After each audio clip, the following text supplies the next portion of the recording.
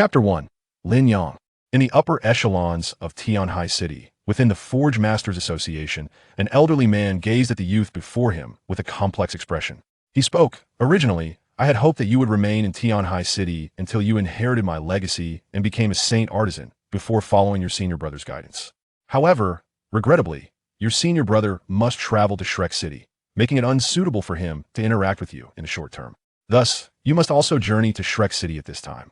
The old man, with his mane of silver hair and towering stature, exuded an undeniable aura of authority, indicative of one who has long resided in positions of power. His name was Duan Xian, the president of the Forge Masters Association in Tianhai City, a 7-star saint artisan. Duan Xian produced a long wooden box and placed it upon the table, stating, "Your martial soul, utilized in forging, proves to be quite remarkable, especially with your ability to temper metals using lightning. Achieving the rank of a level 6 Forge Master at your age is indeed legendary within the forging community. However, while your lightning element martial soul possesses terrifying power, your body is unable to withstand it. Inside this box lies a soul bone from the abyssal Blackwater Serpent, a 10,000-year-old torso soul bone." The youth, with his long azure hair and deep blue eyes, appeared to be around 13 or 14 years of age. Upon seeing the soul bone presented by his mentor, he could not help but feel a surge of excitement. "Remember, regarding your senior brother, you must only use him and never trust anything he says.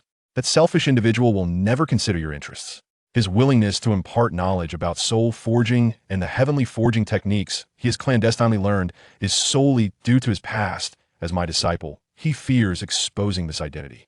Duan Xian had staked everything on Lin Yang, having lost much of his trust in his disciple Mu Chun. For the sake of this 10th soul bone, he had nearly forsaken all the resources and connections bequeathed by his ancestors, exhausting his entire network of relationships to provide Lin Yang with the most suitable soul bone. Upon integrating the 10th Blackwater Serpent torso soul bone, Lin Yang then evolved his soul spirit at the intermediate ascension platform in Tianhai City before boarding the soul-guided train to Shrek City.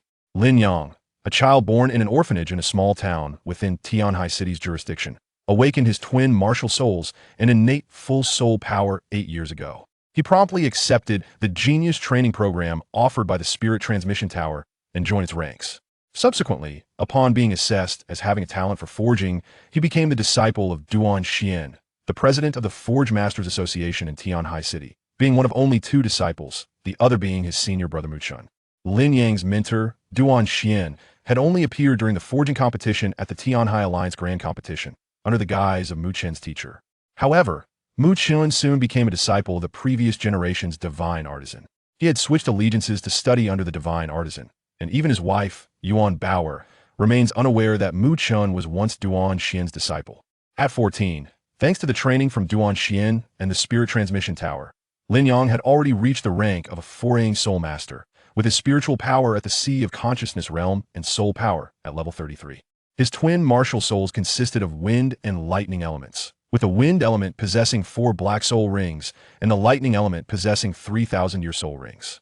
Lin Yang possessed 1,000-year soul spirit and 1/10th soul spirit, the former belonging to the lightning element martial soul and the latter to the wind element martial soul.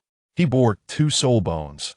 One was an external soul bone from the dark gold Terraclaw bear obtained at the intermediate ascension platform in EC City, and the other was the 10th Blackwater Serpent torso soul bone gifted to him by Duan Xian a few days prior. Before integrating the 10th Blackwater Serpent torso soul bone, Lin Yang's soul power level stood at 39, possessing 2,000-year soul spirits. However, upon merging with the soul bone, his soul power level naturally surged past 40, and not merely to 40. Lin Yang's spiritual strength had long met the conditions for evolving his soul spirit, but his physical strength was insufficient. After merging with the 10th soul bone, he hesitated for a moment before opting to evolve his 1,000-year Qingluan soul spirit, which belonged to the wind element martial soul. Once the Qingluan soul spirit evolved into a 10th soul spirit, Lin Yang condensed the 4th soul ring of his wind element martial soul, elevating his soul power level to its current 33. Alone, Lin Yang boarded the soul-guided train to enroll at Shrek Academy, carrying not only funds but also a wealth of rare metals, a letter of recommendation for Shrek Academy, various cultivation resources, and a black-grade mecha within his storage soul guide. The enrollment period at Shrek Academy lasted 1 day, and upon arriving in Shrek City, it was already noon on the day of registration. Due to the time taken to integrate the soul bone, evolve the soul spirit, and condense the fourth soul ring, Lin Yang had been delayed. Emerging from a soul-guided train station and confronted with a bustling crowd, Lin Yang furrowed his brow.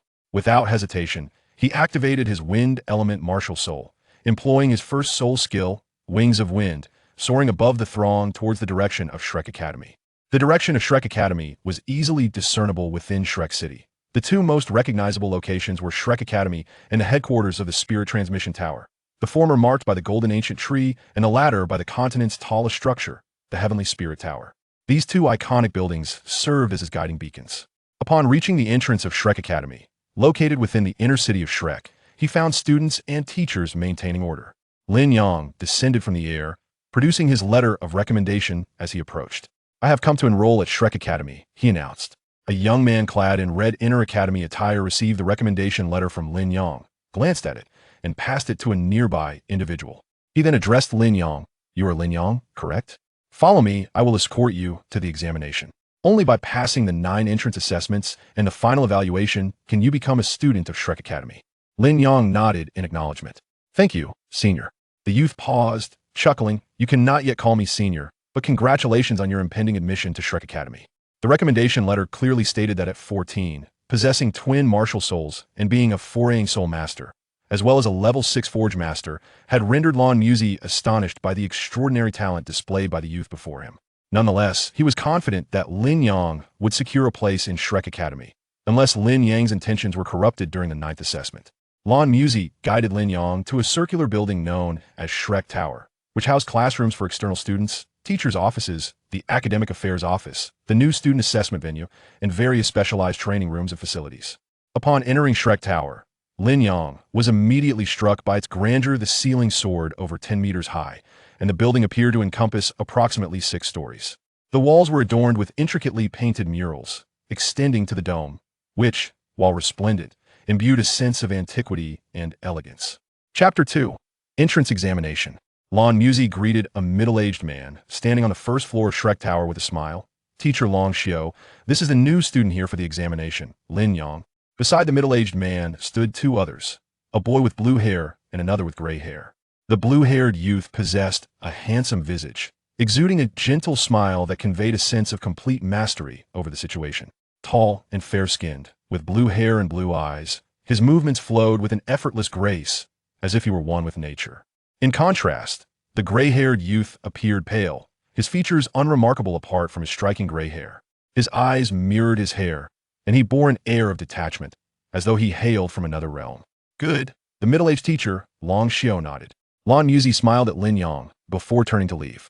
Long Xiao scrutinized Lin Yang, then addressed the 2 others. "There are already 3 of you. You 3 will proceed with the assessment together and temporarily form a small group." "Not an issue." The blue-haired youth nodded at Long Xiao, then turned to the gray-haired youth and Lin Yang, introducing himself. "Hello, I am Luo Guixing from Tiando City." The gray-haired youth replied coolly, "Su Yuqing from Mingdu." Lin Yang smiled. "I am Lin Yang from Tianhai City." Upon hearing Lin Yang's origin, both youths shot him incredulous glances, exchanging solemn looks.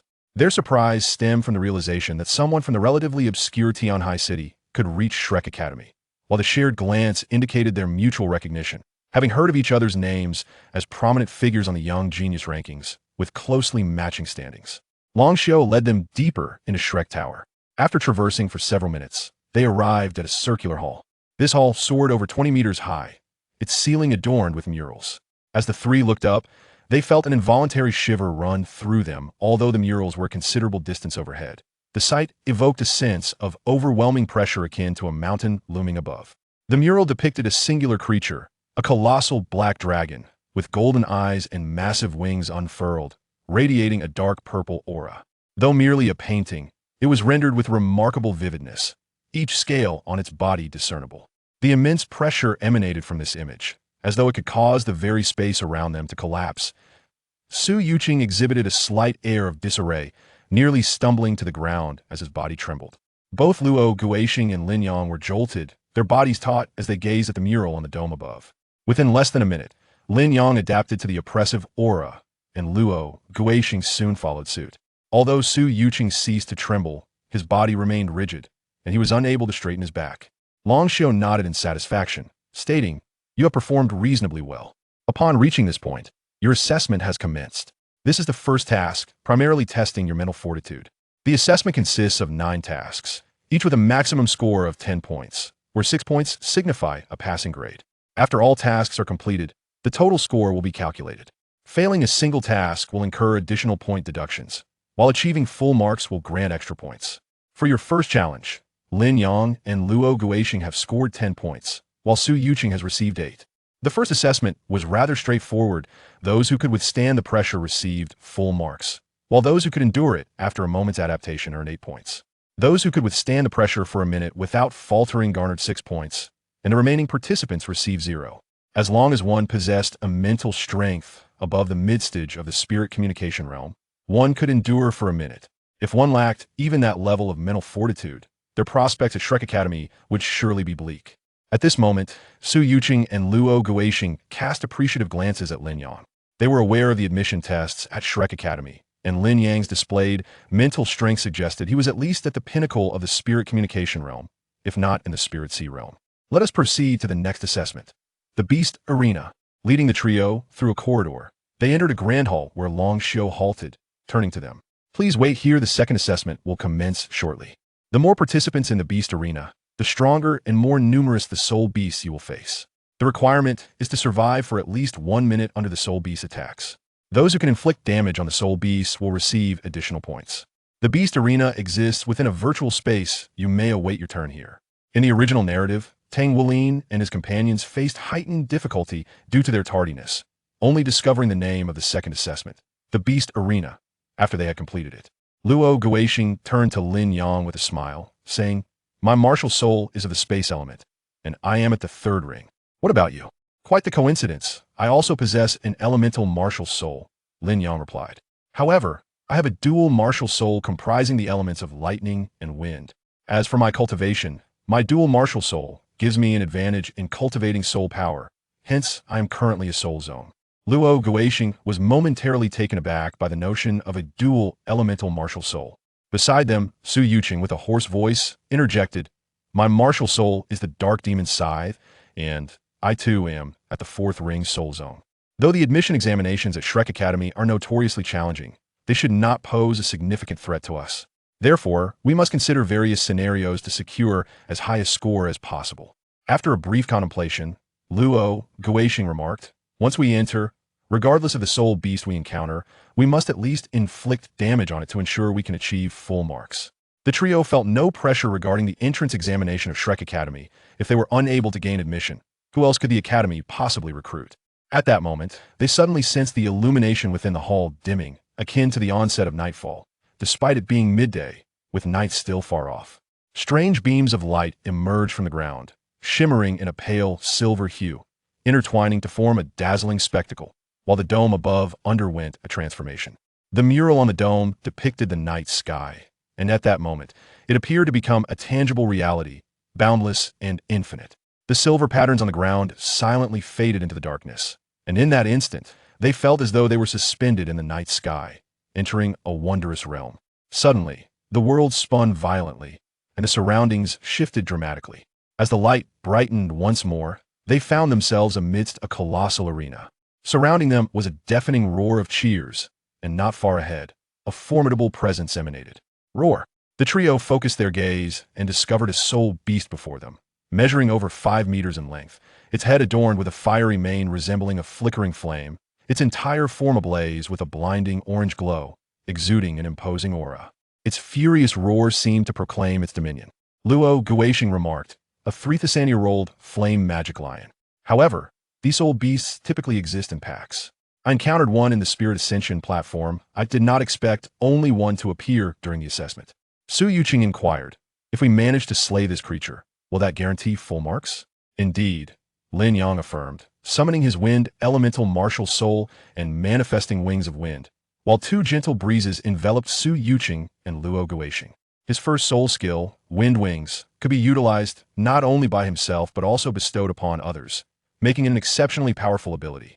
For instance, in a 7-person team battle, everyone on his side could soar through the skies, which would be a substantial advantage before attaining the rank of Soul Sage or becoming a 2-character battle armor master.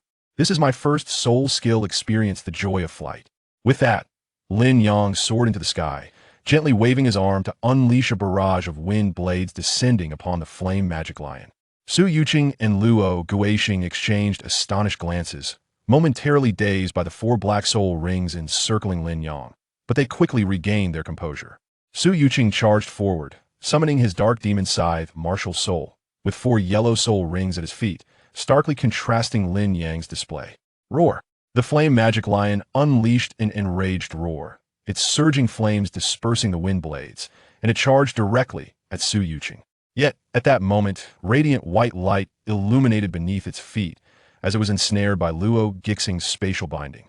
The wind blades that had been scattered earlier coalesced around the beast, forming a small tornado that aimed to siphon away the oxygen, primarily to control the flame magic lion. The flame magic lion opened its jaws, preparing to unleash flames at Su Yuqing, but the attack was alarmingly feeble, easily extinguished by the dark demon scythe. Subsequently, the scythe pierced the flame magic lion's body, delivering the fatal blow. The 3 individuals simultaneously exhibited smiles as the cheers from the Colosseum faded into silence, plunging everything back into darkness. The starry sky appeared to distort and whirl, the sensation of dizziness lasting only a fleeting moment before their vision regained clarity, returning to the place they had just been. Long Shuo stepped forward, reflecting wistfully. If only you were students from the previous session. When the time comes for the exchange competition between the newcomers and the second-year students, you must ensure to uphold the teacher's honor. Luo Guixing chuckled. Oh, dear teacher, do not ensnare us in your schemes. Should we end up losing and face repercussions, we would be left sobbing on the competition stage, accusing you. Long Shuo laughed as well, stating, all 3 of you scored full marks on the second assessment. Prepare yourselves for the subsequent challenge.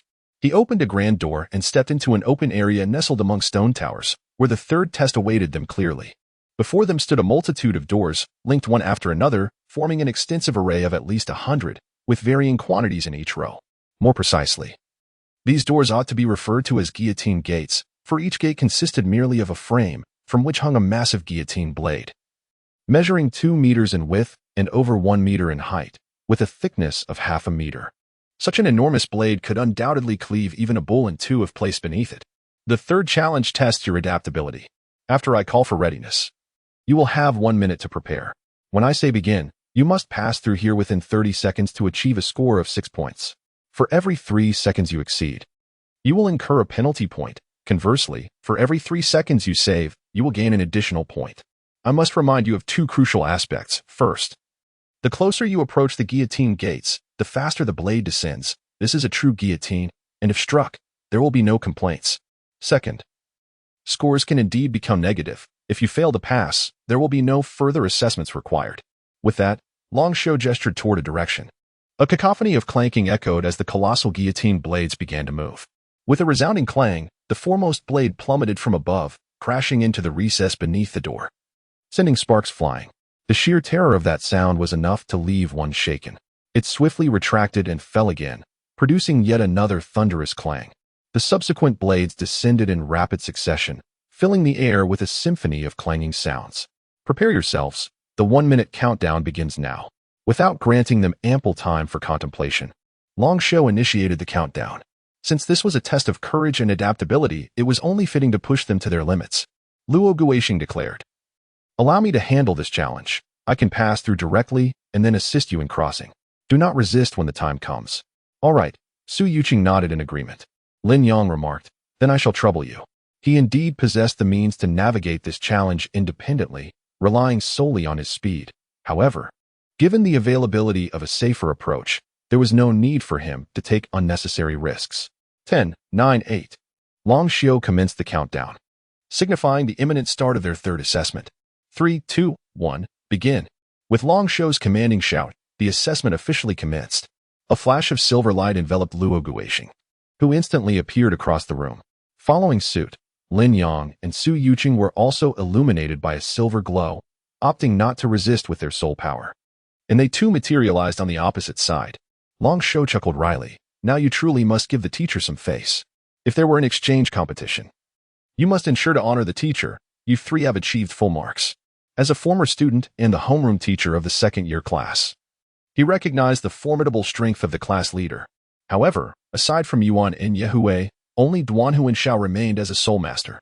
With the emergence of the second and third soul masters among the new students, he felt that in any exchange competition, his students might struggle to compete.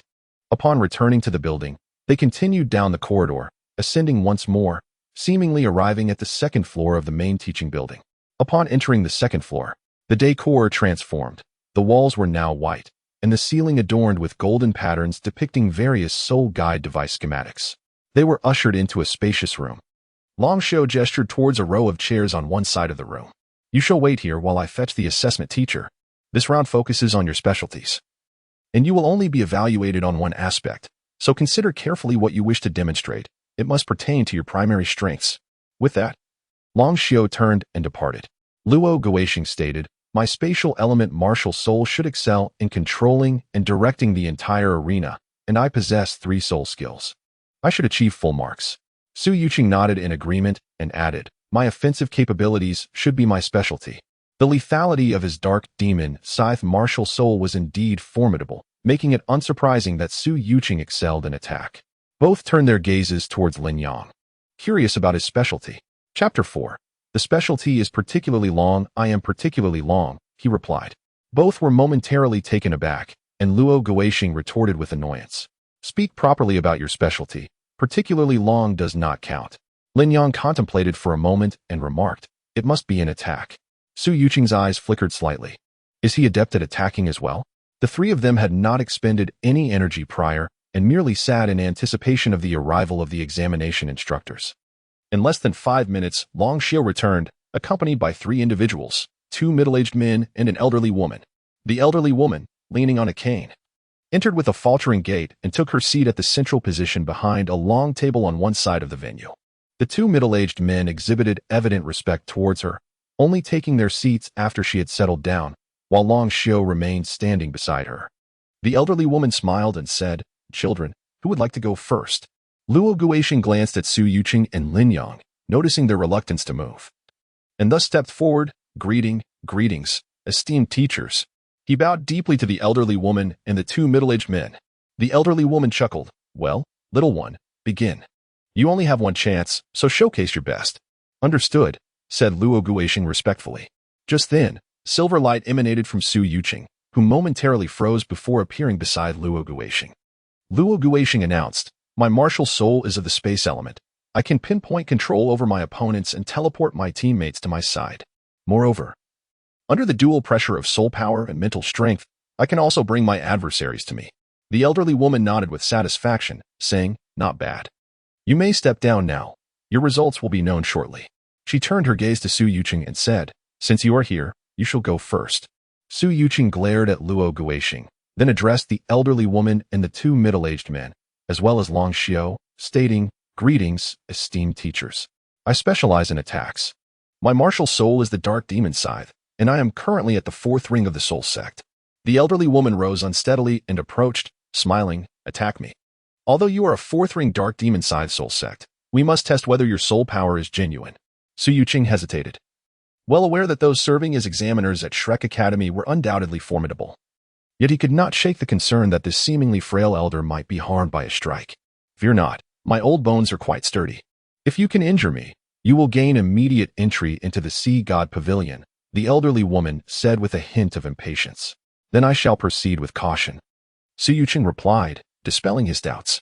The dark demon side manifested, and both his 2nd and 4th soul rings shimmered simultaneously as he aimed to strike at the elderly woman. The dark demon scythe was intercepted by her palm. Enveloped in a faint silver glow, she effortlessly pushed it aside and inquired, what is the nature of your soul rings? Su Yuqing explained, due to the high intensity of my martial soul, my body cannot endure it, hence I can only merge 200-year soul spirits. Ah. The elderly woman responded, upon arriving at Shrek Academy, your issues will surely find resolution. You may step down now. After Su Yuqing respectfully took his leave, Lin Yang approached, prompting the elderly woman to inquire, what is your specialty? If it is an attack, then proceed to strike me directly. Lin Yang hesitated and said, I fear that I might cause you harm. At the tender age of 7, Lin Yang executed a technique that vanquished the century-old dark gold terror claw bear, earning him a coveted external soul bone. Since that fateful encounter, He has predominantly relied on this external soul bone to perform that technique, seldom utilizing his own physical prowess. The elderly woman scoffed. Do you aspire to join the Sea God Pavilion as well? Laughter erupted among the others, to which Lin Yang simply nodded and replied, then please, do take care. Lin Yang was acutely aware of the formidable prowess possessed by the elderly woman before him. However, this recognition did not stem from arrogance, but rather from the inherent penetrating power of his technique. With a sudden surge, 3 dark golden claws extended fiercely from his right hand, enveloping his entire being in crackling electricity. This electrical stimulation ignited his muscles, unleashing a tremendous force. Although Lin Yang had previously relied on electrical stimulation to harness formidable strength, it had also exacted a toll on his own body. Yet, after integrating the ancient soul bone that had existed for 100,000 years, his physical resilience had been significantly enhanced, rendering him impervious to such repercussions. The lightning manifested predominantly at the tips of the dark golden claws, serving to augment their penetrating capability. Be cautious, he warned once more before lunging forward with ferocity. The dark golden claws aimed directly at the elderly woman. Yet, with a mere lift of her hand, she effortlessly countered his assault, furrowing her brow as she remarked, the external soul bone of the dark golden claws is commendable, yet it inadvertently constrains the power of your strike. Should you lack any other abilities, your journey here may well come to an end. Lin Yang said, then I shall attempt to see if there is a chance to join the Sea God Pavilion. A glimmer of surprise flashed in the old woman's eyes as she replied, proceed. Lin Yang retracted the dark golden claw, yet he raised his right hand once more, this time extending only his index finger, with lightning swirling around its tip. Although the dark golden claw possessed formidable lethality, its substantial size rendered it less effective than Lin Yang's terrifying piercing power wielded through the mere use of his finger. Be cautious, he warned. Hell Spear. Penetrating strike. Lin Yang's finger darted forward abruptly, only to be met with a resounding slap from the elderly woman, propelling him towards the wall. In that fleeting moment, he swiftly transformed his martial spirit, dispersing into a gust of wind, and reappeared unscathed before Elder Kai. The old woman concealed her bloodied palm behind her back, clenching her fist, and her face broke into a beaming smile as she said, well done, young lad. Today, I shall grant you the chance to join the Sea God Pavilion. She then inquired, do you have a mentor? Lin Yang paused for a moment and replied truthfully, I have only one forging master. The elderly woman appeared even more pleased and said, would you be willing to become my disciple? I am Kaiwer, the dean of the Outer Academy of Shrek Academy, an elder of the Sea God Pavilion, and also one of the previous generation Shrek 7 monsters. Should you choose to become my disciple, you will gain access to abundant resources, and I can also fulfill other needs you may have. Lin Yang shook his head and said, Senior, I apologize, but I joined the Spirit Transmission Tower at the age of 6 when I awakened my martial soul, and I became part of the tower's genius cultivation program. Elder Kai furrowed his brow and replied, you need not worry about this. If you are willing to become my disciple, I shall cover the breach of contract fees for your withdrawal from the Spirit Transmission Tower. Lin Yang continued, in due course, I intend to challenge the Spirit Tower and acquire a lightning attribute spirit. What distinguishes joining the Spirit Tower in Dragon King legend from enlisting in the National Army in 49? Lin Yang, whether he is ungrateful or not, is acutely aware of one truth. He is highly unlikely to triumph over Tang Wulin. Therefore, following the path of the Spirit Transmission Tower to its bitter end will surely lead to an unsatisfactory conclusion. No matter how formidable one's talent may be, it can only result in becoming a mere echo of the ancient ultimate Douluo. Chapter 5. Apprenticing under the Silver Moon Douluo. None of these matters pose an issue. Elder Kai, with a sense of pride, proclaimed, should you require a specific spirit, I can liaise with the higher echelons of the Spirit Transmission Tower and procure it directly for you, allowing you the freedom to choose. Lin Yang suddenly inquired, so, no members of any faction are permitted to join the Sea God Pavilion, including those from the Tang sect, correct? Elder Kai nodded in affirmation, indeed. To gain admission to the Sea God Pavilion, one must relinquish their affiliation with any previous organization. Lin Yang inquired, may I withdraw from the Transmission Tower only when I am ready to join the Sea God Pavilion? After all, you desire for me to become your disciple, rather than compelling me to join the Sea God Pavilion at this moment.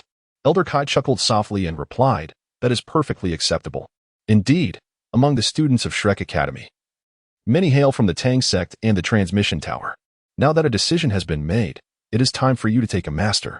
Lin Yang stated, I have one more request. Luo Guoxing and Su Yuqing sat expressionless in their chairs, their faces involuntarily twitching upon hearing Lin Yang's words. They were genuinely concerned that Lin Yang might provoke the elderly lady. It is essential to note that she is the dean of Shrek Academy. A formidable figure at least at the Super Douluo level, but that is not the most critical aspect. The pivotal concern is that they intend to enroll in Shrek Academy.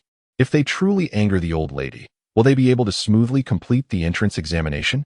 Go ahead, Elder Kai said, unfazed, smiling at Lin Yang. This was a child capable of injuring her at just 14, even if she only employed soul power for defense without utilizing her martial soul or battle armor. The fact that a soul master could harm her already attests to Lin Yang's terrifying potential. Lin Yang remarked, just a few days ago, my forging teacher gifted me a soul bone aged 100,000 years, specifically from the torso, as a wielder of dual martial souls. The pressure on my mental fortitude is immense. Old Kai paused momentarily, responding with a hint of annoyance. I do not possess a soul bone of that age for you. If it were merely a top-tier soul bone, perhaps one aged 50 or 60,000 years, I could consider negotiating with the master for one. However, for a soul bone of 100,000 years, you would need to achieve a perfect score on the entrance examination. Only then could I possibly assist you in procuring such a treasure. Attaining a perfect score in the entrance examination of Shrek Academy grants one the opportunity to present a reasonable request to the Academy. If I were to speak with the master on your behalf, there might be a 50% chance of securing a soul bone of that caliber. Disciple pays respects to the teacher. Lin Yang bowed deeply, realizing that a soul bone of 100,000 years was tantalizingly close. If he were to act ungratefully, it would indeed be a path to his own demise. Although this elderly woman had a rather extreme personality and perhaps some flaws in her character, Lin Yang could easily overlook them given her willingness to assist him in acquiring a soul bone of such remarkable age. How could someone who seeks to help him be considered a villain? Even if she were a wicked soul master, Lin Yang would still be inclined to view her favorably. Those who treat him well must inherently be good people. Though old Kai's demeanor was peculiar, she was known for her integrity. During her earlier travels across the continent, she had indeed encountered her share of troubles, yet her actions were generally guided by principles of righteousness. Had she not acted impulsively and excessively on certain occasions, the Academy would not have summoned her back. The only criticism levied against her concerned the entrance examination directed at Tang Wulin and his peers. However, this matter had been prearranged with Tang Wulin's elders, and given that Tang Wulin and his companions were late, their mistreatment seemed rather justified. The others present appeared utterly astonished. Luo Guoxing and Su Yuqing were speechless, as were the two middle-aged teachers who, along with old Kai, were responsible for the examination, as well as Long Xiu. This young man was indeed a fitting candidate for Shrek Academy. One of the defining characteristics of Shrek Academy is the thick skin of its students. Those who are overly concerned with face often struggle, having only broken through to the Soul Emperor rank at 19. Yet not achieving the Soul Saint rank until the age of 26, and now, at 29, still kneeling at the entrance of the inner courtyard. Had they not squandered those 10 years, who knows, they might have already reached the title Douluo level by now. Thus, the lack of concern for appearances can indeed be a blessing. Not many at Shrek Academy are preoccupied with such trivialities. My dear child, from this day forth, you shall be my disciple, Kai Yuer. With me as your mentor, there are only 3 individuals within Shrek Academy you must avoid. The rest are inconsequential. Old Kai smiled. You 3 have achieved full marks in this segment. Proceed to the next assessment. There are additional examination components ahead, and we shall meet again. Long Xiu led the trio to the next assessment, exiting the grand hall and continuing deeper into the main teaching building. On their way, Luo Guoxing expressed his envy. You are truly fortunate. To become the disciple of the Academy's head upon your arrival at Shrek Academy is remarkable. Why don't we form a team? The next selection of the Shrek 7 will occur in less than 5 years. We could recruit 4 more companions and directly become the next Shrek 7. Su Yuqing also regarded Lin Yang, acknowledging his prowess and status. If they were to team up, they might indeed stand a chance of becoming the next Shrek 7. Luo Guoxing continued. Both of us are members of the Young Genius list. You are aware of this list, correct? It is said that among this year's freshmen, 3 others have also registered as geniuses on that list. If we were to team up, we would have 6 members and only 1 more would be needed. Lin Yang nodded and smiled, saying, I have certainly heard of the Young Talents rankings. They are all future titled Douluos. If possible, let us form a team together. Lin Yang need not perpetually cling to Tang Wulin. Having never even laid eyes upon him, his most pressing task remains to secure advantages for himself through various means. The opportunities that are clearly defined almost entirely pertain to the future Tang Wuling. However, since they do not belong to the current Tang Wuling, even if Lin Yang were to seize those opportunities in advance, it would not evoke any animosity from Tang Wuling. On the contrary, from another perspective, Lin Yang is, after all, Tang Wuling's master's uncle. Long Xiu led them into a small room and remarked, "The fifth assessment primarily evaluates your talents, specifically your secondary professions, encompassing the 3 secondary professions of a mecha master alongside forging. Achieving a level 1 secondary profession suffices for passing, as intermediate academies do not instruct on secondary professions.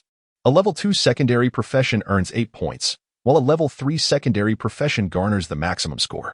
Long Xiu glanced at Lin Yang and continued, "The entrance assessment for Shrek Academy comprises a total of 10 items, yet the final item is judged by the evaluators, effectively reducing it to 9 items. The score for the 10th item is determined by your performance in the preceding 9. A perfect score can earn an additional point, while failing to meet the standard results in a deduction. If all 9 items receive full marks, an extra point can be added, culminating in a perfect score of 100. Long Xiu, having overheard Elder Kai's comments, thus offered this reminder to Lin Yang. For this particular exam, if you possess a secondary profession certificate accredited by the association, you are exempt from demonstrating your skills on site. Chapter 6. Continuous Advancement. The trio promptly produced their secondary profession certificates or badges. Upon observing Lin Yang's secondary profession level, the other 3 were momentarily taken aback, particularly Long Xiu, who was only a level 7 mecha manufacturer at present. How could Lin Yang, a mere 14-year-old, already be a level 6 forger? Lin Yang elucidated, "My forging instructor is Duan Xian, the president of the Forging Association in Tianhai City, a master craftsman of the Saint level. Having commenced my forging studies at the tender age of 6, I have progressed nearly 1 level per year. Since my breakthrough to soul respect at 11 and my successful spirit forging at 12, my secondary profession level has remained stagnant for 2 years. As soul forging is exceedingly arduous, before I ascend to Soul King, the prospect of success appears elusive." In the 5th assessment, all 3 participants achieved full marks. Luo Guixing and Su Yuqing are both 3rd-level mecha manufacturers. Following this, the 6th assessment, which poses the greatest challenge for Lin Yang, involves a test of consumption, specifically the consumption of steamed buns. Beside him, a sign displays a list indicating the corresponding scores. Before each participant lies a colossal tray, heaped with steamed buns resembling miniature mountains. The list stipulates that consuming 15 buns in one go constitutes a pass, with each additional 5 buns yielding an extra point. Furthermore, participants are prohibited from utilizing soul power during this task and must rely solely on their own capacity for sustenance. Lin Yang's lips twitched as he glanced at the 2 individuals beside him and inquired, "Have you ever heard of the Spirit Alloy 1 character battle armor? It is crafted from the finest metal, meticulously forged to integrate seamlessly with flesh and blood, eliminating the need for storage in a soul guide." He continued, "For this round, I would appreciate your assistance in consuming the food. Once the assessment concludes, when we commence the creation of the battle armor, I shall forge the spirit alloy for you." Luo Guixing swallowed hard and replied, "We'll do our best. I can manage to eat a maximum of 15 buns, so I shall forego my score for this task." Initially, Luo Guixing had contemplated achieving full marks for enrollment, motivated by the rational expectation that it might someday benefit him. However, given that this perfect score would determine Lin Yang's eligibility for a 10,000-year soul bone, Luo Guixing resolved to sacrifice his own ambitions. Moreover, Lin Yang had offered a compensatory reward, the Spirit Alloy 1 character battle armor. Furthermore, even if he had no intention of aiding Lin Yang, Guixing recognized that he would not score full marks in this endeavor. It was simply beyond his capacity to consume 35 buns. Su Yuqing added, "I too shall eat 15 buns for you." Lin Yang remarked, 10 for each person will suffice. There is no need to overextend ourselves." However, Long Xiu interjected, "There is a stipulation. One is not permitted to assist others until achieving a perfect score oneself." The 3 were momentarily taken aback, and Lin Yang's expression soured as he gritted his teeth and said, "I shall give it a try." Possessing the formidable physique of a 10,000-year-old black water Xian snake, he was not overly concerned about the risk of overindulgence. It would merely be uncomfortable. He resolved to digest the food using his soul energy once he successfully completed the assessment. The trio then began to consume voraciously, and within half an hour, Lin Yang had managed to consume 35 buns, nearly succumbing to nausea. Nevertheless, he completed the task and achieved a perfect score. Upon finishing the examination, Lin Yang immediately channeled his soul energy to digest a significant portion of the buns within him. Long Xiao, visibly impressed, nodded and remarked. Lin Yang scores full marks on this assessment, while Su Yuqing and Luo Guoxing scored 6. Now, let us proceed to the next evaluation. The first challenge tested mental fortitude. The second assessed combat prowess. The third appeared to evaluate adaptability but was, in fact, a test of courage. The fourth examined innate talent. The fifth scrutinized secondary professions. And the sixth was a measure of willpower. Upon reaching the seventh challenge, the focus shifted to endurance.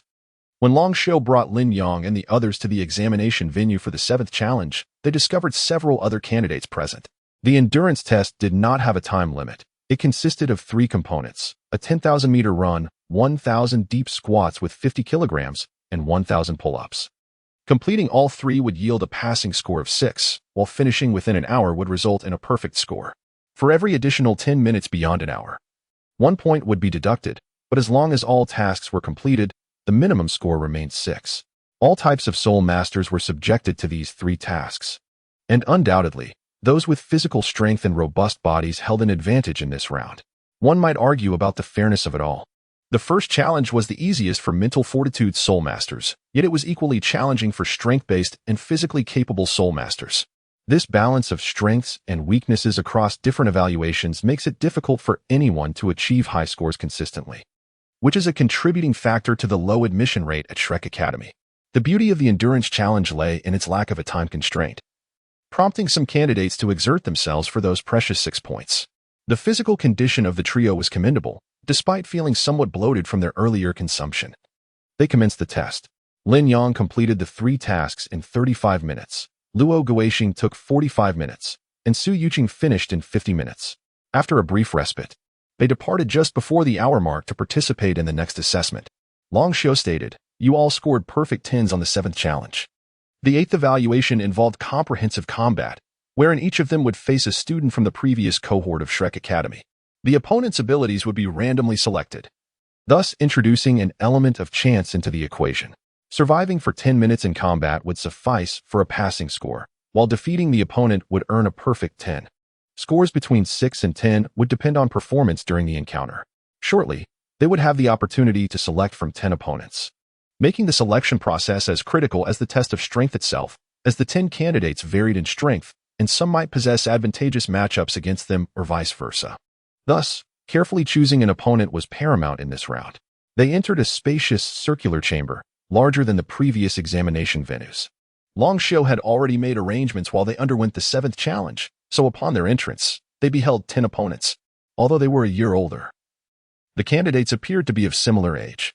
These individuals had undoubtedly secured scores exceeding 63 years prior to their admission into Shrek Academy and had since honed their skills for 3 years. This round was primarily an assessment of practical combat between soul masters. Long Xiao announced, "You may begin selecting your opponents. Once chosen, you cannot change.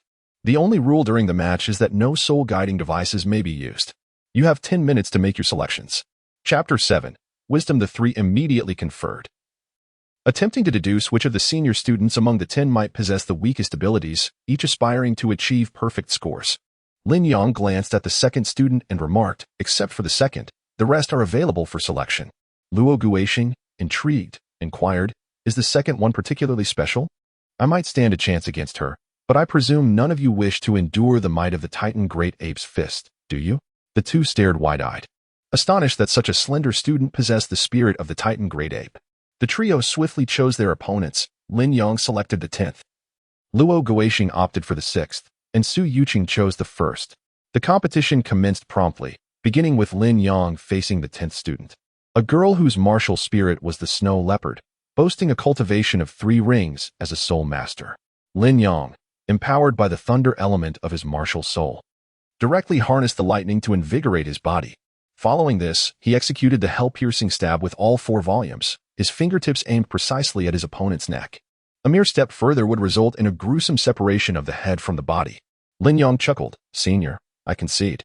The girl paused momentarily, then angrily descended from the competition stage, as being swiftly defeated by a newcomer was undoubtedly a humiliating experience.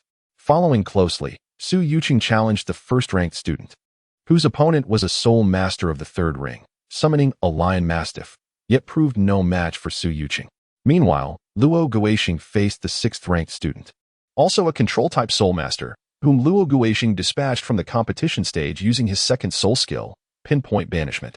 In the 8th assessment, all three achieved perfect scores. After Long Shuo led the trio away, they entered a small room within the teaching building.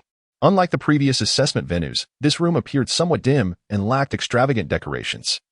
The entire interior was constructed of metal, with large screens hanging on the walls. Survival is the objective of your 9th assessment. I trust you have all ventured into the Spirit Ascension platform. Our facility is akin to it, albeit in a certain sense, the soul beasts within are indeed real. Should you be at a bottleneck, defeating them may grant you soul rings, along with other spoils. Prepare to enter, Long Shuo advised the three, stepping aside to press a button, causing metal drawers reminiscent of the Spirit Ascension platform to slide out one by one. Luo Guixing inquired, "Teacher, will the three of us be teleported together?" Long Shuo gave him a knowing glance and replied, "Indeed, regardless of the number of participants, you will gather together.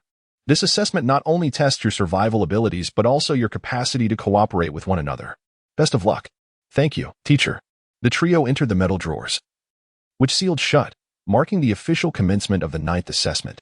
Upon the closure of the drawers, 2 individuals entered the room, one being Lin Yang's recently appointed teacher, Silver Moon Douluo Continent. The other was rather peculiar, with tousled red hair, a resolute expression, a robust physique, arms thicker than most people's thighs, yet not particularly tall. The red-haired elder hurriedly asked, "Little Long, is it true that the new student is a 6th-level forging master?" Long Shuo replied with a wry smile, "Elder Feng, that Lin Yang does have a mentor, Master Duan Xian from Tianhai City." Feng Wuyun nonchalantly remarked, "Regardless of whose disciple they are. As long as they are not Jinhua's disciple, they could very well be mine." As the three explored the assessment venue, they ultimately ventured into the lair of the three-eyed golden lion, and upon seeing the juvenile three-eyed golden lion, both Luo Guixing and Su Yuqing were momentarily stunned. Lin Yang softly remarked, "This should be the final test of our character, assessing whether we would betray our companions for personal gain. Unfortunately, Shrek Academy is not qualified to possess 2 three-eyed golden lions." Luo Guixing and Su Yuqing regained their composure, with Su Yuqing expressing his thoughts, "Fortunately, we are not foolish enough to be blinded by greed and neglect logical analysis. If there were indeed 2 three-eyed golden lions, regardless of how virtuous one might be or how powerful Shrek Academy is, they would have long been slain for their soul bones." Luo Guixing added with a smile, "Moreover, as a divine beast of destiny, how could there possibly be 2? Observing the three-eyed golden lion under Luo Guixing's control, the trio refrained from making any moves and instead took a seat. In the next moment, the great three-eyed golden lion returned, and with a flash of golden light, the three were promptly teleported away. Clapping echoed through the air. They turned to see Long Shuo, whose eyes reflected genuine admiration and praise. He stated, "I must apologize. I previously misled you. The 9th trial does not prioritize survival skills but rather the essence of one's character. No matter how formidable a soul master may be, without a righteous, kind, and just heart, their immense power would only yield adverse effects on society and the Federation. Shrek Academy will never cultivate such individuals. Demonstrating patience to locate the canyon is the first hurdle you must overcome, one that carries no score. Recognizing the strength of the three-eyed golden lion and the dark golden terror claw bear constitutes your second challenge. Next, boldly entering the cave you discover tests your courage, which is the 3rd trial. However, these 3 challenges must be completed in the 9th assessment without any scoring. Finding the juvenile three-eyed golden lion and overcoming it is your 4th challenge. Should you fail to defeat the three-eyed golden lion, you will receive a score of 0 and be forced to withdraw, as this assessment would not have truly commenced. The true assessment begins when you defeat the three-eyed golden lion and can claim its soul ring and soul bone. You will face a dilemma. To whom do such precious soul rings and soul bones belong? I have witnessed countless teams reveal their true nature when confronted with this challenge. Their selfish desires often lead them to turn against their companions, ultimately descending into the dark abyss. The imperial beast, the three-eyed golden lion, has appeared only once in nearly 20,000 years of Douluo Continent's history. Even with the Academy's profound heritage, it is impossible to conjure 2, let alone allow you to defeat and absorb them. The illusion is merely that, an illusion, a simulation.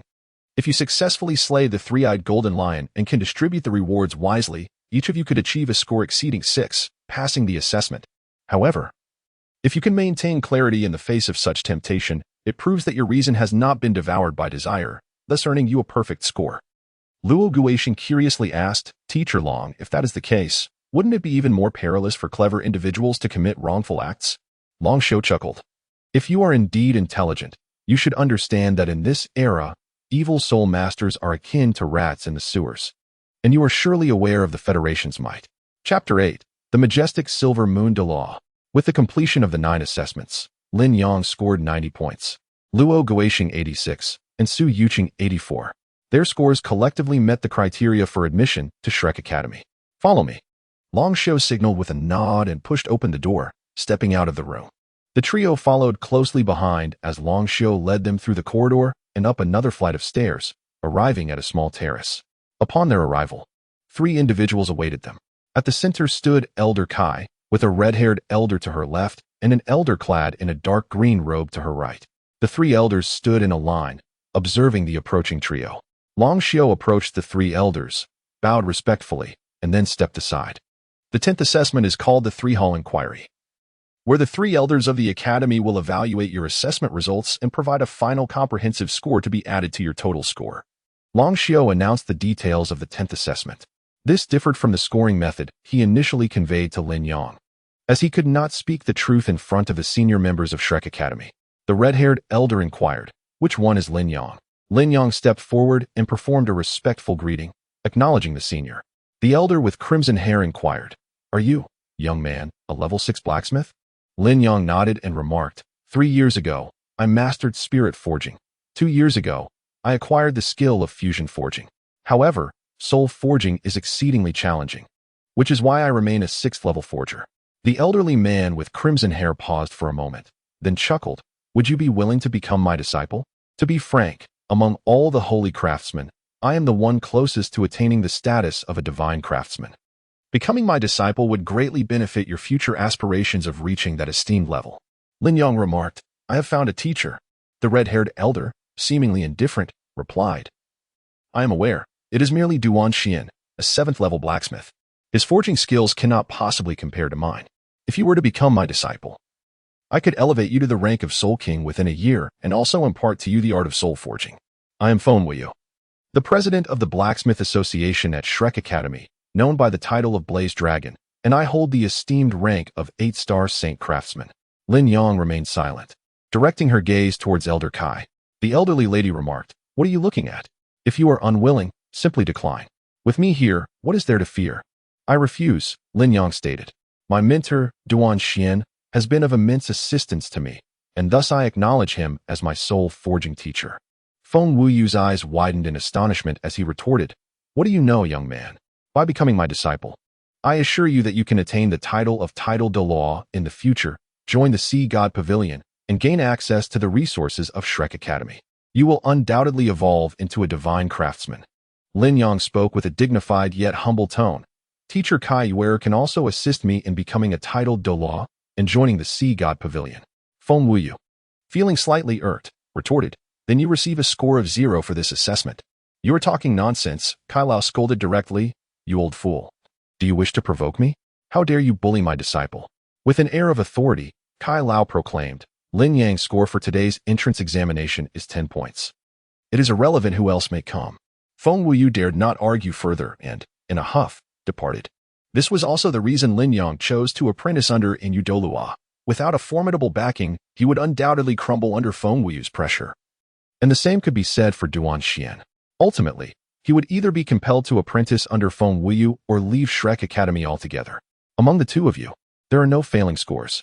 Luo Guixing achieved full marks in 8 categories, thus receiving 8 points, while Su Yuqing attained full marks in 7 categories, earning 7 points.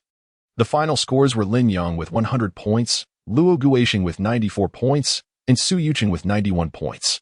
Kai Lao remarked, initially, scores above 85 would qualify you for additional tests to directly enroll in the Inner Academy, but the Inner Academy is undergoing reforms to eliminate non-Douluo armor students, so you need not apply. Long Shuo, please take Luo Guixing and Su Yuqing to the academic office to collect their uniforms and dormitory keys. Lin Yang, follow me. After exchanging contact information with Luo Guixing and Su Yuqing, Lin Yang accompanied Kai Lao as they departed. Kai Lao informed him, within Shrek Academy, There are only 3 individuals I dare not provoke, primarily due to my inability to defeat them or my fear of doing so. Shortly, I will introduce you to 2 of them, the Pavilion Master and Vice Master of our Sea God Pavilion. When we meet, do not speak. Simply bow and offer your greetings. Respond to any questions posed, but be cautious not to utter any misstatements. I will find a way to procure 100,000-year soul bone for you. Understood, Lin Yang nodded, closely following Kai Lao. After exiting the Shrek building, Kai Lao grasped Lin Yang's shoulder and soared towards Sea God Island. Upon reaching the island, they arrived at a cliff approximately 20 meters high, where 2 vines descended, resembling a swing. Sitting upon this swing was a remarkably handsome young man, exuding a refined aura, seemingly in his late 20s or early 30s. With gentle eyes that portrayed an ordinary demeanor, devoid of any overwhelming presence. However, he was not alone. Seated on his lap was a woman of striking beauty. Her features exquisite and her face adorned with a radiant smile. She was perched gracefully on his thigh, her arms wrapped around his neck, resting her head against his shoulder while emitting a melodious laugh akin to silver bells. Clad in a flowing aquamarine gown that exuded purity and vitality, the woman appeared ethereal. Her long dark green hair cascading down her back, her figure slender, and her countenance radiating warmth and charm, seemingly in her 30s, imbued with an inner essence. The swing, seemingly devoid of any external force, swayed naturally, presenting a picture of celestial lovers. Kai Lao's expression grew noticeably colder as he descended with Lin Yang upon the cliff's edge. The figures on the swing flickered and appeared before them. The woman exclaimed in surprise, "Yuer, who is this child?" "He is my newly accepted disciple," Kai Lao replied, patting Lin Yang's shoulder. "Have you not yet greeted our pavilion master and vice master of the Sea God Pavilion?" Lin Yang respectfully bowed and said, "I have the honor of meeting you, titled Douluo Continent and titled Douluo Shengling. Greetings." The 2 smiled at him, surprised that Elder Kai would accept a disciple from the outer courtyard. This young man had just celebrated his 14th birthday and had already become a 6th-level blacksmith at the age of 12. Moreover, he possessed twin martial souls and achieved a perfect score in the entrance examination. With such a remarkable score, he was entitled to make a request. He desired 100,000-year head spirit bone to enhance his mental strength and facilitate the cultivation of his twin martial souls. Elder Kai smiled and remarked, "If this child were to break through to title Douluo sooner, he would become a divine craftsman sooner as well." Title Douluo Qingtian chuckled. "So it seems he is here to ask me for a spirit bone." Title Douluo Qingtian continued, "As for the 100,000-year spirit bone, even if it is a relatively rare head spirit bone, our academy does have a few in reserve. However, it cannot simply be given to him." Beside him, Title Douluo Yali interjected, "Where this child indeed has the potential to become a divine craftsman, but even with his perfect entrance examination score, we cannot directly grant him a 100,000-year head spirit bone." Elder Kai added, "During the 4th assessment, he managed to injure me. I was using spirit power for defense. Yet he still managed to hurt me." Raising his right hand, palm up, a small wound was visible. Both Title Douluo Qingtian and Title Douluo Shengling were taken aback. Title Douluo Qingtian said, "Let me test him. Lin Yang, attack me. If you can injure me, then that 100,000-year spirit bone will be yours." Elder Kai exclaimed in anger, "I might not even be able to injure you, and you want a child to do it?" Title Douluo Qingtian replied with a smile, "I will merely cover my palm with a layer of spirit power. As long as he can demonstrate his potential, that 100,000-year spirit bone can be fused with him." Elder Kai's face broke into a smile. If only spirit power was used for defense, even if Yunming's spirit power quality were exceptionally high, it would still be merely spirit power. The piercing force of lightning combined with Lin Yang's formidable strength and the hardness of his fingers would undoubtedly deliver a shock. Elder Kai instructed, "Do not use the dark golden terror claw. That spirit bone is unsuitable. Instead, utilize Hell Spike, a direct thrust." Lin Yang nodded in agreement. The lightning elemental martial soul enveloping him as copious amounts of electricity surged through his body. Hell Spike, a direct thrust. He aimed his right index finger at Title Douluo Qingtian's palm, launching an attack with absolute penetrative power. The lightning compressed at his fingertip, resulting in significant backlash on his body. Had it not been for the 100,000-year black water profound serpent's torso bone, using this technique could have rendered his right hand useless. However, he felt no fear now. Title Douluo Qingtian did not retaliate like Elder Kai, but stared momentarily at the bloodstain left on his palm. He then produced a golden wooden box from his storage soul tool and made it vanish. Titled Douluo Continent chuckled, being injured by a child. Even the strongest person on this continent must feel somewhat embarrassed. After handing the wooden box to Elder Kai, titled Douluo Continent said, I will check on him. Where? You take Lin Yang to fuse the spirit bone. Once titled Douluo Continent departed, Elder Kai looked at Lin Yang with satisfaction, saying, as expected of my disciple, come. Let us fuse the spirit bone first, and afterward, I will assist you with your enrollment procedures. Elder Kai led Lin Yang to her residence in the inner courtyard and opened the golden wooden box, revealing its contents. This golden wooden box was crafted from the ancient golden tree, and anything contained within was undoubtedly 100,000-year spirit bone. Oh, Elder Kai exclaimed. Gazing at the silver glow within the box, how generous of the master. Lin Yang inquired curiously, is there any difference? Elder Kai elucidated. This can be considered a soul bone of a ferocious beast. Although it is less than 200,000 years old, it is still over 100,000 years old. Belonging to a ferocious beast that has survived its first tribulation, originating from the nine-tailed celestial fox. With a smile, Elder Kai continued, by merging with this soul bone.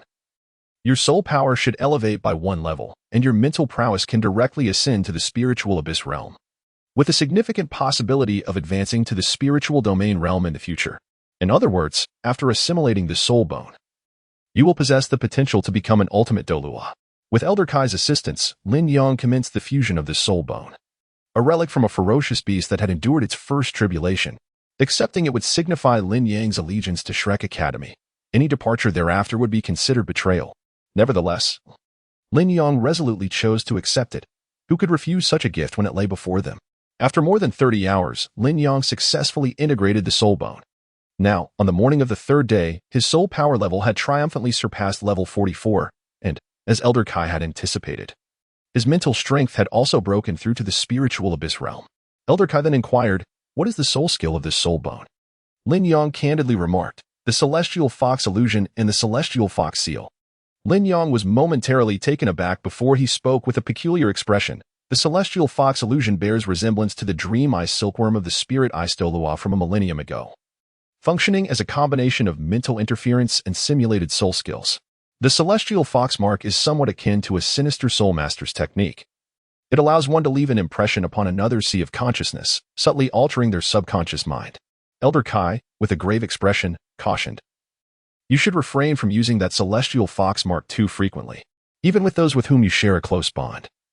You must clarify that you have fused with the skull of a 50,000-year-old nine-tailed fox, and that your soul skill is the celestial fox illusion.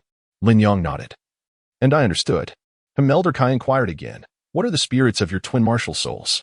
The spirit of my wind element martial soul is an ancient Qingwan, while the spirit of my lightning element martial soul is a millennium blue electric Tyrannosaurus.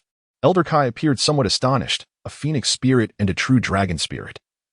The bloodline of the Qingwan is certainly on par with that of a pure-blooded phoenix, and the blue electric Tyrannosaurus indeed possesses the bloodline of a true dragon. The spirit transmission tower is indeed quite generous. Elder Kai continued to ask, do you plan to refuse a spirit or choose to evolve your spirit next? Lin Yang remarked, my skeletal structure is derived from the 10,000-year Blackwater serpent, endowing my physical form with formidable strength. The soul abilities of this skeletal structure include the mastery of gravity and the essence of the serpent, effectively granting me the innate capabilities of the Blackwater serpent. Consequently, my physical fortitude now rivals that of a 10,000-year soul ring. I aspire to evolve the Qingwan spirit into a 10,000-year soul, subsequently challenging the spirit tower, aiming to merge a new spirit with my thunder element martial soul. Elder Kai furrowed his brow and replied, if your intention is to evolve a 10,000-year soul, the advanced ascension platform would be more suitable. This platform accommodates a maximum of 7 participants. If you are not in haste, I can assist in contacting some inner courtyard students to guide you in challenging the ascension platform. However, considering your current situation, it would be prudent to withdraw from the spirit tower promptly. I can compensate them for a Qingwan spirit along with a blue lightning tyrant dragon spirit and the resources you acquired within the tower. Yet, should you later reveal even more terrifying talents, exiting the spirit tower may prove to be a daunting task. They might demand exorbitant compensation. Lin Yang hesitated for a moment and said, then I must trouble the teacher to negotiate with the people from the spirit transmission tower. Despite the considerable benefits gained from the tower, Lin Yang still felt somewhat embarrassed to meet the higher-ups of the spirit transmission tower. even though Elder Kai would provide compensation. In Chapter 10, Work-Study Students, Elder Kai protected Lin Yang in the inner courtyard, while the new student assessment in the outer courtyard was entrusted to a titled Douluo surnamed Li. She also sought information from this elderly. Elder Kai was astonished, exclaiming, "Are you saying that the 4 disciples of Wu Changkong have successfully completed their entrance examinations with remarkable scores?" Elderly nodded, confirming that these 4 prodigies possessed multi-elemental control, the Golden Dragon bloodline, dual innate martial souls, and an absolutely established control with their star chain. They had all been allocated to the work-study student dormitory, with plans for Shun Yi and Wu Changkong to serve as their homeroom teachers. Elder Kai nodded, a playful smile gracing his face as he turned to Lin Yang and inquired, "If you aspire to become one of the Shrek 7 monsters, you will certainly need companions. You should join the work-study program. Besides these 4 individuals, there is also a second-year class leader among the work-study students. They will undoubtedly be your strongest allies." Elder Kai had not contemplated the notion of his disciple serving as a subordinate to others. Given Lin Yang's exceptional talent, unless a cluster of monsters like Zhang Xin, Chao Dezhi, Yun Ming, and Guan Yu from a century ago emerged, even in the same era, she could not surpass him. Moreover, Lin Yang currently possessed an external soul bone, a 100,000-year soul bone, a fierce beast soul bone, and was a 4-ringed soul master with dual innate martial souls, coupled with elemental martial souls infused with spiritual power of the Lingyuan realm. What could the new students in the outer courtyard possibly use to contend with him?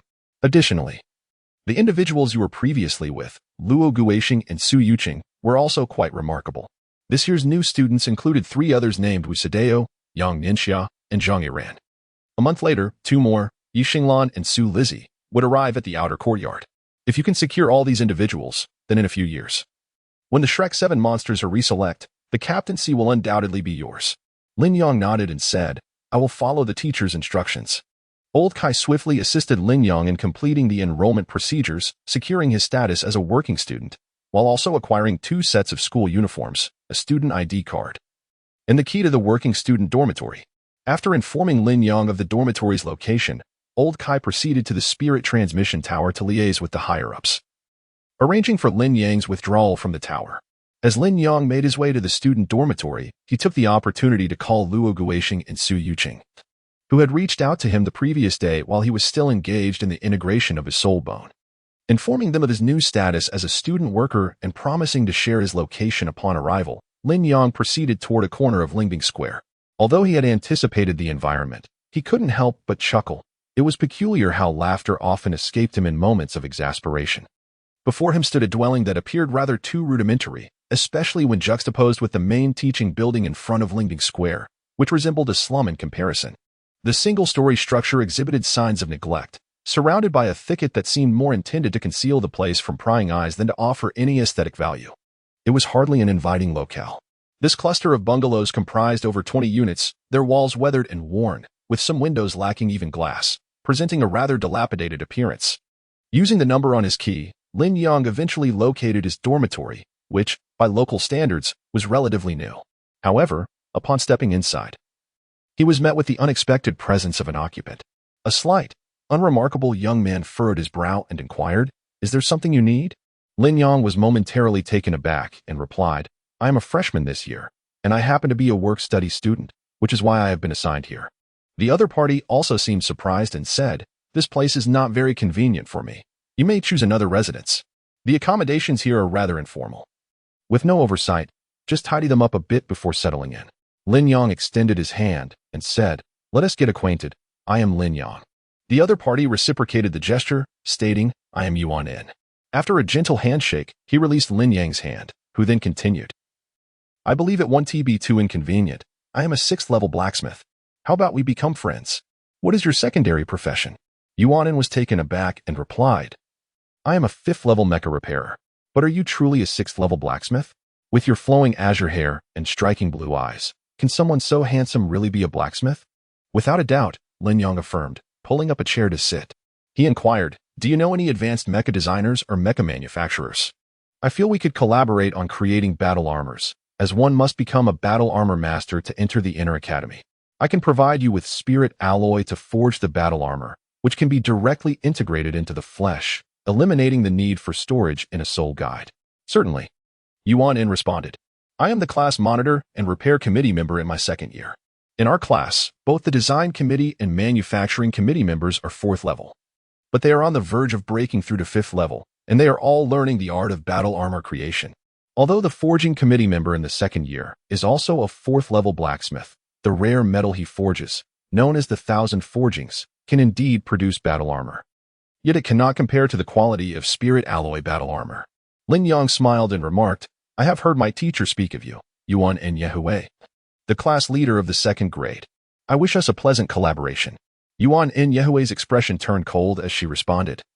Since you are aware that I am a girl, you should be even more cautious to avoid any misunderstandings. I believe the work-study students next door are adhering strictly to the regulations. Lin Yang replied, with 2 boys and 2 girls. It seems they have already begun to draw curtains in the middle of the dormitory. The corner of Yuan and Yehui's mouth twitched. She had witnessed absurdities before, but never anything quite so ludicrous. The work-study students of Shrek Academy, astonishingly, could actually follow rules? Lin Yang remarked, we could also draw a curtain, rest assured. I shall not peek. Yuan and Yehui remained silent, merely gazing intently at Lin Yang. Had he not been a level 6 blacksmith, Yuan and Yehui would undoubtedly have chosen to expel him. Lin Yang inquired, is there no room for negotiation? Yuan and Yehui replied firmly. There is not a shred of leeway for discussion. Very well, I shall move to the adjacent room, Lin Yang stated. But let us exchange contact information first. We may collaborate on the creation of battle armor. I will also see if I can locate a skilled mecha designer and manufacturer. After exchanging contact details, Lin Yang proceeded to the neighboring chamber. In truth, he was not particularly eager to reside there. He truly wished to avoid it. The adjacent room bore little difference. Yet the primary issue was its dilapidated condition. A thick layer of dust coated the floor, and 2 panes of glass in the window were shattered. From the ceiling dangled a wire connected to a small light bulb, the purpose of which remained ambiguous, whether it served as decoration or a functional item. Chapter 11. The beverage bar incident. The room appeared to encompass approximately 30 square meters, seemingly spacious, yet it contained only 2 sets of bunk beds. Devoid of even bed slats, beyond that, there was nothing else. Lin Yang harnessed the power of his wind element martial soul to conjure a gust within the house, sweeping away dust and debris. Just as he was feeling exasperated, he sensed the approach of Luo Guixing and Su Yuqing through his mental prowess. After Lin Yang stepped outside, he was met with the astonished expressions of the 2 individuals, who were equally taken aback by the dormitory of Shrek Academy's work-study students. Is this truly a place for habitation? Quick, you 2 have arrived just in time. Lin Yang urged them forward, pointing at the litter strewn across the floor. Luo Guixing, utilize your spatial element to dispose of this refuse into the trash bin over there. Su Yuqing, employ your dark magic scythe to fashion a bedboard for me. The 2 exchanged glances, momentarily at a loss for words. Luo Guixing remarked, as a disciple of the esteemed Silver Moon Douluo, couldn't you secure a better dormitory? Why must you settle for being a work-study student? It's simply a tradition of Shrek Academy, which revels in honing prodigious talents, Lin Yang replied. The second-year class president is also a work-study student, along with this year's 4 new recruits. Given their extraordinary potential, it is only natural to foster exceptional companions if one aspires to join the Shrek 7 monsters in the future.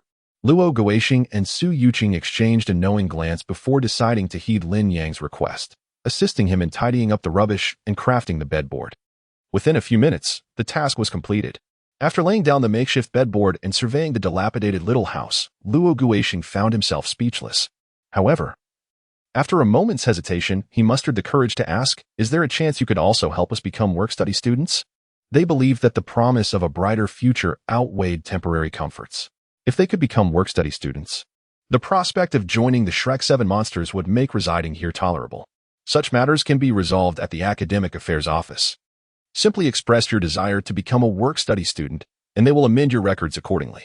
Lin Yang pointed to a cluster of houses outside and remarked, the residences here are generally open for habitation. I plan to construct a color steel house in due course, if only to present a more aesthetically pleasing appearance. Lin Yang spread the bedding across the bed frame. At least there was one good piece of news. He was the sole occupant of the room. Although the dormitory was somewhat small, it did not feel cramped. Luo Guixing nodded and then remarked, we inquired a bit. And it turns out that the newly admitted students at Shrek Academy will have a selection for class leader on the second day, which will involve a free-for-all battle. The last one standing will become the class leader. The 3 exchanged glances, and Su Yuqing said, Since we all aspire to be class leader, we should at least eliminate the competition first. What do you think? Luo Guoxing smiled. Though we are comrades in private, when it comes to the election of class leader, this is Shrek Academy's leadership position, and it will depend on each individual's capabilities. I have no objections. Lin Yang nodded in agreement. And Luo Guoxing and Su Yuqing exchanged a knowing smile before departing together. Their immediate priority was to become work-study students. In less than a minute, Lin Yang received 2 messages on his communication soul guide, sent by Luo Guoxing and Su Yuqing, both reminding him that among this year's freshmen was a prodigious youth ranked 9th on the list of genius talents. Glancing at the room's decor, Lin Yang felt no desire to remain in the dormitory. It was his first visit to Shrek Academy, and he was eager to explore. After finishing his meal at the cafeteria, Lin Yang proceeded to register at the Forge Master Association, subsequently wandering through the streets of Shrek City, keen to familiarize himself with the surroundings. As twilight descended, Lin Yang entered a beverage shop, clutching a portion of roasted meat, determined not to miss the inaugural event at Shrek Academy. Moreover, he was well aware that one of the most influential figures in Shrek Academy was a formidable lineage. The woman's grandfather was a limit Douluo, her father destined to follow in those footsteps, and she boasted an ancestor who had once been a divine beast, rendering Lin Yang's potential role as a son-in-law utterly inconsequential. As Lin Yang entered, he immediately spotted a quartet of 2 men and 2 women seated by the window. He confidently strode in, clutching the skewers in his hand, and took a seat beside the aloof, dark-haired youth. Lin Yang smiled and said, "Hello everyone. My name is Lin Yang. I am a new student this year, just like you, a work-study student." Beside him, Xie looked at him in surprise and responded, "Hello. My name is Xie. Hello. I am Tang Willing. Greetings. I am Su Xiaoyan. Hello. I am Gu Yu." The 4 greeted Lin Yang politely. Su Xiaoyan inquired, "If you are also a work-study student, could you enlighten us on the characteristics of work-study students? Our teacher sent us to Shrek Academy, and after enrollment, we have had no further communication. We are unaware of what makes work-study students special." The tradition of work-study students dates back 20,000 years when the sea god Tang San served as a work-study student at Notting Academy for 6 years. This custom was established a millennium ago after discussions between the leader of the Tang sect, the blue-silver Douluo Tangya, and the sea god pavilion master, the dragon god Douluo Bebe. The treatment of work-study students at Shrek Academy is the least favorable. The only privilege they possess is that the work-study dormitory is their private domain, where no teachers, except for the elders of the Sea God Pavilion, may enter without permission. Furthermore, being a work-study student at Shrek Academy signifies a level of esteem. Only geniuses and those with exceptional talents can become work-study students, typically through special recruitment into the academy, although one may also apply independently to become a work-study student. Lin Yang chuckled. "When you think about it, we ought to be considered acquaintances. My teacher, Silver Moon Douluo, and your ancestral master, Red Dragon Douluo, were both part of the previous generation of Sea God Pavilion masters. To put it simply, we are all, in essence, part of the Shrek Academy family." At that moment, a red-haired waitress approached with a tray carrying 4 glasses of drinks. Upon locking eyes with Lin Yang, she momentarily froze, then promptly set down the 4 glasses on the table. Lin Yang smiled at her and said, "Please fetch me a cup of Yang Zhigan Lu." "Thank you." With a nod, Yuan and Yi Hui took the tray and departed. "Let's all eat together, after all. I can't finish it all." Lin Yang opened the plastic bag and container filled with barbecued meat, placing them in the center of the table. "Then we shall not be polite." Xie reached out to grab a skewer, feeling no hesitation, rationalizing that he could treat Lin Yang to her drink later. Before Lin Yang arrived, the 4 had already ordered juice and ice cream. When it comes to ice cream, girls often find themselves utterly defenseless. Even someone as peculiar as Gu Yu is no exception. As soon as the ice cream was served, both girls eagerly began to indulge. Xie, with a hint of mystery, inquired, "Are you aware of the Sea Goddess matchmaking conference? It is said that anyone who can enter the inner courtyard and meets a certain age requirement qualifies to participate." Chapter 12. Lin Yang's girlfriend Lin Yang nodded and pointed to the red-haired waitress, smiling. "She is quite beautiful." Xie was momentarily taken aback, not expecting Lin Yang to act so swiftly, but he too expressed his doubt. Surely the waitstaff here cannot be students from our academy? Furthermore, they may not even qualify for the inner academy. Tang Willing paused briefly before smiling gently. Raising his drink, he proclaimed, "Congratulations everyone. We have all been admitted to Shrek Academy. Let this be a delayed celebration." He then called out, "Waitress, Could you come here for a moment? Just as they were joyously celebrating, a loud voice erupted from the neighboring table. Initially, the four of them paid it no mind, but they soon heard the voice continue. Give me your soul guide communication number. The tone was undeniably arrogant and domineering. In Shrek City, such individuals existed. Instinctively, the four turned to look. At that moment, Lin Yang had already risen and approached. At the adjacent table sat a solitary figure, dressed not in the Shrek Academy uniform, but in a pristine white suit. He was strikingly handsome, his meticulously styled golden hair gleaming with a polished sheen. His eyes were peculiar, the irises of brilliant gold, while the pupils were a darker golden hue, exuding an aura of unique charisma, as if he radiated light. Standing before him was a young lady clad in a standard uniform, a black skirt, a white waistcoat, the quintessential attire of a beverage bar. Her skin was exceptionally fair, almost pale, and her chestnut-red short hair framed her large, dark eyes, which were imbued with a delicate beauty and an air of fragility. I'm sorry, but this is not within my scope of work, she replied with a slight bow to the golden-haired youth's demand. Then how can you provide me with your communication number? The youth retorted loudly. Buddy, it wouldn't be appropriate for me to share my girlfriend's contact details with you, Lin Yang interjected, putting an arm around Yuan's shoulder. A flicker of displeasure crossed her eyes, yet she made no move to push him away. The golden-haired youth glanced at Lin Yang's outer academy uniform, sneering, Kid, some women are beyond your reach. I suggest you end this relationship promptly. I beg to differ. Lin Yang replied with a smile. My mentor is the esteemed Silver Moon Douluo, the director of the Outer Academy at Shrek Academy. As a member of the previous Shrek 7 monsters, her companions include some of the continent's most formidable figures, the Sea God Pavilion Master, the Chition Douluo, the Tang Sect's Master, the Ruthless Douluo, and the Affectionate Douluo, as well as the Vice Master of the Battle God Hall, the Yidian Douluo. I doubt your angel clan could intimidate me. The golden-haired youth's expression hardened, and he questioned, Do you know her identity? And what does her identity have to do with you? Lin Yang retorted, If you persist in this foolishness, I may have to contact the enforcement team to take you away. Very well. Lu Jingyu scoffed, casting a glance at the patrons in the beverage bar. You too. Come with me. He then strode out, and Lin Yang released Yuan and Yi Hui, offering her a reassuring smile before returning to his previous seat. Xia, wide-eyed, exclaimed, Dude, your skills with the ladies are extraordinary. Teach me your ways. Su Xiaoyan inquired curiously, Do you think that person is truly capable? What does it matter? Lin Yang replied, In Shrek Academy, everyone must abide by its rules. He cannot possibly act with impunity. A few minutes later, Lu Jingyu returned, his expression even grimmer. Pointing at Lin Yang, he commanded, Come with me. Just then, Yuan and Yi Hui arrived with a drink for Lin Yang. He took a sip and calmly stated, I will not go. Lu Jingyu glared at him in fury, an expression of exasperation on his face, and barked, Do you know who she is? Lin Yang nodded, fully aware that the student from Shrek Academy was a work-study student. The others nearby looked at Lin Yang with astonishment, realizing that the waiter was also a work-study student. Lin Yang remarked, Private duels are strictly prohibited within Shrek City. Should you have any objections, you may report them to the enforcers. However, rest assured that all individuals entering Shrek City have undergone thorough verification, and I can assure you she is not a sinister soul master. You would do well to hope she truly is not one. Lu Jingyu scoffed disdainfully and stormed off in a fit of anger. The four individuals beside him gazed curiously at Lin Yang, pondering the connection between the waitress and the sinister soul master. Yet, they refrained from inquiring, as it appeared that Lin Yang was acquainted with the waitress. After all, they were all working students and would eventually uncover the truth.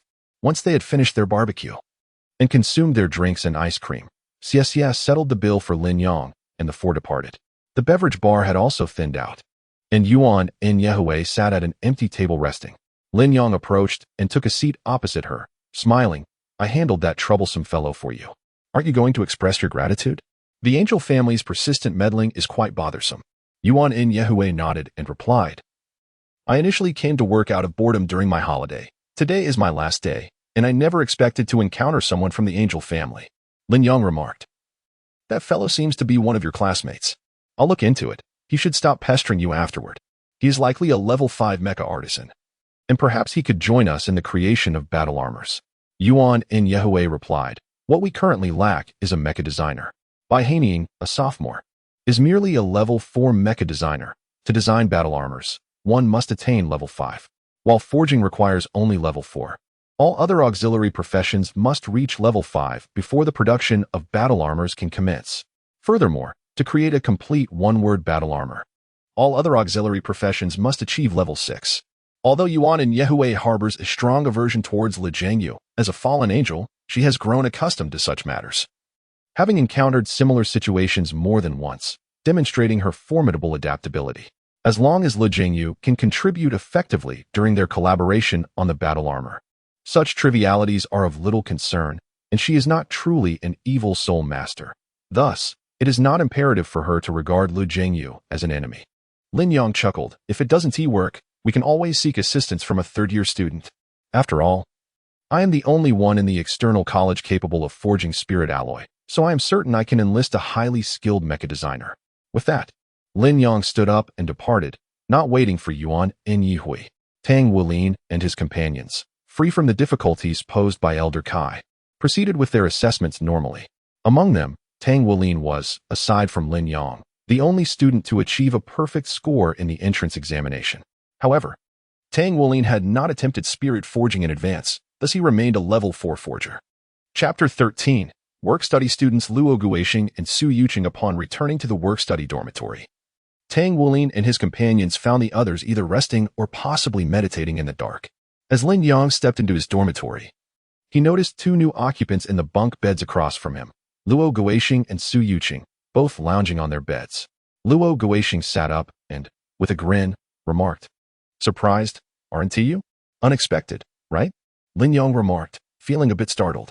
Sitting on his bed, he inquired, "Tomorrow marks the start of the new term. And the day after that we will have the class leader selection. Shall we form teams freely, or will we be assigned into groups upon entry?" Luo Guixing responded, "Let us opt for free grouping. Each should rely on their own abilities." Su Yuqing added, "Even among companions, it is essential to establish who the leader will be." Lin Yang had no objections to this. Currently, he shared a room with both Luo Guixing and Su Yuqing, and he was also acquainted with Tang Wulin from the neighboring dormitory. He intended to seek out Wu Sido to form a team, as he was determined to secure the position of class leader among the first-year students. As for the vice-class leader, that was not a matter of concern for Lin Yang. They could contend for that role themselves. After a night of silence, the next morning, the 3 of them went to the academic affairs office to collect their work-study assignments. With Lin Yang and Luo Guixing both being elemental spirit masters, the cleaning tasks were quite manageable, requiring little time. Following breakfast, the trio proceeded to the Lingbing Square to attend the opening ceremony. The ceremony took place in the pristine Lingbing Square, and the academy comprised 6 grades, which appeared quite typical compared to other institutions. The number of students in each grade varied, roughly around 100, totaling over 700 students across the 6 grades.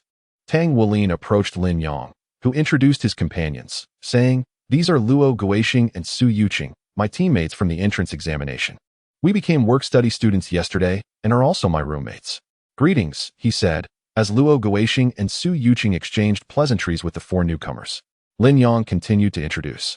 "These 4 are Tang Wulin, Xie Xie, Gu Yu, and Su Xiaoyan, who are also work-study students residing in the dormitory adjacent to ours." The 4 greeted Luo Guixing and Su Yuqing in return. Before them, no podium had been erected at the Lingbing Square, when suddenly, a series of figures descended from the sky. This spectacle was undoubtedly awe-inspiring for the new students, as over 20 silhouettes floated down gracefully. Today, Elder Kai donned an elegant dark silver gown, her hair styled in an intricate bun, her hands clasped behind her, her expression solemn and authoritative. Beside her were several middle-aged individuals, their ages ranging from 30 to 50.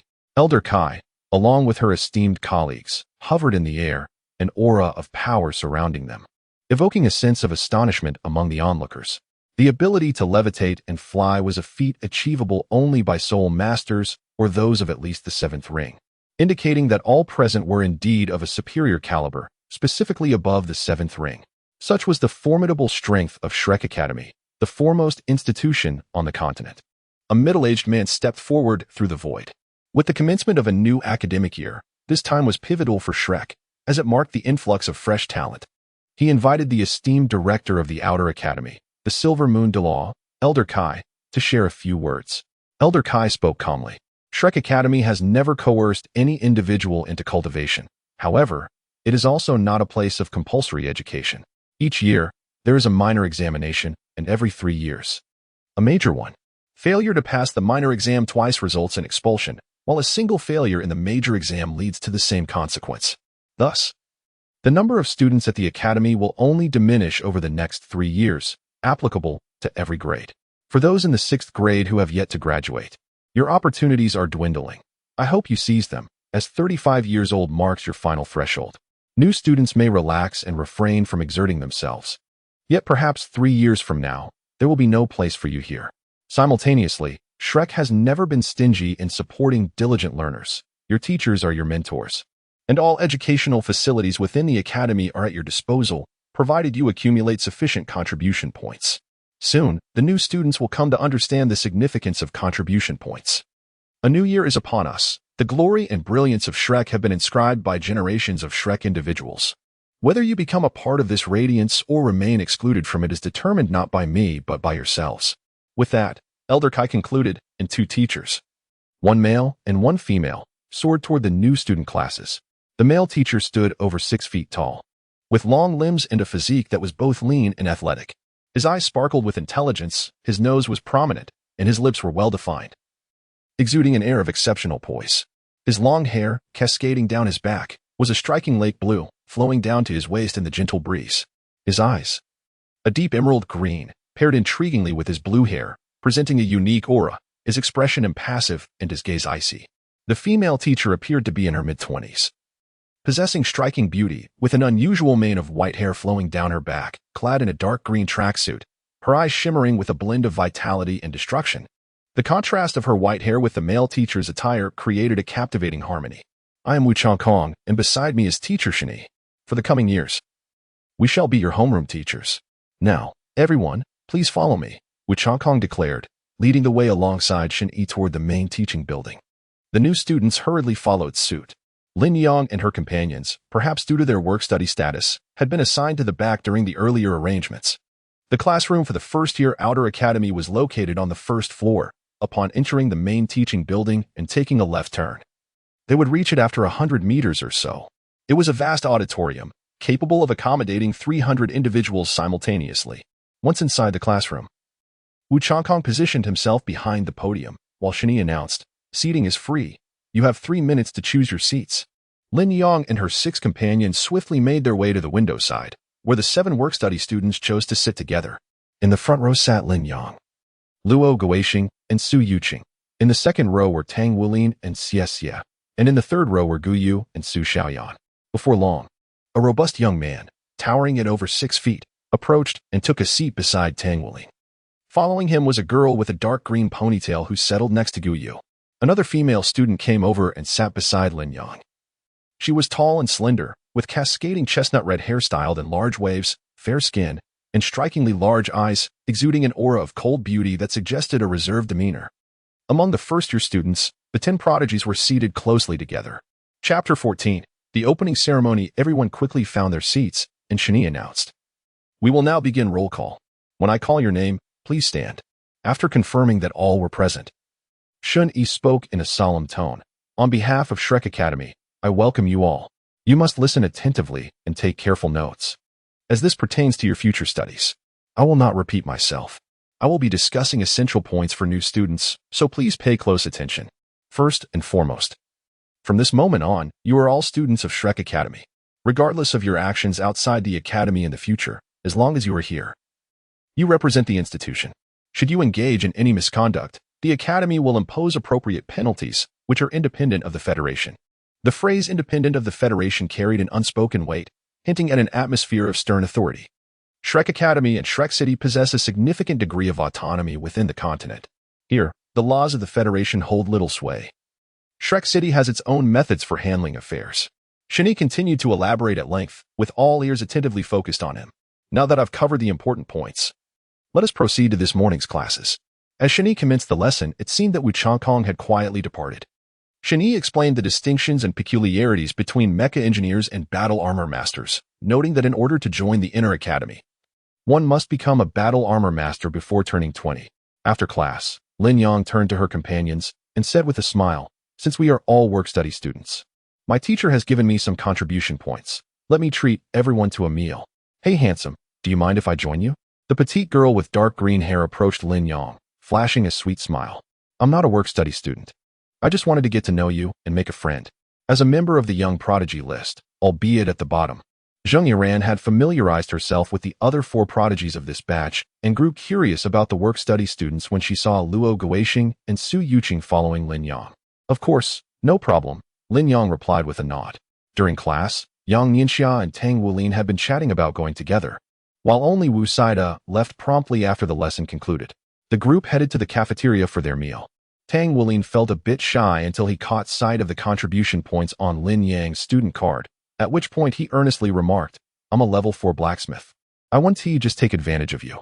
If you cover my meal, I can handle all your metal forging needs. Lin Yang smiled and said, let us eat first. Upon hearing that Tang Wulin was a level 4 blacksmith, both Yang Ningxia and Zheng Yiran were taken aback, while Luo Guixing and Su Yuqing wore peculiar expressions. The group of 9 chose a table tucked away in a corner, and Tang Wulin's appetite astonished everyone. Just as he was nearing satisfaction, a loud roar reverberated through the air. The crowd turned toward the source of the sound, revealing an ageless figure with unruly, fiery red hair, exuding an aura of intense heat, though he appeared to be at least middle-aged. He stood at about 1.70 meters, but his shoulders were extraordinarily broad, and his muscular arms seemed to surpass the average waist in size. Standing there, he resembled an imposing fortress, and his fiery red beard gave him the appearance of a lion. Despite his lack of overt aggression, his growl caused the cafeteria, capable of accommodating 1,000 people, to resonate with a low hum, drawing everyone's gaze toward him. I am. Tang Wulin instinctively raised his hand, realizing he was effectively trapped at the entrance and had not offended this person. You are? The man swept aside his disheveled hair, revealing eyes that glimmered with a red light. Now, it became evident that he was around 50 years old and rather unkempt. Come with me. The red-haired stranger took a single step forward, reaching for Tang Wulin's shoulder. Who are you?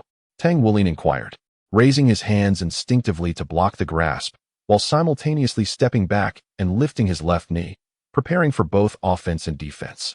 However, all his efforts proved futile as that large hand reached him effortlessly.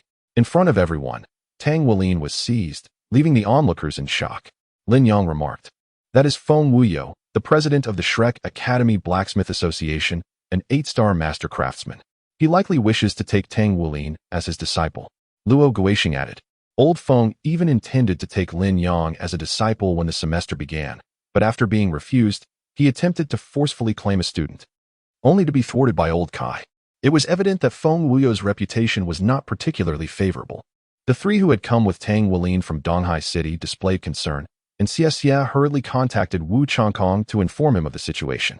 Subsequently, the group parted ways. Xie, Su Xiaoyan, and Guyu went to find Wu Changkong, while Yang Ningxia and Zheng Yiran, not being work-study students, returned to their dormitory. At the edge of the woods, facing the work-study dormitory, sat a person clad in a green Shrek Academy uniform with neatly combed golden hair. Upon spotting Lin Yang, Lu Jingyu approached and asked, Where's your girlfriend? I need to confirm her identity. Her martial soul could potentially be that of a fallen angel. If she is an evil soul master, she may pose a threat to your safety. To gain Lin Yang's trust, Lu Jingyu released his martial soul, stating, I hail from the angel clan, and my martial soul is sacred angel, capable of sensing evil soul masters. A brilliant golden light suddenly burst forth, enveloping him in a divine aura. 3 circles of purple spirit rings rose from beneath his feet, and a pair of pristine white wings unfurled from his back, enhancing his sacred presence. Luo Guixing exclaimed, You have a girlfriend too? I'll explain later, Lin Yang replied to Luo Guixing. You 2 should head back. I need to speak with him. They nodded and returned to the dormitory, while Lu Jingyu focused intently on Lin Yang. Lin Yang remarked, Her name is Yuan N. Yehui, a work-study student at Shrek Academy, and she is also your class monitor. Indeed, she possesses the fallen angel martial soul. However, she has not harmed anyone. The fallen angel martial soul merely bears a higher probability of becoming a sinister soul master, but since she has not inflicted harm, she cannot be deemed a sinister soul master. She was also brought back to Shrek Academy by the Titan Douluo, thus her identity is assured, and Shrek Academy can vouch for her innocence. Chapter 15. Lu Jingyu's Aunt Lu Jingyu furrowed his brow, realizing that the situation had become complicated. Although the likelihood of a fallen angel martial soul leading to one becoming a sinister soul master is nearly 100%. An individual possessing such a martial soul is certainly not a sinister soul master, provided they have committed no wrongdoing. Li Jingyu inquired, is she still the second-year class monitor? But isn't our class monitor a boy named Yuanin? Lin Yang remarked, disguising as a man. Lu Jingyu nodded, contemplating, you'd best keep an eye on her. If she shows any signs of losing her sanity, do not hesitate to contact me. Let us exchange our contact details. After they shared their information, Lin Yang inquired, what is the level of your secondary profession? With curiosity, Li Jingyu asked, are you interested in collaborating to create battle armor? You must be a level 4 blacksmith to do so. I have no shortage of mecha designers, but I am merely a level 3 mecha manufacturer. Though I am on the verge of reaching level 4. I am a level 6 blacksmith. Lin Yang produced his blacksmith badge and smiled. Is this sufficient? He handed the badge to Li Jingyu, allowing him to sense the energy within to verify the authenticity of his blacksmithing level. Hailing from the sacred angel family, Lu Jingyu was well versed in such matters. Upon seeing the level 6 badge, he was momentarily taken aback. You are a level 6 blacksmith? As a descendant of the sacred angel lineage, he could not mistake a level 6 blacksmith badge. Within his family, there was even a level 7 master blacksmith. A mere touch had allowed him to perceive the energy fluctuations emanating from the badge, and he was certain it was indeed a badge crafted by a master blacksmith. A genuine level 6 insignia. Level 5 represents a significant watershed for all professions not related to soul masters. Akin to the disparity between the peak of an ordinary person and the aristocracy, with level 6 being even more significant. The transition from a level 4 to a level 5 blacksmith instantly elevates one's worth immensely. Possessing the ability to perform spiritual forging lays the groundwork for crafting second-tier battle armor. And for a level 6 blacksmith, as long as their cultivation keeps pace, it signifies the potential to ascend to a level 7 blacksmith capable of soul forging, or even to an 8-level blacksmith.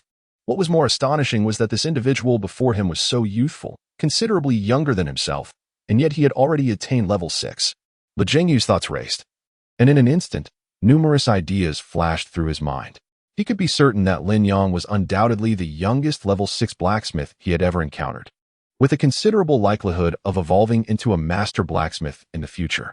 Lin Yang chuckled, I can forge you the ethereal alloy, which can seamlessly meld with the battle armor. Yuan in Yehue is a level 5 mecha repairer, but your third-level secondary profession leaves much to be desired. He continued, I was merely jesting. I am, in fact, a level 5 mecha manufacturer. Li Jingyu promptly amended, leave the mecha production to me. And I shall also handle the design aspects. With sincerity, he added, my aunt is a member of the Tang sect, residing in Shrek City. She is a level 7 mecha designer. I can enlist her to create our battle armor, but you must forge the ethereal alloy for her. Not a problem. Lin Yang nodded. I am confident in forging the ethereal alloy. I became a level 6 forger 2 years ago. Li Jingyu inquired, is your word reliable with Yuan and Yehue? If so, we can commence the forging, design, and production of the battle armor at once. Please share your martial souls with me, and I will approach my aunt for the design while you assist her in forging the ethereal alloy. There is no issue on her end, Lin Yang replied. Yuan in Yehue's martial souls are the Titan Great Ape and the Fallen Angel, while mine are the Wind Element and the Lightning Element. What are your aunt's martial souls, and what ethereal alloy does she require? Both of you possess twin martial souls. Lu Jingyu's eyes widened in astonishment, and he sighed. Indeed, Shrek Academy is home to many extraordinary individuals. He continued, my aunt's martial soul is the Healing Angel. Please forge using the Qingmu silver and the Tianqing iron. After a moment's hesitation, he added, if possible, I would appreciate it if you could enhance the fusion degree of the ethereal alloy to over 70%. This would facilitate her future upgrades of the battle armor. Not a problem, Lin Yang smiled. Since last year, my fusion degree has never dipped below 80%. Lin Yang inquired, forgive my boldness, but may I ask how old your aunt is this year? Li Jingyu immediately displayed a wary expression and asked, what is your intention? Lin Yang explained that if she were not so advanced in age, it would imply she is a prodigy, capable of further elevating her prowess in mecha design, thus paving the way for future collaborations.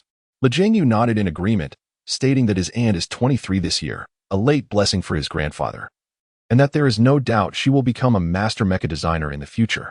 That settles it, Lin Yang affirmed, within 3 days. I shall deliver the spirit-forged alloy to you. By then, our mecha design blueprints will be ready, and you must prioritize crafting the battle armor for me.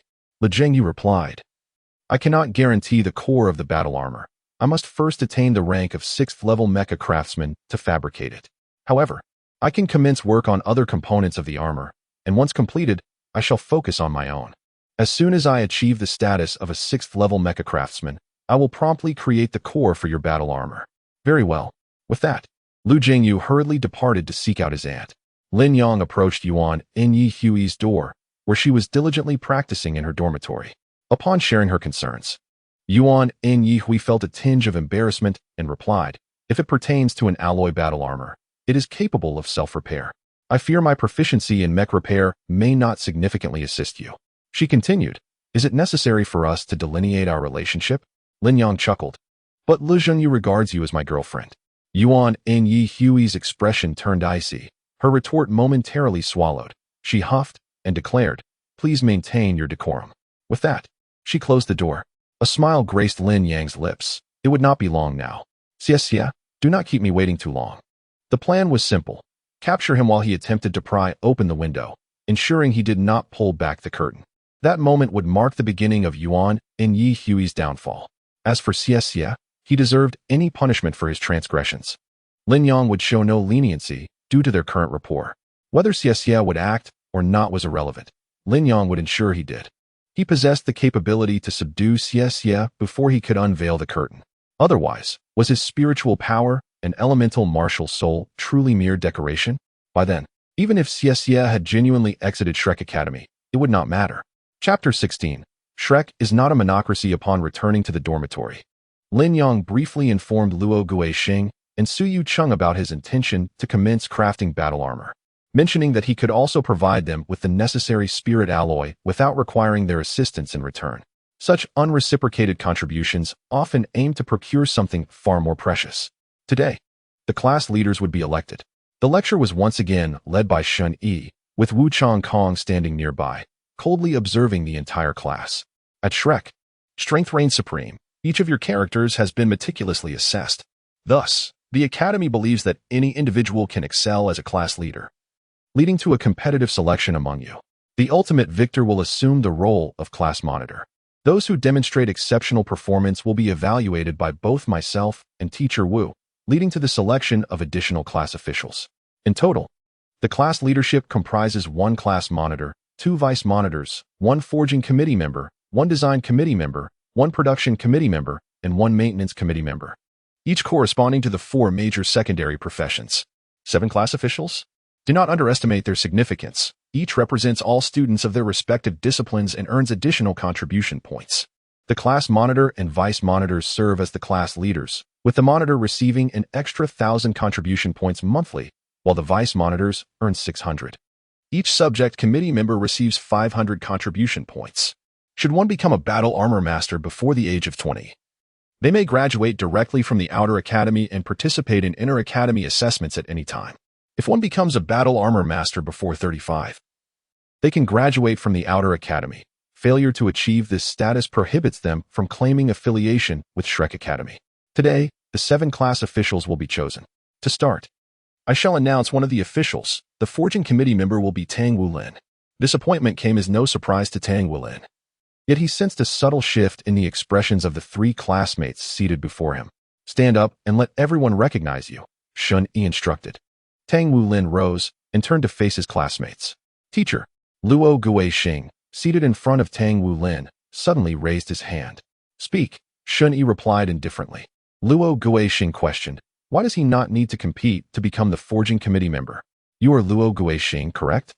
The reason Tang Wulin does not require competition for this position is that he has no rival in this regard. He is a 4th-level forging master. Shun Yi's words instantly stirred the class into a frenzy. A 4th-level forging master? A 4th-level forging master before the age of 15? This is indeed preposterous. Luo Guixing chuckled lightly and remarked, Teacher Shen, I presume you have not perused our entrance examination records? Wu Changkong approached, his voice cold. What do you wish to convey? Luo Guixing's gaze sharpened as he replied, I believe that as the class supervisor, one should at least be acquainted with all students' information before making decisions. Suyu Cheng also stood, asserting, Teacher, although we are not forging masters, we remain somewhat skeptical of your unilateral decisions. Yesterday, Lin Yang made a promise to the two of them, vowing to forge a spirit alloy for them. At this moment, they must resolutely align themselves with Lin Yang. Running for class president is a different matter. In truth, both of them aspire to be vice president. Aware that they are no match for Lin Yang, they still wish to demonstrate their own worth. Wu Changkong's expression grew increasingly frigid as he commanded, "All forgers, please stand." Instantly, 7 or 8 individuals rose to their feet. Wu Changkong continued, "Those whose forging level has not yet reached level 4 may sit down." Consequently, only Lin Yang and Tang Wulin remained standing in the classroom. With an air of arrogance, Wu Changkong declared, "Tang Wulin became a level 4 forger at the age of 10. If you have not attained level 5, you may take your seat now." Lin Yang smiled and said, "So, it means that Tang Wulin became a level 4 blacksmith 3 years ago? How coincidental. For I mastered spirit forging and ascended to level 5 blacksmith 2 years ago, and learned fusion forging to become a level 6 blacksmith just a year prior." Shrek Academy is a place of fairness and justice, renowned throughout the continent. It is not a dictatorship ruled by any individual. Even the Sea God Pavilion requires voting. And in the outer academy classes, the authority of the homeroom teacher is not absolute. I hope both teachers will refrain from repeating such errors. Should there be further instances of disrespecting students' opinions, I will consult the faculty to request a change of teachers for us. Wu Changkong replied coldly, "Who is your teacher?" "Changkong." Shun Yi exclaimed urgently, acknowledging that indeed they were in the wrong, their arrogance having blinded them. Now that they realized their mistake, Wu Changkong's stubborn demeanor could very well exacerbate the situation. Lin Yang replied calmly, "Old Master Kai of the Silver Moon Douluo, what insights does Teacher Wu have to share?" Wu Changkong gritted his teeth and responded, "You are quite impressive." Lin Yang smiled and said, "I also wish Teacher Wu good health." Just then, Shun Yi interrupted them, saying, "Lin Yang, Tang Wulin, please take a seat. This matter arose from a misunderstanding on the part of the teacher, and I apologize to you both. Henceforth, Lin Yang will assume the role of the forging committee member." Shun Yi continued, "All other positions are subject to competition. Shortly, we shall commence the contest for class leader and vice class leader.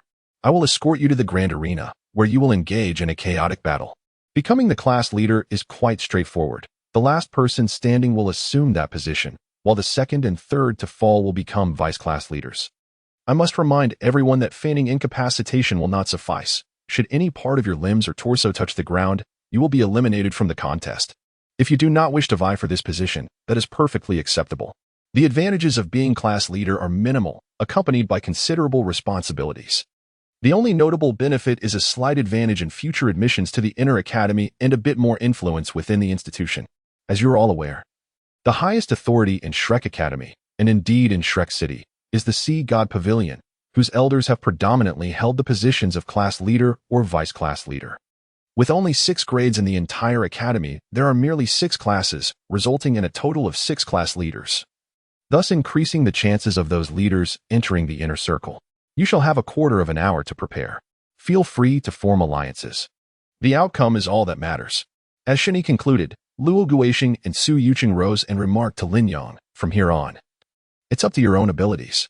They went to seek their friends from Tindo City and Mingdu to form a team for the competition for class leader. Chapter 17. Forming teams. Tang Wulin stood up and said, "Lin Yang, I apologize on behalf of Teacher Wu. He is involved because of me, not you." Lin Yang replied, "Moreover, Teacher Shun Yi has already apologized to me. As for Teacher Wu Zhangkong, his actions cannot be replicated by anyone else. You may form your teams first." After speaking with Tang Wulin, Lin Yang turned to the composed Wu Sidwo beside him and smiled. "Shall we team up? What do you think?" Wu Sidwo raised an eyebrow and inquired, "Are you truly a 6th level forger?" Lin Yang took out the blacksmith's badge and smiled, saying, "It's genuine without a doubt." Yang Yinxia approached, grinning with a simple-hearted demeanor, and said, "Lin Yang, how about adding me to your ranks?" Lin Yang chuckled, "You may seek out Luo Guixing, perhaps. With Su Yuqing joining forces, you could best me." "Very well," Yang Yinxia replied without a trace of anger, striding purposefully toward Luo Guixing. "Hey, how about we form a team?" Zheng Yiran approached, flanked by 2 companions, a sweet smile adorning her face. "I am a poison soul master, exceptionally adept at dealing with trifling foes." Lin Yang did not respond to her immediately. Instead, she gazed at Wu Sidwo. Tilting her head slightly, she inquired, "Are you from the Soul Sect? If so, I would like to form a team with you. Otherwise, You might as well content yourself with your role as the forging committee member. Lin Yang smiled and said, I believe you would be well suited to serve as my vice monitor. Wu Sidwa nodded, acknowledging that since it was the Soul Clan, they could indeed form a team. Lin Yang glanced at Zheng Aran, who wore a look of slight dissatisfaction. With a face full of remorse, Lin Yang said, I apologize, but our duo is sufficient. If you can persist until the end, perhaps you could serve as the vice class leader. Humph, Zheng Aran huffed, turning her gaze towards Tang Wulin and his companions. Due to the recent events, Tang Wulin had decided against sending Xie and Su Xiaoyan as undercover agents, opting instead for the four of them to team up together. Zheng Aran proposed, let me join your team. I would like to teach that arrogant scoundrel a lesson. Tang Wulin hesitated for a moment, glanced at Lin Yang, and shook his head, saying, I'm sorry, but we are fine with just the four of us. With an indignant huff, Zheng Aran stormed off, as though her strength was in question simply because she was not included in their team. In a mere quarter of an hour, under the guidance of Shun Yi and Wu Changkong, all 102 students from Class 1 of the first year filed out of the classroom in an impressive procession, making their way down the corridor toward the depths of the main teaching building. The educational edifice was indeed vast, and comprehending its entirety would likely take several years. They were ushered into a spacious circular hall. However, curiously, the overall area of this circular hall felt somewhat cramped for the more than 100 of them. Certainly insufficient for any physical engagement. Soon, you will enter a virtual space, akin to the ascension platform you have all encountered. Now, everyone, please step back outside the white circle on the ground. Following her instructions, all the students of Class 1 retreated, clearing the center of the circular hall.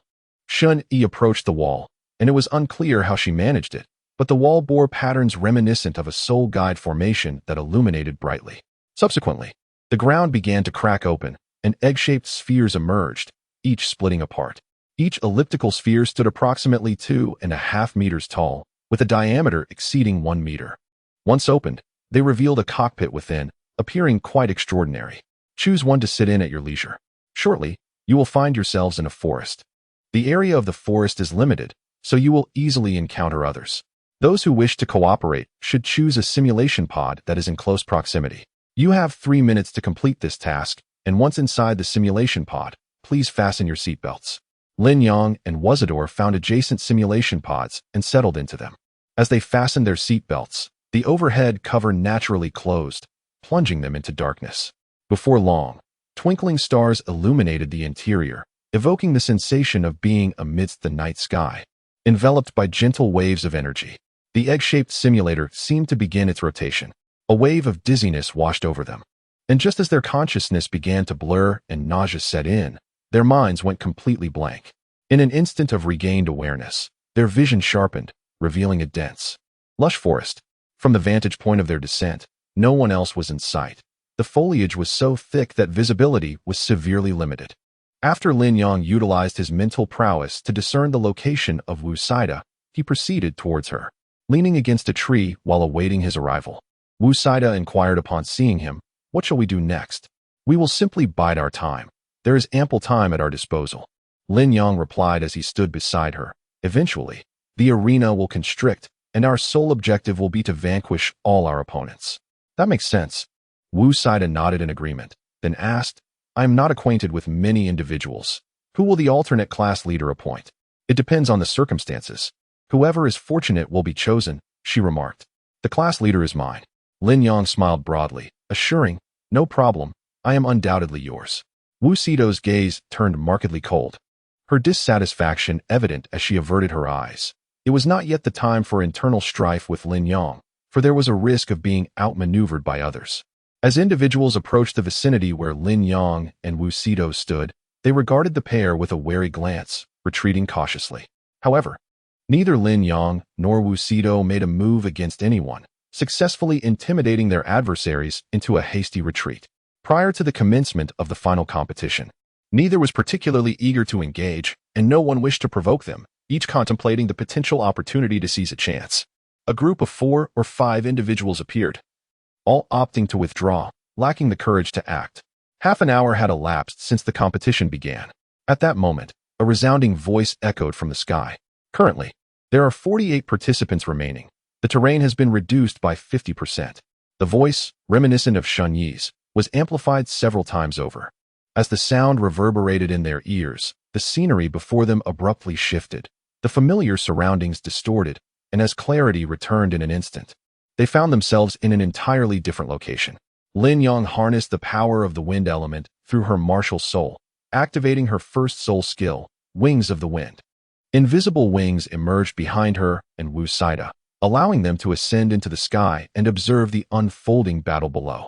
At that moment, their gaze fell upon a group of over a dozen individuals, consisting of a 7-member team led by Luo Guixing and Yang Yinxia, along with Tang Wulin's 4-person squad, and a few scattered classmates. Luo Guixing exchanged glances with Yang Yinxia and declared, "Let's first deal with Tang Wulin and his team." Chapter 18. Class leader Lin Yang. Luo Guixing had no intention of confronting Lin Yang and Wu Saida directly. He was well aware of their formidable strength and recognized them as formidable adversaries. Instead, he believed it more prudent to eliminate Tang Wulin's team before turning his attention to the rest. Originally, Luo Guixing and Su Yuqing had planned to jointly assume the role of vice-class leader, but with Lin Yang and Wu Saida teaming up, they had decided to postpone their conflict with Lin Yang until the optimal moment. Nearby, a few solitary students identified Tang Wulin and sought to ally with him against Luo Guixing. The odds stood at 7 against 8, yet Luo Guixing maintained a confident demeanor. Believing he held the advantage, his self-assurance was justified as they swiftly dispatched 2 of the lone fighters aligned with Tang Wulin, reducing his numbers to 6. However, as Guyu and Tang Wulin began to exert their strength, Guyu's spatial element countered Luo Guixing's efforts, while Yang Yinxia engaged Tang Wulin, leading to a continuous cycle of eliminations. Ultimately, Tang Wulin and Guyu emerged victorious, having defeated both Luo Guixing and Yang Yinxia. Though Xie and Su Xiaoyan were also eliminated, keeping a wary eye on Lin Yang and Wu Saida in the sky. Despite his earlier confidence, Luo Guixing found himself ousted by Tang Wulin and Guyu, even as he managed to eliminate Xie and Su Xiaoyan in the process. With only 10 participants remaining and the arena shrinking, the final melee commenced. Shun Yi's voice resonated, and the surrounding light and shadows shifted once more. When clarity returned, Lin Yang, Wu Saida, Tang Wulin, and Guyu found themselves in the same location. They remained within the forest, yet the terrain before them appeared peculiar. Surrounded by dense woods, they stood in a circular area devoid of trees, entirely covered in blue-silver grass, resembling a colossal arena with a diameter of nearly 100 meters. Within this space stood 10 individuals, Su Yuqing and his 2 companions, along with Zheng Yiran and her followers, Zheng Long and Zheng Hu. The aura of all 6 was unstable, a stark contrast to the unblemished strength of Lin Yang and Wu Saida. Su Yuqing's eyes flickered as he spoke to his companions. "Let us first eliminate the others." Zheng Yiran scoffed, casting a glance at Tang Wulin and Guyu. She believed it wiser to confront them first, as they seemed less daunting than Lin Yang and Wu Saida. With a consensus reached, the 6 joined forces to assault Tang Wulin and Guyu, whose expression shifted as they realized that facing 6 opponents was clearly unrealistic in their current state. Both Su Yuqing and Zhang Yiran shared a singular objective: to eliminate the remaining competitors and secure the position of vice-class leader. Tang Wulin charged towards Su Yuqing and his companions, while Guyu took on Zheng Yiran and her allies. In a moment of explosive power, Tang Wulin managed to defeat Su Yuqing, his overwhelming strength causing his opponent to succumb, yet he also expended his soul power and was subsequently eliminated by Su Yuqing's companions. Following this, the 2 remaining individuals teamed up with Zhang Yiran. Although Tang Wulin had dispatched Su Yuqing, his allies were not spared the same fate. Guyu cast a cold glance at the remaining adversaries before departing the grand arena. At this juncture, only 7 competitors remained. Lin Yang addressed them, saying, "You may as well withdraw. The remainder of the competition will be handled by Wu Saida and me." Zheng Yiran retorted, "Why should it not be you 2 who withdraw? Whispers of the Wind, guardian of the wind spirits." Lin Yang continuously employed his 2nd and 3rd soul skills, enhancing his mastery and affinity with the wind element, and then proceeded to unleash his 4th soul skill. "Storm, heed my command." A tempest surged forth in an instant, tearing through the remaining 5 contestants on the arena, leaving only Lin Yang and Wu Saida standing. "It is just the 2 of us now." As Lin Yang landed, he awaited Wu Saida's descent, and simultaneously, the wings of wind behind them dissipated. "You are indeed formidable," Wu Saida remarked, "but the victor shall undoubtedly be me." In stark contrast to her cold expression, her voice was remarkably gentle, radiating a blend of black and golden light that coalesced into a strange dark golden aura erupting from her form. Furthermore, the white fur adorning her seemed to transform into a crystalline sheen, resembling delicate strands of crystal. With a graceful bow, her human form vanished, morphing into an ethereal white tiger, transparent and striking. The 5-meter-long phantom white tiger darted forward, clawing at Lin Yang. He raised his hand, summoning the dark golden terror claws to counter the assault. With the formidable physique of the black water mysterious serpent, Lin Yang's strength was unfathomably terrifying. Utilizing the gravitational control domain to hone his physical prowess, he clashed with the phantom white tiger at that moment. As the dark golden claws swept through, the phantom white tiger vanished, marking Wuxido's defeat at Lin Yang's hands. Suddenly, the world twisted as beams of light flickered, illuminating Lin Yang. The brilliance distorted, plunging them into darkness, and an overwhelming mental shock momentarily rendered them blank. Time passed, and when consciousness returned, clarity emerged. The hatch opened, and they found themselves back at their original location. As Lin Yang exited the compartment, nearly 100 gazes converged upon them, many filled with complex emotions. Wuxido, in particular, was taken aback, unable to fathom that Lin Yang had defeated her even after she had unleashed the phantom white tiger's soul fusion technique. Zheng Yiran glared angrily at Lin Yang, as she too had been vanquished by him. Su Yuqing, Luo Guixing, and Yang Yinxia exchanged dry smiles, realizing they had not even had the chance to face Lin Yang. The three turned their attention to Tang Wulin and Gu Yu, whose prowess was undeniably formidable. Shun Yi declared, "The final outcome is clear. Lin Yang and Wuxido have persevered until the end.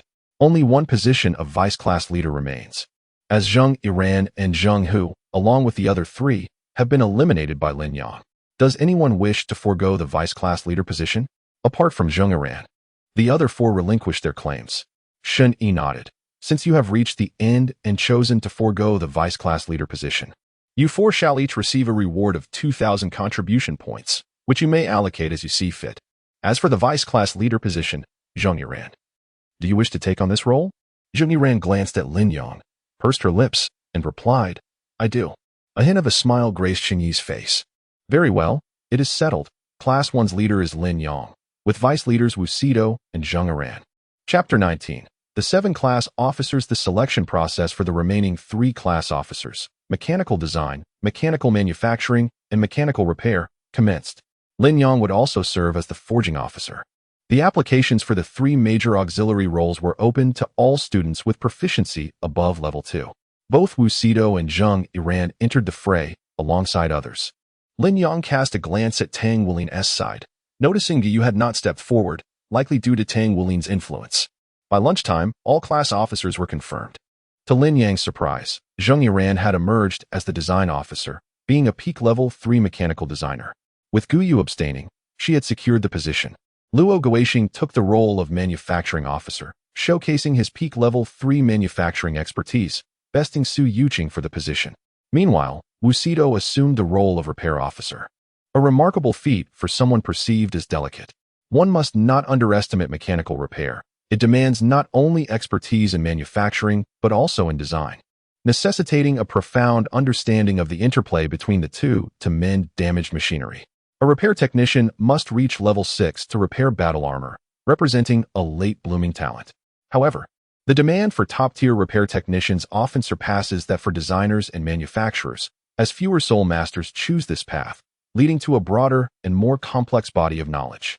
Thus, the 7 positions of class officers were finalized, though only 4 individuals occupied them. Lin Yang as the leader and forging officer, Zheng Yiran as vice leader and design officer, and Wuxido as vice leader and repair officer, complemented by Luo Guixing as the manufacturing officer. The situation was similar across other grades, with capable students frequently holding both leader and auxiliary positions, making this dual role common. There was even a notable individual who excelled in design, manufacturing, and repair, serving as vice leader while simultaneously holding 4 positions, a truly formidable presence. That individual later entered the Inner Academy, but their subsequent journey remains known only to the institution. With the class officers established, Shrek Academy's academic pursuits would truly commence. Upon returning to his dormitory, Lin Yang was taken aback to find someone seated within, with the upper bunk meticulously arranged with bedding. He gazed at Lu Jingyu in astonishment and exclaimed, Are you also here to be a work-study student? Isn't that merely seeking out more trouble for yourself? Lu Jingyu smirked, casting a sidelong glance at both him and their class leader. He had already circled the work-study dormitory, and a sense of discontent began to settle within him regarding his decision. The conditions here were exceedingly poor, an undeniable challenge for someone accustomed to a life of comfort. Yet, pride ran deep in his veins. Having come this far, he could not afford to back down. If Yuan, Yi Hui, and Lin Yang could reside here, why should he not be able to do the same? Lin Yang remarked. I will head to the Blacksmith Association shortly to commence forging. How long do you anticipate it will take for your aunt to design the blueprints? Li Zhengyu chuckled. I proposed a trade, a set of spirit-forged alloy armor in exchange for 3 designed blueprints of the basic armor. She readily agreed, even relinquishing some of her current tasks. I estimate she will have the 3 sets of blueprints ready in about a week. Her production does not require my involvement. I will first craft the armor for you. Before the formal class began today, I would like to address 2 matters. First, all committee members should tally the number of students in your respective specialties after this morning's class and report the figures to the corresponding associations for registration. This is not mandatory. If anyone prefers not to join the Academy's associations, that is acceptable. However, joining will afford a series of preferential policies. It is also essential to pursue your secondary professions through the associations. If one opts not to join, they may still learn for a fee, payable in contribution points. Shun Yi stood at the podium, announcing the tasks for the committee members.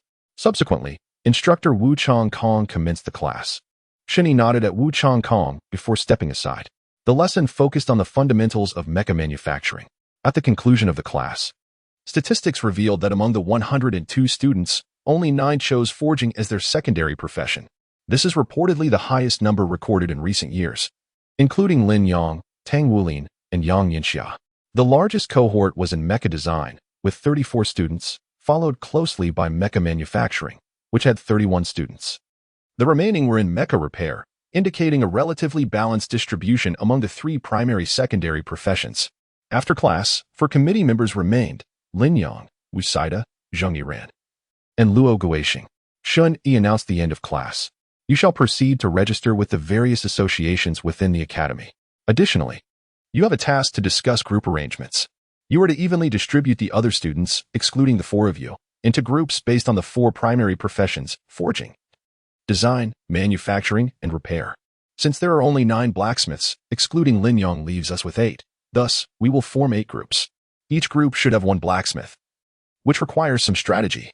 I briefly reviewed the blacksmiths, and among the 8, there are 5 level 2 blacksmiths, 1 level 3, 1 level 1, and 1 level 4. However, I believe that the students entering Shrek Academy do so for their own advancement, rather than to accommodate those who may be less skilled. Lin Yang stated directly, therefore, the 8 forgers will form a group, while others may voluntarily sign up to join and observe the opinions of others. Luo Guixing and Wu Sadeo would not refute Lin Yang. Zheng Yiran then inquired, are we to disregard what the teacher just mentioned? Lin Yang glanced at the registration form in his hand and inquired, would you be willing to be assigned alongside a first-level forging master?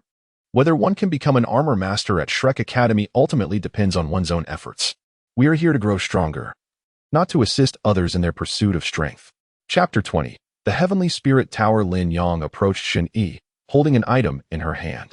Upon entering her office, she placed the registration form directly on the desk and said, Teacher Shin, after some discussion, we believe that the average score distribution is rather unreasonable. Shun Yi paused, her expression darkening as she replied, Lin Yang, I understand that you have your own perspective, but this has been a long-standing rule established by the Academy over the years. It has always been this way. Do you truly believe your proposal is appropriate? Lin Yang remarked, for me, my purpose in coming to the Academy is to progress, to grow stronger.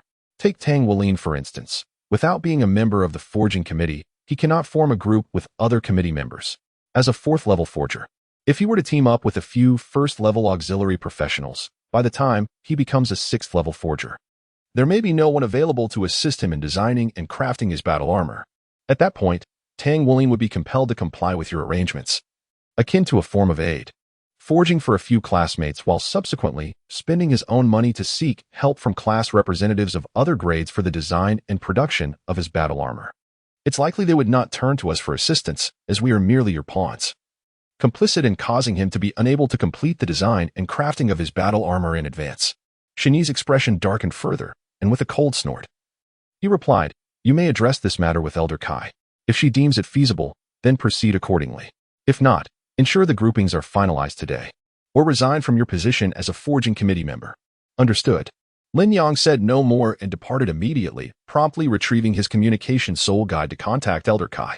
Upon confirming her presence in the inner courtyard, Lin Yang made his way to the shores of the sea god lake. Boarding a small boat to traverse towards the inner courtyard, Lin Yang arrived at Elder Kai's residence. After exchanging greetings, he began to recount the recent events. Elder Kai glanced at him and remarked, "That can be easily arranged. From now on, the mecha production team in the outer courtyard will be divided into several groups. One for each of the 4 class leaders, another for first level, one for second level, one for third level, and a final one for fourth level. Should there be any higher level, they shall form an even more advanced group. Tradition does not always equate to correctness. Your perspective is valid. The Academy's arrangement of students into teams is not merely for the sake of assistance, but rather for the sake of progress. Aside from the group consisting of class leaders, all others will be grouped according to their. However, considering the intricacies of forging, and the fact that a 4th-level forger is capable of crafting a top-tier metal suitable for creating a single-word battle armor, forgers may join a higher-level group. Lower-level are prohibited from joining higher-level groups, whereas higher-level may participate in lower-level groups." Having concluded his explanation, Elder Kai handed Lin Yang a token, stating, "This is a token I procured for you from the Spirit Transmission Tower. With it, you may directly challenge the Soul Spirit Tower. I have already arranged for Tian Feng to help you withdraw from the Spirit Transmission Tower. As for your upcoming entrance to the Ascending Spirit Platform, I have also made arrangements for you.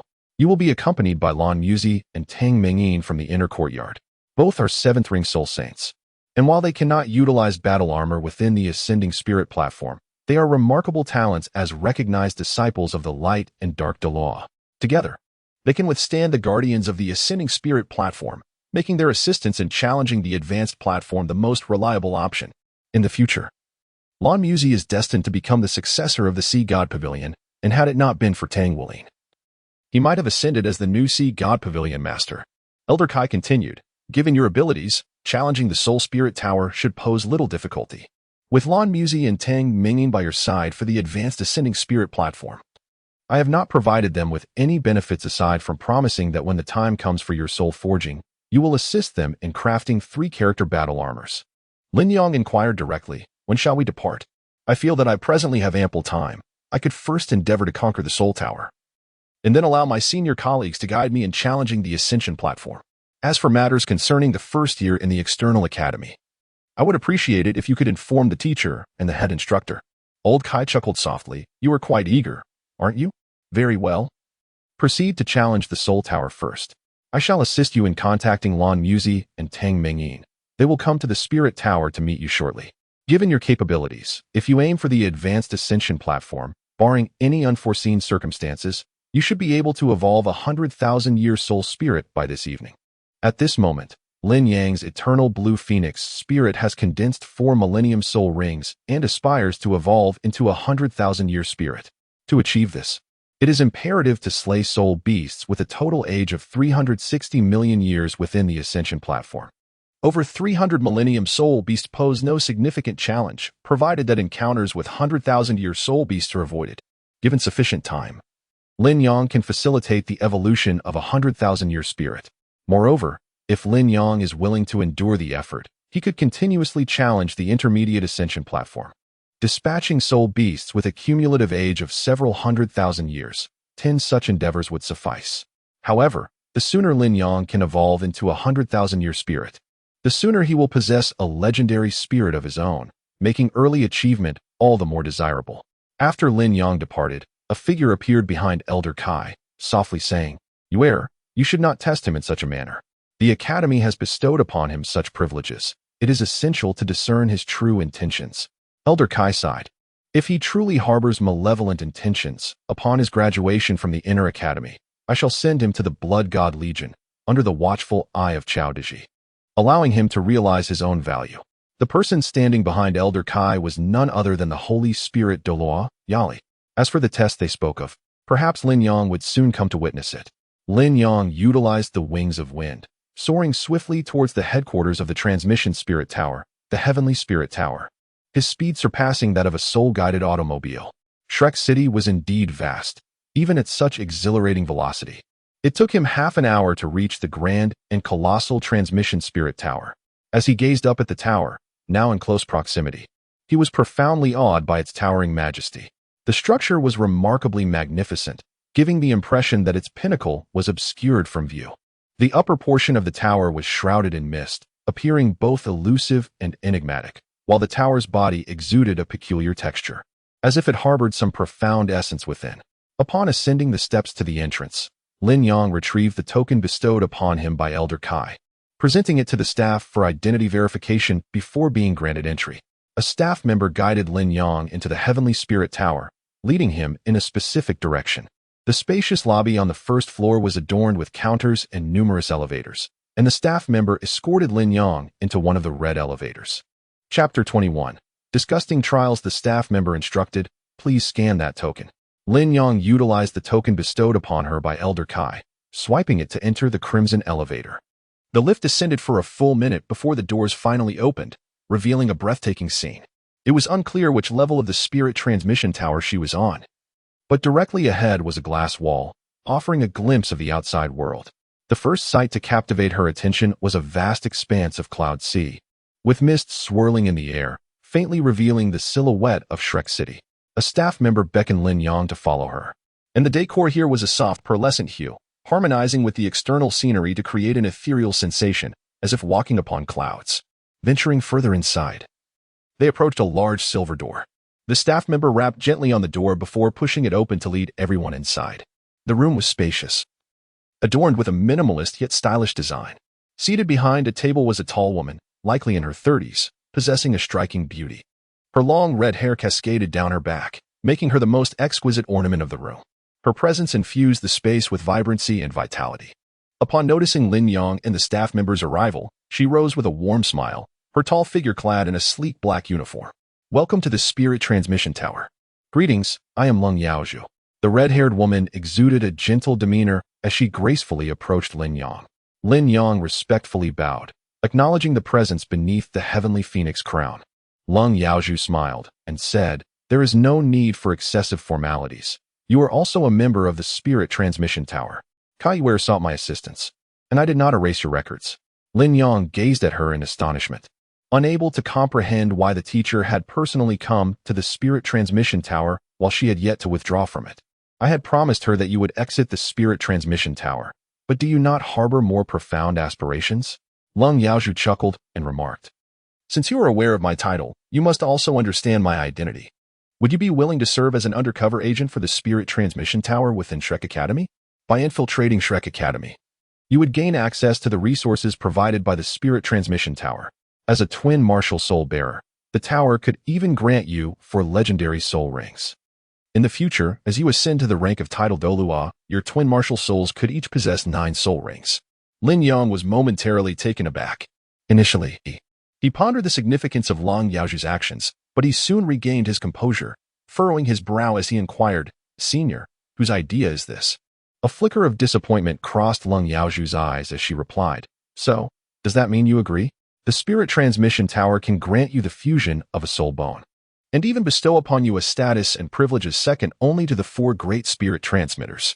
"Senior, you have misunderstood my intention," Lin Yang interjected. "What I am asking is, whose idea is this, yours or my teacher's?" Lin Yang spoke in a deep voice. "Although there is discord between Shrek Academy and the Spirit Transmission Tower, it does not imply that all individuals are at odds. The fact that my teacher sought you indicates that you are not a high-ranking member of the Spirit Transmission Tower who is in conflict with Shrek Academy. However, such a probe seems somewhat excessive." Lin Yang believed that this was a test from his teacher, Silver Moon Douluo, which deepened his disappointment. Despite having received the fierce beast's soul bone and even assistance in evolving a legendary soul spirit, he pondered why such a trial was necessary. Long Wang Chuan Shuo paused for a moment before responding with a smile. "You are an astute child. This is my intention. I wish to ascertain whether you will choose to join Kai and withdraw from the Tower of Transcendence, or if you might, due to the conditions I have presented, betray Shrek Academy." Lin Yang remained silent, her head bowed. Such actions were not characteristic of the heavenly phoenix Douluo. The true mastermind must undoubtedly be her own teacher. Indeed, it is not surprising for an arrogant individual to engage in such machinations. Moreover, it is evident that Long Yaoju's intentions have been revealed. She would not undertake such schemes without the knowledge of Elder Kai. Otherwise, after Lin Yang's refusal, how could she face Elder Kai without losing her dignity? Lin Yang inquired. Senior, may I enter the spirit tower? Lang Yaozhu sighed softly, realizing that following Kaiyuer's whim had led to complications. Come. I shall guide you to the spirit tower. As she spoke, she turned to exit, her demeanor graceful and poised, radiating an enchanting femininity that left a lasting impression. As Lang Yaozhu escorted Lin Yang down the corridor, every staff member they encountered paused to offer a respectful bow. They arrived at an elevator adorned with golden doors. With a gentle press of her right hand against the door, it opened, and she stepped inside first. The elevator was spacious enough to accommodate dozens without issue.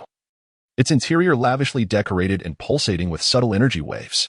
With a slight jolt, the elevator came to a halt after a few moments, revealing a vast circular hall before Lin Yang. This hall, measuring several hundred meters in diameter and soaring over 50 meters high, featured a triangular ceiling from which a gem seemed to float, emanating a soft golden glow. At the center stood an elevated platform, hexagonal at its base with steps ascending to an altar-like area of approximately 100 square meters, dominated by a golden gateway towering over 15 meters. Surrounding the hall were various apparatuses, with hundreds of staff members diligently at work. Long Yaozhu's entrance did not disrupt their tasks. Only the staff who noticed her approach to bow before returning to their duties. You may proceed directly. I have made the necessary arrangements, she indicated towards the golden door. Thank you, Senior, Lin Yang replied expressionlessly as she stepped towards the grand entrance. Approximately 30 minutes later, a fierce Lin Yang reappeared, having acquired the 11th level Thunder Beast spirit. The creature, resembling a peculiar bright yellow squirrel known as Pikachu, measured about a foot in length. Its tail, slender and upright with two bends, resembled a lightning bolt. Surprised by Lin Yang's swiftness, Lang Yaozhu smiled. Let us go. I will take you to the ascension platform, where Lan Muzi and Tang Mingyin from Shrek Academy are awaiting your arrival. Thank you for your guidance, Senior. Lin Yang followed closely behind Lang Yaozhu, her spirit rings flickering thrice, transforming from 3 purple rings to 4, signifying the manifestation of her 4th spirit ring. Now at the level of a 45 spirit master, Lin Yang's next task at the Ascension platform was to evolve her 10,000-year Qingwan spirit into a 100,000-year spirit, alongside evolving both her 1,000-year Blue Electric Tyrannosaurus spirit and 1,000-year Thunder Beast spirit into 10,000-year spirits. Chapter 22. The undercover of the Spirit Tower. Lang Yaozhu felt a twinge of regret. This child was astute, far exceeding Kaiyuer's expectations. The rift between mentor and student would not easily mend. Upon entering a room, they found Lan Muzi and Tang Mingyin waiting for Lin Yang. The two greeted Lang Yaozhu with a bow, acknowledging her presence. There's no need for excessive formalities, Lang Yaozhu chuckled. I have brought Lin Yang. I shall not intrude further. Lan Muzi appeared to be around 25 or 26, tall and handsome, clad in Shrek Academy's inner attire, his face adorned with a gentle smile. Tang Mingyin stood approximately 1.7 meters tall, appearing around 24 or 25. Her looks were average, yet she exuded a warm, approachable aura that made her kindness palpable when she smiled. Once Lang Yaozhu departed, Lan Muzi smiled. You must be Lin Yang, the junior. I am Lan Muzi, and this is Tang Mingyin. We are here to accompany you to the high ascension platform for your spirit evolution. Lin Yang bowed in gratitude, saying, Thank you, seniors. My soul power level is currently at 45, and within 2 years, I should be able to break through to the rank of Soul King. Then I will learn soul forging and will be able to craft 3 character battle armor for both of you. Lan Muzi chuckled. We have only recently broken through to Soul Sage, so we are not in a hurry to upgrade our battle armor. Your talent truly makes me feel humble. Tang Mingyin teased, It's only because you're still young. Otherwise, if you were in the same year as us, I might have been tempted to find someone else. Lan Muzi sighed. Is our love truly so fragile? Ignoring the presence of others, Tang Mingyin planted a kiss on Lan Muzi's cheek, leaving him blushing. Tang Mingyin laughed. Let's go. First, we will take you to challenge the Ascension platform and see if we have a chance to evolve a 100,000-year soul spirit together. Lan Muzi nodded in agreement. In the past, when challenging the high-level Ascension platform, we would encounter the Guardian within an hour. However, since we are accompanied by the heavenly phoenix Douluo, this time it should be much safer. Before the staff of the Spirit Transmission Tower, They stored their battle armor into their soul tool and then entered the simulation chamber, stepping into the high-level ascension platform. As expected, due to the presence of the heavenly phoenix Douluo, they did not encounter the platform guardian. After over 5 hours of arduous hunting, they gathered enough spiritual power for Lin Yang to evolve a 100,000-year soul spirit and 2 10,000-year soul spirits. Only then did they finally meet the guardian. This explains why, despite the existence of the ascension platform, very few can evolve legendary soul spirits, aside from the internal personnel of the spirit transmission tower and those granted permission. Others attempting to enter the high-level ascension platform will inevitably encounter the guardian within an hour. As the three emerged from the simulation chamber, Lan Muzi and Tang Mingyin wore wry smiles, while Lin Yang's face was alight with excitement. Thanks to the unique attributes of the spirit abyss realm, he was able to evolve a 100,000-year soul spirit without losing consciousness. Upon seeing the middle-aged man in the control room, the three were momentarily taken aback, then hastily exited the simulation chamber to bow respectfully. "Greetings, Spirit Transmission Douluo. There is no need for such formalities," said Qian Gu Dongfeng with a warm tone. "This child is Lin Yang, correct? He has evolved a 100,000-year soul spirit at the Spirit Transmission Tower, and we need to register his information. You two may return to Shrek Academy." Lan Muzi replied, "Senior, we are not in a hurry. We can accompany him." "That will not be necessary," Qian Gu Dongfeng stated gently, yet Lan Muzi felt a chill run down his spine as he watched Qian Gu Dongfeng lead Lin Yang away. Once Qian Gu Dongfeng had departed, Lan Muzi's face turned pale as he said, "We must contact Elder Kai immediately." Lin Yang followed Qian Gu Dongfeng, taking the elevator to the top floor of the Chuanling Tower. Qian Gu Dongfeng, with a curious glance, inquired, "Aren't you curious about what I have brought you here for?" Lin Yang inquired, "What brings you to guide me, Senior?" The Eternal East Wind responded, "Would you harbor an interest in becoming an undercover agent for the Spirit Transmission Tower within Shrek Academy? Upon your breakthrough to Soul Sage, the Spirit Transmission Tower could bestow upon you a thunderous infernal vine spirit and a 10,000-year-old soul bone. Furthermore, the tower would provide you with a wealth of cultivation resources, enabling you to evolve into even more legendary spirits, assisting you in your quest to become a limit Douluo, or perhaps even the Lord of the Sea God Pavilion." Lin Yang raised his head and smiled, saying, "I must first acquire 100,000 years' worth of soul bones and cultivation resources." Qian Gu Dongfeng also displayed a satisfied smile on his face. He could observe the events occurring within the Spirit Tower and was aware of the probing conducted by Long Yaozhu and Kai Yuer towards Lin Yang. Once suspicion arises, it tends to magnify. Thus, he opted to ally with Lin Yang, a prodigious soul master who evolved a legendary spirit at the tender age of 14, possesses dual martial souls, and is a 6th-level forger. The potential for future achievements is indeed promising. Qian Gu Dongfeng handed Lin Yang a storage soul guide ring. After Lin Yang transferred the contents into his own storage soul guide, he returned the ring to Qian Gu Dongfeng. "Please take a seat and fill out the form," Qian Gu Dongfeng instructed, gesturing towards the sofa in the office. "Someone will come to escort you shortly." Lin Yang sat on the sofa, diligently filling out a form. However, before she could complete even half of it, someone pushed the door open. Qian Gu Dongfeng's expression immediately darkened as he questioned, "Lang Yaozhu, what do you mean by this?" In response, Long Yaozhu countered, "Qian Gu Dongfeng, what is your intention in bringing Lin Yang here?" Behind Long Yaozhu stood the Holy Spirit Douluo, who wore a gentle smile. "Qian Gu Dongfeng, this child is a disciple of Yuer. Since she is already withdrawn from the Spirit Transmission Tower, she is no longer affiliated with it. You Shrek Academy certainly have a clever scheme." Qian Gu Dongfeng remarked with a cold laugh. "The genius I cultivated in the Spirit Transmission Tower, and you casually attempt to undermine me." Yali, unperturbed, replied, "His joining Shrek Academy will provide him with superior training. Even Minggu will make him the heir to the Sea God Pavilion. However, in your Spirit Transmission Tower, the next master will undoubtedly be Qian Gu Zhangting." Qian Gu Dongfeng scoffed, retorting, "Then you had better ensure he becomes the next Sea God Pavilion master. After all, with his caliber, if he remained in the Spirit Transmission Tower, I could at least offer him the position of Vice Master." Lin Yang halted his actions, rising to bow respectfully. "Spirit Douluo, follow me." Yali, wishing to avoid further conversation with Qian Gu Dongfeng, took Lin Yang's hand and departed. Once they left, Long Yaozhu sighed and remarked, "This child has endured much hardship, growing up in an orphanage, then being tested by Kai Yuer. Qian Gu Dongfeng, spare him." With that, Lang Yaozhu too departed, leaving Qian Gu Dongfeng alone, who scoffed with derision, "Spare him? I did not put him to the test. Nor did I let him down." Chapter 23, The Gift of the Spirit Douluo, a lesson for Xie after departing from the headquarters of the transmission tower. Yili gently caressed Lin Yang's azure hair and said softly, Yuer's nature is such. She often acts without restraint. Her intentions are not malevolent. Yet she tends to act impulsively. The Academy has bestowed upon you the skull of the nine-tailed celestial fox, indicating their trust in you. This incident was her fault. And the Academy will provide you with compensation. Lin Yang acknowledged with a quiet response, choosing not to elaborate further. Yili extended her hand before Lin Yang, revealing a slender wooden box. This is a gift for you. Upon our return, I will propose your candidacy as the heir to the Sea God Pavilion. Lin Yang came to a halt, lifting his gaze to the Holy Spirit Douluo, and softly remarked, that was the first time I was tested. And it came from my teacher. Yali gently stroked his head with her other hand and said, Ware has always been quite mischievous. After I married Brother Ming, she sought him out privately, expressing her desire to be his lover. Following her rejection, her behavior became increasingly peculiar and unruly.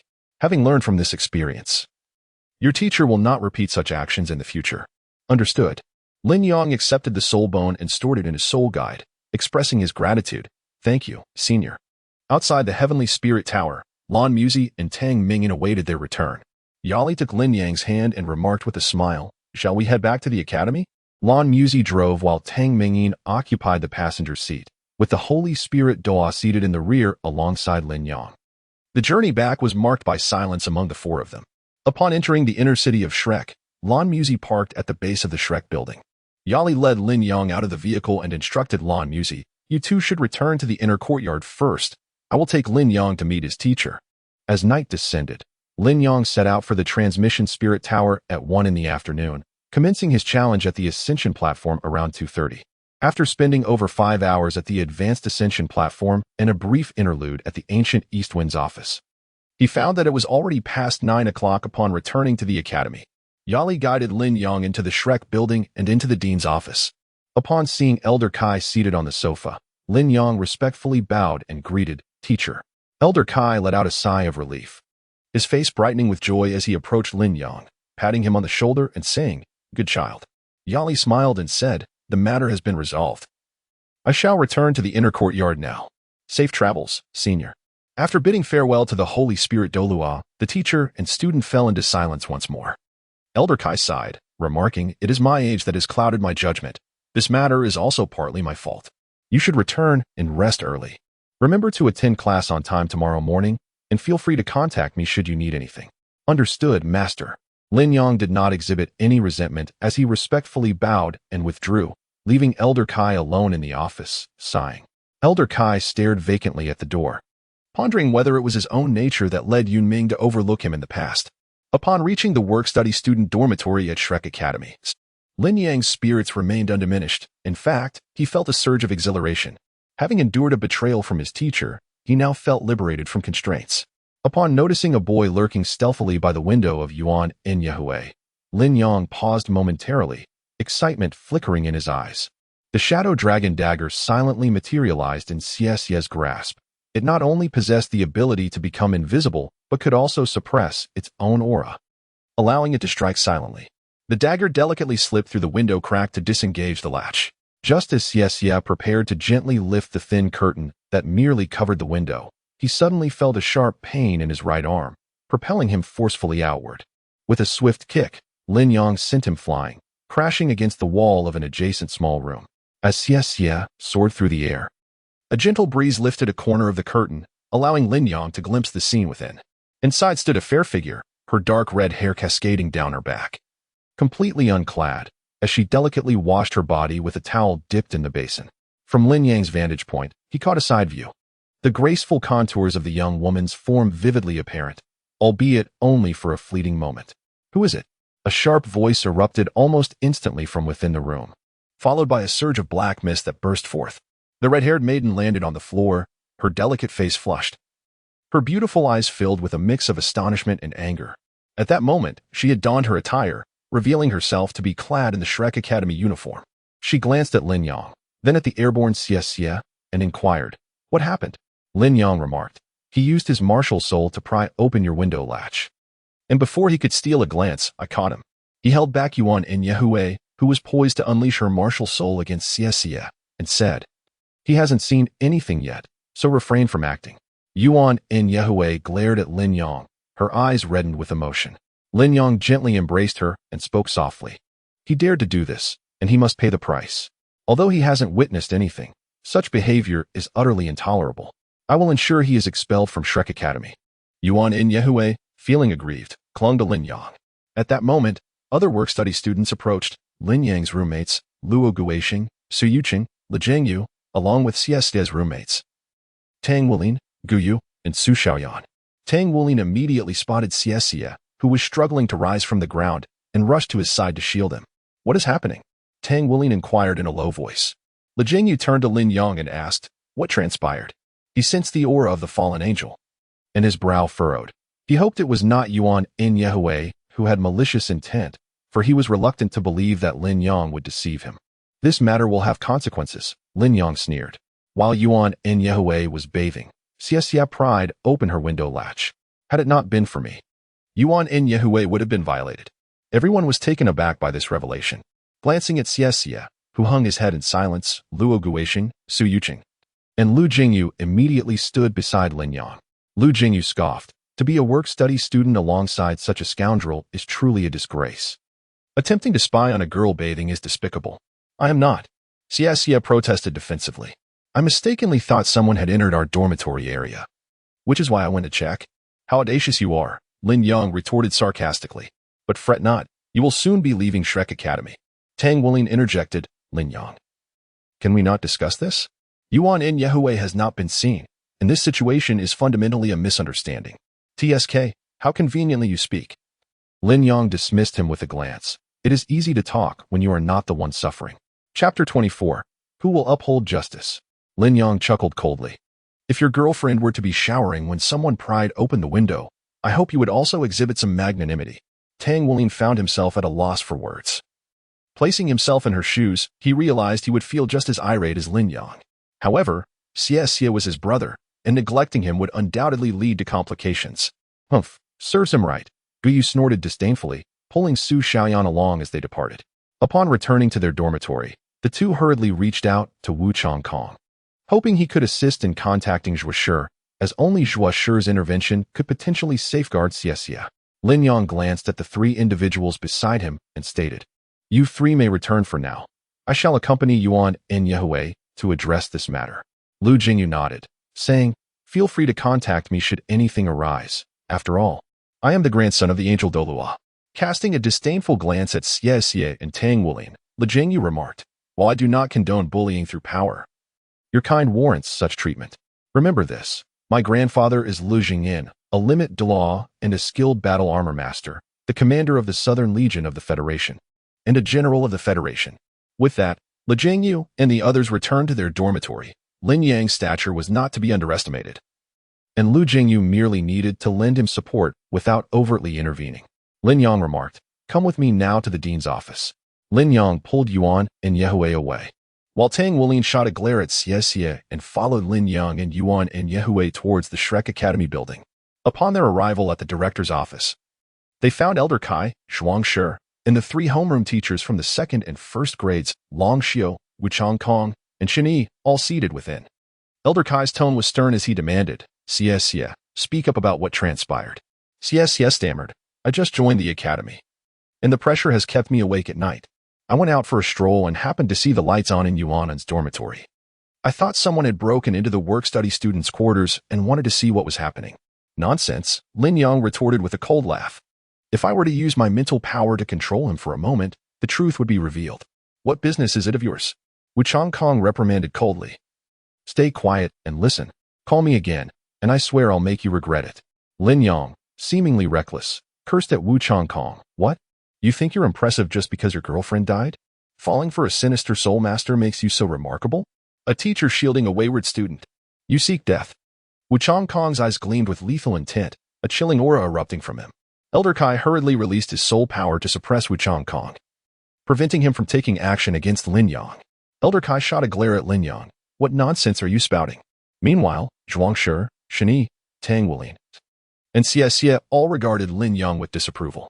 Yuan in Yehui and Lin Yang were taken aback, and Long Xiu nodded in satisfaction. Lin Yang scoffed.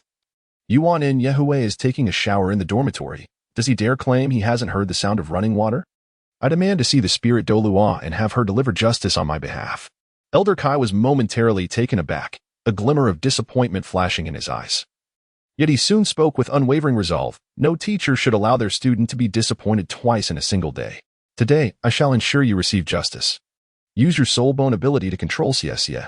Yuer, feeling anxious, interjected, in today's matter, Yuan in Yehue has suffered no loss. Let Xie compensate with some contributions.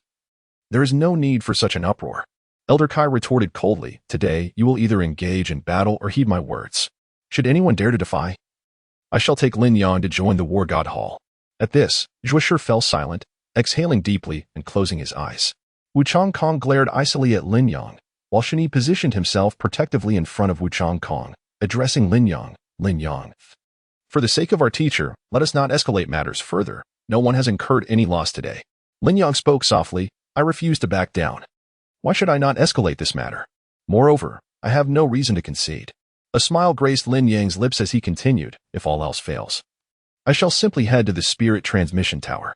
After all, the Eternal East Wind has invited me to join today. And I have yet to claim the 10,000-year soul bone. Suddenly, he turned to Xie, his eyes shimmering with a silvery light. Xie appeared slightly dazed as Lin Yang inquired, please recount what just transpired. I was feeling lost in my cultivation due to overwhelming pressure. So I took a stroll near the dormitory, intending to seek guidance from Teacher Wu regarding my cultivation path. Upon noticing a light, I mistakenly assumed there was a thief. I approached the window, curious about the sound of water, and, using the Shadow Dragon dagger, I pried open the window latch. Just as I was about to pull back the curtain, Lin Yang kicked it open. At this point, no one had anything further to say, and a heavy silence enveloped the group. Shun Yi turned to glance at Wu Changkong, who remained coldly indifferent, before shifting his gaze back to Lin Yang. Lin Yang, you have successfully controlled Xie. He has stated that it was unintentional. He merely meant well, but ended up causing trouble. Lin Yang was both amused and exasperated, inquiring, will he not knock on the door? Truly, the apple does not fall far from the tree. Just yesterday, in a unilateral decision, they intended to appoint Tang Wulin as the forging committee member without a proper understanding of their own students, boldly asserting their stance. Today, they again committed a brazen error. What gives them the right to demand forgiveness? Zhuoshi's expression darkened as well. Both Shani and Wu Changkong were his disciples. If the upper beam is not straight, the lower beam will be crooked. Doesn't that reflect on him as well? Yuer, for my sake and for Zhuoshi's, let us conclude this matter here. Feng Wuyu entered, casting a sharp glare at Tang Wulin, remarking, if you choose not to be my disciple, you shall face dire consequences. Lin Yang remained silent, simply holding Yuan in Yehue's hand as they gazed at Elder Kai, awaiting her decision. Elder Kai stated, I will summon Sister Yali. She knew that one person could not contend against two, so it was necessary to call upon someone to mediate the situation. Given the limited number of individuals at Shrek Academy who were aware of the events that transpired today, it was essential to seek out someone knowledgeable to advocate for Lin Yang. Zhuangshi stepped forward and remarked, Yuer, this may not be necessary. They are but children. Lin Yang, uninterested in their idle chatter, pulled Yuan in Yehue to sit beside her on the couch, reassuringly stating that today he would certainly pay the price. No one dared to speak against Lin Yang. Old Kai, ignoring Zhuoshi, took out his communication soul guiding device to call Yali. What is the matter? Yali's voice resonated, leaving everyone in silence. Old Kai sighed, Sister Yali, I, Kai Yuer, am quite powerless. My disciple has faced bullying, and they have even come to our doorstep. I implore you to seek justice for me. Otherwise, I shall have no choice but to take Lin Yang to seek refuge with Guan Yu. If you dare to venture to the War God Temple, I shall strip your skin off, a frail voice echoed. Wait for any grievances. I, along with Yali, shall come to mediate. Upon hearing this voice, Zhuoshi and Feng Wuyu felt a chill run down their spines, not daring to utter a sound.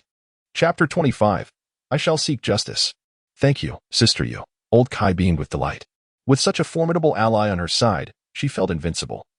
Not only Zhuoshi and Feng Wuyu, even the likes of Qiangu Dongfeng and Qiangu Qifeng would not intimidate her. After a few minutes, though the figure had yet to appear, her voice arrived first. What, are you all preparing breakfast? Otherwise, why should this old hag serve as your pavilion master? Let me see who possesses the audacity to bully Ware into seeking refuge at the War God Temple. An elderly woman, frail and leaning on a cane, entered with the support of the Holy Spirit Douluo, calmly stating, "What monumental grievance do you have? Come, share with me. This old crone, fear not any troubles, and I shall seek justice for you." Sister Yu, Zhuosher hurriedly approached, but upon receiving a glare from the elderly woman, he dared not advance further. This must be the victim. The elderly lady arched an eyebrow, observing the two seated on the couch. "If you have erred, I doubt you would dare to sit so comfortably. Now, tell me what transpired." Lin Yang pointed at Xie and said, "He intended to peep at my girlfriend while she was bathing, and I happened to catch him in the act. Then, his elder tried to exert pressure with authority. Remarkable. Truly remarkable." The elderly woman's gaze turned slightly frigid as she inquired, "Is there anyone who wishes to argue otherwise? If you have nothing to say, then you shall all accompany me to the Sea God Pavilion. You may reside there until my last breath." Zhuosher promptly interjected, "Sister Yu, we are not attempting to exert pressure. We merely wish to grant the child an opportunity for redemption." The elderly lady responded coolly, "One must face punishment for their transgressions. Is it to be believed that ancient nobles could commit murder without consequence, while modern soul masters are granted amnesty for their killings?" She then turned her attention to Feng Wuyun, asking, "And what connection do you have to this? Are you simply too idle?" Feng Wuyun bowed his head in silence. For in his youth, he had been even more unruly than Kaiyuer. The elderly lady continued, "Is there anyone else who wishes to argue? If not, then let the victim take a seat, and those uninvolved may exit. The remaining individuals who must face punishment, please stand." Wu Changkong's voice was hoarse as he declared, "Xie is my disciple. His wrongdoings are a reflection of my failure as a teacher, and I shall bear the consequences for him." The elderly lady scoffed, "And you are without fault? You once fled with an evil soul master and now masquerade as a virtuous person here."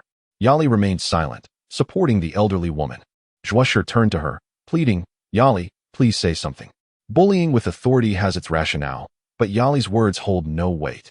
As long as I am alive, the Shrek Academy is governed by my words. The elderly lady tapped her cane, asserting, "This matter is not trivial. That young man was caught attempting to peep while bathing. What further wrongdoing has he committed?" Xie had regained his senses and stated, "He is my roommate and accompanied me here." "Do not speak now," the elderly lady admonished, casting him a glance.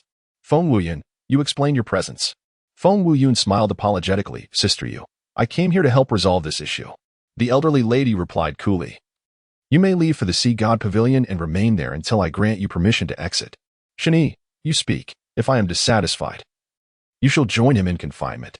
Shani lowered her head and confessed, "I called Feng Lao here. He wished to accept Tang Wulin as his disciple. This boy is named Tang Wulin." The elderly lady regarded him and remarked, "Does this mean he is implicated in this matter as well?" "He is not involved." Wu Changkong suddenly interjected, "The mischief was caused by Xie, and we are the ones causing a ruckus. It has nothing to do with him." Such a profound bond between master and disciple, the elderly lady scoffed. Shun Yi and Wu Changkong are the first-year homeroom teachers, correct? Feng Wuyun and Zhuosher. You will be confined to the Sea God Pavilion. Wu Changkong, you shall have your cultivation sealed and be imprisoned in Shrek City. Shani will continue to oversee the first-year students from the outer courtyard. Xie is expelled from Shrek Academy, and Tang Wulin shall pay a compensation of 100,000 contribution points to the victim. Is there any dissent?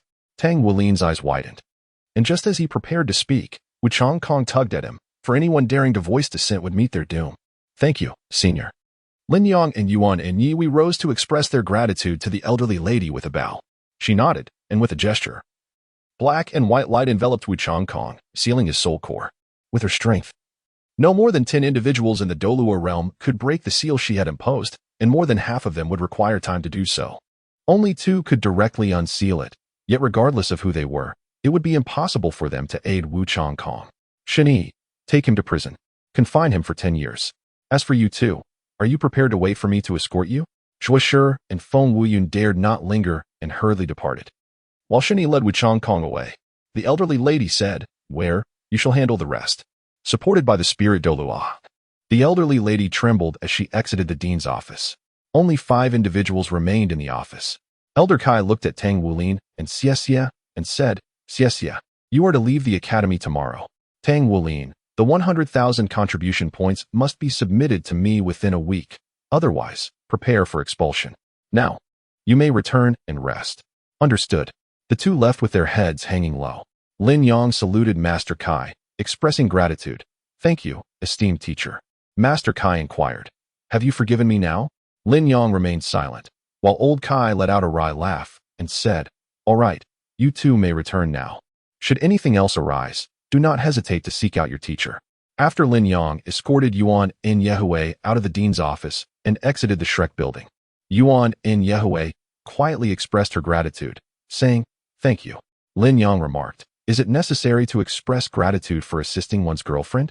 Yuan and Yehui wrapped her arm around Lin Yang's, and this time she did not retort. Had it not been for Lin Yang today, she might have had to endure in silence. Lin Yang glanced at the two wooden boxes within his storage soul guide. Gifts from Qian Gudong Feng and Ye Li, one a master of the Spirit Tower, the other the deputy master of the Sea God Pavilion. Naturally, such esteemed individuals presented him with soul bones of 100,000 years. However, Lin Yang couldn't help but feel a twinge of embarrassment, for both soul bones were identical, both originating from the right leg bone of the 100,000-year evil demon Orca King. Lin Yang suddenly gazed intently at Yuan and Yehui and said, How about a kiss? Yuan and Yehui lowered her head in silence. Lin Yang lifted her chin and leaned down to kiss her lips. Yuan and Yehui did not resist. Instead, she wrapped her arms around Lin Yang, responding clumsily to the affection. Chapter 26. The Celestial Fox Mark. Upon returning to the work-study dormitory, Yuan and Yehui held Lin Yang's hand and whispered, Why don't you stay with me? Lin Yang paused for a moment before replying with a smile. You should return to the dormitory first. I will join you shortly. All right, Yuan and Yehui responded with a smile. I will wait for you. Upon returning to the dormitory, Lin Yang discovered that 3 individuals awaited his arrival. Li Jingyu inquired, How did it go? If Silver Moon Douluo cannot withstand the pressure, I could have my grandfather come over. Li Jingyu was not speaking aimlessly. He was an 11-year-old 5th-level blacksmith and a 12-year-old 6th-level blacksmith, sufficient to garner the allegiance of the limit Douluo from the entire Douluo realm. A future divine craftsman, coupled with the innate talent of a twin martial soul master, held the potential to become a limit Douluo, thus alleviating concerns regarding the backlash from failed heavenly forging, akin to an endless supply of 4-character battle armors. Everything is fine. The light and dark Douluo and the Holy Spirit Douluo have also arrived. Xie has been expelled. Tang Wulin compensated 100,000 contribution points. And Wu Changkong has sealed his cultivation for 10 years, while Zhuo Shi and Feng Wing are detained in the Sea God Pavilion. Li Jingyu gazed at Lin Yang in astonishment, unable to fathom that Shrek Academy would go to such lengths. After all, punishing 2 members of the Sea God Pavilion for the sake of a single student indicated the Academy's profound regard for Lin Yang. Observing Lin Yang packing his bedboard and bedding into a storage soul guide, Li Jingyu paused and asked, Where are you going? I am off to see my girlfriend.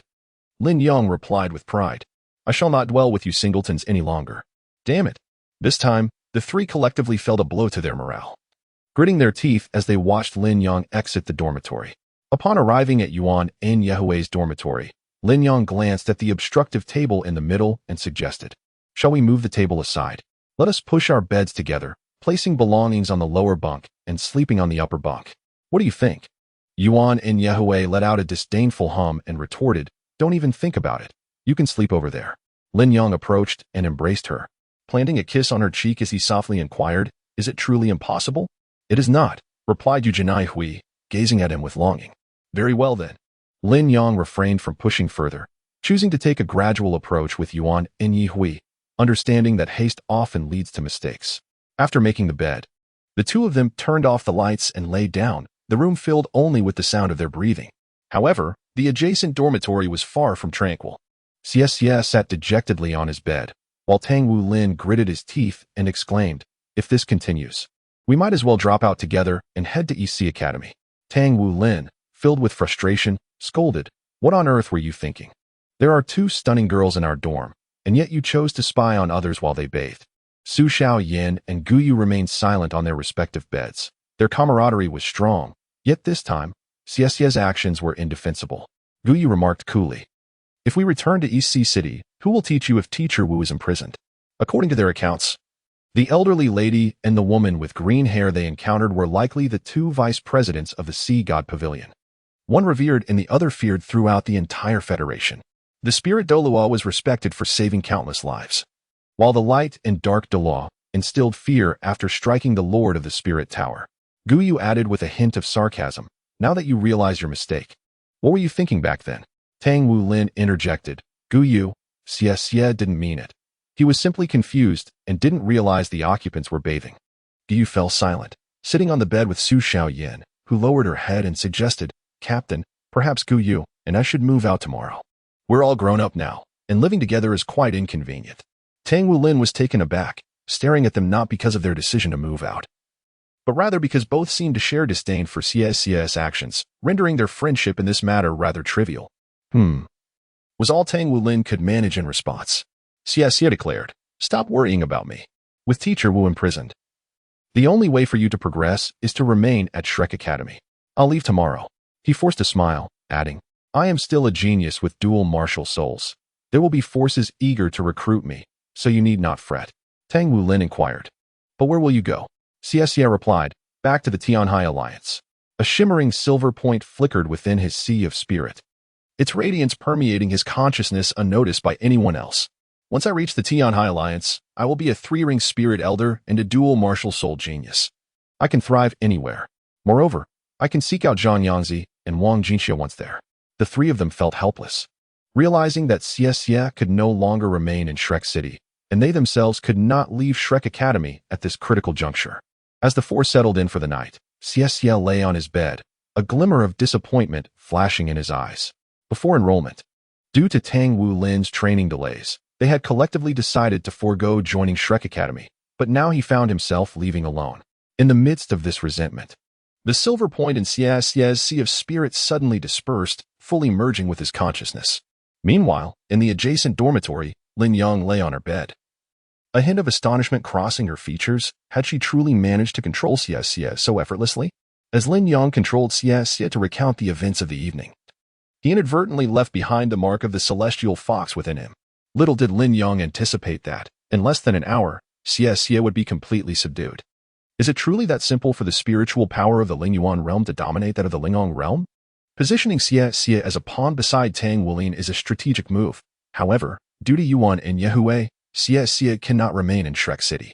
Nevertheless, after years apart, Xie's reappearance by Tang Wulin's side is bound to bring him greater astonishment. One cannot help but wonder whether the Golden Dragon King can evade the assassination attempts of the Time and Space Dragon. This marks Lin Yang's inaugural use of the Celestial Fox mark, and he never expected it to yield such success. Suddenly rising from his bed, Lin Yang called out, Yuan in Yehui. What is it? Yuan in Yehui promptly responded, do not sleep just yet. I am preparing to merge with a soul bone, and I need your protection. Tomorrow night, I shall guard you in return. Seeing Lin Yang, clad in his pajamas, rise from bed to switch on the light, Yuan in Yehui inquired with confusion. But I do not possess a soul bone. I do, Lin Yang replied. I have acquired 2 exceedingly precious soul bones, both from the same position, with identical ages, and originating from the same species. We shall each merge with one. Lin Yang fixed her gaze upon him and declared, no refusal. Chapter 27. Lin Yang's esteemed senior. At the break of dawn the next day, the two rose and refreshed themselves before attending class. After refining the right leg bone of the malevolent tiger whale king for a staggering 100,000 years, Lin Yang's soul power level ascended to 46. Upon arriving in the classroom, they found Shen Yi, his eyes red-rimmed, standing at the podium. Tang Wulin, Gu Yu, and Su Xiaoyan had been relocated to the rear, while Yang Yinxia, due to her towering stature, was also assigned to the back. Zheng Yiran and several other girls were moved to the front, taking seats behind Lin Yang and her companions. At this moment, Xie was in the process of withdrawing from the academy. Out of consideration for Tang Wulin and the others, Shen Yi refrained from disclosing Xie's expulsion, as they were all comrades. Standing at the podium, Shen Yi announced, this semester, each of you has a singular task, to forge a mech of your own. I will now announce the group assignments for practical sessions. The first group comprises Lin Yang, Musadora, Zheng Yiran, and Luo Guixing. He subsequently revealed 3 additional groups, corresponding to the first, second, and third levels of auxiliary professions. The mechs you create must be suitable for your own use. As for the methods and processes involved, that is the path you must endeavor to pursue. Reference materials can be accessed in the library. I will cover only the foundational knowledge. The crafting of mechs will require collaboration among the members of each practical group, and completion is mandatory before the end of the term. Should your auxiliary profession levels rise, you may advance to higher level groups. However, Collaboration with individuals from higher-level auxiliary profession groups is strictly prohibited, and only higher-level professionals may join lower-level groups. Do not entertain thoughts of half-hearted efforts. In the latter half of the semester, you will begin learning to operate standard mechs. Shrek Academy cultivates well-rounded talents, and the final examination will consist of a mech competition for the entire class.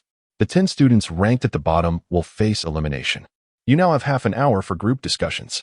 Your time is limited, and with the final exam approaching, each group may select the 4 strongest mechs to participate in the team competition.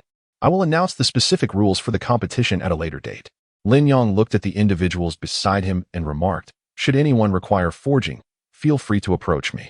However, I have commenced collaboration with others on the creation of my battle armor. I can provide you with ethereal alloy. We are all prodigies, each possessing peak levels of either 3rd or 4th tier in our secondary professions. Thus, I advise you to focus on the crafting of battle armor.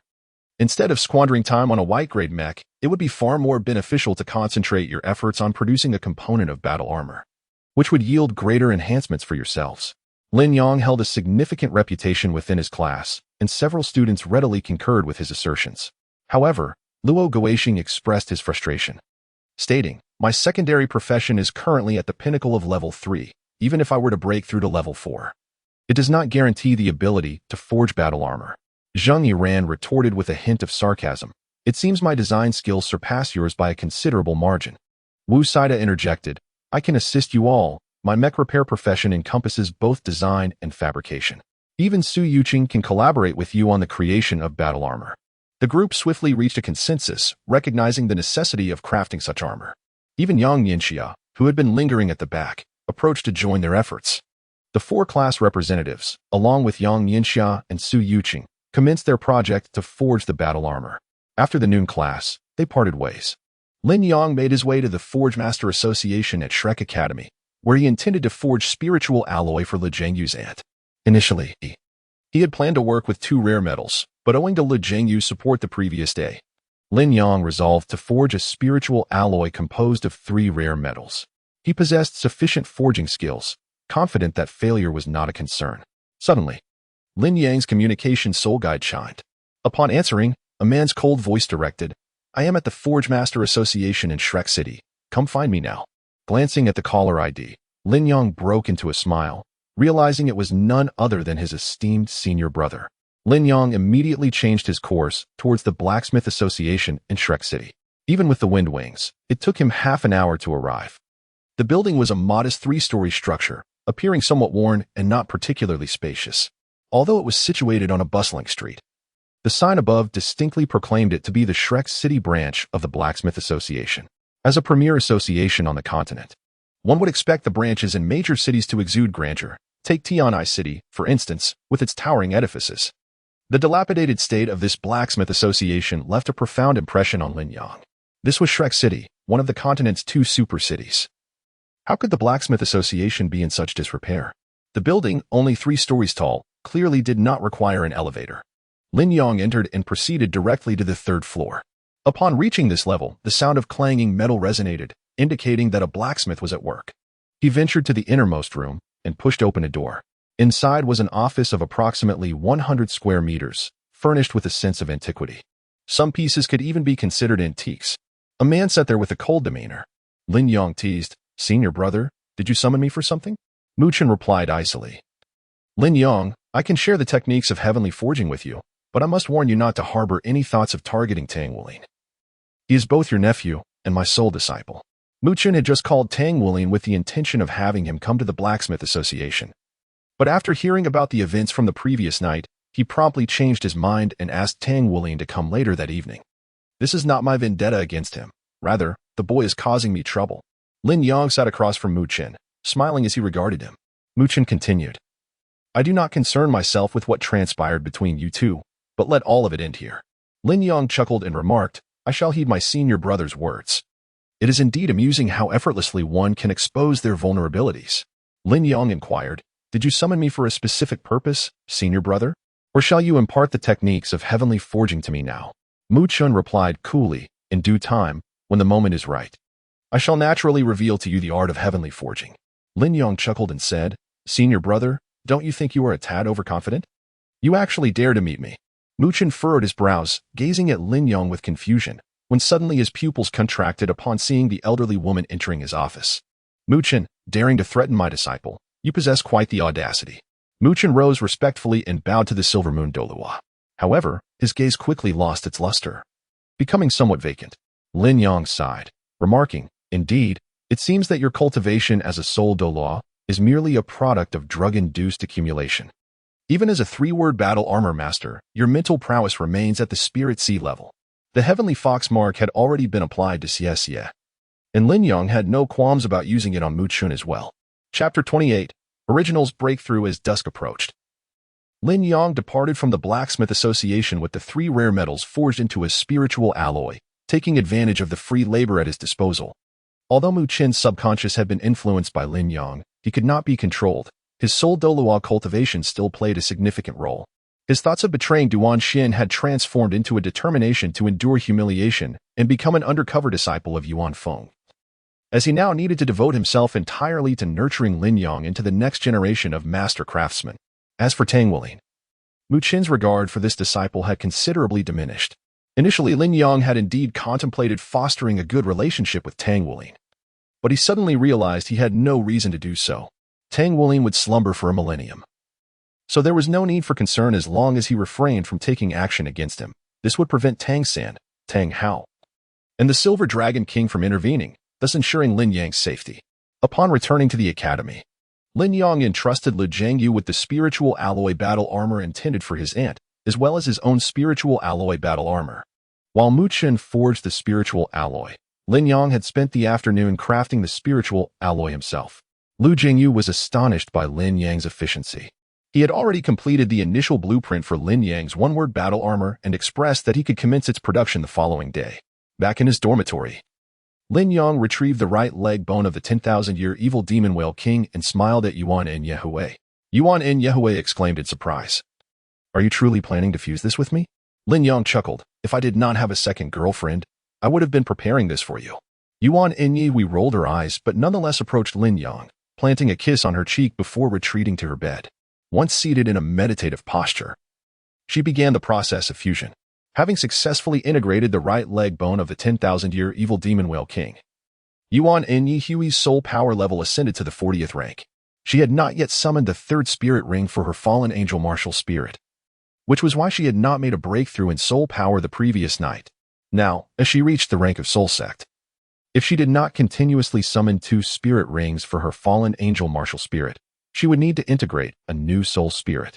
Lin Yang remarked, a few days ago, I undertook the challenge of the Spirit Tower, where I encountered a formidable spirit in the form of a golden baboon, which would be quite suitable for you. Lin Yang did not encounter the spirit of the mandrill, yet this did not hinder his awareness of its existence within the Soul Spirit Tower. Yuan and Yehui inquired, are you able to obtain a spot to challenge the Soul Spirit Tower? Lin Yang remarked, it would suffice to enlist my teacher's assistance, and while we're at it, we can challenge the Spirit Ascension platform.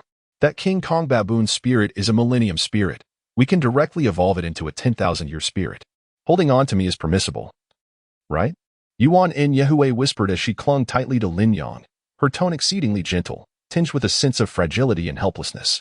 Lin Yang softly reassured her, I am unaware of what you have endured in the past, but I shall remain by your side from now on. Yuan and Yehui held Lin Yang even more closely, reluctant to let go. After classes concluded at noon, Lin Yang, having finished a phone call with Elder Kai, reunited with Yuan and Yehui, and they proceeded directly to the Spirit Tower. For Lin Yang, challenging the Spirit Tower posed little difficulty. He effortlessly ascended to the 12th floor and defeated the King Kong baboon. Following that, they made their way to the Spirit Ascension platform. They opted for the intermediate platform, where Lin Yang could smoothly assist Yuan and Yehui in evolving the King Kong baboon into a 10,000-year spirit. Noticing that they had ample time, Lin Yang decided to defeat additional spirit beasts at the intermediate platform, thereby enhancing the age of his Thunder Beast spirit. Successfully elevating the Thunder Beast spirit's age to 40,000 years, he then ceased, departing the Spirit Ascension platform alongside Yuan and Yehui. The older the spirit, the higher the age of the spirit rings, which in turn results in greater consumption of soul power when employing soul techniques. With a 40,000-year soul technique, Lin Yang could utilize it 6 or 7 times. However, if it were a 100,000-year technique, He estimated he could manage only 1 or 2 uses with his current soul power, given that more potent soul techniques were tied to wind element martial spirits. It sufficed for both lightning element spirits to reach the 10,000-year mark. A modest enhancement was acceptable, but excessive augmentation could render Lin Yang's tactical distribution irrational. Typically, the lightning element martial spirit suffices against ordinary adversaries, while the 100,000-year wind element spirit ring serves as a trump card against genuinely formidable foes. The technique known as one-volume hand is not exclusive to the lightning element martial spirit. Concentrating the wind element at one's fingertips can also yield devastating results. The wind element primarily embodies destructive power, whereas the lightning element possesses penetrating capabilities, each with its unique merits. Yuan and Yehue appeared to be in high spirits, no longer burdened by the previous emotional strain. Lin Yang accompanied her on a leisurely stroll through Shrek City until nightfall. In the dormitory for work-study students, Lin Yang and Yuan and Yehue shared a room, while Lu Jingyu, Luo Guixing, and Su Yuqing occupied another. Tang Wulin had a room to himself, and Guyu shared hers with Su Xiaoyan. Following the events that had transpired, perhaps due to Xie's departure, Tang Wulin had intensified his training regimen. Once classes concluded, it became increasingly difficult to catch sight of him. Guyu and Su Xiaoyan spent their days at the Designer Association. A few days later, while Lin Yang and Yuan and Yehue were practicing in their dormitory, a knock interrupted them. Upon opening the door, they discovered Su Xiaoyan standing timidly at their threshold. With a cool demeanor, Yuan and Yehue inquired, "Is there something you need?" That night, Xie and Tang Wulin had scarcely diverted their gazes from each other, and neither she nor Lin Yang had notified Elder Kai in advance. Yet upon arriving at the dean's office, everyone was already present, indicating that someone had leaked information. Su Xiaoyan timidly stated, "I have reached the 30th level and am preparing to challenge the Spirit Tower. I would like to request your company." She added, "We won't ask for your assistance without offering something in return. We can grant you a qualification to ascend the tower." Challenging the Spirit Tower and obtaining an ascension qualification are two distinct matters. The latter allows one to purchase spirits after completing the challenge, while the former is merely a request for assistance. "We do not require that," Yuan and Yehue replied curtly, promptly closing the door. Outside, Su Xiaoyan sighed, her small face scrunched in disappointment. If they were unwilling to help, whom could she turn to? With only Guyu and Tang Wulin as allies, their trio would struggle to secure a desirable spirit in the Spirit Tower. Yuan and Yehue turned to Lin Yang and asked, "Are all the new students this year as peculiar as they seem? How considerate of them to invite us to challenge the Spirit Tower." Lin Yang remarked, "They are likely here to inquire if there are any fish. A couple of casts will reveal that. After all, it requires little effort, and besides, they have granted a qualification for ascending the tower." Yuan and Yehue chuckled softly, settled back onto the bed, and resumed her cultivation. Chapter 29. Laqin and Ling Zichen knock, knock, knock. Another round of knocking echoed, prompting Yuan and Yehue to furrow her brow and say, "Could you check who it is? These individuals are rather bothersome." Lin Yang remarked, "It appears to be Lu Jingyu." He rose to open the door, where Lu Jingyu stood at the threshold, exuberantly exclaiming, "Hurry, come with me. My aunt wishes to meet you." Lin Yang, perplexed, inquired, "What does your aunt wish to see me for?" "You'll find out if you follow me," Lu Jingyu replied mysteriously. "It's a significant business opportunity."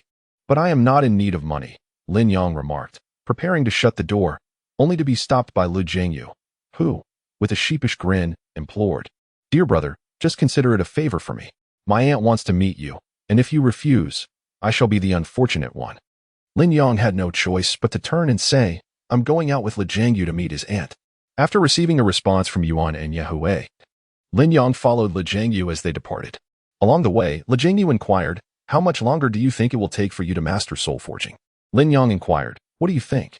The Tang sect is currently conducting an experiment that requires a substantial quantity of soul-forged metal, approximately 4,000 tons.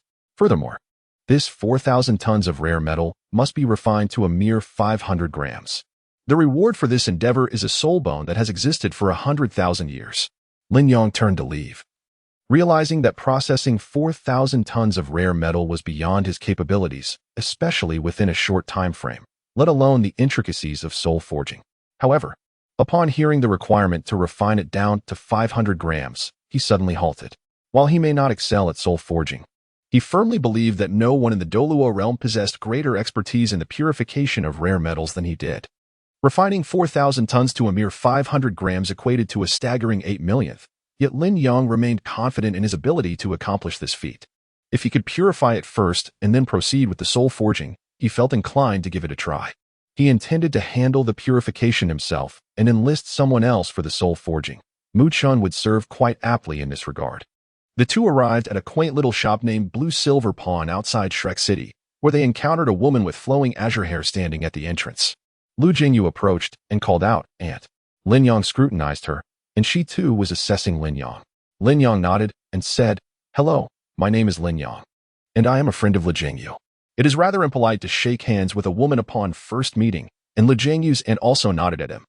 Smiling as she introduced herself, "Hello, I am Lu Qingyin. I had the spirit-forged alloy armor you crafted examined, and it was found to possess a fusion rate of an astonishing 90%. Lu Qingyin continued. The Tang sect is currently engaged in a confidential research project that requires purified soul-forged metals, which presents considerable challenges. Therefore, I asked Jingyu to summon you to see if you could gather a group of skilled artisans to assist us in forging. You may negotiate their compensation with them. We can offer you a 10,000-year soul bonus payment." Lin Yang inquired, "May I have the privilege of meeting the head of your research project? I possess some suggestions regarding metal purification that I wish to discuss with her." Lu Qingyin replied, "I shall communicate with her. You two may enter." Lu Qingyin led the two individuals into the blue-silver pawnshop, which was quite spacious. Lin Yang and Lu Jingyu settled onto the sofa, while Lu Qingyin entered a private chamber. "Do you feel confident?" Lu Jingyu expressed his concerns. "That proposition sounds rather dubious. Perhaps we should reconsider. I've heard that the head of this research project holds a significant position within the Tang sect. Let us not jump to conclusions," Lin Yang reassured. "I will inquire shortly and then conduct a test. We should ascertain its feasibility. Moreover, their offer seems somewhat inadequate. With 4,000 tons of rare metal, one could essentially refine 8 tons into a complete set of 3-character battle armor, whereas 4,000 tons would yield 500 sets." Lin Yang remarked. "Such forging only merits a soul bone of 100,000 years. They are rather presumptuous." Just then, a melodic female voice interrupted, and Lu Qingyin appeared alongside a woman, clad in a rather unremarkable uniform, a black, knee-length pencil skirt paired with a simple black blouse. Her attire was neat and understated, revealing a white shirt beneath the collar. Her long black hair was elegantly styled into a bun, secured with a wooden hairpin. However, what set this woman apart from the ordinary was her striking physique, which deviated markedly from that of most women. Her waist was slender, yet the prominence of her hips was undeniably exaggerated, full and perky. One might even describe them as voluptuous. Paired with long, shapely legs, she epitomized sensuality. The exaggerated curve of her hips was such that it easily captured the attention of onlookers at first glance. Noticing Lin Yang and Lu Jingyu's gaze, she indignantly exclaimed, "Do not stare at my backside." Her features were not conventionally stunning, yet her large eyes sparkled with vitality, her skin boasting a healthy wheat tone, adorned with faint freckles that lent her an air of wildness. Interestingly, she sported a pair of black-rimmed glasses, harmonizing her untamed spirit with a touch of professionalism. However, upon closer inspection, her face bore a youthful innocence, suggesting she was merely in her 20s. She settled into her seat across from Lin Yang and stated coolly, "I am Ling Zichen. You may address me as Director Ling. I hail from the Tang Sect Soul Guidance Artillery Research Center. If you have any thoughts, please express them promptly. Do not waste my time." Her demeanor exuded arrogance, yet Lu Qingyin appeared entirely unfazed, as if this was all too natural. Lin Yang's eyes flickered. Could it be that Ling Zichen is the most brilliant genius of this era? Perhaps even the future Sea God Pavilion Master of Shrek Academy a millennium hence. Lin Yang smiled faintly and said, "You require such an abundance of rare metals for soul forging and purification. Leaving behind only 500 grams from 4,000 tons suggests you intend to explore the essence of purification and conduct research on the cycle of sources. Am I correct?" Ling Zichen's eyes brightened as he replied, "You little rascal are aware of sources and the cycle of sources?" Lin Yang's lips twitched slightly as he spoke.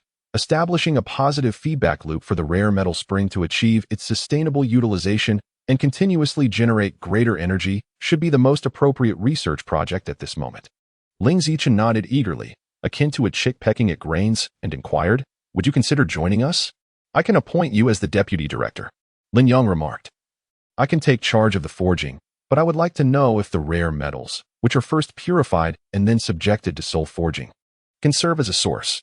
Ling Zichen cast a surprised glance at him, then nodded and asked with curiosity, since you are aware of the positive cycle array, how is it that you are unaware of the method for creating the source? Chapter 30, Driver Xiaogua.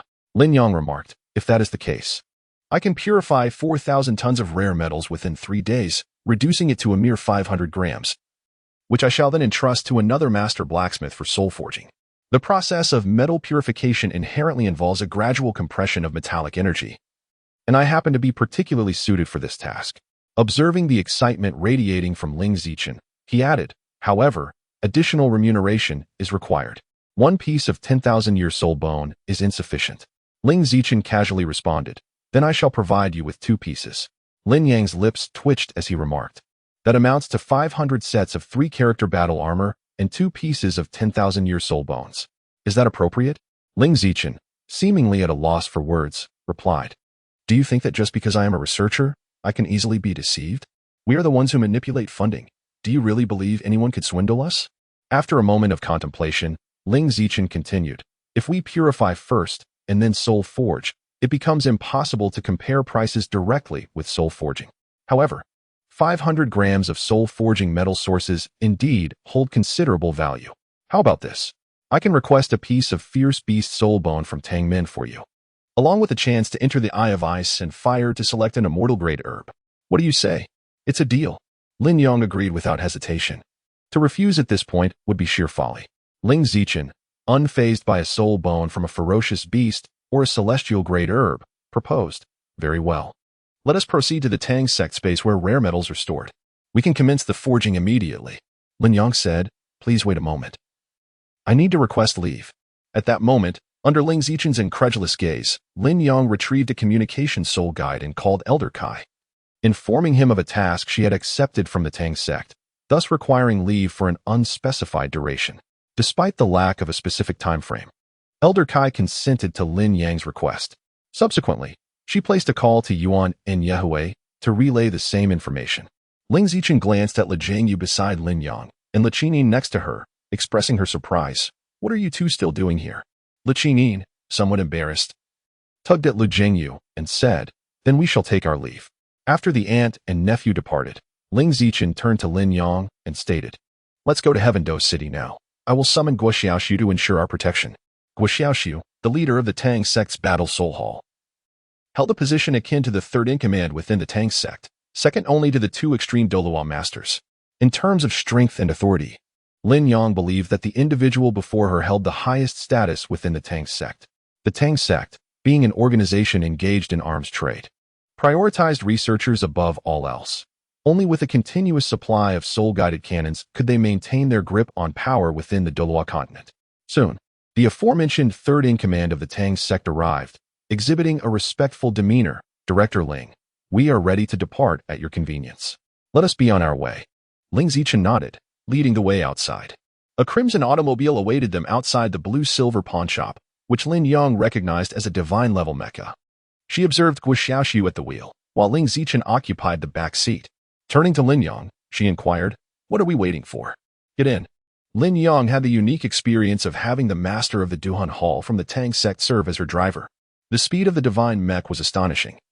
It took merely an hour to traverse from Shrek City to Tiando City, soaring through the skies without the constraints of traffic regulations. Throughout the journey, Ling Zichen animatedly discussed the development and application of metal springs with Lin Yang, even sharing her hypotheses and research directions. Meanwhile, Guo Xiaoxiu, at the helm of the mech, grew increasingly apprehensive. The collision of these 2 brilliant minds could lead to unprecedented breakthroughs. If their research bore fruit, the Douluo Continent might very well fall under their dominion. However, the ambition to utilize metal springs to forge a super divine mech and implement a positive circulation array for wireless energy supply, while undergoing personal transformation for true metallic ascension, was fraught with challenges. The likelihood of success teetered perilously close to zero. Upon arriving at a Tang sect warehouse in Tiando City, they were met with a staggering sight: mountains of rare metals. 4,000 tons of these precious materials, equivalent to 500 cubic meters, lay before them, dazzling to behold. With palpable excitement, Ling Zichen proclaimed, it is precisely this. If you can purify all of these rare metals to a mere 500 grams within 3 days, I can grant you the highest honors of the Tang sect, perhaps even appoint you as the next leader. A glimmer of determination flashed in Ling Zichen's eyes. She understood the formidable challenge of purifying the springs. The 4,000 tons of rare metals could yield only 500 grams of source material, just enough to create a positive circulation source array for fusion. In contrast, the production of a god-slaying soul-guiding artillery shell required 50 kilograms of metal springs, which meant they would need 100 times that amount from the rare metals present. The assortment of metals was not uniformly 500 cubic meters. They varied in size and shape. Lin Yang turned to her and remarked, "You might encounter some inappropriate scenes shortly. I trust you won't mind?" Ling Zichen shrugged, replying, "Feel free to do as you wish. I'm not concerned about prying eyes. Just ensure you purify all of this metal." For circles of black soul rings emerged beneath Lin Yang's feet. As he advanced, the first 3 soul rings flickered in succession.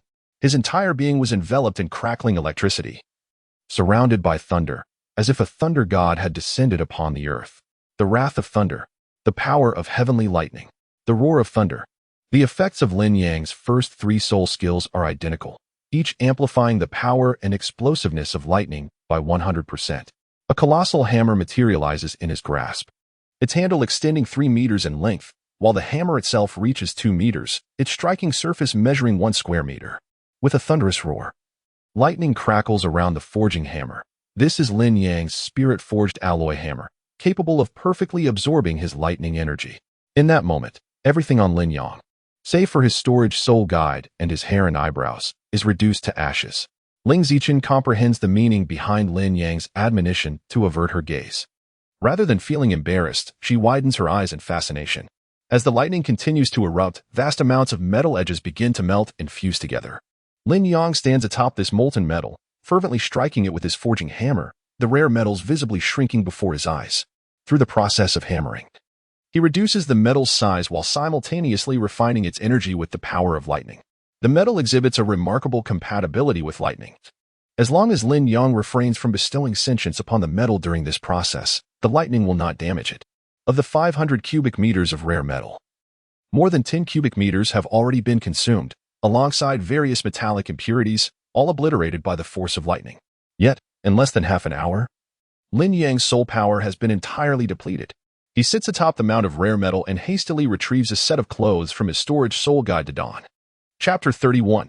For the sake of genetic heritage, Ling Zichen pays no heed to Lin Yang, not even glancing in his direction. She lies beside the metal mound, observing intently. The temperature of the mound has yet to diminish, rendering her hesitant to touch it. Nonetheless, she is certain that it harbors immense energy, ripe for further refining into a source of metal. Ling Zichen activates the control panel of the warehouse to assess the quality of the rare metal's energy. Momentarily taken aback by the figure of 4,032 tons displayed before her, before breaking into a smile. The additional 32 tons emanate from Lin Yang's forging hammer. The reduced volume of rare metal may not weigh 4,000 tons, but the energy contained within is equivalent to that of 4,000 tons of rare metal. Excitedly, Ling Zichen returns to the front of the metal mound and exclaims, quickly, "Do you have any dreams? I shall contact the sect master to help you realize them, and then you can begin collaborating with me on the research of source fusion." Lin Yang took a breath and said, "My dream is to become a master craftsman and the strongest on the continent." Ling Zichen replied with an unchanging expression, "That is not a problem. If you follow me, there will be ample metals for you to forge, and should the research on the fusion of the source spring succeed, you will be the first to utilize it."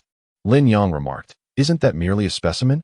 Ling Zichen offered an awkward smile and replied, "Let me assist you in selecting the fierce beast soul bone and the divine medicinal herbs first." Lin Yang's physical recovery was remarkably swift. After leaping down from the metallic mountain, he declared, "Let us proceed. We can continue the forging later." Ling Zichen did not lead Lin Yang elsewhere. Instead, she retrieved a laptop from her storage soul guide, opened a file, and handed it to him. Within were details of 3 soul bones, the only 3 ferocious beast soul bones currently stored by the Tang sect. Choose for yourself. The options presented were as follows: the left arm bone of the 160,000 year old North Sea Octopus King, the right leg bone of the 150,000 year old Evil Demon Orca King, and the torso bone of the 200,000 year old Evil Demon Orca King. Upon examining the 3 soul bones, Lin Yang's lips twitched. There was only one soul bone from a 200,000 year-old ferocious beast. While the other two were remnants of beasts that had survived their first tribulation, the torso bone of the Blackwater mysterious snake had greatly aided Lin Yang, and he had no intention of replacing it. The right leg bone had already been fused, thus the left arm bone of the 160,000-year-old North Sea octopus king emerged as the most suitable choice. Upon opening the document, he encountered the recorded information about the North Sea octopus king, a legendary behemoth of the deep sea, revered as the sovereign of the abyss, possessing strength rivaling that of the ancient bull demon and regenerative abilities akin to the vitality of the blue-silver emperor. This soul bone boasted two soul skills, aptly named ancient power and self-recovery. After a brief glance, Lin Yang stated, "I desire the left arm bone of the 160,000-year-old North Sea octopus king." "Not a problem." Ling Zichen readily acquiesced, her authority within the Tang sect granting her the liberty to make such decisions. She then accessed the records of the Tang sect's exquisite ice and fire duality herbs, which were imbued with wind and lightning elemental martial spirits. However, none of the ice and fire duality herbs were suitable for Lin Yang, leading him to make a selection after a short contemplation. Lin Yang remarked, "I desire the crimson of yearning and heartache." Ling Zichen paused momentarily, a flicker of disappointment crossing his eyes as he inquired, "Have you found a girlfriend?" "Of course." Lin Yang responded with an air of certainty. "You can't still be single, can you?" Ling Zichen felt a sense of affront and retorted, "I am dedicating all my time to contribute to the development of the organization and the Douluo realm." "Oh."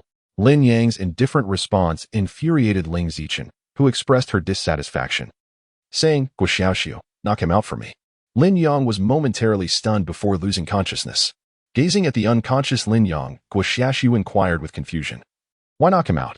Understanding Ling Zichen's character, she knew that such an impulsive act was not in her nature, indicating that there was a deeper motive behind the decision to incapacitate Lin Yang. Ling Zichen sighed, "My parents perished in an explosion related to the research on source fusion. The force of the source explosion is akin to that of a god-slaying soul-guided cannon. I am their only daughter, and their genes must be preserved. The most viable solution is for me to bear a child."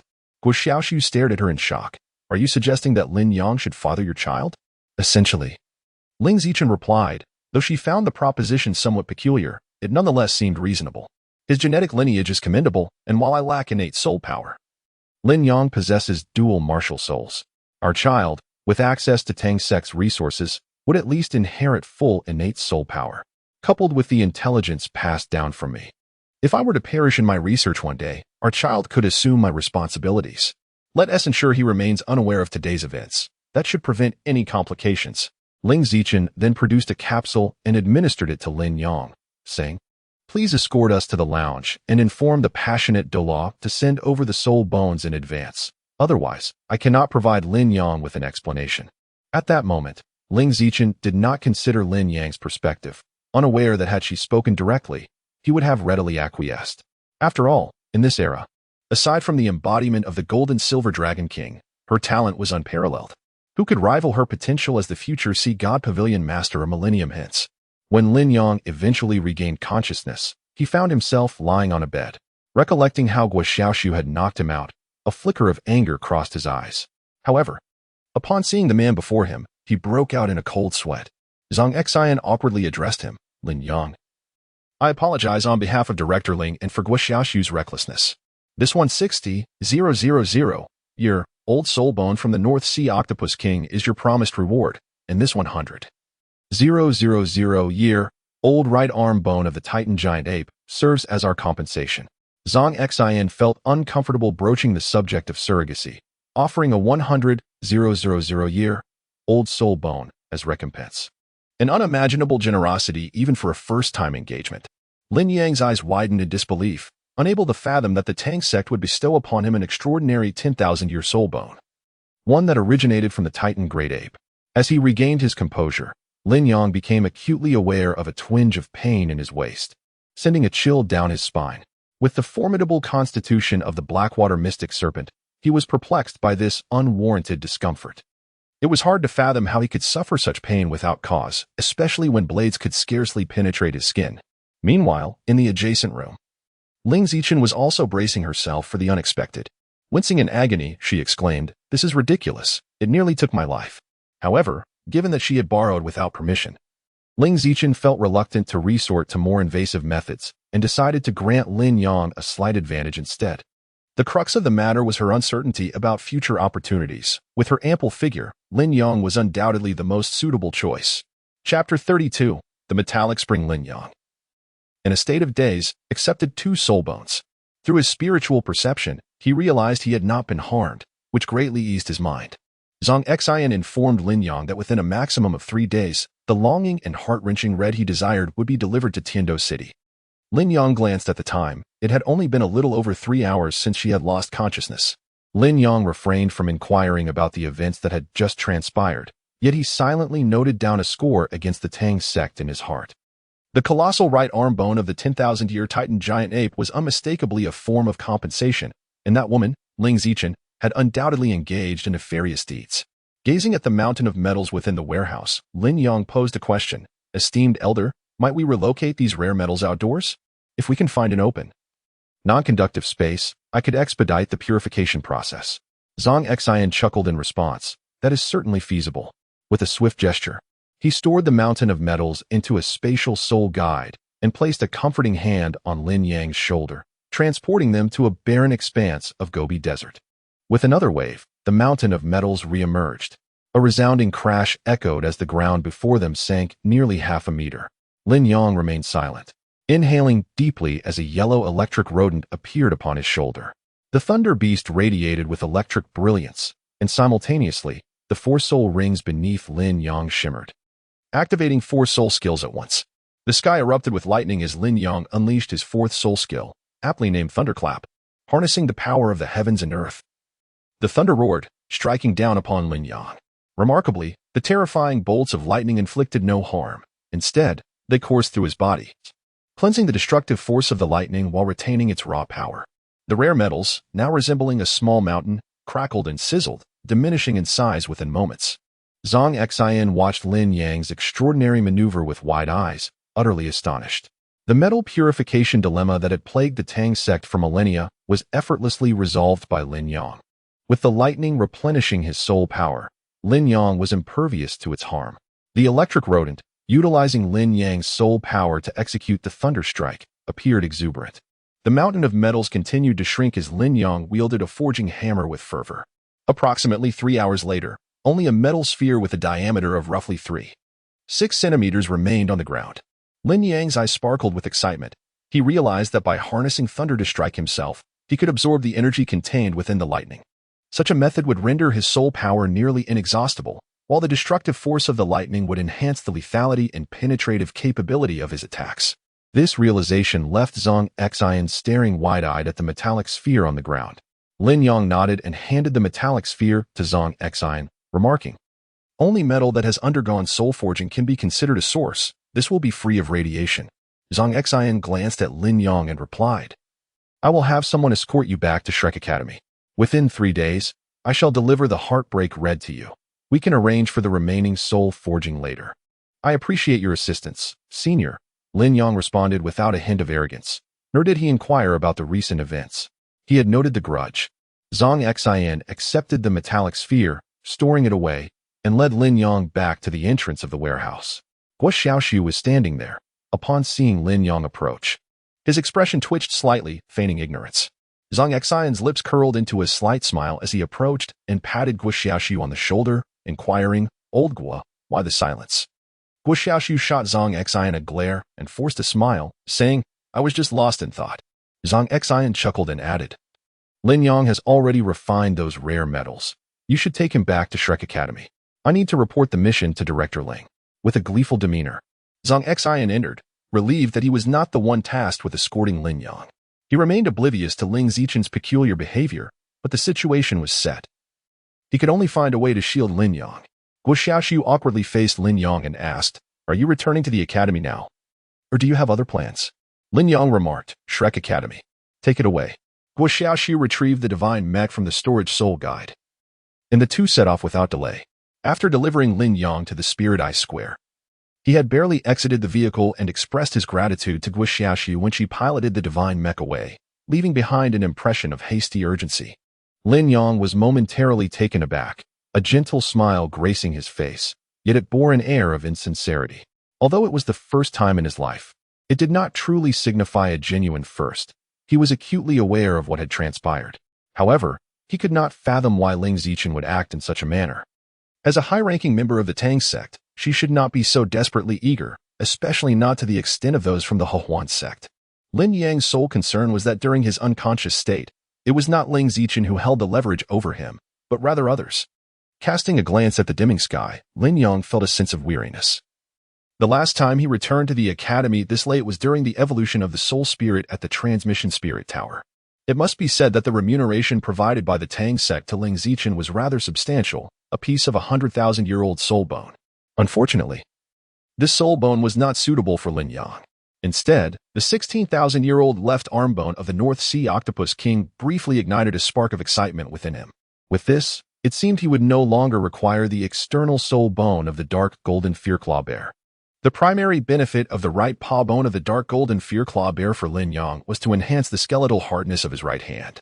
However, after utilizing the soul skill serpent's body derived from the Blackwater profound serpent's torso bone, Lin Yang no longer needed to worry about his physical resilience.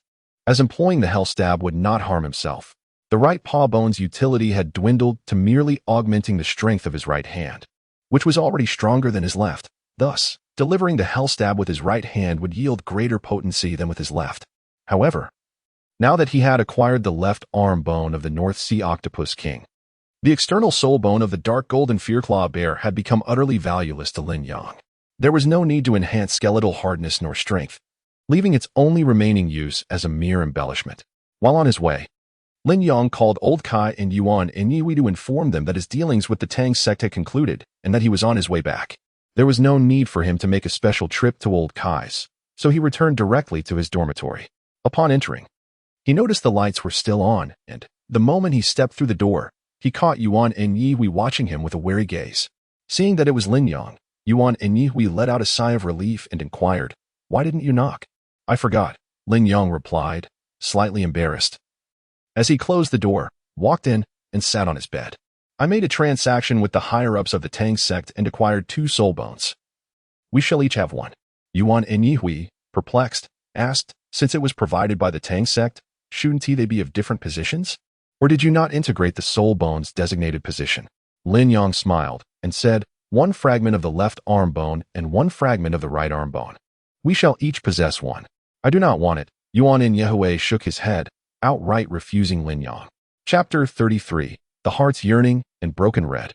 This is a right arm bone from a Titan giant ape that has existed for 100,000 years, yet this soul bone is not suitable for me. There is no need for you to be courteous, simply merge it without hesitation. Lin Yang presented the colossal right arm bone of a 10,000-year-old Titan giant ape to Yuan and Yihui, speaking with earnest sincerity. "Tonight, you shall merge with this soul bone, and I shall assist you in safeguarding the process." Yuan and Yihui replied with resolute determination, "I cannot accept any more of your soul bones. Up until now, I have not done anything to aid you, and considering our relationship, even so, I cannot continually benefit from you." Lin Yang stowed away the colossal right arm bone of the Titan, stating, "Then you shall assist me in safeguarding my spirit as I merge with another soul bone." Yuan and Yihui responded with a cheerful smile, "Certainly." Lin Yang retrieved the left arm bone of the North Sea Octopus King and commenced its fusion. He felt no dissatisfaction towards Yuan and Yihui's refusal. Rather, it was an anticipated outcome.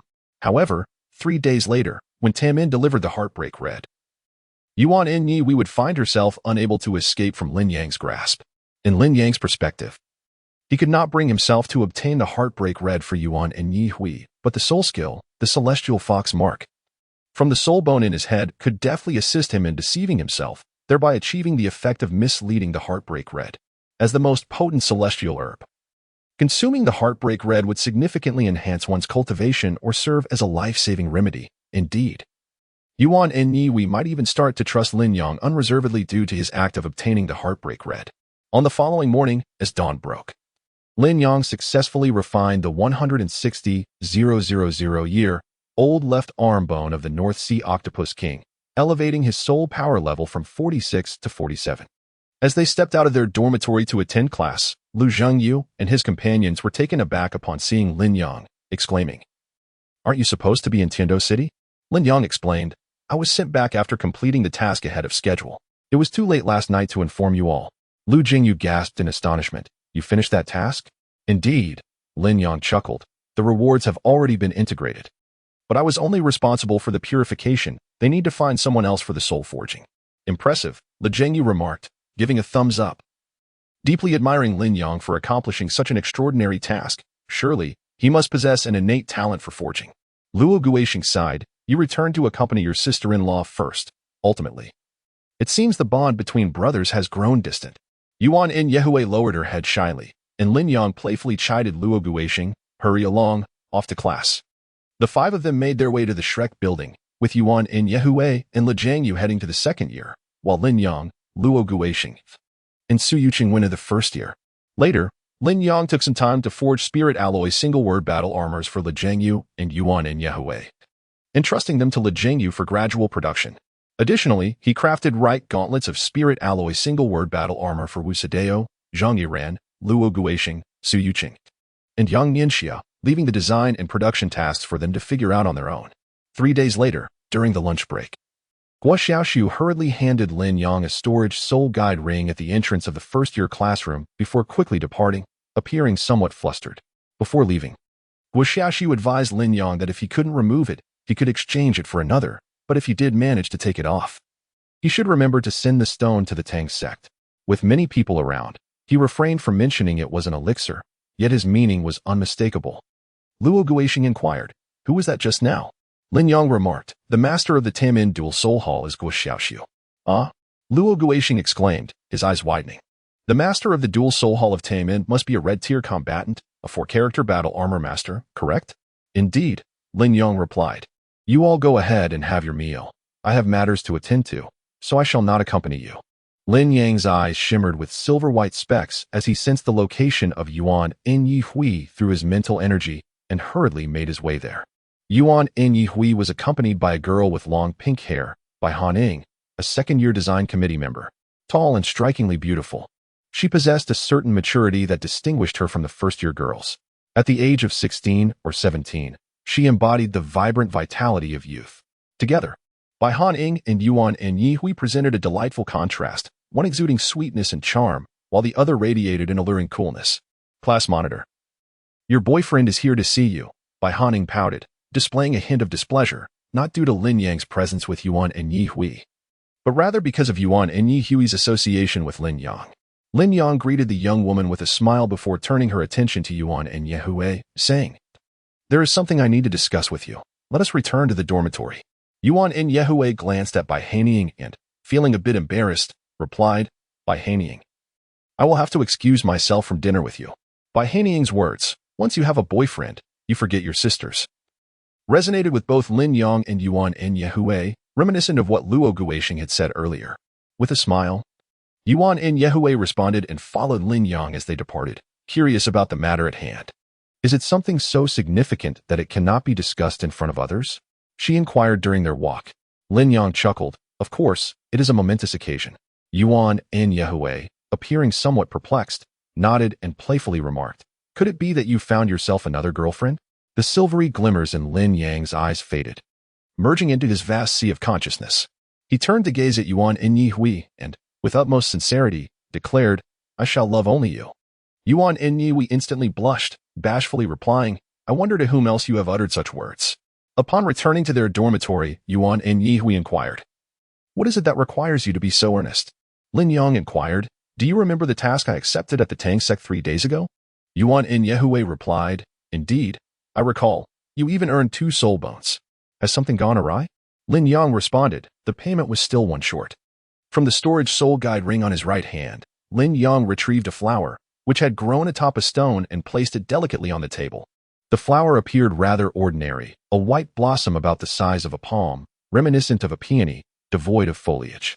Its root was anchored to a substantial, pitch-black stone, which exerted an astonishing weight, causing the table to creak under the pressure. Upon the white flower, several striking crimson petals adorned its form, vivid as blood, imparting a sense of breathtaking allure. Previously, I was your self-proclaimed boyfriend, Yuan In Yihui. Now, are you willing to be my girlfriend? Lin Yang gazed at her, channeling his soul power to force out a mouthful of blood, which he splattered onto the heartbreak red flower. The heartbreak red, having fallen from the black absinthe stone, transformed into a resplendent and vividly alluring bloom, exuding a golden-red hue. Chapter 34. I am willing. Yuan and Yehue stared blankly at Lin Yang and the heartbreak red. And upon regaining his senses, he expressed his heartfelt sentiment. I am willing. The heartbreak red on the table seemed to be overlooked as the two shared a passionate kiss, lingering for several minutes before they finally parted. Yuan and Yehue inquired, what do you intend to do with the heartbreak red? Although the original Shrek 7 monster Xiao Wu had preserved the heartbreak red 2 millennia ago, I feel you could consume it directly. If you do, it would elevate your soul power by at least 10 levels, allowing you to ascend to the rank of Soul King. I share that sentiment, Lin Yang replied, storing away the black absinthe stone and examining the heartbreak red before also putting it away. Lin Yang gazed at Yuan and Yehue with a gentle smile. The right arm bone of the Titan giant ape, which had been lost for 100,000 years, reappeared in his hand. But you must first merge the soul bone, he said. It is not yet the right time. Yuan and Yehue hastily replied, we are still too young. I promise, when you turn 16, I will give it to you. What are you thinking about? Lin Yang lightly tapped her on the head. Go ahead and merge the soul bone. I shall protect you. Got it. Yuan and Yehue pouted, and then with a face full of happiness, she began to merge the soul bone. Lin Yang glanced at the red amaranth in her hand, then cast her gaze upon Yuan and Yehue. Her eyes held a touch of bewilderment. Was this red amaranth a gift from the goddess of love, or perhaps a curse bestowed by her? Lin Yang dispelled the celestial fox mark from the sea of his spirit, yet it seemed that the power of heart-wrenching longing had irrevocably bound him to Yuan and Yehue. After successfully merging with the right arm bone of the 100,000-year Titan giant ape, it was already midnight. She opened her eyes, embraced Lin Yang, who was seated on her bed, and planted a kiss on him before speaking. My soul power level has ascended to level 42. And the soul skills of the soul bone are gravity control domain and Titan sky shatter. Her expression suddenly twisted with uncertainty as she hesitated and said, Lin Yang, as you should know, I possess dual martial souls. The power of the fallen angel martial soul often influences me, which is why, even after breaking through to the soul sect, my fallen angel martial soul has only 2 soul ranks. However, now that I have fused with the right arm bone of the 100,000-year Titan giant ape, it seems that my Titan giant ape martial soul has also been augmented. I feel capable of suppressing the malevolent thoughts instigated by the fallen angel martial soul, and thus, I wish to condense 2 soul rings for you from the fallen angel martial soul. Lin Yang remarked, please do not feel overwhelmed by the pressure I may impose upon you. However, the cultivation of the fallen angel martial soul poses no challenge for me. I have gleaned knowledge about this martial soul from an ancient tome, which suggests it is formed from the powers of the demonic plane. It is said that when a fallen angel soul master transcends to the rank of title Douluo, they unlock the demonic gate, a portal from the demonic realm, bringing devastation and calamity to our world. Suddenly, Yuan and Yehue's body began to tremble, and she nestled into Lin Yang's embrace, her voice quivering with fear. Will you forsake me then? There is a solution, Lin Yang gently reassured her. The demonic gate only manifests one demon lord of quasi-divine strength. I suspect that one of your parents possessed the fallen angel martial soul, and prior to your arrival at Shrek Academy, they might have triggered the demonic gate upon becoming title Douluo. The Yuan N family's inherited martial soul is the Titan Great Ape, which likely indicates that your mother bore the fallen angel martial soul. Indeed, Yuan N Yehue choked on her words. My mother possessed the fallen angel martial soul. Yet I remain unaware of the events that transpired prior. Both she and my father have perished, killed by my grandfather. Unbeknownst to Yuan N Yehue, the truth of her parents' demise was clouded in misunderstanding. She believed her mother had been driven to suicide by Yuan N Tian, while her father met his end at the hands of Yuan N Tian. In reality, her mother had chosen to end her own life willingly, and her father had attempted to follow suit but was sealed and forced to survive. The demonic realm is not as formidable as it seems. If you trust me, when you break through to title Douluo in the future, I will stand by your side. As long as we vanquish all demons, you will sever your ties to the demonic plane. Is that truly the case? Yuan N Yehue gazed at him with hopeful eyes. Despite having accepted Lin Yang's confession earlier that day, she remained engulfed in fear that she might inadvertently bring harm to Lin Yang, fear that their union would be destined for unhappiness. I can enlist the assistance of numerous forward battle armor masters, including Shrek Academy's Chi Tian Douluo, the Light and Dark Douluo, and the Holy Spirit Douluo from that fateful night, as well as Tang's sect's passionate Douluo. They will all lend us their aid. Lin Yang kissed Yuan N Yehue, Her response to Lin Yang was somewhat hesitant. After they parted, Yuan and Yihui said, "Then please protect me, as I am about to condense my soul rings." As dawn broke, Yuan and Yihui successfully condensed the third and fourth soul rings of the fallen angel martial soul, with her soul power level advancing consecutively to 44. "Let us depart. It is time for class," she announced. The remaining time was insufficient for Lin Yang to refine the heartbroken red, so he stated, "After class today, I plan to go to the inner courtyard to cultivate, and I shall request the teacher to protect me while I consume the heartbroken red." "Very well," came the reply. "Since the start of the semester, a month has passed, and I trust that all of you have gained something." Shani addressed the students from the podium. "Our first-year class will engage in an exchange event with the second-year class. The theme of the event is a comprehensive competition encompassing forging, mecha design, manufacturing, maintenance, and practical combat. In order to enhance each student's participation, this time the competition allows for free team formation, with registration to be done through me. Each team may consist of no more than 7 members and no fewer than 3. The representatives from our class will compete against the second-year class in forging, design, manufacturing, and maintenance. Please prepare yourselves. Our class will first conduct internal selections to determine the strongest team to face them." Lin Yang. "Present," Lin Yang responded as he stood up. "After class, please tally the number of participants in each team and report back to me," Shun Yi instructed. "Understood." As soon as class was dismissed, the first-year class erupted with excitement. A competition against the second-year class? What a splendid opportunity. This competition offered additional credits, which were crucial for determining their graduation eligibility and admission to the inner courtyard. Who wouldn't want to seize the chance to earn more credits? Wuxi Duo inquired, class leader.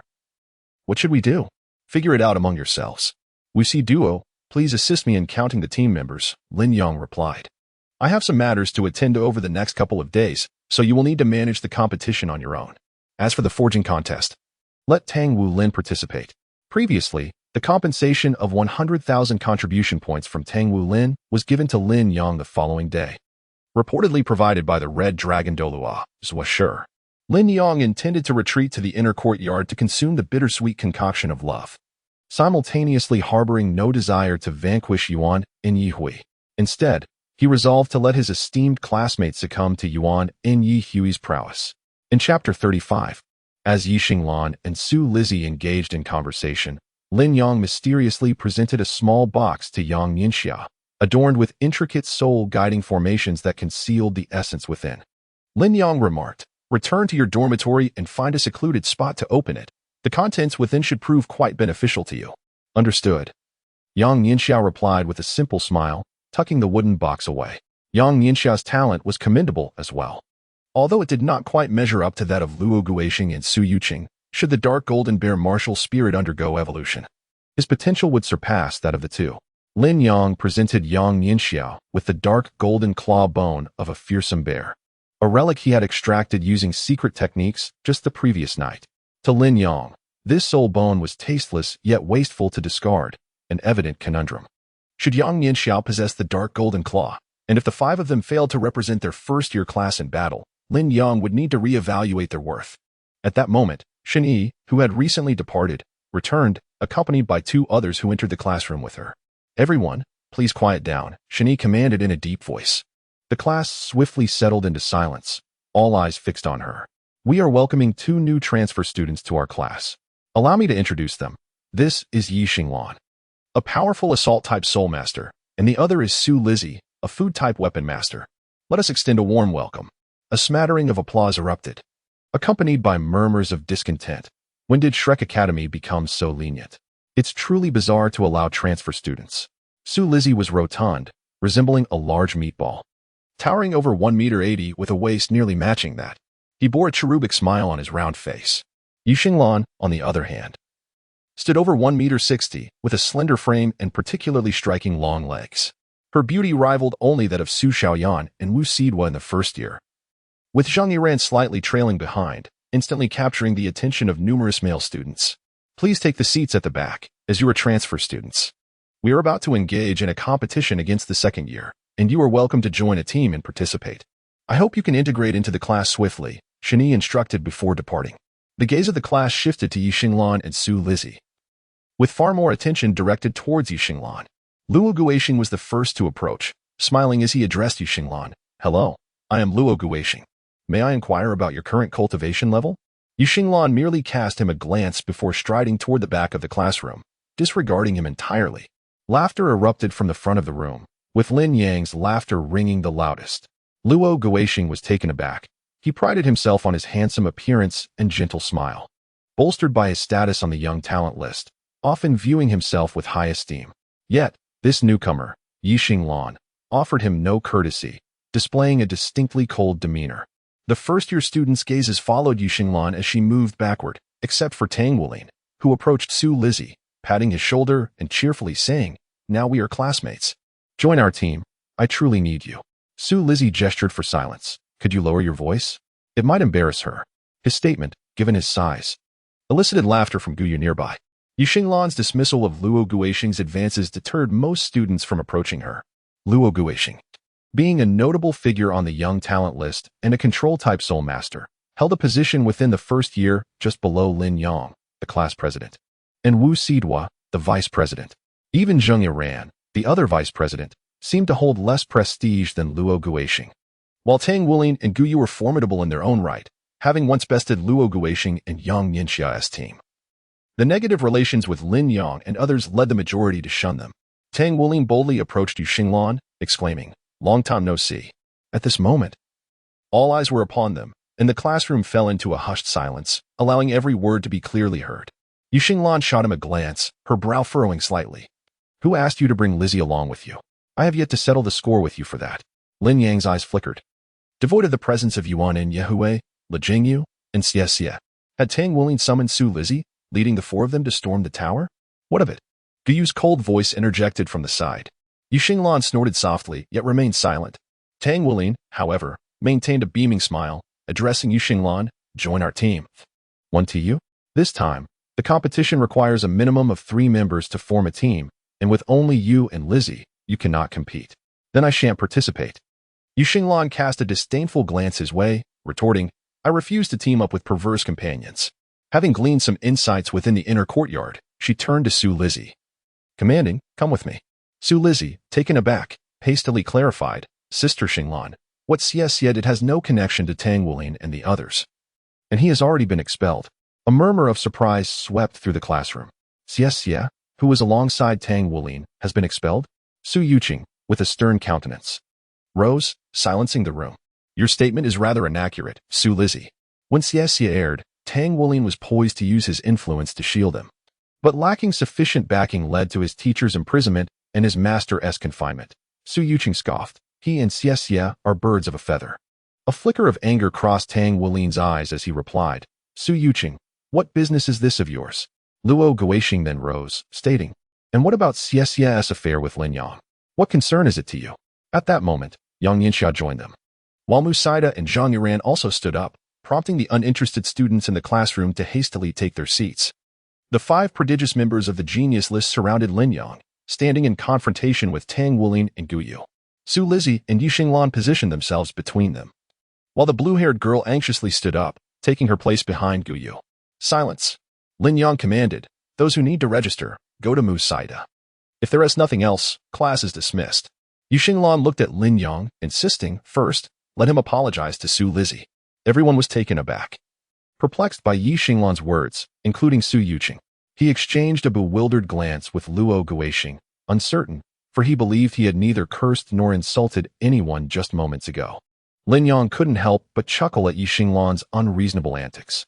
Upon exchanging glances with her, he realized that she was deliberately seeking trouble, perhaps due to her own displeasure. Yet, her mood was of no concern to him. Chapter 36. Yu Xinglan's bet. "I can point out your mistakes, but you cannot do the same to me," Yu Xinglan declared haughtily. "You either apologize to him, or I shall challenge you to a duel." Lin Yang rose and said, "If you wish to fight, I shall accompany you. Let us go." Without a moment's hesitation, Yu Xinglan strode out of the classroom. Lin Yang remarked, "For those wishing to register, approach Danci Duo. Tang Wulin will participate in the forging competition. If unwilling, then Yang Ningxia shall take his place." With that, Lin Yang followed Yu Xinglan out of the classroom, and Su Lizzie hurriedly trailed behind. The remaining individuals in the classroom cast teasing glances at Tang Wulin and his companions. They were quite curious about the discord between Lin Yang and Tang Wulin that could provoke Su Yuqing and Luo Guixing to openly challenge him in such a public setting. You must be the class leader of the first year, Su Lizzie said as he caught up with Lin Yang, forcing a smile. I apologize. Sister Xinglan has been isolated due to some family issues and has transferred from the inner court to the outer court. Her spirits are not particularly high. Lin Yang chuckled. It's all right. I am in a splendid mood today. With that, he shrugged off Su Lizzie and hastily followed Yi Xinglan. The two arrived at the duel arena within the Shrek building, a venue designated for the external academy students to engage in combat. After Yi Xinglan contributed her points, she turned to Lin Yang and said, let us spar. Regardless of the outcome, this matter will come to a conclusion. Lin Yang smiled and said, if you win, we can conclude this matter. After all, you initiated the trouble. However, if I am victorious, it cannot simply end here. Yi Xinglan raised an eyebrow and inquired, what do you propose? Lin Yang replied, if I win, I can forge a set of spirit alloy battle armor for you. As a level 6 blacksmith, I possess the skills to do so. Conversely, should I be defeated, I can still craft the spirit alloy battle armor. But you must assist us in the creation of the mecha. We can enlist others to help with the forging and design of the armor. But your involvement in its production is essential. Yi Xinglan, taken aback, had believed herself to be a prodigy. Yet she was astonished to discover that Lin Yang was a level 6 blacksmith, leaving her with no grounds to refuse. However, glancing at Su Lizzie, who had followed closely, Yi Xinglan said, should I win, the arrangement must also include Su Lizzie's spirit alloy battle armor, along with your assistance in its design. Lin Yang smiled and inquired, what if you lose? You may do as you wish, Yi Xinglan replied with pride. I am a level 5 mecha craftsman, and should I lose, I will serve you for a year. Agreed. Lin Yang readily accepted Yi Xinglan's proposition. She was well aware of Yi Xinglan's potential. Although not as formidable as herself or Yuan and Yehue, she was nonetheless on par with Wu Sidua and Li Zhengyu. In fact, at present, her strength surpassed that of Tang Wulin and was superior to that of Luo Guixing and others. The two ascended to the dueling platform, and a longsword materialized in Yi Xinglan's grasp. The sword gleamed a bright yellow, its blade seemingly adorned with countless twinkling starlights, radiating brilliance even in the daylight. Although no powerful soul force was evident, upon the sword's emergence, Yi Xinglan seemed to vanish, her aura merging entirely with that of the weapon. Yet before Yi Xinglan could make a move, Lin Yang had already appeared behind her, her fingertip poised at the delicate curve of Yi Xinglan's neck. I forgot to mention, I am now a 4-ring soul master, Lin Yang remarked with a smile. You have lost. Yi Xinglan was taken aback, then expressionlessly stated, 2 years of servitude. In addition to the forging and design of Su Lizzie's spirit alloy battle armor, what does servitude entail? Lin Yang smirked. Does that mean anything goes? The influence of the heartbreak red on Lin Yang had been profound, yet she had managed to alter her subconscious through the heavenly fox mark, liberating herself from its grip. However, events began to unfold in an unforeseen direction. A flicker of disdain crossed Yi Xinglan's eyes, but she suppressed it and continued. If you can assist me in eliminating the star fragment Douluo, Yi Chi Feng of the Mingduyu family, I will be yours for life. The Mingduyu family, descended from the 9th-rank soul master Starry Sky Douluo Yi Yulin, had a lineage with constantly evolving martial spirits, including the Star God Sword and Star Saint Sword, alongside various astrological martial spirits. Lin Yang had heard of the family head, Yi Chi Feng, rumored to have conspired with evil soul masters to slay the previous family head, thereby ascending to power, ranked 73rd on the Continental Storm ranking. However, no evidence had surfaced to substantiate his collusion with the evil soul masters, allowing him to remain as the head of the Yi family. Was Yi Xinglan truly from the Mingduyu family? If Lin Yang's memory served her correctly, Yi Chi Feng was a 96th level Super Douluo and a 3-character battle armor master, with a martial spirit of star fragment light, his strength falling short of Lin Yang's mentor. The Silver Moon Douluo Kaiware. Lin Yang readily agreed, expressing no reservations. I became a level 6 blacksmith at the age of 12. It is inevitable that I shall become a master craftsman in the future. However, to eliminate Yi Chi Feng, who colludes with the evil soul master, will require a few more years. Yi Xinglan enunciated each word with gravitas. It must be done now. Understood, Lin Yang replied, nodding. Within a week at most, you shall receive news of Yi Qingfeng's demise. Yi Xinglan solemnly declared, if you can achieve this, then I am yours. It was no wonder that Yi Xinglan felt disheartened upon arriving at the outer academy, harboring a fondness for the sensation of being forsaken, for she had endured such experiences herself. I will contact you afterward, Lin Yang stated. I have matters to attend to, so I shall take my leave. The pressing priority now was to proceed to the inner academy, locate Elder Kai, and request her assistance in safeguarding him, followed by the consumption of the Heartbreak Red. Upon consuming the Heartbreak Red, Lin Yang could elevate his soul power by at least 10 levels. Currently, as a level 47 Soul Master, he could potentially ascend to level 57. Subsequently, he could condense a 100,000-year soul ring and a 40,000-year soul ring, bestowing the 5th soul ring upon both his twin martial souls, thus enabling him to directly break through to level 60 and attain the title of Soul Emperor. As his cultivation was enhanced through the consumption of a celestial-grade herb, Lin Yang need not worry about instability in his foundation. In fact, following his ascension to Soul Emperor, he could immediately begin his studies in soul forging to become a saint craftsman. Upon Lin Yang's arrival at the inner academy, Elder Kai gazed at him in astonishment, exclaiming, "You have plucked the Heartbreak Red for Yuan and Yi Hui, and now you intend to consume it to elevate your cultivation?" Lin Yang elucidated that the herb, known as Heartbreak Red, is said to possess life-saving properties, yet it seems more prudent to utilize it for the enhancement of one's cultivation. Your perspective is certainly valid. Elder Kai remarked, "You may refine it here. With my presence, no one shall harm you." Lin Yang took out the Heartbreak Red, gazing at this exquisite specimen with a somewhat dazed expression. After a brief moment, without any forewarning, Lin Yang bit into the Heartbreak Red and swallowed it. Immediately afterward, he began to refine it using his soul energy. After Lin Yang consumed the Heartbreak Red, a sensation of lightheadedness enveloped him, as though he beheld several fleeting figures, all ultimately transforming into the semblance of Heartbreak Red. You have defiled love. Chapter 37. The Curse of the God of Love. You have defiled love. It resonated like a divine judgment, causing Lin Yang's consciousness to wane. His gaze became distant, yet he clung to the last thread of lucidity. In the name of the God of Love, I curse you to eternally remain bereft of the truest love. Lin Yang regained his senses, and upon opening his eyes, he saw Elder Kai beside him saying, "You have consumed the Heartbreak Red for 3 days now, yet your cultivation has not progressed, which is rather peculiar." "What?" Lin Yang exclaimed, widening his eyes as he hastily employed his spiritual and soul powers to sense every part of his body. Soon, he detected the medicinal essence of the Heartbreak Red in the acupoint within his dantian. Furrowing his brows, he pondered why the medicinal energy appeared in the acupoint designated for soul core condensation when he had not yet formed a soul core. Furthermore, it seemed as though the essence was stored there, untouched by Lin Yang's refinement. After sharing his findings with Elder Kai, she expressed her own confusion, noting that historically, only 3 individuals had consumed Heartbreak Red, and none had done so to enhance their cultivation. Elder Kai suggested, "Let us head to the outer academy. I will take you to inquire with Sister Yali. Today, the first-year students are conducting internal selection matches, and she will be present." Originally, as the dean of the outer academy, Elder Kai was to attend, but she chose to remain in the inner academy to safeguard Lin Yang. "All right."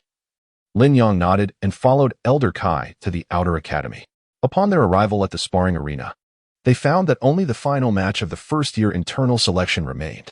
This was the same arena where Lin Yang had sparred with Yu Xinglan 3 days prior, a facility that was the most frequently utilized at Shrek Academy. Generally, one could use this arena for competitions by consuming contribution points. Its greatest advantage lay in its ability to prevent energy leakage while ensuring that at least 7 healing soul masters monitored the matches, ready to tend to any injuries and safeguard the participants' well-being. The spirit Douluo served as the referee, observing from the sidelines. To Lin Yang's surprise, as the final round commenced, the participants included Wu Sidua, Su Yuqing, Yang Yinxia, and Yi Xinglan. Wu Sidua and Yi Xinglan entered the arena together, facing off against Tang Wulin, Gu Yu, Su Xiaoyan, and Su Lizzi. Su Lizzi cast a complex glance at Yi Xinglan, but his eyes burned with anger when he turned to Lin Yang. As the match began, Wu Sidua stood aloof at the edge of the arena, arms crossed, confident that neither the full control soul master nor the food system soul master posed a threat requiring her intervention. Yang Yinxia and Yi Xinglan surged forward, with Yang Yinxia's martial soul having evolved into the dark gold fearsome claw bear, its formidable claws shattering the ice spikes conjured by Gu Yu. Tang Wulin, Gu Yu, and Su Xiaoyan consumed the buns prepared by Su Lizzi, and Tang Wulin charged forward to confront Yi Xinglan, intending for Gu Yu to handle Su Yuqing and Yang Yinxia. Luo Guixing, having been thoroughly countered by Gu Yu during the class leader selection, chose not to participate in the match, wishing to avoid facing her again. Lin Yang gazed indifferently at their match. Unless Tang Wulin and Guyu employed their martial soul fusion technique, victory seemed beyond their grasp. Indeed, in the 4-on-4 contest, Yang Ningxiao withstood Guyu's assault, eliminating Su Xiaoyan and Su Lizzie. Subsequently, she abandoned Su Yuqing to join forces with Yi Xinglan against Tang Wulin. Although Yi Xinglan frowned, she did not decline Yang Ningxiao's assistance. While Su Yuqing occupied Guyu, they managed to defeat Tang Wulin, but Su Yuqing fell in the process. At this moment, Tang Wulin was merely a second-ring soul master, having not yet been accepted as Feng Wuyou's disciple, and Mu Chun had also begun to overlook him, resulting in Tang Wulin's current status as just a soul master.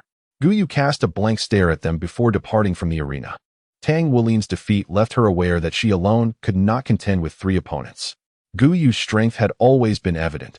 She surpassed Tang Wulin, though not by a significant margin. From the audience, cheers erupted, accompanied by jeers mocking Tang Wulin's arrogance, while others likened Su Lizzie and Tang Wulin to 2 inept individuals conspiring with Xie. Silence.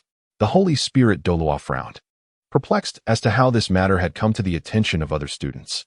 Lin Yang noticed the change in her expression and approached her, saying, "It was Su Lizzie who let it slip. It has nothing to do with me." Yali nodded and inquired, "Aren't you in the midst of your cultivation? Have you not made a breakthrough?" The matter of Lin Yang consuming the extraordinary medicinal herbs is not suitable for widespread knowledge, hence Yali spoke of cultivation. Furthermore, why has Lin Yang's soul power level remained unchanged? Lin Yang pointed to his abdomen and remarked, "The medicinal energy has accumulated here, as if it has been stored without being refined by me." After a moment, he added, "Let me take a look for you." Yali nodded at Shun Yi after speaking. Shun Yi addressed them, saying, "You have triumphed in the class selection competition. Next, you will represent our class in a collaborative battle with Class 1 of the second year. Considering your team currently comprises 6 members, you are entitled to select 1 or 2 additional students from the class to complete your squad of 7, should you require it." Upon hearing this, Wuzido glanced at Lin Yang, who shook his head, prompting her to declare, "We will compete with just the 6 of us." Following this, Shun Yi announced the dissolution of the meeting, and Lin Yang, along with Elder Kai, accompanied the spirit Douluo Yali to the dean's office. Yali scrutinized Lin Yang, extending her finger to press against his abdomen, infusing it with soul power, her brow slightly furrowed. She inquired, "Is it possible that the records of our ancestor Tang San are flawed? The only documented instance of the heartbroken red was for saving a life. Might it be that the heartbroken red itself lacks the efficacy to enhance one's cultivation, and that the medicinal energy stored in the dantian serves solely to save you in times of peril?" Noting that even the spirit Douluo was uncertain about the effects of the heartbroken red, Lin Yang sighed and confessed, "I had hoped to break through to the Soul Emperor directly." Yali chuckled, "At 14, you have already reached level 47. By the age of 15, you could become a Soul King and a Battle Armor Master. There is no need for undue haste." After Lin Yang saluted the 2 individuals, he departed from the office of the dean, feeling an overwhelming sense of frustration and an inability to come to terms with the reality he faced. It was akin to earning 30,000 federal coins in a month, only to suddenly win 300 million federal coins in a lottery, only to have the ticket stolen. With no record of purchase to prove his claim, who could endure such a fate? Yet, there was no recourse. The situation was as it stood. According to the words of the spirit Douluo Yali, there was still a glimmer of hope for salvation. However, Lin Yang recalled the visions that had appeared upon consuming the bittersweet herb. Could they be connected? A curse from the god of love. Chapter 38, The Undercover Intelligence. Lin Yang returned to the student dormitory and discovered that at the edge of Lingbing Square, the 6 individuals representing the first-year competitors were seated here. The second-year students had yet to finish their classes, thus the presence of Yuan and Yehue and Li Jiangyu was not observed. Lin Yang beheld Yu Xinglan and inquired, "How did you come to form a team together?" Yi Xinglan cast a sidelong glance at Su Yuqing and replied, with a frosty demeanor, 3 days prior, "I had a falling out with Su Lizzie. Owing to our wager, I wished to settle matters with them, hence the decision to team up." Luo Guixing chuckled. "Initially, we were reluctant to agree, but then she bested Su Yuqing in a sparring match, and we accepted her into our ranks." Yang Ningxiao questioned, "Class leader, are there still openings in the work-study dormitory?" Wasijuo, Zheng Iran, and Yi Xinglan stood together, expressing, "We all intend to become work-study students, at the very least."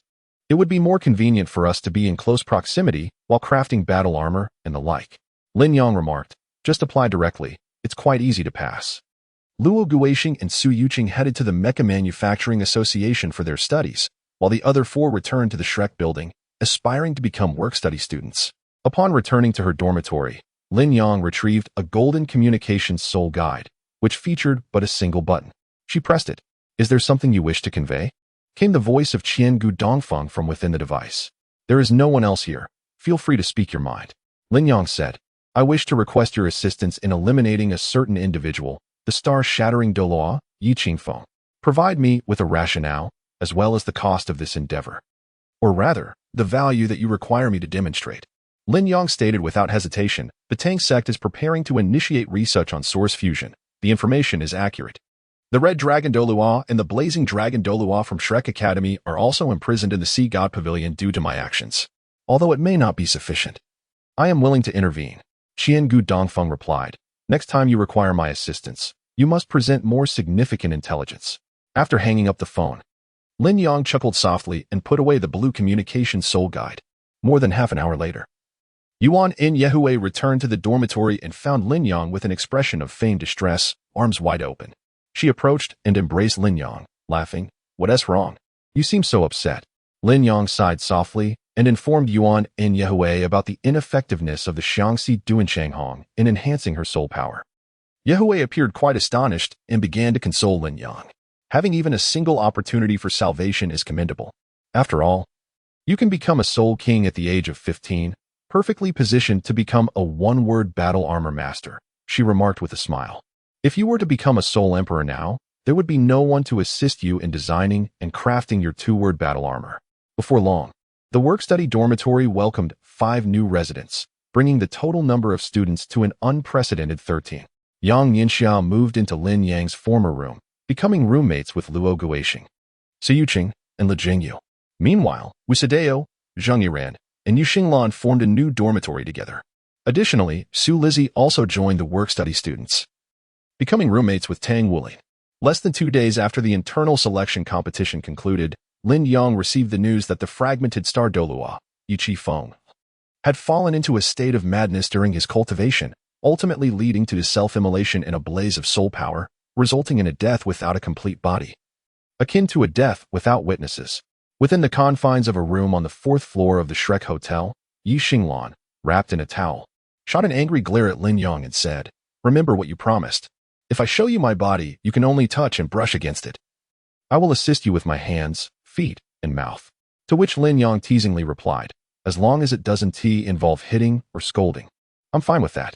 Yi Xinglan's golden hair cascaded down her shoulders, still damp from her recent shower, and her striking azure eyes, framed by long lashes, were captivating. Tossing the towel onto the bed, her fair and delicate skin glowed under the soft lighting, her long legs and rounded form possessing a jelly-like quality. Lin Yang said, Come here. He embraced Yi Xinglan in his arms. The young girl felt a tinge of shyness, yet amidst her perplexed and bewildered gaze, Lin Yang unexpectedly retrieved a hairdryer from his storage soul guide and began to dry her hair. Lin Yang said, Let me dry your hair first, so you don't catch a cold. Yi Xinglan, feeling both embarrassed and annoyed, replied, Could you please refrain from getting too close? You promised me today that you wouldn't come in. If you force me, I swear I'll cut you off. Lin Yang curled his lips, disregarding Yi Xinglan's threats. He had always been resolute. How could he ever deceive her? After drying Yi Xinglan's hair, both her upper and lower sections were also dry, revealing a golden hue. Putting away the hairdryer, he gently cradled Yi Xinglan and placed her on the bed. Lin Yang reached out to grasp her delicate and adorable little foot, which was so petite that it could be held entirely within his hand. Yi Xinglan widened her eyes, her cheeks flushing as she exclaimed, Don't touch my feet. You can't lick there. Definitely not here. After completing the moisturizing treatment for Yi Xinglan, Lin Yang planted a kiss on her lips, though she appeared somewhat disdainful. Upon seeing Lin Yang reclining on the bed, she blushed and sat up, ready to fulfill her promise. Yi Xinglan pinched with her left hand and placed it at the bottom, while her right hand grasped it from above, securing the right hand in place. She then withdrew her left hand, taking hold of the right. After repeating this cycle several times, Yi Xinglan had each hand grasped 3 times. Stealing a glance at Lin Yang, her face reddened as she brought her arm forward, realizing it was the same length as her forearm. Embarrassed, Yixinglan inquired. Why can I notice it usually? Lin Yang remarked. If it can be discerned at a glance, wouldn't that simply be an act of lewdness? Yixinglan's delicate hands rose and fell slowly. At Lin Yang's behest, she stood up, her petite feet gently pressing upon Lin Yang's abdomen. After approximately 10 minutes, Yixinglan descended once more, biting and flailing in a flustered manner, wishing to scold Lin Yang for his excessive demands, yet feeling too embarrassed to voice her thoughts. As the sound of swallowing resonated, it became evident that this was a request made by both Lin Yang and Yixinglan, in a bid to uphold her final boundaries. Yixinglan relinquished all other limits. With their eyes wide open in astonishment, Yixinglan hurriedly licked the corners of her mouth clean before lunging forward. While Lin Yang swiftly rolled away, as if their roles had been reversed, Yixinglan exclaimed with excitement, "How did you manage that? I have directly broken through 2 levels of soul power. I am now a 39th level soul master. If I can have just one more bite, I shall ascend to the rank of soul sect." Lin Yang said with a darkened expression, "Mind your own business. Just stay there and don't move."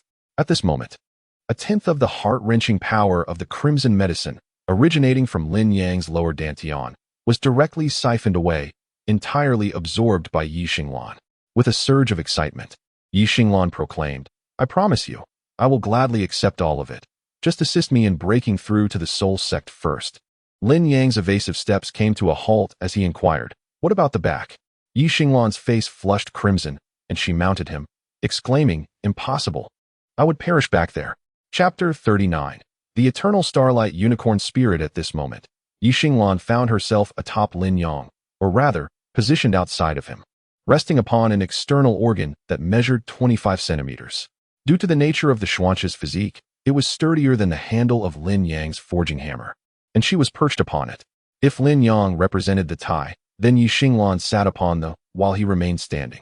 Initially taken aback, fear soon overcame her, and she turned to flee. "Lin Yang, perhaps we should abandon this. I can gradually cultivate and still break through to the soul sect." However, Lin Yang seized her twin ponytails, which he had tied earlier when she had attempted to bite him. Was she not rather arrogant just moments ago? Lin Yang smirked wickedly. "It's too late for regrets now. No, this could be fatal." Yixinglan cried out, her tears flowing freely. The normally aloof and imperious girl was now sobbing uncontrollably, and Lin Yang felt a twinge of compassion. Yet, recalling the 1/10 of the heart-wrenching red medicine he had just lost, he resolutely pulled Yixinglan back. Even if he were to lose another 10th, he was determined to savor this moment.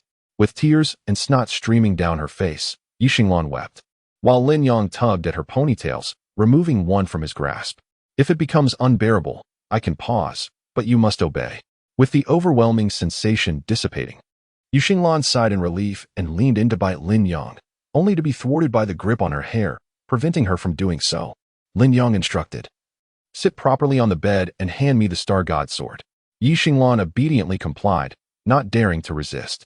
Lin Yang gently brushed the sword against her, causing golden strands of hair to fall to the ground, leaving Yixinglan's face flushed with embarrassment. Lin Yang admonished, "Do not move recklessly. You may injure yourself."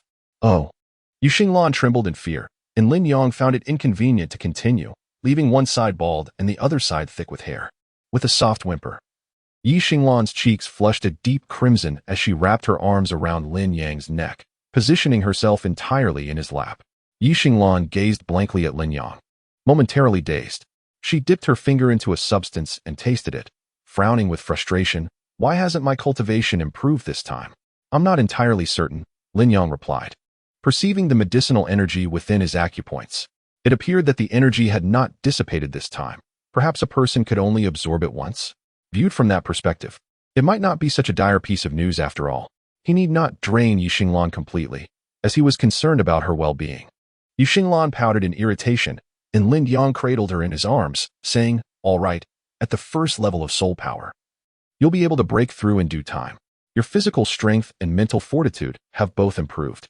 How about I take you to the spirit transmission tower?" Yixinglan inquired, "Are you suggesting that I can evolve into a 10,000-year soul spirit now?"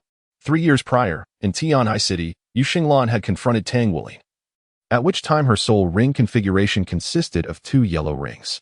She later evolved into a 1,000-year soul spirit, and now, as a soul master, she possessed 3 purple rings.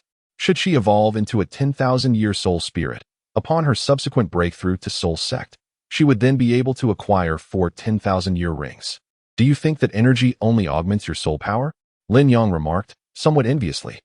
I consumed a celestial-grade herb that could have elevated my soul power by at least 10 levels. Coupled with the condensation of soul rings, I could have directly ascended to Soul Emperor, yet the medicinal energy did not enhance my cultivation. For reasons unknown, a fraction of that energy, 1/10, had been absorbed by you. In addition to elevating your cultivation, your innate talent has also been enhanced, along with your mental strength, physical robustness, and the quality of your soul power. These aspects have all seen improvement. Yi Xinglan's eyes sparkled with intrigue as she faced Lin Yang, asking, is it possible that the methods differ from the first to the second time? Should we attempt it once more? Are you certain? Lin Yang scrutinized Yi Xinglan's expression and replied, perhaps it is best to refrain. I'm concerned that you may end up overexerted. Lin Yang carried Yi Xinglan to the bath, declaring it to be settled, yet the sensations he felt left him at a loss. Without changing locations, they engaged in a playful skirmish within the bathroom. After their refreshing bath, the two departed from the hotel, making their way to the headquarters of the Spirit Tower, the Celestial Spirit Tower. Yi Xinglan, now a level 39 Soul Master, was poised to break through to level 40 and ascend to the rank of Soul Sect within a month or two. However, Lin Yang did not intend to assist her in evolving her spirit. Instead, he wished to guide her in challenging the Spirit Tower to procure a new spirit for her. Should Yi Xinglan choose to evolve her spirit, she would be unable to fuse a new 10,000-year spirit when she eventually reached the rank of Soul King, unless her mental strength attained the Abyssal Realm. Rather than having a configuration of 4 black and 1 purple soul rings at the Soul King level, a combination of 3 purple and 2 black would be aesthetically more pleasing. Lin Yang did not reach out to Old Kai this time. Instead, he contacted Guxiaoxiu, requesting him to secure a quota for a challenge at the Spirit Tower from the esteemed Heavenly Saint Douluo Continent. After Lin Yang and Yi Xinglan completed their challenge at the Spirit Tower, he would hand the Wujue stone over to Guxiaoxiu. Su Xinchuan, a prominent figure within the Spirit Tower, held a status comparable to that of Guo Xiaoxiu from the Tang sect and Kai Yuer from Shrek Academy. Under the guidance of the Heavenly Saint Douluo, Lin Yang and Yi Xinglan set forth to confront the Spirit Tower. Previously, Lin Yang had challenged the Spirit Tower alongside Yuan and Yehui, with the payment for the spirit souls made on site. As a 6th-level forger, Lin Yang was undoubtedly affluent. However, this time, challenging the Spirit Tower with Yi Xinglan proved to be quite arduous, as star-attributed spirit souls were exceedingly rare. They fought their way to the 23rd floor of the Spirit Tower before encountering a formidable celestial spirit, a 16,000-year-old starlight unicorn. This spirit, possessing the highest affinity for starlight, was perfectly suited for Yi Xinglan. In a decisive move, Lin Yang's swift strike pierced the unicorn's neck. Currently, Yi Xinglan's spiritual power had reached the Spirit Sea realm, allowing her to seamlessly integrate with a 16,000-year-old spirit. Initially overwhelmed by pain, she gradually adapted, experiencing the potent effects of the medicinal herbs that enhanced her physical strength. Yet, upon exiting the Spirit Tower and witnessing Su Xinchuan's smile, Lin Yang sighed and silently paid the exorbitant fee of 120 million federal coins. The price of a 10,000-year spirit soul, which couldn't be artificially created, was astronomically higher than that of a 1,000-year spirit soul. Elated, Yi Xinglan embraced Lin Yang and planted a kiss on his cheek. As they departed from the Spirit Tower, Yi Xinglan resumed her aloof demeanor, maintaining a respectful distance from Lin Yang. They arrived at the blue-silver pawnshop, where Lin Yang met with Le Qingyin, Le Zhengyu's aunt, and entrusted her with the Wujue stone. He also requested her assistance in drafting a design blueprint for the Star God Sword Martial Soul's armor. Le Qingyin agreed without stipulating any conditions, as she would require Lin Yang's forging skills for her future soul-forged alloy armor. Chapter 40. A bet with Yuan and Yehui. Upon returning to Shrek Academy, Lin Yang and Yi Xinglan parted ways, not heading back to the work-study student dormitory together. Yuan and Yehui, who was engrossed in her training, looked up at Lin Yang and playfully remarked, "What's the matter? Are you regretting not participating in the exchange event with our second-year students? You, as a first-year class leader, might end up embarrassed. Afraid of being beaten by me, huh?" "Let them talk," Lin Yang replied, sitting on Yuan and Yehui's bed and pulling her onto his lap. "Afraid of you? I'll just spank you first."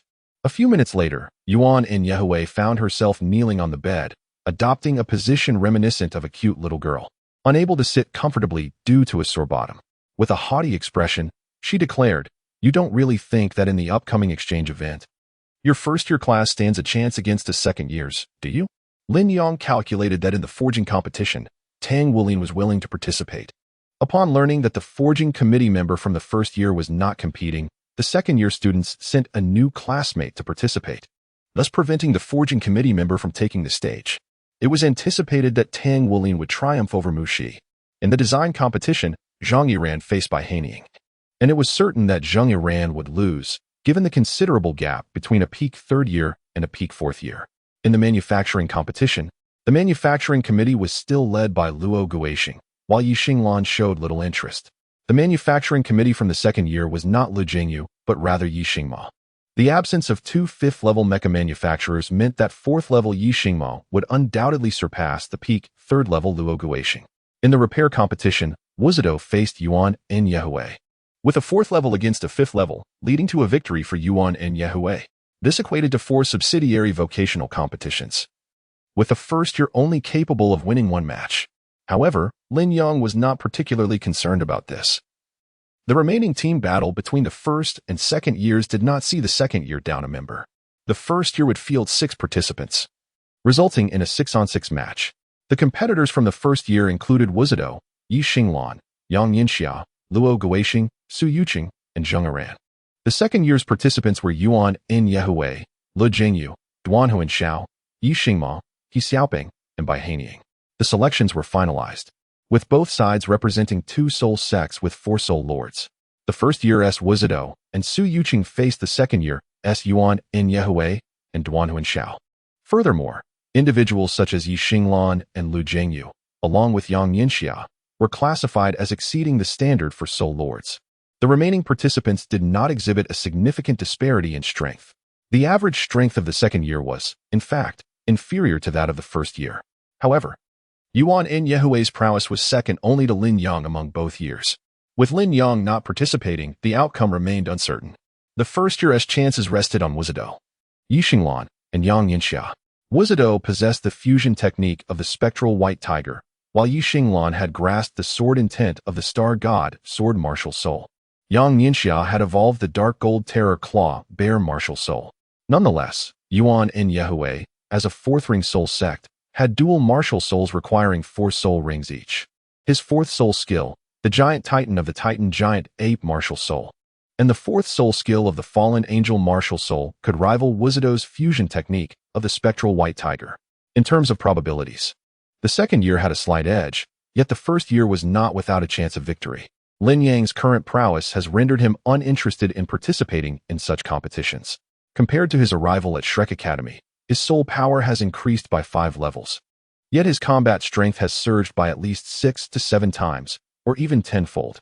Lin Yang inquired, "What if you lose?" Yuan and Yehui confidently replied, "If we were to lose, I shall consent to merge the 2 beds in the dormitory. As long as you refrain from entering at night, you may do as you please. No problem at all." Lin Yang immediately got out of bed and left the dormitory, intending to consult with the 6 first-year contestants regarding their strategy. To triumph over the second-year students, the sole challenge lay in vanquishing Yuan and Yehui. Yuan and Yehui called out to Lin Yang's retreating figure, saying, "If you lose, you shall wash my feet for an entire year." Lin Yang paused, turned her head, and said, "Even if I win, I will still wash it for you. Regardless of being food grade, it must be thoroughly cleaned before it can be placed in one's mouth." Lin Yang summoned all the residents of the 2 dormitories to Lingbing Square. He left Lu Jingyu alone in the boys' dormitory, for as a second-year student, he could not afford to reveal their strategies at this crucial time. Wuziduo inquired, "What is the purpose of gathering us here?" Zheng Yiran complained, "Indeed. The competition is just 2 days away. At the very least, allow us some time for last-minute preparations." Lin Yang urged, "Please tell me your soul power levels and the configuration of your soul rings." At present, Wuzido is a level 41 soul master. Prior to enrolling in Shrek Academy, with a soul power level of 39, her phantom spirit cat martial soul possessed 3,000-year soul rings. At that time, Wuzido fused a new 1,000-year soul spirit, which allowed her white tiger martial soul to condense a new soul ring, subsequently breaking through to level 40. She then condensed the 4th soul ring for her phantom spirit cat martial soul, achieving level 41. Wuzido currently possesses 2,000-year soul spirits, the 1,000-year phantom spirit cat, and the 1,000-year two-winged demon tiger. The 1,000-year phantom spirit cat soul spirit has allowed her to condense the first 3 soul rings of her phantom spirit cat martial soul, while the 1,000-year two-winged demon tiger soul spirit has contributed the first soul ring to her white tiger martial soul and the 4th soul ring to her phantom spirit cat martial soul.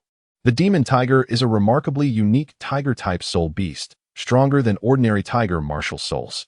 As the saying goes, like a tiger with wings. A tiger martial soul with wings possesses strength comparable to the most elite white tiger martial soul. The wings of the demon tiger grow as one's cultivation level increases, with records of a 6-winged demon tiger existing 100,000 years ago. The 6-winged demon tiger, residing at the pinnacle of the soul beast hierarchy, manifests abilities of light, blazing fire, hurricane, and a unique demonic attribute, which is the very origin of the term demon in its name. The demonic attribute of the 6-winged demon tiger harmonizes perfectly with the dark attribute of the phantom spirit cat martial soul, while its light attribute complements Wizido's white tiger martial soul exquisitely. Su Yuqing is also a level 41 soul master, possessing 200-year soul spirits, which are 4 yellow 100-year soul rings. His frail physique prevents him from evolving his soul spirits. Yi Xinglan, at level 39, has 3,000-year soul rings. However, should she manage to break through to level 40, thanks to the recently fused 16,000-year Starlight Unicorn soul spirit, she would directly acquire a 10,000-year soul ring. Yang Yinxia, a level 37 soul master, possesses 3,000-year soul rings.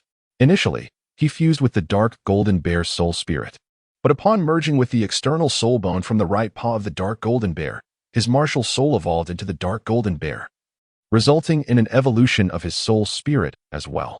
Luo Guoxing, also a level 37 soul master, holds 3,000-year soul rings, boasting a soul power level 1 tier above Yang Yinxia.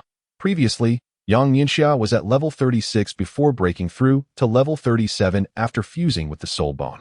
Finally, Zheng Yiran is a level 36 soul master, the weakest among the 6, with a less favorable soul ring configuration of 2 yellow and 1 purple.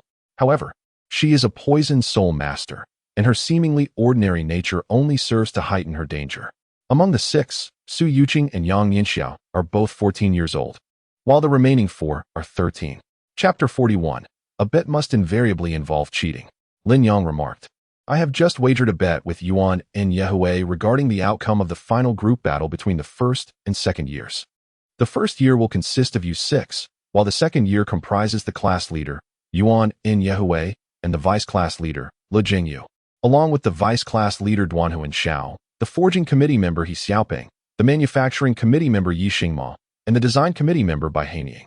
3 years ago, a group of prodigious students participated in the Tian High Performance competition alongside Yu Xinglan. At that time, Yu Tianhe served as the class leader, and Ning Shuer was the vice class leader, both of whom have since entered the Inner Academy. Yuan and Yehui was previously the vice class leader, and with Yu Tianhe now in the Inner Academy, she has ascended to the role of class leader, with Duanhuan Xiao and Le Jingyu taking on the responsibilities of vice class leaders. Wuxi Duo, intrigued, inquired, what will happen if you lose? I shall wash her feet every night for a year, Lin Yang replied unabashedly. That is my punishment for losing. However, should you be defeated, the subsequent supply of spiritual alloy will be delayed until I have completed the foot washing. The 6 who initially intended to mock Lin Yang immediately adopted a serious demeanor, seeking information about the second-year students. This was not an underhanded tactic, as they were all work-study students, and with Lin Yang acting as an undercover agent, Yuan and Yehui and Lu Jingyu were aware of some of their abilities. Yi Xinglan observed, thus, we need only exercise caution around Yuan and Yehui, the second-year student. Yu Xingma poses a challenge for her, yet the others are not exceptionally formidable. Le Jingyu may at best match her prowess. The sole complication lies with Yuan and Yehui, whose 4th soul skill, derived from her twin martial spirits, is not inferior to Wuxi Duo's own soul fusion technique, the Nether White Tiger. Consequently, the odds are not in your favor. Lin Yang was devising tactical arrangements for them. Although Yuan and Yi Hui possessed formidable strength, it also entailed greater consumption of resources. Thus, to vanquish Yuan and Yi Hui, it was imperative to first defeat Bai Hanying. Yang Yinxia chuckled and remarked, I shall not inquire about what you stand to gain from your victory, but is this wager not of utmost significance? Lin Yang said earnestly, It's particularly crucial. Please take me to the Ascension Spirit platform. Yang Nianxiao replied, if I can evolve my soul spirit into a 10,000-year soul spirit, I will possess a 10,000-year soul skill, significantly enhancing my strength. After merging with the soul bone and evolving her martial spirit, Yang Nianxiao's mental prowess successfully broke through to the Spirit Sea realm, allowing her to make a remarkable leap forward and experience a surge in her mental energy. Lin Yang did not decline his goodwill. He nodded and said, my good brother, in 2 years, I shall find a way to bring you a piece of a head spirit bone. At that time, it will elevate your spiritual power to the Spirit Abyss realm, allowing you to merge with a new 10,000-year spirit when you break through to Soul King, ensuring that you will no longer be limited to merging with a 1,000-year spirit. This fellow has gotten ahead of me. Luo Guoxing and Su Yuqing exchanged glances. Yet neither of them could meet the requirements for evolving their spirits. Zhang Yiran hesitated and asked, if your girlfriend is poisoned, does it not pain your heart? Lin Yang remarked, it matters not. Our victory is paramount. At that time, the spirit Douluo will assist her in detoxification. He did not doubt Zhang Yiran's capabilities. Rather, he felt she might not possess the prowess to poison Yuan and Yehui. Wu Saida expressed, if you can enhance my mental fortitude and physical strength, I could evolve the twin-winged demon tiger spirit into a 10,000-year spirit, thereby bestowing 2 new 10,000-year spirit rings upon the white tiger martial spirit. In that instance, my nether cat martial spirit would be adorned with 3 purple and 1 black spirit ring, while the white tiger martial spirit would boast 3 black 10,000-year spirit rings. Currently, Wu Saida's spirit power stands at level 41. Upon condensing 2 spirit rings, her level could ascend to 43, enhancing her strength by 2 or 3-fold. Yixinglan stated, if you could provide me with a portion of those medicinal effects, I could break through to the Spirit Master rank and condense a 10,000-year spirit ring. I would then confront Yuan and Yehui. Yixinglan brimmed with confidence. She was a prodigy among prodigies, capable of effortlessly vanquishing foes beyond her level. The fact that the 4-ring Yixinglan could compel the Soul King-level Mo Ju to don battle armor attests to her formidable combat prowess.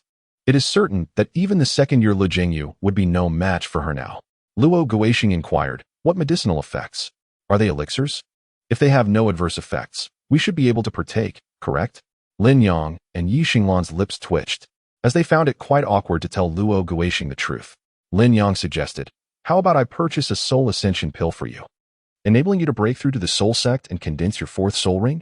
Perhaps it's best to refrain, Yixinglan replied, her gaze playfully teasing Lin Yang. For it was not her who was in dire need at present. Internally, Yixinglan grappled with conflicting emotions, while she yearned to triumph over Yuan and Yehui. She simultaneously wished for Lin Yang to prevail in the wager against Yuan and Yehui. Lin Yang said, how about this? You all return first, and Wizido will come with me. Tomorrow, I will take Wizido and Yang Nianxia to evolve their souls. Lin Yang, having reversed the influence of the heartbroken red through the heavenly fox mark, found himself navigating a different course. Nevertheless, he maintained his own principles. He was still fundamentally human. While coercion and temptation could be employed, he would not resort to using the heavenly fox mark to compel others, as that would only reflect his ineptitude. As he walked through the Lingbing Square, Wu Sua's eyes sparkled with anticipation. Unlike Lin Yang, who had reservations about merging a new soul spirit with Yixinglan, she viewed the early evolution into a millennium soul spirit as a fortuitous opportunity. Upon her ascent to the Soul King rank, she could easily integrate a 1,000-year soul spirit to solidify her soul ring. All she needed was to wait until she broke through to the Lingyuan realm of mental prowess to evolve through the Ascension platform. Wu Sua smiled and inquired, what method do you intend to employ to enhance my physical strength and mental power? If it involves taking potions, I am open to the idea, as securing your victory in the wager is paramount. While the consumption of potions may carry certain side effects, they were negligible.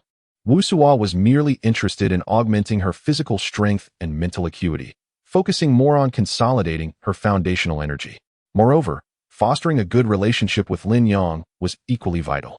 A future divine craftsman, a paragon of talent, a limit Douluo transforming into a divine craftsman. Such a prospect was indeed formidable. Recently, Wu Sua had learned about alloys and had heard whispers of the legendary divine alloy. Thus, she pondered whether Lin Yang, upon becoming a limit Douluo and engaging in heavenly forging, could potentially create the divine alloy. There are 2 approaches, Lin Yang explained. Your physical strength is not a concern, given your innate talent as a twin martial soul, particularly with a beast martial soul. Therefore, the primary focus is on your mental prowess, which must reach the Linghai realm. Currently, the method involves taking the Minghun pill, a substance that enhances mental power without any side effects, capable of elevating your mental strength to the Linghai realm. Chapter 42. Everyone wishes to train with Lin Yang. There is another method. Have you heard of celestial grade herbs? Though they are incomplete, they can directly elevate your soul power by 2 levels, also enhancing your physical strength and mental acuity, thereby improving your innate talent. Wu Sua's eyes lit up at this prospect. Can I choose the celestial grade herb? Lin Yang feigned a sense of conflict, her hesitance causing Wu Si Duo great distress. Perhaps it would be best to abandon this notion. I shall procure a soul essence pill for you. After consuming it, I will accompany you and Yang Ningxia to evolve your soul spirit. Wu Si Duo inquired. Is there something unspeakable regarding that celestial grade herb? Despite feeling somewhat embarrassed about requesting such a precious item from another, the extraordinary value of the celestial herb compelled Wu Si Duo to abandon her reticence. Indeed, Lin Yang replied, I previously consumed a celestial grade herb, yet I was unable to refine its potency, which remains unabsorbed within my body, specifically in the meridian that condenses the soul core in my lower dantian. Just now, Yi Xinglan acquired 1/10 of its potency. I surmise that each individual can only obtain a similar fraction, though it might also be an unintended gain on her part. Wu Si Duo suggested, then why not share a portion with me? After all, you cannot refine it. She added, somewhat shyly. Your talent has been clearly established as superior to ours. When we form a team, we shall all follow your lead. It is not that I am unwilling, Lin Yang contended, but rather that the method is somewhat unconventional. Lin Yang raised her hand, causing Wu Sideo, who was about to speak, to swallow her words. Lin Yang continued, in any case, I will first procure a life soul pill. If you wish to know how to obtain the potency of that celestial herb, you may inquire with Yi Xinglan, though she may not be inclined to share. As Lin Yang departed, Wu Sideo muttered, so mysterious. Suddenly, she paused, contemplating a possibility that made her cheeks flush with embarrassment, yet she found it somewhat perplexing. A woman as proud as Yi Xinglan shouldn't resort to such measures for the sake of enhancing her strength, should she? The life soul pill, a substance capable of directly augmenting one's mental prowess, held immense value. Lin Yang purchased one for 37 million Federation coins. It is worth noting that Lin Yang had acquired both the Thunder Beast Soul Spirit and Yuan En Qianxiu's Diamond Monkey Soul Spirit for merely 30 million Federation coins, underscoring the exorbitant cost of the life soul pill. However, if one were to consume the life soul pill, even a soul master with innate soul power at the first level could potentially ascend to the realm of soul sect, or even soul king, by virtue of exceptional mental strength. Moreover, for soul masters with decent innate talent, consuming such a pill could pave the way to becoming a soul emperor, with aspirations of reaching soul saint. Yet, for prodigies endowed with innate full soul power, the sole function of this pill is to elevate mental prowess, and nothing more. Upon returning to the dormitory, Wu Sideo was met with astonished gazes from Yi Xinglan and Zhang Yiran, who wondered how she had returned so swiftly. As both Wu Sideo and Zhang Yiran served as vice-class leaders and were acutely aware of their power disparity, Zhang Yiran did not exhibit much arrogance in Wu Sideo's presence. Zhang Yiran inquired, weren't you with Lin Yang? Wu Sideo nodded, explaining, he went to procure a life soul pill for me, which can elevate my mental strength to the spirit sea realm, as I possess dual martial souls. Both being beast martial souls, my physical fortitude is not a concern. A life soul pill? Zhang Yiran nodded, acknowledging its formidable effects, but noted that it is rarely purchased unless one possesses dual martial souls or has inadequate mental strength, merely elevating one's mental prowess to the spirit sea realm, rather than the spirit abyss realm, is generally unnecessary unless one seeks to evolve a soul spirit or lacks sufficient mental strength to fuse with an additional soul spirit, primarily. The exorbitant price teeters most. Wu Sideo hesitated, glancing at Yi Xinglan, and asked, Lin Yang mentioned that you too had a training method. He said if I was curious and wished to try it, I might consult you. Fearing Yi Xinglan might not comprehend, Wu Sideo elaborated. He implied it could potentially elevate soul power by 2 levels. Yi Xinglan was momentarily taken aback, realizing what Wu Sideo meant. She was still experiencing lingering pain but bore it for the sake of pride, feigning that nothing had transpired. You should ask him, Yi Xinglan replied, unable to voice such matters herself. After all, the method purportedly enhances soul power, as well as mental strength and physical endurance, without side effects, albeit with a challenging process. Could I not also give it a try? Zhang Yiran interjected. If I could break through as well, the effects should not be insignificant. Both Yu Xinglan and Wu Sideo remained silent, acutely aware of the implications. Zhang Yiran tilted her head, questioning, why are you both silent? At that moment, Wu Sideo's communication soul guide chimed. She glanced at it and remarked, Lin Yang is calling. I must step out. After Wu Sideo exited, Zhang Yiran turned to Yi Xinglan and inquired, what exactly is that training method of yours? It has no side effects and can elevate soul power by 2 levels, alongside mental strength and physical endurance. Yi Xinglan responded coldly, you may inquire with Lin Yang yourself. With that, she returned to her bed, assuming a meditative position for her training. TCH, Zhang Yiran scoffed, dismissing the lack of response, and decided to seek out Lin Yang for answers. Wu Sideo arrived at the Shrek Academy training room, where Lin Yang awaited her, presenting her with a wooden box that emanated a faint, alluring aura. Lin Yang remarked, you should head to the training room and consume it. Tomorrow is conveniently the weekend, and the competition is just a day after that. There is still time. All right.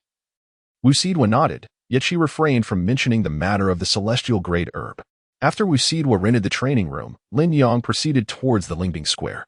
The training rooms at Shrek Academy were exceedingly secure, ensuring no danger would befall them, thus Lin Yang need not guard Wu Sidwa.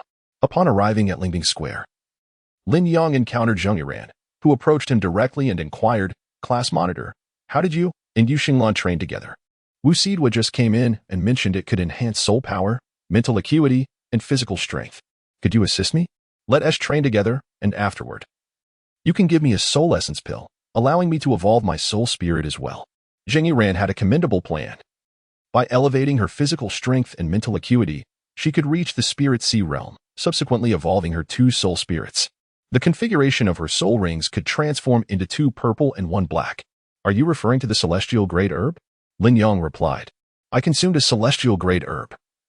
Yet the medicinal power was not absorbed. Instead, it was stored in the lower dantian's acupoints. Previously, Yu Xinglan absorbed 1/10 of it and could no longer take in more. It seems that each individual can only absorb it once. And I cannot guarantee that you will be able to receive that medicinal power. Chapter 43. Accompanying Zhang Yiran and training. Zhang Yiran responded, that is fine. Let us give it a try. If we fail, it's no big deal. She pointed to the acupoint Lin Yang indicated in the lower dantian. And upon confirming its location, she moved her finger slightly lower, stating, this is essential for training. Zhang Yiran's face flushed with embarrassment as she retorted, if you're not afraid of being poisoned by me, then come along. Are you brave enough? Lin Yang teased, we could go to the Shrek Grand Hotel right now. Then let us go. Zhang Yiran glared fiercely at Lin Yang, having already resolved to render his thing unusable. If it were to withstand the poison, it would only prove that Lin Yang was indeed her destined partner. The members of the Bailan Serpent clan predominantly possess the Bailan Serpent martial spirit, with some awakening the Bailan Serpent Emperor, representing the main lineage. From birth, they accumulate a significant amount of toxins within their bodies, which do not harm them but rather continuously enhance their cultivation. Zhang Yiran was no exception. She effectively possessed a unique fallen angel martial spirit, allowing her to cultivate independently, albeit at a slow pace, and she could not condense her soul rings alone. Should she consume poison for training, Zhang Yiran's cultivation speed would increase. But the toxins within her would begin to affect her adversely. Moreover, apart from her saliva, her body was entirely toxic. For instance, her blood contained the most lethal toxins, rendering those leading the charge at great risk. True to her word, Zhang Yiran followed Lin Yang to the Shrek Grand Hotel, registering a room with her identity card. Although under 18 as soul masters, they were exempt from the rules that ordinary individuals must abide by. Upon entering the hotel, Zhang Yiran's earlier arrogance dissipated, and she lowered her head, timidly being led by Lin Yang into the hotel room.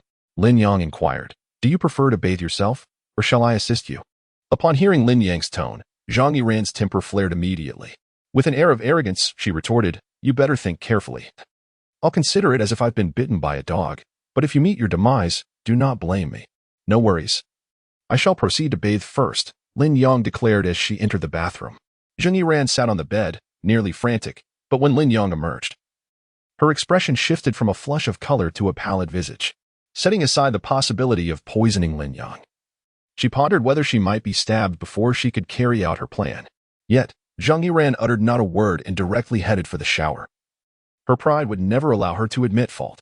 When Zhang Yiran finally exited the bathroom, Lin Yang seized her, yanking away her towel, and was momentarily dazzled. Though she may have been flat-chested, Zhang Yiran possessed a certain toxicity. Her presence was enough to leave a barren ground in her wake. "What are you doing?" Zhang Yiran exclaimed, startled by Lin Yang's actions. Gritting her teeth, she crossed her legs defiantly, extending her foot toward Lin Yang. With an air of superiority, Zhang Yiran declared, "Do you wish to play? Start by licking my foot." Ah. Zhang Yiran was taken aback by Lin Yang's boldness, her surprise palpable. Yet, as Lin Yang drew nearer, she attempted to close her legs, only to have Lin Yang pry them apart. "Aren't you concerned about the filth?" Zhang Yiran regarded Lin Yang with a look of disdain, her expression utterly fitting. "Well, isn't it your turn now?" Lin Yang replied as she settled back onto the bed, spreading her legs and stating, "One cannot pour oil into a freshly washed pot. It must be dried first, or it will splatter." The same principle applied to Zhang Yiran. Entering directly would surely lead to disaster. "Impossible." Zhang Yiran turned her head away, refusing to acquiesce to Lin Yang. "But you were the one who suggested it." Lin Yang, refusing to indulge her whims, bound her hands and feet with tape, even securing her mouth. Zhang Yiran's eyes widened as she shook her head frantically. Tears streaming down her face, fear began to seep in, but it was too late.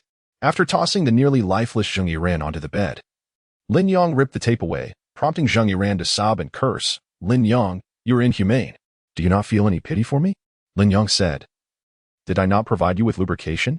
However, if you are unwilling, then it can only be half lubricated." Lin Yang continued, "Let us further perceive your soul power. Has it reached a breakthrough?" Zhang Yiran's physical strength had significantly increased. Her mere tears indicated that she was still alive. Her physical resilience was undoubtedly stronger than before, and her mental prowess had attained the initial stage of the Spirit Sea realm, with her soul power level rising to 38.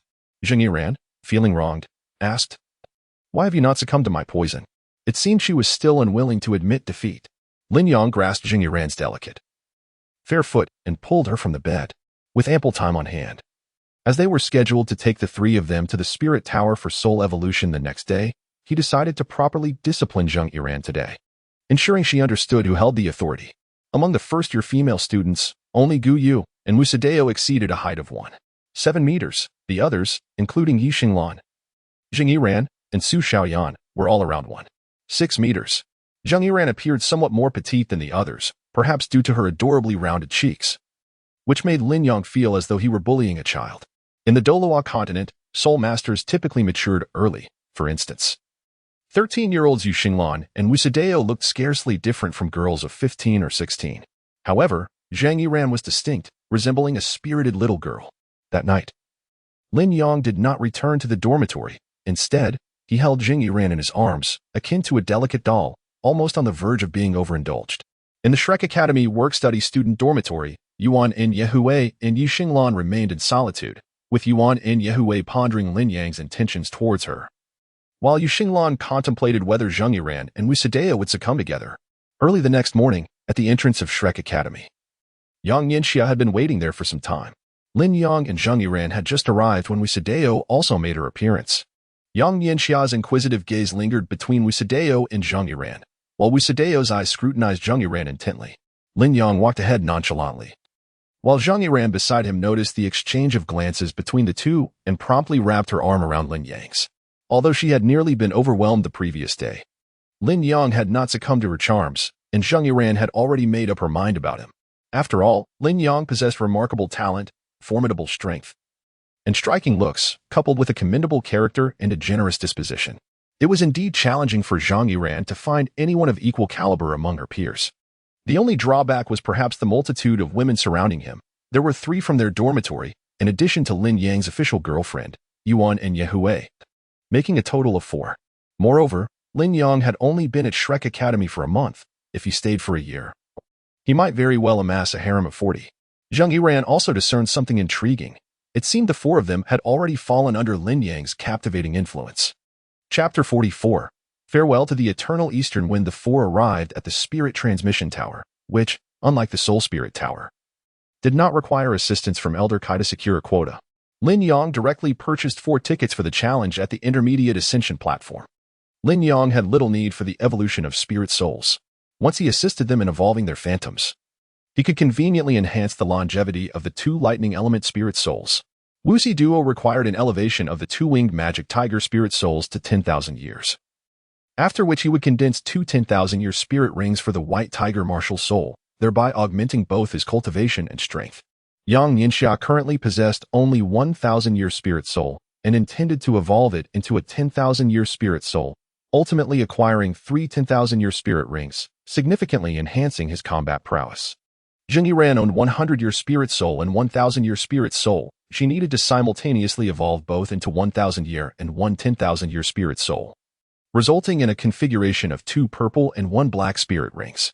Leading them to the ascension platform, Lin Yang employed the wings of wind, enabling them to soar alongside him. He then unleashed a realm akin to the dream domain, the celestial fox mirage, which controlled a multitude of spirit beasts, directing them to their demise. The trio's speed of spirit soul evolution was remarkable. In less than an hour, they absorbed sufficient spiritual energy for the evolution. Lin Yang also took the opportunity to clear the spirit beasts within the intermediate ascension platform. Upon their departure from the platform, all three succumbed to slumber, while Lin Yang's two lightning element spirit souls saw the longevity of the thunder beast spirit soul elevated to 70,000 years, and the blue electric tyrannosaurus spirit soul to 20,000 years. The thunder beast spirit soul had only condensed one spirit ring, hence its longevity increased more swiftly, and additional spirit rings would follow. Thus, it was prudent to enhance the thunder beast's longevity first, allowing the blue electric tyrannosaurus to be gradually improved later. Currently, Lin Yang's mental power could only accommodate one legendary spirit soul, making further evolution of the thunder beast spirit soul unfeasible. Observing the three individuals resting within the simulation chamber, a flicker of helplessness crossed Lin Yang's eyes. The fact that his mental power had yet to reach the spirit abyss realm rendered the evolution of spirit souls a troublesome affair. At that moment, a man and two women entered, respectfully bowing to Lin Yang, and said, "Greetings, my lord. The Tower Master requests your presence at the top office of the Spirit Transmission Tower. Your friends will be attended to by us." Lin Yang speculated that the ancient East Wind wished to meet him, and inquired, "Where will you take them?" A woman replied, "To the lounge on the first floor of the transmission tower." "Very well," Lin Yang nodded, feeling reassured as he entrusted the three individuals to them. The man hoisted Yang Yinxia onto his back, while the two women carried Wuxido and Zheng Yiran, and together they departed from the ascending spirit platform's control room. Lin Yang ascended the elevator to the pinnacle of the transmission spirit tower, carrying within his storage soul guide the identity token bestowed upon him by the ancient wind of the east. The fact that the ancient wind summoned Lin Yang at this juncture indicated that he would not be exposed, alleviating any concerns he might harbor, should he truly be revealed. It would be too late, as he had already consented to become an undercover agent for the ancient wind and requested the latter to eliminate Yu Qi Feng. Upon entering the office, Lin Yang respectfully saluted, "I pay my respects to the Tower Master." The ancient wind smiled and replied, "Please, have a seat." After Lin Yang settled onto the sofa, the ancient wind joined him, and Lin Yang commenced the ritual of brewing tea and pouring water. The ancient wind remained silent until Lin Yang had prepared the tea, at which point he took a sip and inquired, "How fare you at Shrek Academy?" "Quite well." Lin Yang nodded. "I am among the youngest cohort in the Outer Academy, though there are 4 individuals who pose a bit of a challenge. One of whom is a disciple of the Sky Phoenix Douluo. No need to concern yourself with her." The ancient wind waved his hand dismissively. "Ling Yuzhu will not be a hindrance. She will not trouble you, nor will she uncover your true identity. However, should you be called upon to become the next generation of the Shrek 7 monsters, how confident are you?" The ancient wind fixed his gaze upon Lin Yang. It had been over a decade since Shrek Academy last appointed a new Shrek 7 monsters. Although the selection occurs every 50 years, there are always those who withdraw prematurely, either joining the Sea God Pavilion or leaving Shrek Academy altogether. Yet, the time had not come for a new assembly of the Shrek 7 monsters. "That will depend on the level of support provided by the Tower Master," Lin Yang replied with a smile.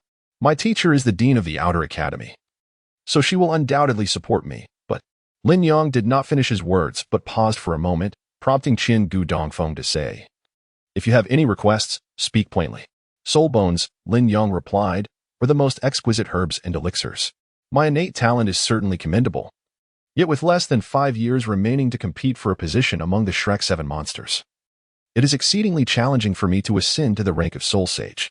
I also need to win hearts and gather a loyal circle of companions. Loyalty can only be found among subordinates." Qin Gu Dongfeng interrupted Lin Yang, stating, I can offer you 7 heavenly mechanism fruits and 7 divine soul pills. 6 of those will be designated for the remaining 6 members of the Shrek 7 monsters of your choosing. The heavenly mechanism fruit is among the finest medicinal herbs below the celestial grade, akin to the golden dragon bloodline of the great wilderness dragon maiden. Capable of evolving one's bloodline and martial soul, while simultaneously enhancing one's cultivation. The divine soul pill can elevate both mental and soul powers, representing a quintuple effect of the soul elevation pill combined with a life soul pill. This could potentially increase one's soul power by a rank and elevate one's spiritual power in the sea of spirits by a minor realm. To fulfill my conditions, it is imperative that you become the future Sea God Pavilion Master of Shrek Academy and the captain of the Shrek 7 monsters. With a flicker of light in his hand, Qian Gu Dongfeng produced a jade box that appeared on the table. This is a reward for your ascension to captain of the Shrek 7 monsters, as well as an advance reward.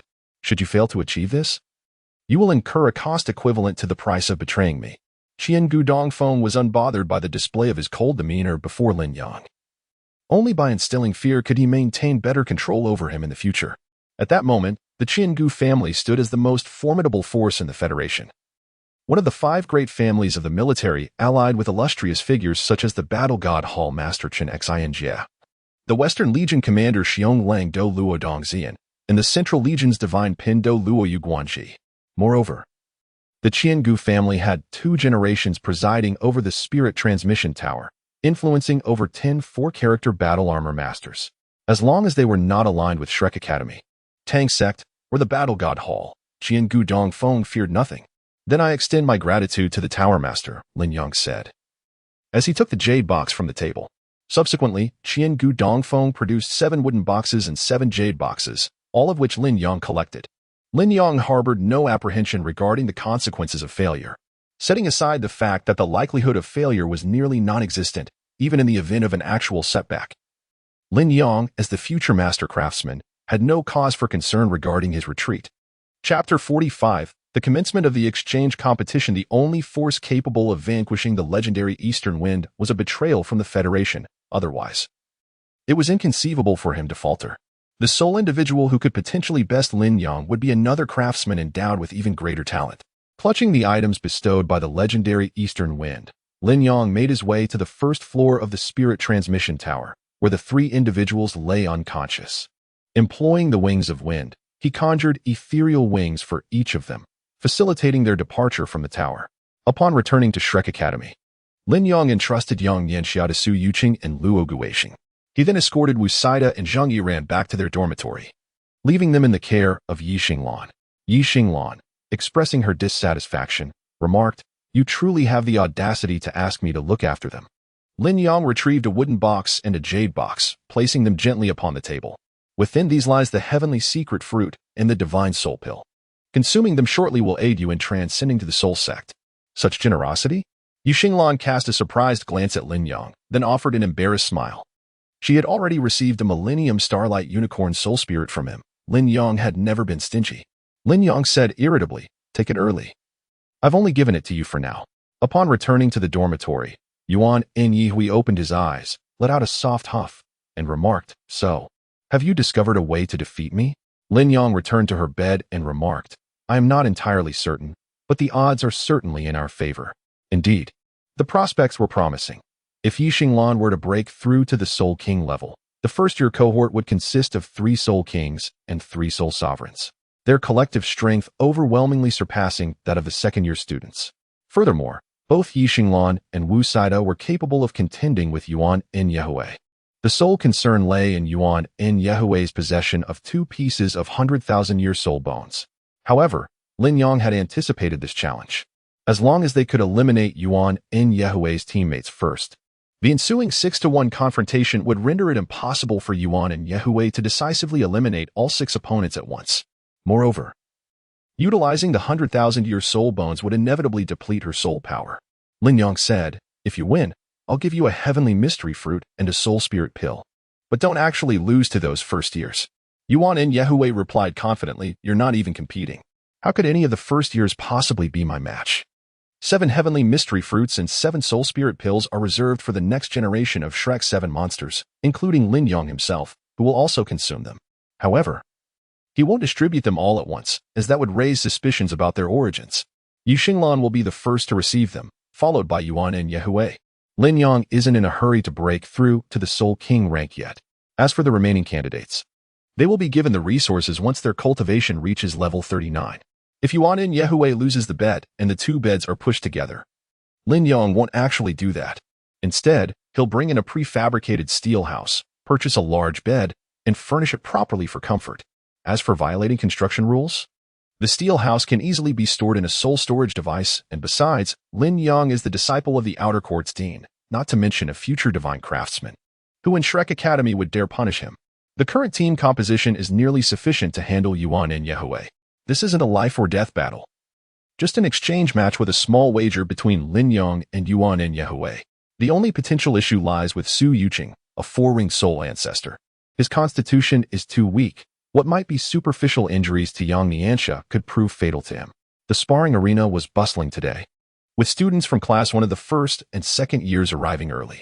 The first-year students were generally between 13 and 14 years old, while the second years ranged from 15 to 17.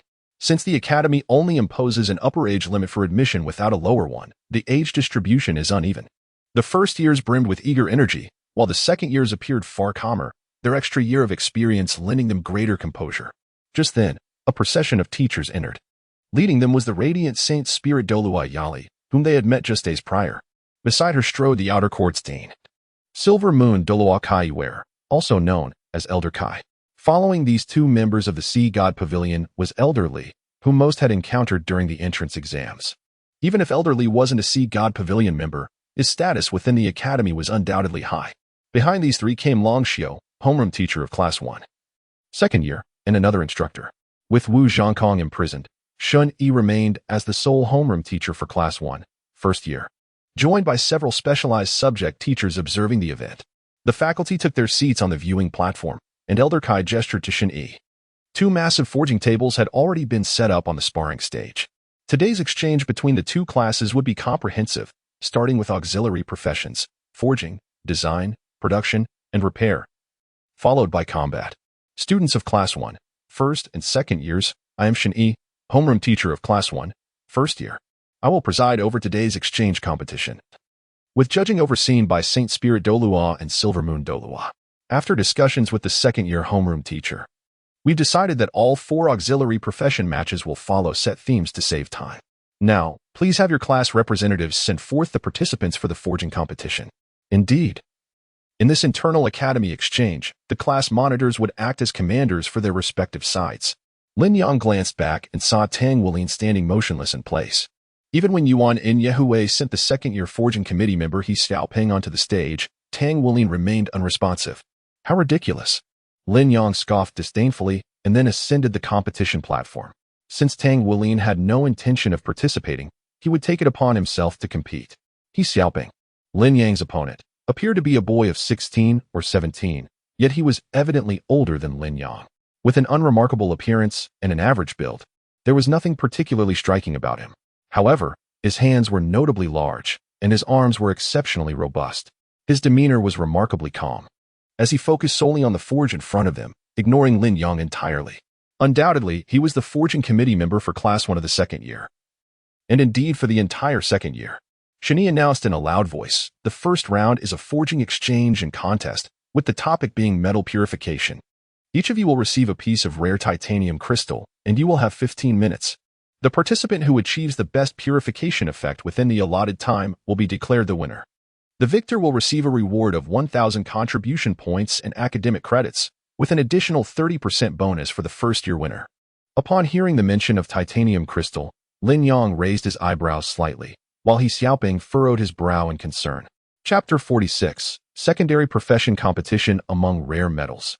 Some are particularly challenging to forge, sharing a common trait: their exceptional quality, excessive hardness, or extreme malleability, which necessitates greater effort during the forging process.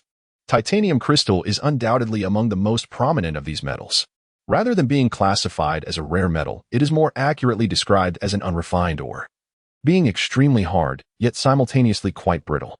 Excessive force during the forging process may lead to breakage, while insufficient force renders it immovable.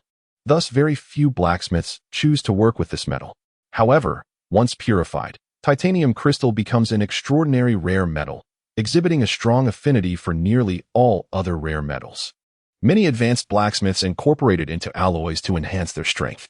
The price of titanium crystal is astonishing.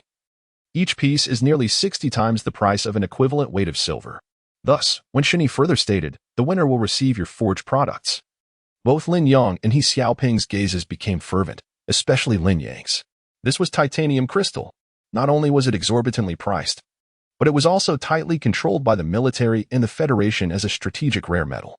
He Xiaoping, being a fourth-level blacksmith, was merely drawn to titanium crystal for its rarity, while Lin Yang, having mastered the art of fusion forging, could integrate the titanium crystal into his work, resulting in even greater alloy strength. At this moment, Tang Wulin, standing below the competition stage, wore a disheartened expression. Had he known that winning the forging contest could yield a piece of titanium crystal, he would not have stood against Lin Yang. Soon, 2 pieces of titanium crystal were placed on the forging stations of Lin Yang and He Xiaoping. Typically, a piece of rare metal measures about a foot in diameter. But the titanium crystals before them were 2 irregularly shaped pieces, roughly equal in volume. The titanium crystal resembled a piece of crystal stone. Yet within it lay numerous fine and chaotic golden threads. The challenge of purifying it lay in the necessity to minimize its volume while carefully organizing the golden threads through forging. The better the organization, the higher the quality of the titanium crystal. Over the years, the Academy has spared no effort in cultivating blacksmiths. To the extent that outstanding blacksmiths receive additional points during entrance examinations, as this area represents a relative shortcoming for Shrek Academy. The lack of top-tier blacksmiths is a common issue among major forces.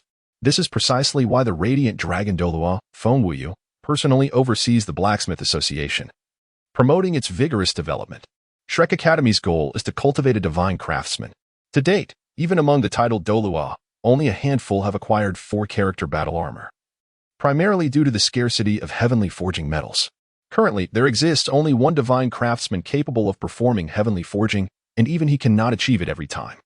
As the president of the Blacksmith Association, Jinhua, while granting Shrek Academy due respect, has limited forging capabilities. Beyond Shrek, numerous other powerful factions seek his expertise, leaving him overwhelmed and able to meet only a fraction of their needs. This scarcity of divine craftsmen has left various factions at a loss. Fengwuyu has been a holy craftsman for several years now. Yet he is acutely aware that reaching the level of a divine craftsman remains a distant and perhaps unattainable goal. He began his journey too late. Despite rapid early progress due to his cultivation, advancing further into the realm of soul forging entails complexities beyond mere cultivation. This is also why Fengwuyu places such significance on Tang Wulin, seeing in him the potential to complete heavenly forging and emerge as a new generation divine craftsman. Although Lin Yang also possesses potential, he declined to become Fengwuyu's disciple, leading Fengwuyu to seek Tang Wulin, ultimately resulting in his own confinement within the Sea God Pavilion.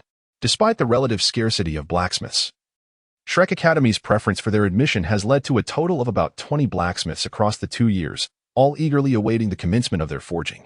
Different metals require varying durations for calcination. The forging stations before them are the most advanced available, capable of adjusting temperature and calcination time. Each blacksmith possesses unique forging habits, resulting in slight variations in the duration of metal calcination, reflecting different forging traditions. Shini declared, "The timer will start when the calcination concludes." As He Xiaoping placed the titanium crystal into the forge to heat, Lin Yang seized his forging hammer, not the massive hammer used in Tendo City, but a pair of normally sized spirit forging alloy hammers. How can he be so fast? The protective barrier around the stage insulated Lin Yang and He Xiaoping from the sounds of the audience, yet the faces of the watching blacksmiths were filled with astonishment. Particularly among the first-year blacksmiths, including Yang Ningxia and Tang Wulin, expressions of disbelief and shock were evident. The inherent brittleness of titanium crystal necessitates a significantly longer calcination time compared to ordinary rare metals. Only by softening it can the difficulty of forging be reduced and execution become more manageable. Yet, Lin Yang made no effort to calcinate it. Could it be that he was unfamiliar with this metal? If that were the case, it would lead to significant trouble. The greatest fear when forging titanium crystal is breakage. Once it fractures, the quality of the entire piece is compromised. This is why it was sent in its form, to prevent damage during cutting. Could it be that the class leader had never forged this metal before? Titanium crystal truly is exceedingly rare. Lin Yang wielded a forging hammer, striking fiercely upon the titanium crystal. Amidst the swirling lightning, the golden threads within were instantaneously aligned. Half an hour was ample time for Lin Yang to complete the spiritual refinement. Ultimately, He Xiaoping's creation was commendable, a product of 1,000 forges. Yet it paled in comparison to Lin Yang's spiritual endeavor. As the first round concluded, Shani calmly announced the results for Class 1 of the first year. Lin Yang emerged victorious. In truth, the outcome had been evident for some time. He Xiaoping descended the stage in dejection, while Lin Yang's return to the first-year side ignited a chorus of cheers. In the second round of exchanges focused on mecha design, representatives from both sides were called to the stage. Zheng Yiran lifted her chin proudly as she ascended the competition platform, yet the onlookers, well aware of the impending result, could only chuckle ruefully. Zheng Yiran's opponent was Bai Hanying, the design committee member from the second year, a peak level 3 against a peak level 4. The outcome was all too predictable. Following her defeat to Bai Hanying, the first year lost all subsequent matches as well, with Luo Guixing succumbing to Yi Xingma in the manufacturing competition and Shou Saida falling to Yuan and Yewei in the repair contest.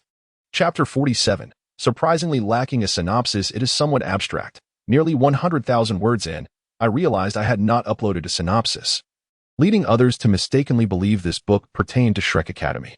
Chapter 48. Starkly different 6 versus 6 today marked the final match of exchanges, where both sides engaged in a team battle. Due to the younger age of the first-year students, the number of participants was determined by Class 1 of the first year. Shani's calm voice resonated as if she were not the homeroom teacher of Class 1 at all. Lin Yang and Yuan and Yi Hui exchanged glances and stated, Class 1 of the first year will send out 6 participants. At this moment, Shun Yi had already turned towards the second year, which was also requested to dispatch 6 competitors for the contest. Both sides were granted 3 minutes for preparation, after which they would take the stage to compete. This 3-minute interval was evidently allotted for both teams to strategize according to their numbers. Lin Yang glanced back at the 6 individuals behind him and said, When we ascend to the arena, we will first deal with Bai Hanying as previously discussed. The remainder will follow Wuzador's command. Although Luo Guixing was the most suited for leadership, his power was somewhat lacking, which diminished his overall perspective. Yi Xinglan, on the other hand, was excessively proud, rendering her unsuitable for directing the battle. The first-year team consisted of Wuzador, Zheng Yiran, Yi Xinglan, Yang Ningxia, Su Yuqing, and Luo Guixing, totaling 6 participants. Wuzador held a soul power level of 33, possessing 1,000-year soul and 1 10,000-year soul, with a configuration of 3 purple and 1 black soul rings from the Phantom Spirit Cat martial soul and 3 black soul rings from the White Tiger martial soul. Zheng Yiran had a soul power level of 38, with 1,000-year soul and 1 10,000-year soul, configured with 2 purple and 1 black soul ring. Yi Xinglan, with a soul power level of 44, also possessed 1,000-year soul and 1 10,000-year soul, boasting a configuration of 3 purple and 1 black soul ring. Originally at 39. Her soul power level surged by 4 after consuming the heavenly secret fruit and soul dan yesterday, surpassing Wuzador upon condensing her 4th soul ring. Yang Ningxia, at 37, possessed 1 10,000-year soul, configured with 3 black soul rings, along with an external soul bone of the dark gold fear claw and the dark gold fear claw bear martial soul. Su Yuqing, with a soul power level of 41, had 4 yellow soul rings. His overall strength was merely superior to that of Luo Guixing, a control-type soul master. Luo Guixing, at 37, was configured with 3 purple soul rings and had 1,000-year soul. The second-year participants included class leader Yuan N. Yehui, vice leader Lu Zhengyu, Duanhuan Xiao, forging committee member He Xiaoping, design committee member Bai Hanying, and manufacturing committee member Yi Xingma, also 6 in total. On the judges' platform, the Holy Spirit Douluo, smiling, turned to Elder Kai beside her and asked, Yeah, which side do you believe has a greater chance of victory? Elder Kai replied with a smile, Sister Yali, with such a question, the first year has already secured a win. It seems you have some faith in them. The Holy Spirit Douluo Yali responded, That day, I witnessed their internal selection. The overall strength of this first-year class is formidable and well-balanced. Should Lin Yang participate, their chances would increase even further. Elder Kai remarked. The second year is also not to be underestimated. The first-year class leader Yuan N. Yehui is a work-study student and Lin Yang's girlfriend, possessing twin martial souls. Both quite powerful, and she has been training diligently, recently advancing to the 4th ring. I am familiar with the first-year participants as well. The outcome of this match largely hinges on the 2 captains. If Wuzador can withstand Yuan N. Yehui, they might have a slim chance. Though I find it difficult to anticipate. The Holy Spirit Douluo smiled. Let us await the outcome. I shall serve as their judge. As she spoke, the Holy Spirit Douluo stood and, without any apparent effort, floated gracefully onto the competition platform. Wuzador and Yi Xinglan ascended the stage side by side. Although Wuzador was the captain, Yi Xinglan felt no less capable than her, merely having arrived at the outer academy later. The four behind them followed suit. With Su Yuqing and Yang Nianxiao positioned on either side, prepared to charge as assault-type soul masters. Luo Guixing and Zhang Yiran, control-type soul masters, remained behind the group. The second-year competitors, led by Yuan and Yehui, also took to the stage, quickly arranging themselves into formation. He Xiaoping stood to the left and slightly behind Yuan and Yehui, while Lu Jingyu stood to her right. Behind them were Yi Xingma and Duanhuan Xiao, with Bai Hanying at the center. The Holy Spirit Douluo observed from the edge, a smile returning to her face as she watched both sides confront each other. In the final 30 seconds, both sides prepared. Shen Yi's voice echoed from afar. The energies of both sides collided and surged, creating palpable waves of energy on the stage. 3, 2, 1, the match commenced. With Shen Yi's announcement, this ultimate showdown between the first and second years finally began.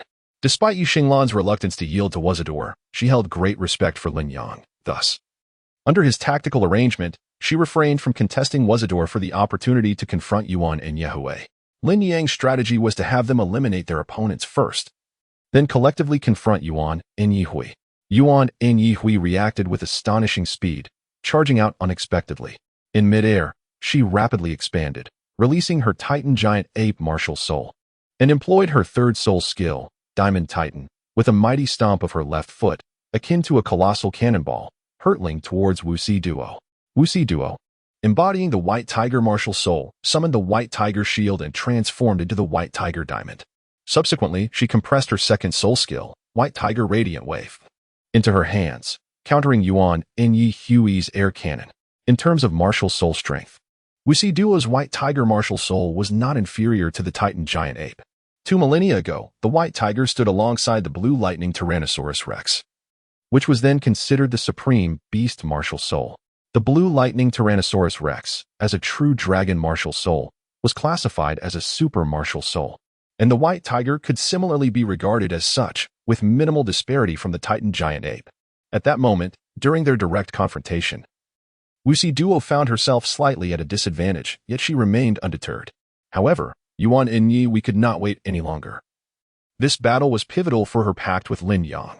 Upon glancing at Wuxi Duo's 3 black soul rings, her expression grew grave. For she was acutely aware of Wuxi Duo's dual martial souls and her fusion technique. It was evident that she must give her all. Yuan and Yi stepped half a pace to the left, slightly crouching, as her 4th soul ring, which had been shimmering yet unused, radiated with brilliance. The hair on her Titan Giant Ape form began to shift, transforming into a peculiar golden hue that glimmered with 2 shades. Her body shrank slightly, yet her arms grew significantly more robust, appearing twice as thick as before. She presented an imposing figure, her arms braced against the ground, her eyes now a deep crimson. Chapter 49, The Pinnacle Showdown, Bloodthirsty Berserk. The formidable prowess of the Diamond Baboon was unleashed. Moreover, this was not merely a simple bloodthirsty frenzy.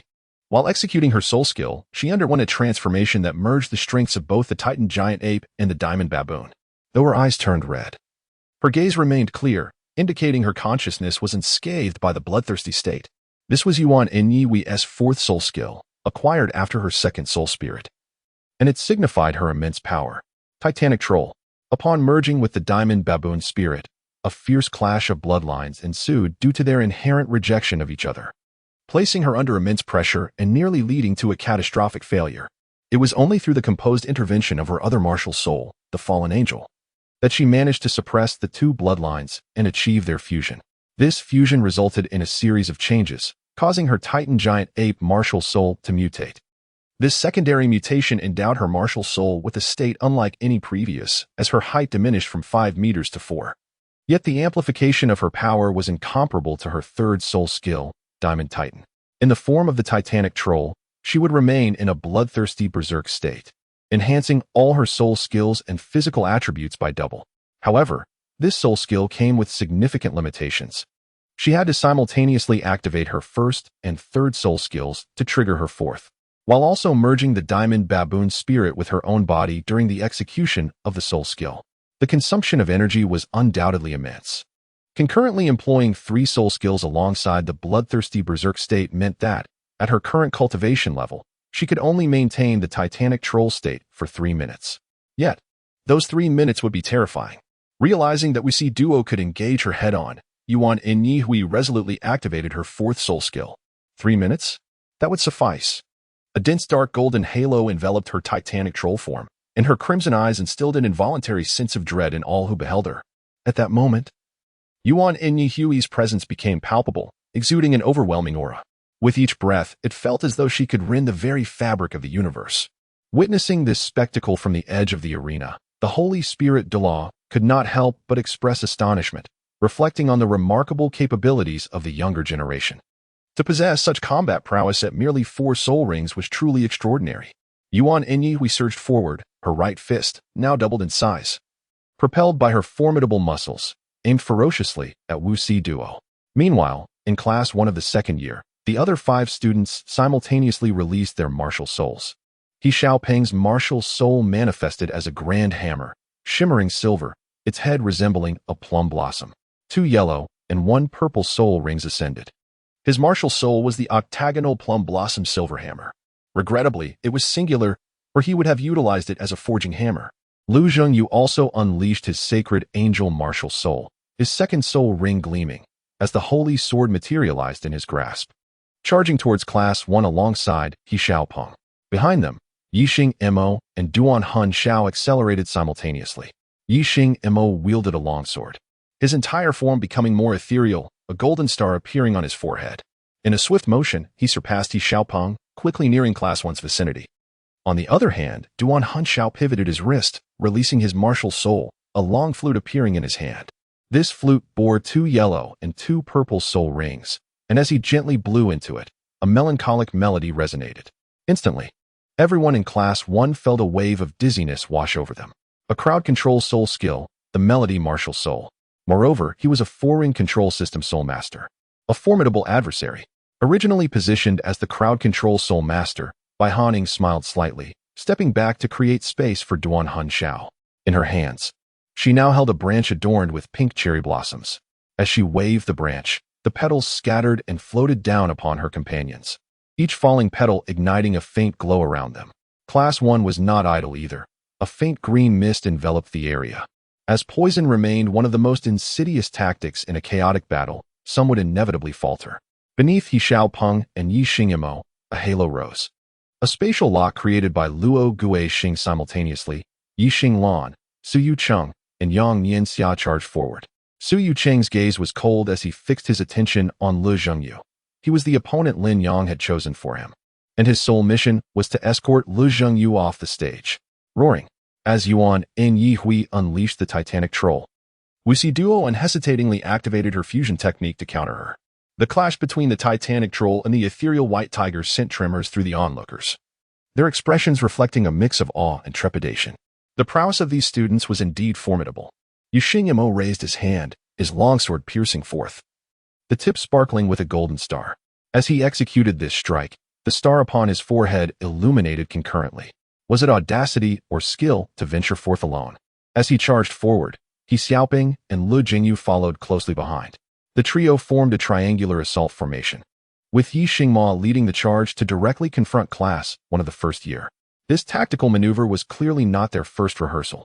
They executed it with remarkable finesse and adept control of distance.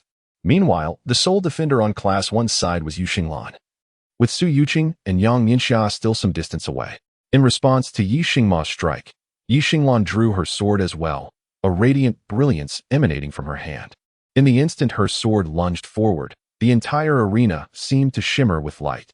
The clash of their sword tips produced a resounding hum, resonating like a mournful lament. Yixing Ma's long sword swept upward, while the sword previously thrust by Yixing Lan unleashed a cascade of star lines towards him. Was this a manifestation of martial soul suppression? Yixing Ma was taken aback, but dared not hesitate. With a flourish, he unleashed the brilliance of his Star Saint sword, activating his 3rd soul skill, transforming himself into a beam of starlight that soared into the sky, merging body and sword into one. The star lines released by Yi Xinglan suddenly parted. Veering to either side, He Xiaoping swung his octagonal plum blossom silver hammer in a moment of chaos, managing to barely deflect the oncoming star lines with the hammer's sturdy build. On the other side, Lu Jingyu thrust his holy sword, creating a flurry of afterimages as he unleashed 9 consecutive strikes, slicing through the intricate web of star lines before him. Chapter 50. The Descent of the Fallen Angel. Lu Jingyu pressed forward, raising his holy sword to deliver a decisive blow to Yi Xinglan. At that moment, her first soul ring shimmered, and the tip of her star god sword burst forth with a brilliant starlight, reminiscent of Yi Xingma's earlier strike, yet far more dazzling. With a crisp sound, the holy sword met her blade, forcing Lu Jingyu to take 2 steps back. Yi Xinglan swiftly maneuvered around him, aiming her sword at Yi Xingma. The spectators below were left astounded. Yi Xinglan was single-handedly facing 3 opponents, although all 3 of them were at the 3rd ring as second-year students of Shrek Academy. They were certainly close to reaching the 4th ring. Yet, Yi Xinglan, a first-year student, had already attained the 4th ring level. In the second year, only Yuan In Yehui and Duanhuan Xiao had reached the 4th ring, but in the first year, aside from class leader Lin Yang, the trio of Wu Saida, Yi Xinglan, and Su Yuqing were all 4th ring soul masters. Su Yuqing and Yang Ningxia had now surged forward, as Yi Xinglan retracted her star god sword with her right hand, grasping its tip with her left. Sliding her feet, she bent the sword, launching it once more, employing her first soul skill, a point of starlight darting towards the descending Yi Xingma. With no option to alter his trajectory, a divine light surged upwards to meet the starlight, alleviating Yi Xingma's predicament. Simultaneously, He Xiaoping had arrived before Yi Xinglan, swinging his octagonal plum blossom silver hammer. His first soul ring illuminated, and he unleashed his first soul skill, Shockwave. A series of explosive sounds filled the air, causing the surrounding space within a 3-meter diameter to tremble violently. His octagonal plum blossom silver hammer was no ordinary martial soul. It possessed certain spatial attributes. Yet Yi Xinglan remained unperturbed, her second soul ring aglow as she retracted her star god sword, releasing a sudden barrage of sword nets. The intricate star lines formed a web, not only defending against Yi Xiaoping but also enveloping Lu Jingyu, her feet steadfast. At that moment, Duanhuan Zhao's crowd control skill was activated. Su Yuqing's face turned cold as he swung his dark demon scythe down forcefully, targeting Lu Jingyu. Under Duanhuan Zhao's control, Su Yuqing braved the backlash to strike at Lu Jingyu, a move no one had anticipated. Meanwhile, Yang Ningxia seemed to disregard Duanhuan Zhao's crowd control as she launched her attack against Yi Xiaoping. Yi Xinglan's star god sword descended, and in an instant, starlight rained down as her 4th soul ring shone brightly, activating her 10,000-year soul skill.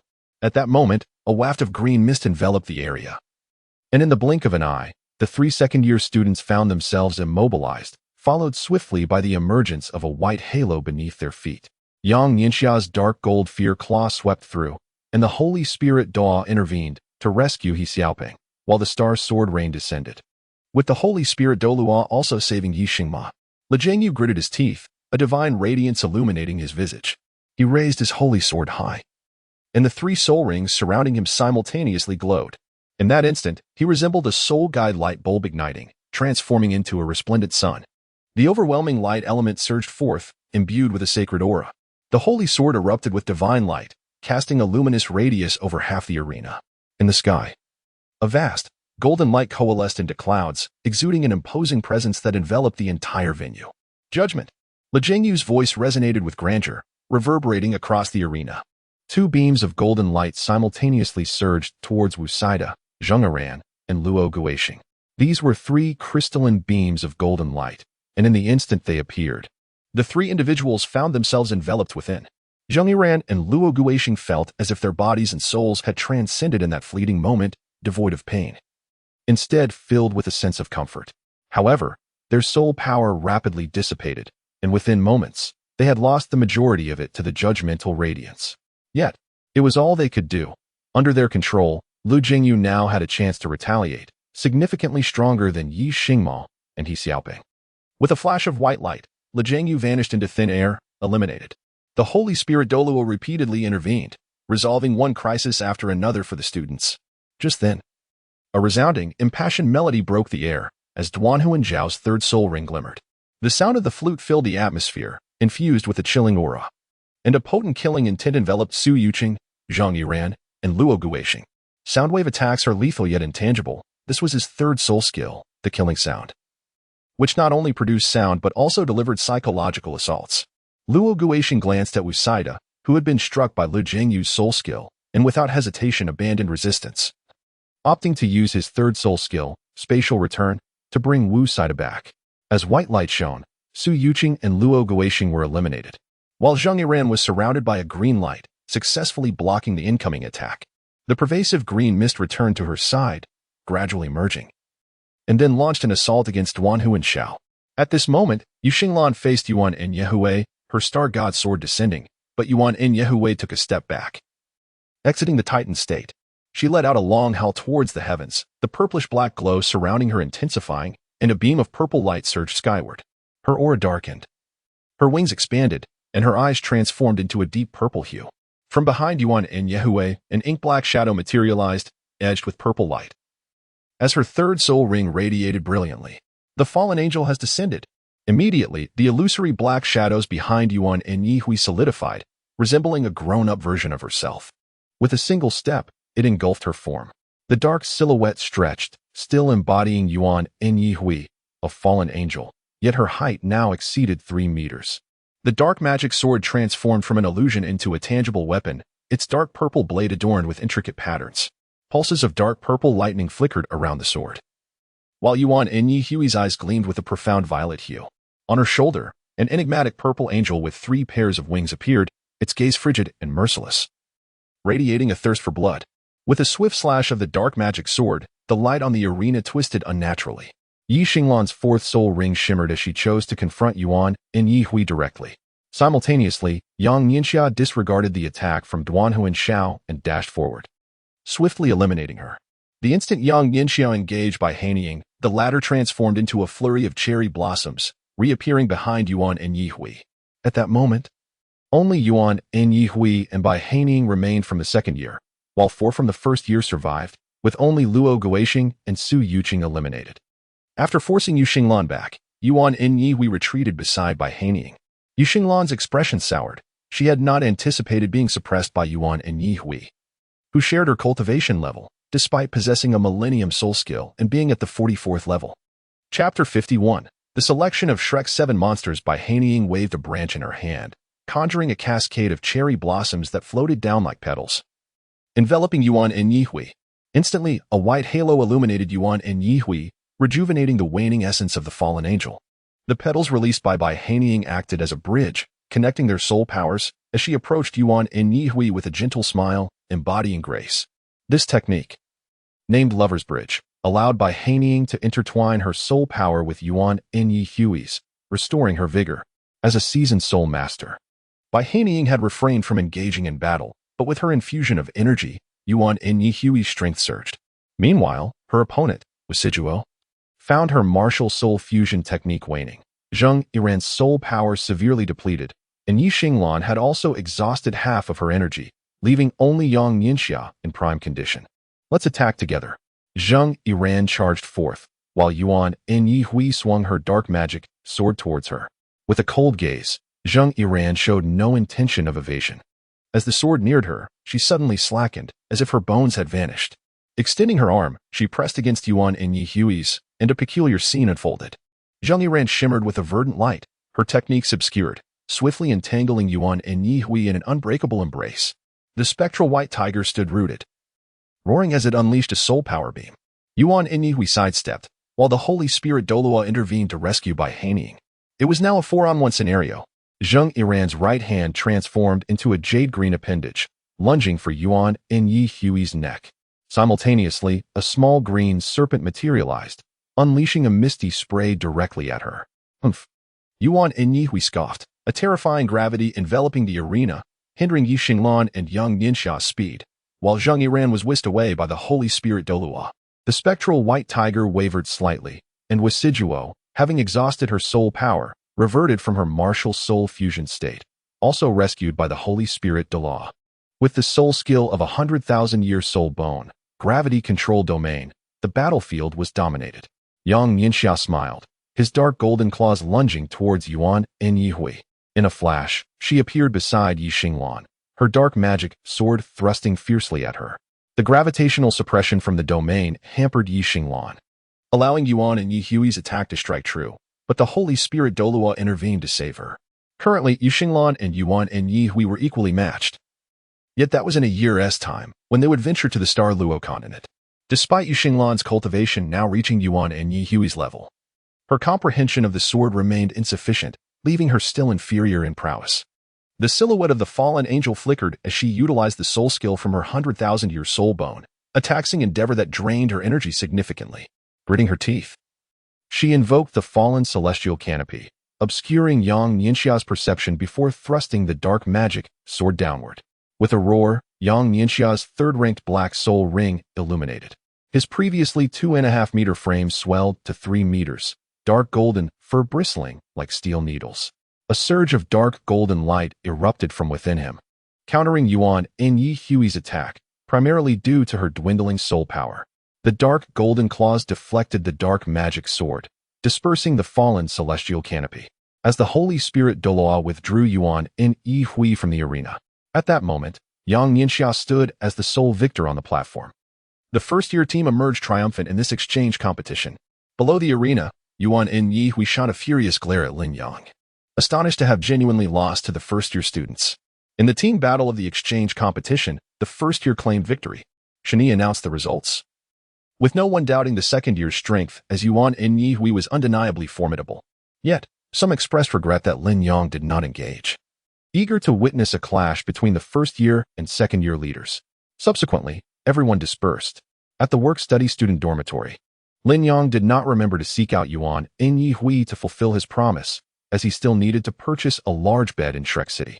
On the steps of Lingbing Square, Lu Jingyu approached, bemused, commenting on the first-year students' exceptional talents, overshadowing the second year. Luo Guixing chuckled, "Well, it can't be helped. The second years Yu Tianhe and Ning Shuer have gone to the inner academy. You and Yuan and Yi Hui are only a few years older than us, and the remaining 17-year-olds lack our exceptional gifts. Hey, what are you doing here, second year?" Lin Yang shot him a glance, retorting, "We're celebrating our first year's victory. What concern is it of yours?" Lu Jingyu's face twitched slightly, glaring at him in annoyance. "You wait. We'll have a rematch next semester." After Lu Jingyu departed, only the 7 first-year work-study students remained: Lin Yang, Yang Nianxia, Su Yuqing, Luo Guixing, Wasijuo, Yi Xinglan, and Zhang Yiran. Lin Yang chuckled. "Everyone has exerted their utmost effort in this competition. If there are any requests, feel free to voice them. Perhaps I shall assist you in fulfilling them." Su Yuqing, with an impassive demeanor, remarked, "Today's contest bears little significance for me." He was the most at a loss, having been defeated by Lu Jingyu, a third-ring soul master, despite being momentarily restrained by the soul severance knight. However, Lu Jingyu was also incapacitated by Zhang Yiran and Luo Guixing. "Let us discuss another matter," Lin Yang continued. "In a few years, the selection for the Shrek 7 monsters will occur again, but it is implausible for all of us to form a team together. Among you, I can only select 4 individuals, with myself, Yuan and Yi Hui, and Lu Jingyu occupying 3 of those slots." Upon hearing this, the 6 individuals exchanged glances, each unwilling to concede their inferiority to one another. Luo Guixing smiled and said, "If you are to be the captain, it is only natural that you choose your own team members." Lin Yang remarked, "Without you and Su Yuqing, I comprehend." Luo Guixing abruptly seized Su Yuqing, yet awkwardly glanced over, for he realized that Su Yuqing showed no signs of departing, merely gazing at him with indifference. In terms of soul power or physical prowess, Su Yuqing and I undeniably fall short compared to them. The visible disparity is apparent. First, disregarding Lin Yang, Yuan and Yi Hui, and Lu Jingyu, even the likes of Wasido and Yi Xinglan would effortlessly overpower the 2 of us. Furthermore, while we previously excelled over Yang Nianxia, she now possesses the dark golden Fearclaw Bear Soul and is pivotal to today's decisive contest. Consequently, our only competition is against Zhang Yiran for the final spot. The notion that women cannot surpass men is certainly invalid. Prowess must prevail. However, Zhang Yiran wields a beast martial soul, a super martial soul at that, an attribute we cannot rival. Presently, Su Yuqing possesses merely 2-century-old soul spirits, while Luo Guixing has 1 millennium spirit, neither able to evolve into a 10,000-year spirit. Their potential is indeed formidable, yet with less than 5 years remaining, it is insufficient for them to reach a standard befitting the Shrek 7 devils. 5 years hence, they may attain the rank of Soul King at best, and it is uncertain whether Su Yuqing will even possess a 10,000-year spirit by then. Chapter 52, Wind and Forest Yang. It would be most agreeable if you could understand. Lin Yang nodded, retrieving a wooden box and a jade box, which he then presented to Su Yuqing and Luo Guixing, respectively. The contents of Su Yuqing's box contained the heavenly fruit, which, upon consumption, is expected to slightly augment his soul power while concurrently enhancing his physical strength and bloodline. This should at least prevent his body from remaining so frail. Subsequently, I will accompany you to the spirit elevation platform, where I shall assist you in evolving both of your spirit entities into millennium-level spirits. As for Luo Guixing, he received the Spirit Soul Pill, a potent elixir capable of elevating both his mental and soul powers. It is anticipated that, after ingestion, his soul power will rise to a minimum of 39 levels, while his mental prowess may ascend to the Sea of Spirit realm. Once you surpass the 40th level, I will take you to challenge the Soul Spirit Tower. Lin Yang chuckled. The Soul Spirit on the 15th floor of the Soul Tower is a spatial unicorn. Quite suitable for you. Very well, Luo Guixing replied with a smile. Being a subordinate isn't such a terrible fate, after all. Many members of the Sea God Pavilion at Shrek Academy are the subordinates of the continent's most formidable Sea God Pavilion master, Chi-Tian Douluo. If we are fortunate enough to become the Shrek 7 monsters, we shall be comrades. Lin Yang continued. Regarding the battle armor, it will still be me, Yuan and Yehui, Li Jingyu, and Yu Xinglan forming one team, while the 5 of you will constitute another. I will forge for you, and Yang Nianxiao may also assist in the crafting. I have prepared 7 portions of the heavenly machine fruit and the divine soul pill. The portion for the 2 of you is mine. Lin Yang added. Yu Xinglan has already consumed hers, leaving these 3 portions for you. Lin Yang took out 3 portions of heavenly secret fruit and divine soul pill, presenting them to Wuxi Duo, Zheng Yiran, and Yang Nianxia. He turned to Su Yuqing and Luo Guixing, stating, I have only obtained 7 portions. Hence I cannot provide you with more. Su Yuqing replied, We are not avaricious individuals. Luo Guixing chuckled, Do not underestimate your brothers. How could one ever doubt you in matters such as this? Lin Yang was elucidating that he did not deliberately provide them with merely a celestial fruit or a soul pill. However, the celestial fruit given to Su Yuqing and the soul pill bestowed upon Luo Guixing were indeed the most suitable for them, enabling them to advance further. You were quite wealthy? Zheng Yiran's focus was somewhat peculiar. The celestial fruit and soul pill, even individually, were valued at no less than 100 million federal coins. All right. Return and consume them. Lin Yang gestured for them to leave, taking his leave first. At present, Lin Yang could potentially elevate his soul power to level 49 by consuming the celestial fruit and soul spirit pills, merely a step away from becoming a soul king. Yet he refrains from doing so. For the most profound effects of these treasures, the celestial fruit's ability to evolve bloodlines and the soul spirit pill's capacity to enhance spiritual power would not manifest their fullest potential within him. Lin Yang possesses an elemental martial spirit, rendering the heavenly fruit ineffective for him. The primary function of the divine soul pill is to enhance mental strength. And since Lin Yang's mental prowess is at the spirit abyss realm, it was bestowed upon them. Lin Yang possessed something extraordinary. A precious jade box bestowed upon him by the ancient Eastern Wind, an early reward for his ascension to the captaincy of the Shrek 7 monsters. Within it lay a feather, a plume from the divine beast Qingwan. Though not a divine artifact, it constituted a fragment of the beast's immense power. It held significance akin to the reverse scale of the beast god Emperor Tian, yet even the beast god Emperor Tian was merely a ferocious beast, while this feather was a gift from the divine creature Qingwan. In the eyes of the ancient Eastern Wind, Lin Yang's twin martial souls were remarkable. His wind element martial soul harbored a spirit of 100,000 years, while his lightning element martial soul contained 2 spirits of 10,000 years each, indicating the paramount importance of the wind element soul. Furthermore, the lightning element martial soul had the potential to fuse with the thunderous Hellvine spirit in the future, allowing it to metamorphose into an ultimate lightning attribute. Meanwhile, the wind element martial soul could undergo a transformation through the Qingwan feather, achieving an unparalleled wind attribute. Lin Yang's soul, which had existed for 100,000 years, was that of a Qingwan, a mythical bird of unparalleled grace. By refining a feather from this divine creature, he could imbue his century-old soul with the pure lineage of the Qingwan, thereby enhancing the strength of his martial spirit. Concurrently, this refinement would elevate Lin Yang's cultivation and grant him the bloodline of the Qingwan. Upon arriving at a shop in Shrek City, Lin Yang purchased a double bed, along with various pieces of furniture, ultimately acquiring a colorful steel room, which he stored in his soul guide. This would allow him to effortlessly place it beside the student dormitory when the time came. "Are you certain?" Yuan in Yehue exclaimed, her eyes widening in surprise. She had merely contemplated merging two beds, never expecting Lin Yang to be so audacious as to buy an entire steel room, complete with beds, sofas, and other furnishings all ready for use. Indeed, Lin Yang affirmed with a nod, as if it were the most natural thing in the world. Lin Yang jokingly remarked, "This dilapidated dormitory is bound to have its windows pried open one of these days. When that happens, they might as well replace it with a color steel room. At least there would be no window locks.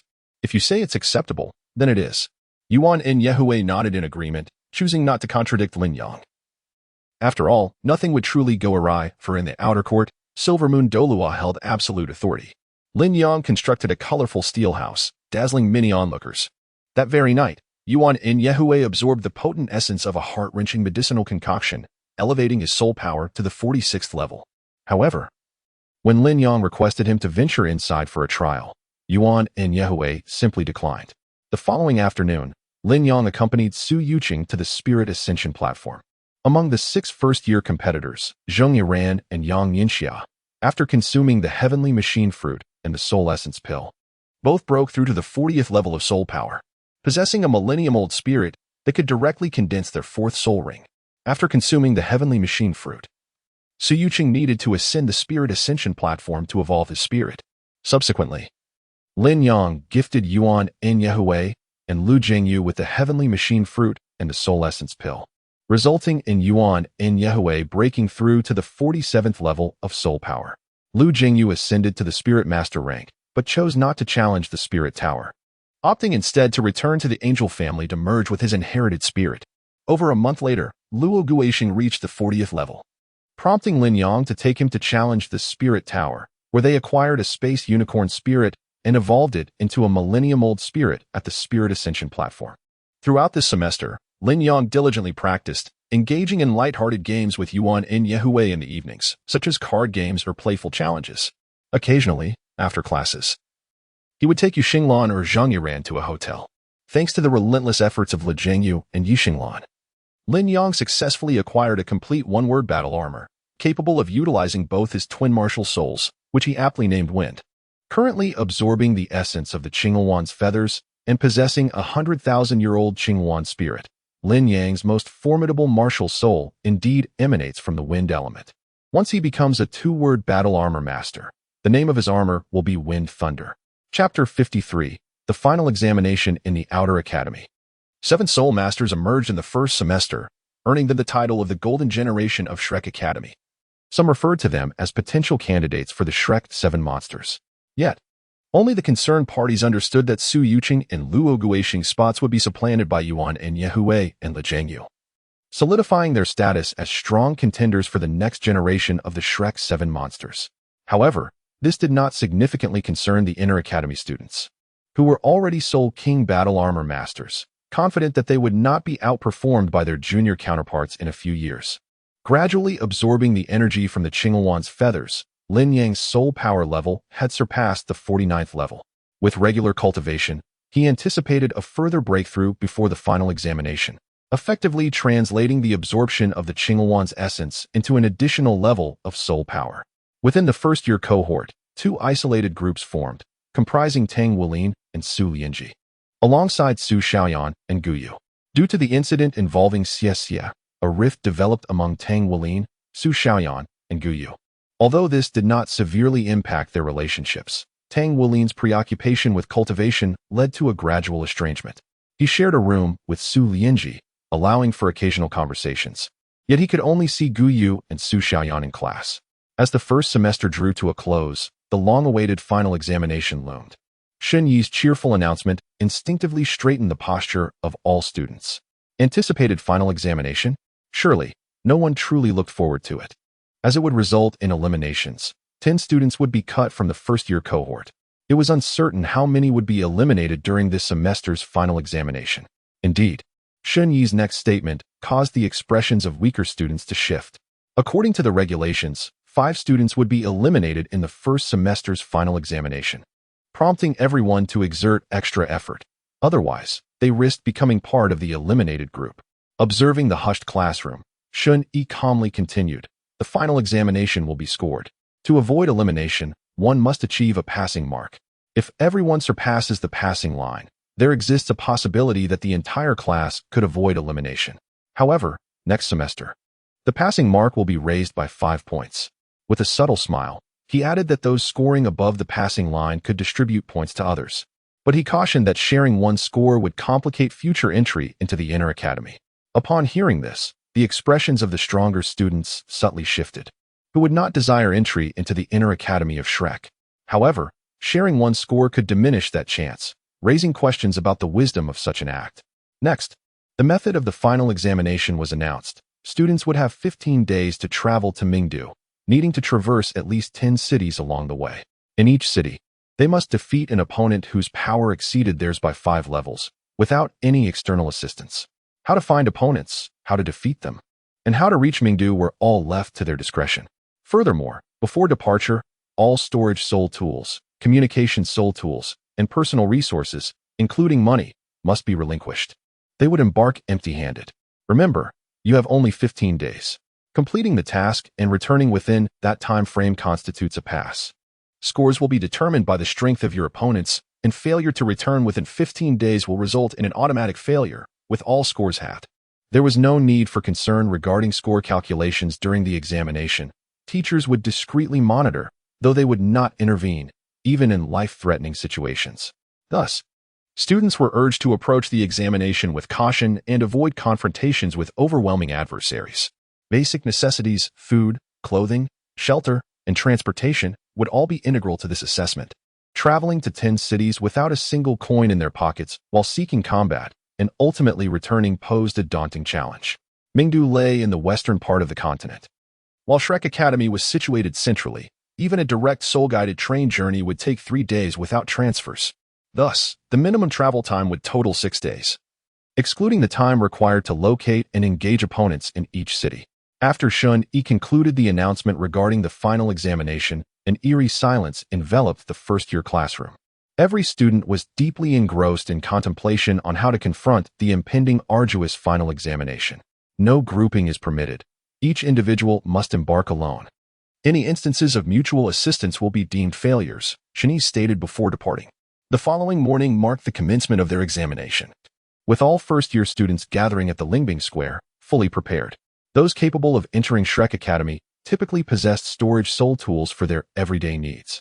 Upon arrival, Shanice's first order of business was to register and secure their storage soul tools, ensuring that aside from their clothing, they could not retain a single item during the final examination. Shanice scrutinized Lin Yang, as a teacher beside him remarked, "This boy carries nothing, let him proceed." The search was exceedingly rigorous, separating the boys from the girls. Most students complied, but a few harbored a sense of luck. However, when a teacher with a spirit manifesting his eyes and possessing a soul skill named X-ray vision appeared, all notions of luck were swiftly dashed. The ring upon Lin Yang's hand seemed invisible to them, shrouded in a mirage akin to the soul techniques of the dream realm from millennia past. Only those with spiritual power at the spirit domain level could perceive the influence Lin Yang exerted on their senses. "Boss, we'll meet in 15 days. Luo Guixing waved at Lin Yang before turning to depart, accompanied by Su Yuqing, both unwilling to waste a single moment. Most of the others exchanged greetings with Lin Yang before leaving, and after bidding them farewell, Lin Yang proceeded towards the soul-guided vehicle station. "Class monitor, may we join you?" A girl with a charming smile playfully stood in front of Lin Yang. A look of astonishment appeared on Lin Yang's face as he found himself bewildered by the unexpected visit from Su Xiaoyan. Similar to food-type soul masters, healing-type soul masters, and pure control-type soul masters, during the final examinations, one could select a battle soul master to partner with. Chapter 54. Su Xiaoyan forms a team. Naturally, if 2 individuals were to team up, the opponents they would face across the 10 cities would also double in number. Beside Lin Yang, there were those individuals. Luo Guixing and Su Yuqing formed a duo, while Zheng Yiran partnered with Wu Sideo, leaving Yi Xinglan and Yang Yinxia to set forth alone. Both Luo Guixing and Zheng Yiran had contemplated the idea of teaming up with Lin Yang, yet after some hesitation, they ultimately relinquished that notion, as they did not wish to remain mere satellites to Lin Yang's presence. Observing the charming blue-haired maiden before him, Lin Yang inquired, "Are you not joining Guyu's team? What brings you to me?" Su Xiaoyan replied, Sister Guyu has matters to attend to. She asked me to accompany Tang Wuling, but I prefer not to be with him. She blinked at Lin Yang, and it must be said that Su Xiaoyan's beauty was indeed striking among the first-year students. With few rivals, only Wu Sideo, Yu Xinglan, and Zhang Yiran could stand on equal footing with her in terms of looks. Then you may accompany me for now. Lin Yang conceded, not wishing to decline her. Su Xiaoyan possessed commendable talent, and having her on his side would undoubtedly be advantageous. Since the events involving Xie Xie and Mu Chun, Lin Yang had refrained from exerting influence over anyone through the fox spirit illusion. Such power was far too terrifying, and he did not desire to be governed by his own inner desires. To manipulate others that will bore no distinction from the methods of a malevolent soul master. Lin Yang did not consider himself a virtuous individual, yet if they were not adversaries, he would not arbitrarily strip them of their futures.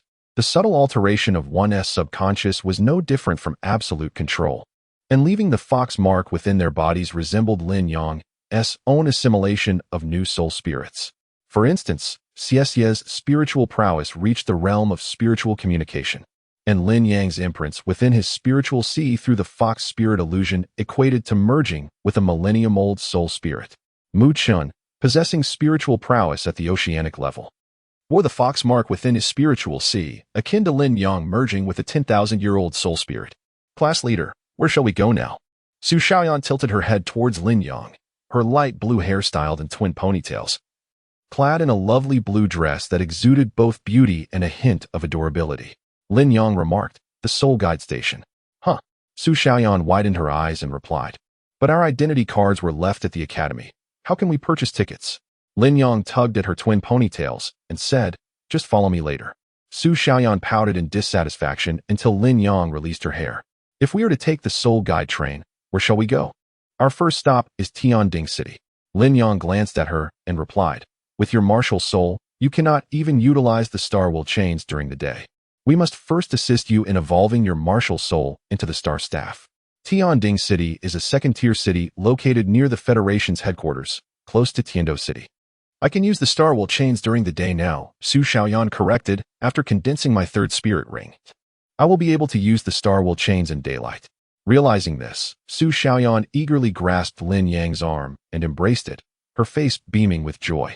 Class leader, do you have a way to help me evolve my star will I staff martial soul into the star staff? Lin Yang felt the softness on her arm. Compared to Yi Xinglan and Zheng Yiran, Su Xiaoyan was quite substantial, although she could not quite measure up to Yuan and Yehui. Yet, she was merely 14 years old. Lin Yang teased, just now, I touched your hair. Aren't you still unhappy? Su Xiaoyan leaned her little head forward and replied, my hair is fine for the monitor to touch. It's no problem at all. Lin Yang rubbed it a couple of times and said, after we arrive at Tianding City, there is an observatory at the Tianding Star Soul Master Academy that may assist in the transformation of your martial soul.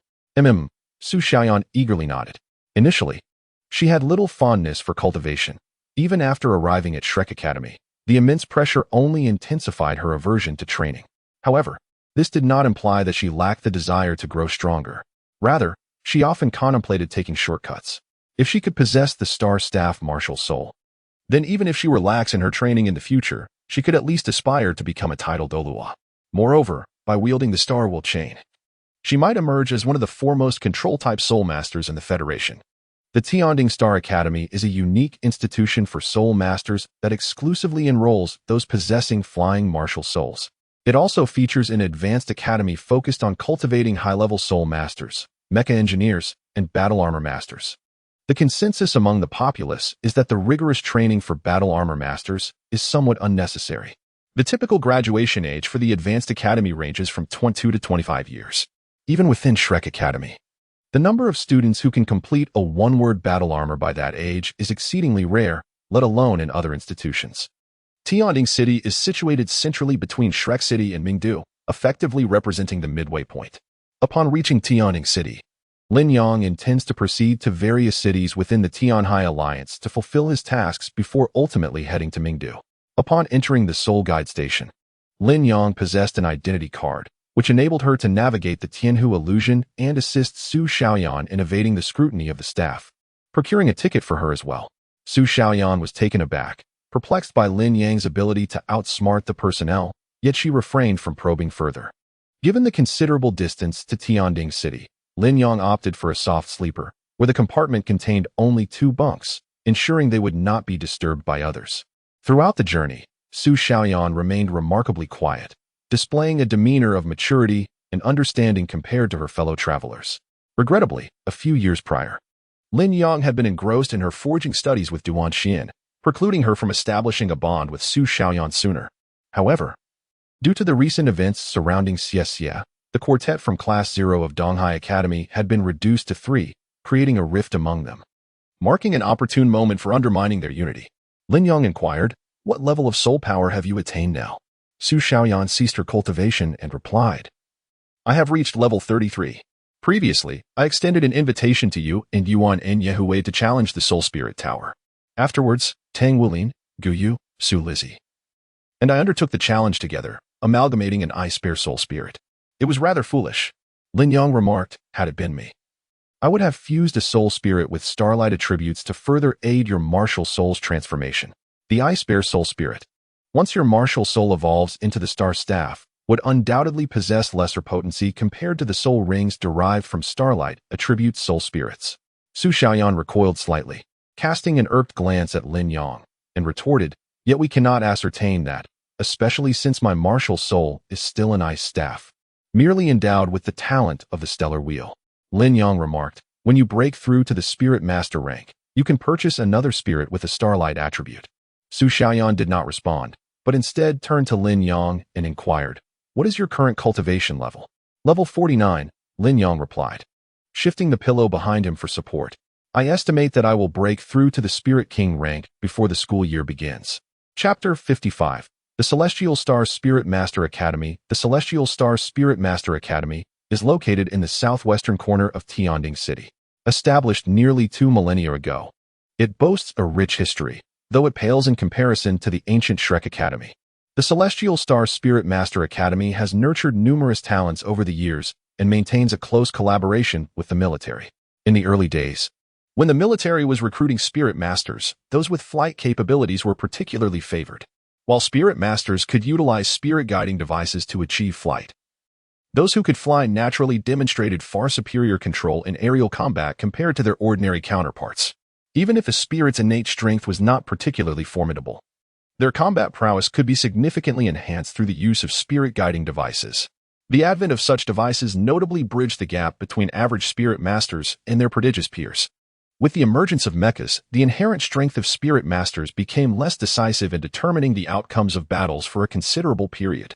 It was not until the development of battle armor that the powerful spirit masters regained their advantage. The Celestial Star Spirit Master Academy focuses primarily on cultivating spirit masters, particularly those with flight capabilities. Consequently, their mecha engineers have gained considerable renown within the Federation and are regarded as rare talents across various military districts. Supported by the military, the Academy has experienced rapid growth. Aside from the historically prestigious top-tier academies, it ranks among the foremost institutions in the second tier. Lin Yang escorted Su Xiaoyan to a soul taxi, which took them to the exterior of the Celestial Star Soul Master Academy, where they proceeded directly towards the entrance. The main gate of the Celestial Star Soul Master Academy was exceptionally striking, crafted from metal, soaring over 20 meters in height and spanning 40 meters in width, allowing even mech to traverse through its grand opening with ease. The Academy's walls were imposing, and its vast grounds occupied a considerable expanse, encompassing a significant portion of the southwestern area of Tianding City. Lin Yang approached the gatekeeper of the Heavenly Destiny Star Soul Master Academy and stated, "We hail from Shrek Academy and wish to discuss a matter with your leadership." Lin Yang retrieved a token from the storage soul guide and declared, "I am a student of Shrek Academy, a disciple of the Outer Academy Dean, the Silver Moon Douluo." The gatekeeper promptly responded, "Please hold on." He produced a communication soul guide to contact his superiors. As a gatekeeper, he could at least reach a direct superior before continuing to relay the message upward. After approximately 7 to 8 minutes, the gates of the Dinging Star Soul Master Academy swung open, and several individuals emerged, all appearing to be over 40 years of age. The foremost figure was tall and robust, with slightly graying hair standing upright, exuding a sense of vitality. The middle-aged man inquired, "You hail from Shrek Academy. Are you a disciple of Elder Kai?" "I am Lin Yang, the class monitor of the first year at Shrek Academy," a disciple of Elder Kai, the Silver Moon Douluo, came the reply. Lin Yang briefly displayed the token in her hand, a symbol of the Elder of the Sea God Pavilion, a possession exclusive to its members. Old Kai promptly handed her token to Lin Yang. The middle-aged man nodded and said, "Please follow me." Lin Yang led Su Xiaoyan into the academy. This institution, steeped in history, boasts an expansive campus and an elegantly adorned interior, with numerous sculptures lining the pathways. The middle-aged man stated, "I am Li Zhilong, the director of the teaching department at the Tianding Soul Master Academy. Our academy has a rich heritage and is renowned as one of the premier advanced Soul Master academies in Tianding City, primarily focused on training flying soul masters and soul mentors, as well as mecha engineers. We also have a dedicated graduate school for cultivating battle armor masters." "Are you here representing the Shrek Academy?" Lin Yang said. "It is for personal matters. Besides completing our final exams, I have heard that the Star Observation platform exists at the Heavenly Destiny Soul Master Academy, and I aspire to cultivate there." Li Zhilong chuckled. "As the external class leader of Shrek Academy, even if you are not a disciple of the Silver Moon Douluo, I shall grant you this courtesy. However, if you wish to cultivate at the Star Observation platform, the difficulty of your final exam must be elevated. You will need to defeat an opponent whose soul power exceeds yours by 10 levels. How about this? The girl beside you should be a control or support type soul master, and the two of you can team up to challenge an opponent with the highest cultivation level among you, elevated by 10 levels of soul power. What do you think?" "Very well," Lin Yang nodded in agreement. Finding a rank 59 Soul King would undoubtedly be challenging, yet rank 6 Soul Emperors should be plentiful, accompanied by Su Xiaoyan. As long as the opponent is not a two-word battle armor master, Lin Yang could manage a 1-against-2 without much difficulty. Indeed, the fearless spirit of youth is commendable. It is no surprise that such extraordinary talents emerge from our Shrek Academy. The fact that you did not confront us directly already shows us respect. I recall a senior from my own cohort who single-handedly stormed a military encampment for an academy mission, causing quite the uproar." Li Zhilong noticed the astonished expression on Su Xiaoyan's face and explained, "I believe I am about 15 cohorts your senior, though I barely graduated from the external class." Despite his modesty, the pride on his face was unmistakable. Graduating from Shrek Academy was his proudest achievement. Speaking of which, it has been many years since I returned to Shrek. I truly miss the Spirit Ice Plaza. Back in my academy days, my greatest hope was to study by the Sea God Lake and enter the Inner Academy, but alas, I never achieved that. His eyes were filled with a wistful expression, brimming with memories, as he turned to Lin Yang and inquired, "Among you two, who possesses the higher cultivation level, and what is your soul power rank?" Lin Yang remarked, "My cultivation level is somewhat higher. I am a level 49 Soul Master." Li Zhilong's expression stiffened. "Level 49 Soul Master? A first-year freshman?" At the Tianding Star Soul Master Academy, there were numerous individuals with cultivation levels exceeding Lin Yang by 10 ranks. However, if one were to seek a worthy opponent for him, it would necessitate dispatching 2 Soul Emperors. Yet, the Soul Emperors within their academy were predominantly one-word battle armor masters, with some having ascended to 2-word battle armor masters. To pit them against Lin Yang and Su Xiaoyan would indeed be an egregious mismatch. Li Zhilong inquired, "Lin Yang, what is the soul power level of the girl beside you?" Su Xiaoyan smiled and replied, "Hello, senior. I am Su Xiaoyan, currently a level 33 control system soul ancestor. The main teaching building of the Tianding Star Soul Master Academy is a magnificent structure, towering nearly 100 meters. From the exterior, it is not apparent that it is divided into several levels. It is a grand dome-like edifice, imposing in its grandeur, rivaling even that of the Shrek Academy's main teaching building, though somewhat smaller in area." Standing there, Li Zhilong sighed. Although the Tianding Star Soul Master Academy may not be on par with Shrek Academy, challenging opponents with 10 levels higher in soul power is currently unfeasible. Without a level 59 Soul King, we must resort to Soul Emperors as your adversaries, and without exception, the 6-ring Soul Emperors are all battle armor masters. Perhaps it would be more prudent to complete the final examination normally, and find you a Soul King above level 54 and a Soul Ancestor above level 38 as your opponents. Chapter 56. Stargazing Platform. Lin Yang smiled and said, "Senior, there's no need to worry about me. As Elder Kai's soul disciple, I can be considered one of the most exceptional prodigies at Shrek Academy, hailed as part of the Golden Generation and a formidable contender for the title of Shrek's 7 Monsters. Just proceed as initially agreed and find us opponents. 2 soul emperors with 6 rings are acceptable, as long as their soul power doesn't exceed level 65 and they aren't 2-word battle armor masters. Li Zhilong inquired, are you certain? As instructors from the Celestial Star Soul Master Academy, their martial souls may not surpass yours, but they won't be far inferior.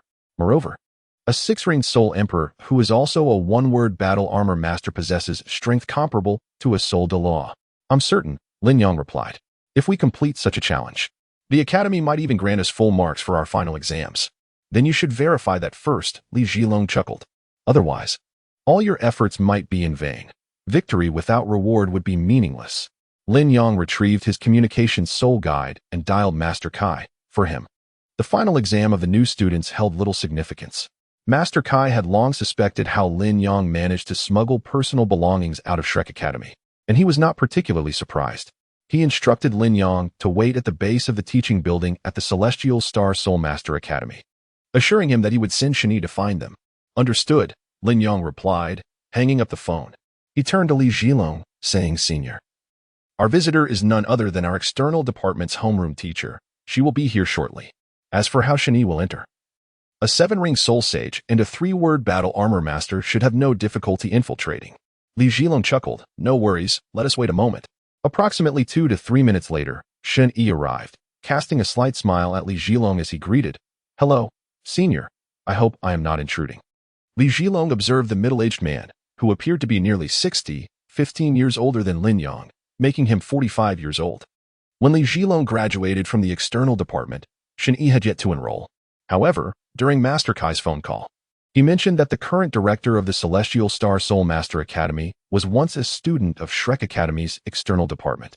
Of course, at that time, Master Kai was not yet the director.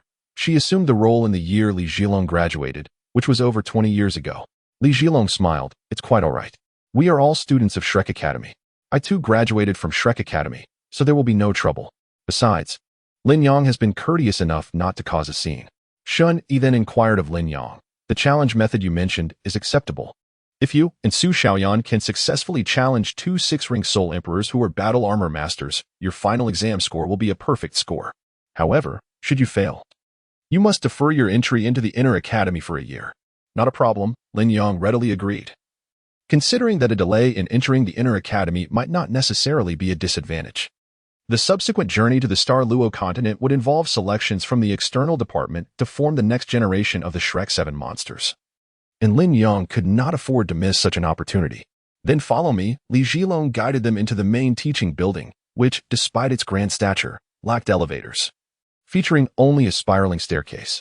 Li Zhilong explained that this design was intended to perpetually enhance the students' physical fitness. They ascended the staircase to the top floor, which soared over 30 meters high, revealing a vast domed structure.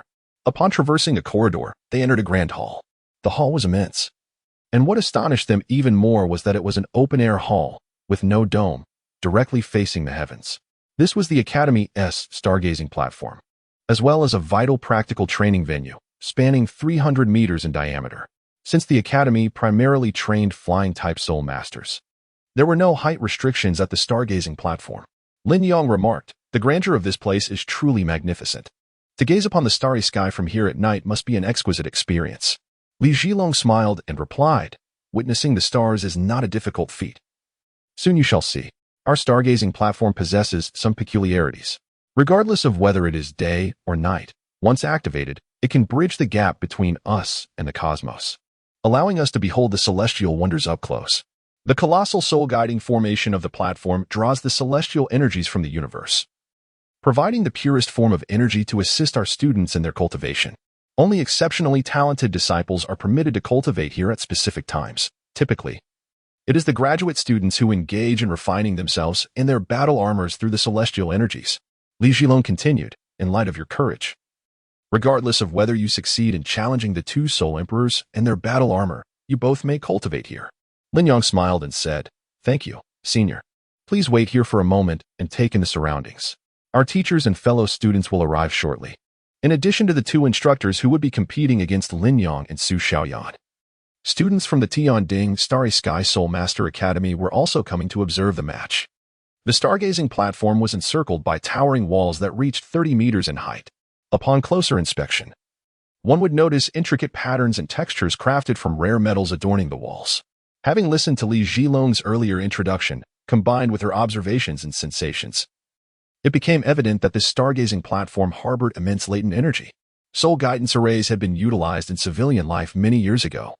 Yet humanity had never ceased its development of these arrays over millennia.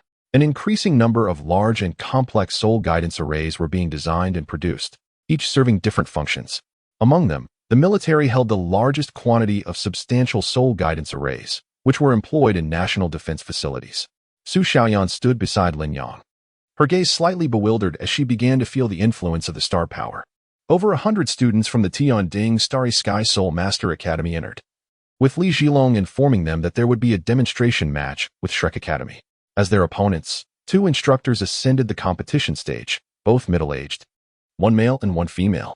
The male instructor introduced himself. I am Zhao Wei, the second-year homeroom teacher of the senior department at Transcending Starry Sky Soul Master Academy, specializing in assault-type battle souls.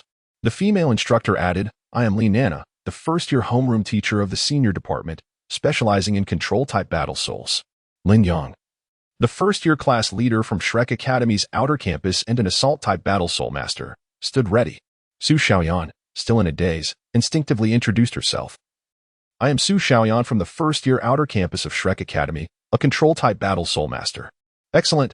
Our instructor responsible for controlling the stargazing platform has also arrived. We will soon activate the stargazing platform's barrier. This is a friendly spar, so please keep it light, Li Zhilong said with a cheerful smile. Chapter 57. The Resplendent Starlight. Prepare.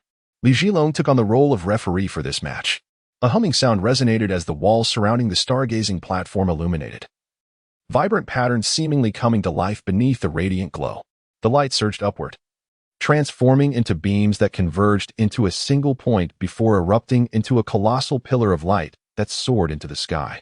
What a magnificent stargazing platform, Lin Yang thought, feeling the energy fluctuations within. In the next moment, the sky turned dark, and all the golden light vanished in an instant. The walls remained splendid, but daylight had given way to an infinite starry sky, with twinkling stars appearing as if they were within arm's reach. A peculiar and pure energy descended from above, enveloping the entire stargazing platform in its embrace. Lin Yang distinctly observed that the 2 individuals opposite him were enveloped in a faint, shimmering golden aura, their energies evidently elevated. Although the enhancement was subtle, it was undeniable that in this environment, they possessed a distinct advantage in combat. A soft snort emanated from behind him. Lin Yang turned around to see a dazzling golden radiance emanating from behind him, taking the form of a luminous mist that swirled and rose so intensely that even those standing nearby could no longer discern her features. What an extraordinary sensation! Su Xiaoyan's voice trembled slightly, though it was unmistakably a tremor of exhilaration. Even Li Zhilong, the referee overseeing the match, was taken aback. He was intimately familiar with the stargazing platform, a place where students could absorb stellar energy to refine their bodies, though only those with flight-capable martial souls could benefit from it. One could say the stargazing platform was the very foundation of the Celestial Sky Soul Master Academy. Battling here not only enhanced one's soul power, but also accelerated recovery far beyond what was possible elsewhere. Yet, what was happening with that girl from Shrek Academy? Was that a starlight martial soul? The degree to which students could perceive and absorb stellar energy varied greatly, the more attuned one was to it. The stronger the stellar fluctuations that manifested around them on the stargazing platform.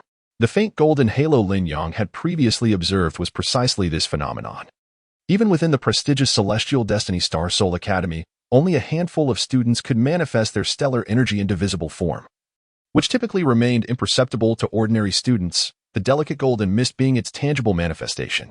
The golden mist emanating from Su Xiaoyan had already attained a nearly substantial quality, leaving even the well-acquainted Li Zhilong perplexed by the peculiar transformation unfolding before him. Begin. With Li Zhilong's resounding command, both sides sprang into action.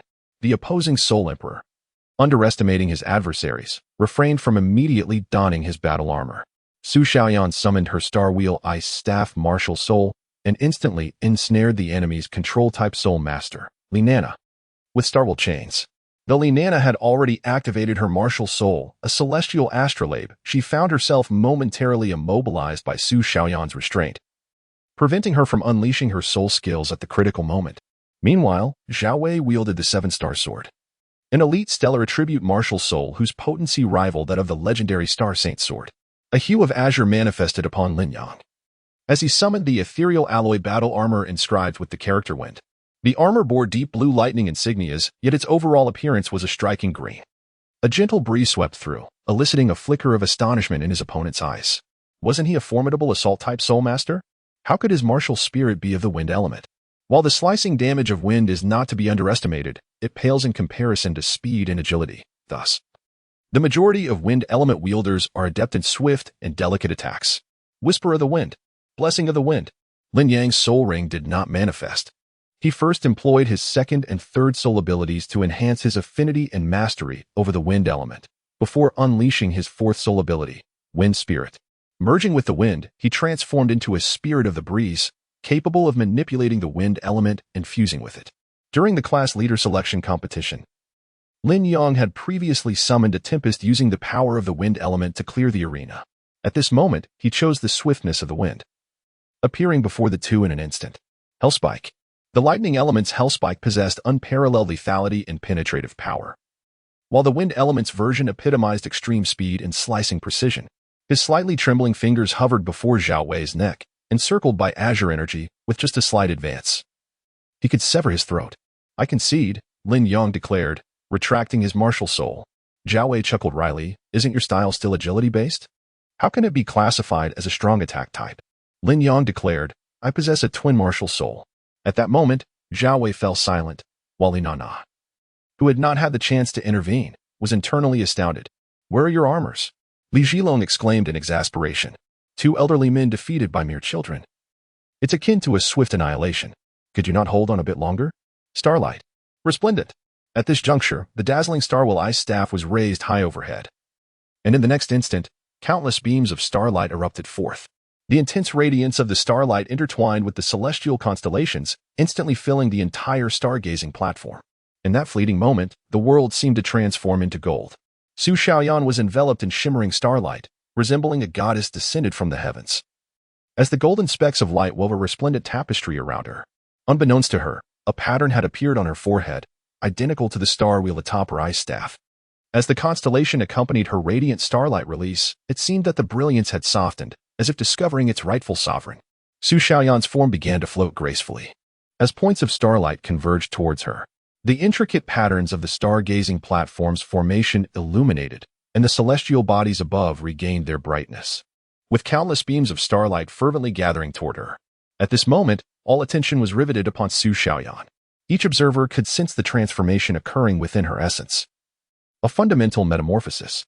Martial soul mutation. Indeed, only such a phenomenon could induce such intense energy fluctuations and the extraordinary spectacle before their eyes.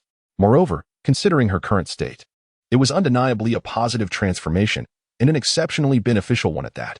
Li Zhilong was left in a stupor, unable to fathom that this contest would evolve into such a scenario. He gasped in astonishment. I have never witnessed a soul master so harmoniously attuned to stellar energy. He wished fervently that she were a member of their academy. With years of profound understanding of the stargazing platform at the Tianding Starry Sky Soul Master Academy, he recognized that this celestial baptism, regardless of the mutation it incited, would undoubtedly confer immense advantages upon Su Xiaoyan. Such a student could only be deemed a prodigy. Chapter 58. Su Xiaoyan's experimentation? If one could cultivate a talent such as this, it would represent an unparalleled enhancement for the entire Tianding Starry Sky Soul Master Academy. Yet, it was evident that such a prospect was unattainable, as she hailed from Shrek. Lin Yang said, Senior, could you refrain from interrupting the starry sky? Su Xiaoyan's current situation. Of course, Li Zhilong interjected, his voice low and firm. Though she is not a student of our academy, this extraordinary opportunity presents itself as a serendipitous encounter for her and a fortuitous moment for us. We shall record and preserve this data, as it will prove invaluable for the application of star power. Rest assured, the star power is boundless. Let her absorb it fully. At this point, he turned to the students of the Celestial Star Soul Master Academy and instructed, everyone, commence your cultivation now. Attune yourselves to the fluctuations of star power and see if you can glean any insights from it. The absorption of star power continued for over an hour, after which Su Xiaoyan's body gently descended to the ground. She was surrounded by a myriad of luminous points, approximately 365 in number. Seated in a meditative posture, she activated her Xiantian technique, the golden points of light shimmering around her. Her star-will eye staff stood upright beside her, transformed entirely into gold, particularly at the top where the star wheel appeared to become ethereal, as though the constellations were imprinted within it. Gazing closely, one could feel a sensation akin to gazing up at the night sky. Her martial soul had undoubtedly evolved. At the very least, the star wheel had undergone a transformation. Although the fluctuations of soul power emanating from Su Xiaoyan did not exhibit a significant increase, they exuded a sense of purity. Under the influence of the starlight, she seemed to embody an otherworldly transparency and indescribable strangeness. Gradually, the celestial constellations returned to their normal state, and the light from the observation platform began to dissipate. The starlight surrounding Su Xiaoyan appeared to be absorbed back into her being, vanishing quietly. A lustrous sheen now adorned her already exquisite face, subtly glimmering like precious jewels. Taking a deep breath, Su Xiaoyan slowly opened her eyes. As she became aware that the gaze of everyone around her was fixed solely upon her, her cheeks flushed with a delicate hue. Lin Yang inquired, "How do you feel?" Su Xiaoyan furrowed her brows, responding, "It's quite peculiar. I cannot quite articulate it." Observing her expression, Lin Yang nodded and addressed Li Ziyuang, "Senior, I sincerely apologize for the interruption today. Su Xiaoyan has now fully recovered, so we shall take our leave." Li Ziyuang turned to Su Xiaoyan, saying, "Junior, your condition is rather unique. We have documented the entire process and will study it further. Could you kindly provide a means of contact for future discussions?" "Of course," Su Xiaoyan replied, unable to refuse such a generous request, and she provided her soul communicator number. However, this would only be useful once she obtained a soul communicator, as they had all been confiscated by the Academy. The three departed from the Tianding Star Soul Master Academy, and Shen-Yi escorted them to a restaurant. Once seated in a private booth, he asked Su Xiaoyan, "How do you feel now?" Su Xiaoyan's expression was somewhat peculiar. "It has mutated. I never anticipated such an immense star power. Initially, I was oblivious to what transpired.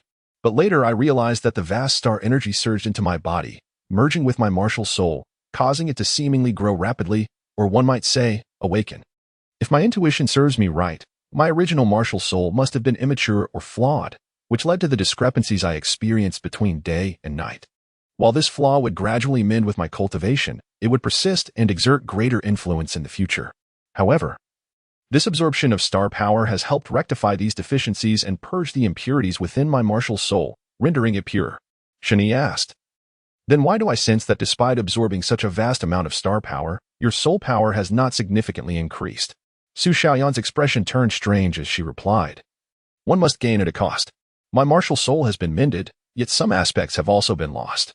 My eye staff, which should now be renamed Star Staff, has had its ice attributes washed away by the star power, leaving only the pure essence of the star wheel." Shen-Yi exclaimed in astonishment, "Is that so?" "So, your original ice attribute soul skills are now gone?" Su Xiaoyan nodded in affirmation. Shen-Yi continued, "Has the transformation of your star staff altered your soul skills?" Su Xiaoyan smiled, "Certainly. Otherwise, it would be a loss without gain. My martial soul has evolved, and naturally, my soul skills have evolved alongside it. All three of my soul skills have undergone significant changes, and I have now transitioned into a strong attack control type." Shen-Yi nodded, then turned to Lin Yang. "Now that both of you have achieved perfect scores in your final examinations, will you be spending some time outside, or shall you return directly to the academy?" Lin Yang remarked, "I intend to return to Tianhai City." Su Xiaoyan concurred, "Then I shall accompany you." Lin Yang facilitated the evolution of her martial soul, and Su Xiaoyan felt immense gratitude towards him. Although the evolution occurred under the celestial energies of the star observation platform, it was Lin Yang who had thoughtfully brought her there in the first place. "I shall accompany you both, but according to regulations, we must return to the academy once the 15 days have elapsed," Shen-Yi stated before departing, leaving Lin Yang and Su Xiaoyan behind. After finishing their meal, the two proceeded together to the Soul Guide vehicle station. "I need to return to East Sea City," Su Xiaoyan remarked, glancing at Lin Yang. "My home is in East Sea City, and since I am accompanying you back, you must accompany me home as well." Her words sounded somewhat peculiar, yet Lin Yang merely smiled and nodded in agreement. "Time is abundant, but have you truly considered it? Should you choose to follow me when we arrive at Shrek City, I shall assist you in merging with a new spirit." Su Xiaoyan feigned hesitation, her gaze wavering, yet her fidgeting calves betrayed her true feelings. She was acting. However, Lin Yang was unfazed. Even if she pretended to be his ally, becoming an undercover among him, it was clear she had no need to disguise herself as an infiltrator. Her companions were limited to Gu Yu and Tang Wulin. While she often spent time with Gu Yu, her interactions with Tang Wulin had dwindled, mostly occurring within the confines of their classroom. Su Xiaoyan's following him must surely be linked to Gu Yu's intentions. Was it to gather intelligence, or for some other purpose? What if you could help me replace my spirit? Su Xiaoyan cautiously inquired. I wish to exchange the ice-bear spirit, along with its accompanying soul ring, for a spirit of starlight attributes. Chapter 59. The Assault of the Evil Soul Master on the Soul Guide Train. Lin Yang inquired, what can you offer me? Su Xiaoyan pouted adorably and replied, as a stunningly beautiful young lady and a talented support soul master, of course, I wish to become your companion. Lin Yang remarked. I am uncertain, but we can certainly attempt it. In the presence of Su Xiaoyan, he produced a communication soul guide and initiated a call. With hope glimmering in Su Xiaoyan's eyes, Lin Yang began to speak. Teacher, is it possible to replace a soul spirit that is already fused with the soul ring, along with the soul ring itself? Although Su Xiaoyan could not hear the voice emanating from the communication soul guide, a flicker of disappointment crossed her gaze. Teacher? The ancient gaze of Qian Gu Dongfeng revealed a hint of surprise as he listened to Lin Yang continue. Su Xiaoyan's martial soul has evolved into the Star Staff. If I can assist her in replacing the ice-bear soul spirit and the third soul ring derived from it, she would depart from Tang Wulin and Gu Yu's team to join mine. A flicker of understanding passed through Qian Gu Dongfeng's eyes. Is Gu Yu related to Long Yaozhu? A traitor of the Spirit Transmission Tower. With a cold smirk, Qian Gu Dongfeng responded, Lin Yang, she shouldn't be able to hear my voice from that side. Correct? Indeed, Lin Yang affirmed. Dissolving an already fused soul spirit and its corresponding soul ring can only be accomplished with a secret method from the Spirit Transmission Tower. One that does not backfire on the Soul Master, a feat even Shrek Academy cannot achieve. Find a way to make her your companion, the disciple of Lang Yaozhu. In due time, when Su Xiaoyan, possessing the Star Staff martial soul, seeks me for a heavenly fruit and a divine soul pill, it will aid her in regaining her state and advancing further. Regardless of her intentions, you must ensure she becomes your companion, and subsequently, that everyone perceives her as such. Qian Gu Dongfeng was well acquainted with those around Lin Yang, including his classmates and the 4 members of Tang Wulin's team, as well as the expelled Xie. Lin Yang was the sole undercover agent of the Spirit Transmission Tower within Shrek Academy, and there was even potential for him to inherit the position of Sea God Pavilion Master, following the execution of the Spirit Transmission Tower and Federation's plans. The Federation would inevitably regard the tower with apprehension. Thus, it would be prudent to devise a means to reconstruct Shrek City, establishing a balance with the Spirit Transmission Tower while secretly controlling the rebuilt Shrek Academy.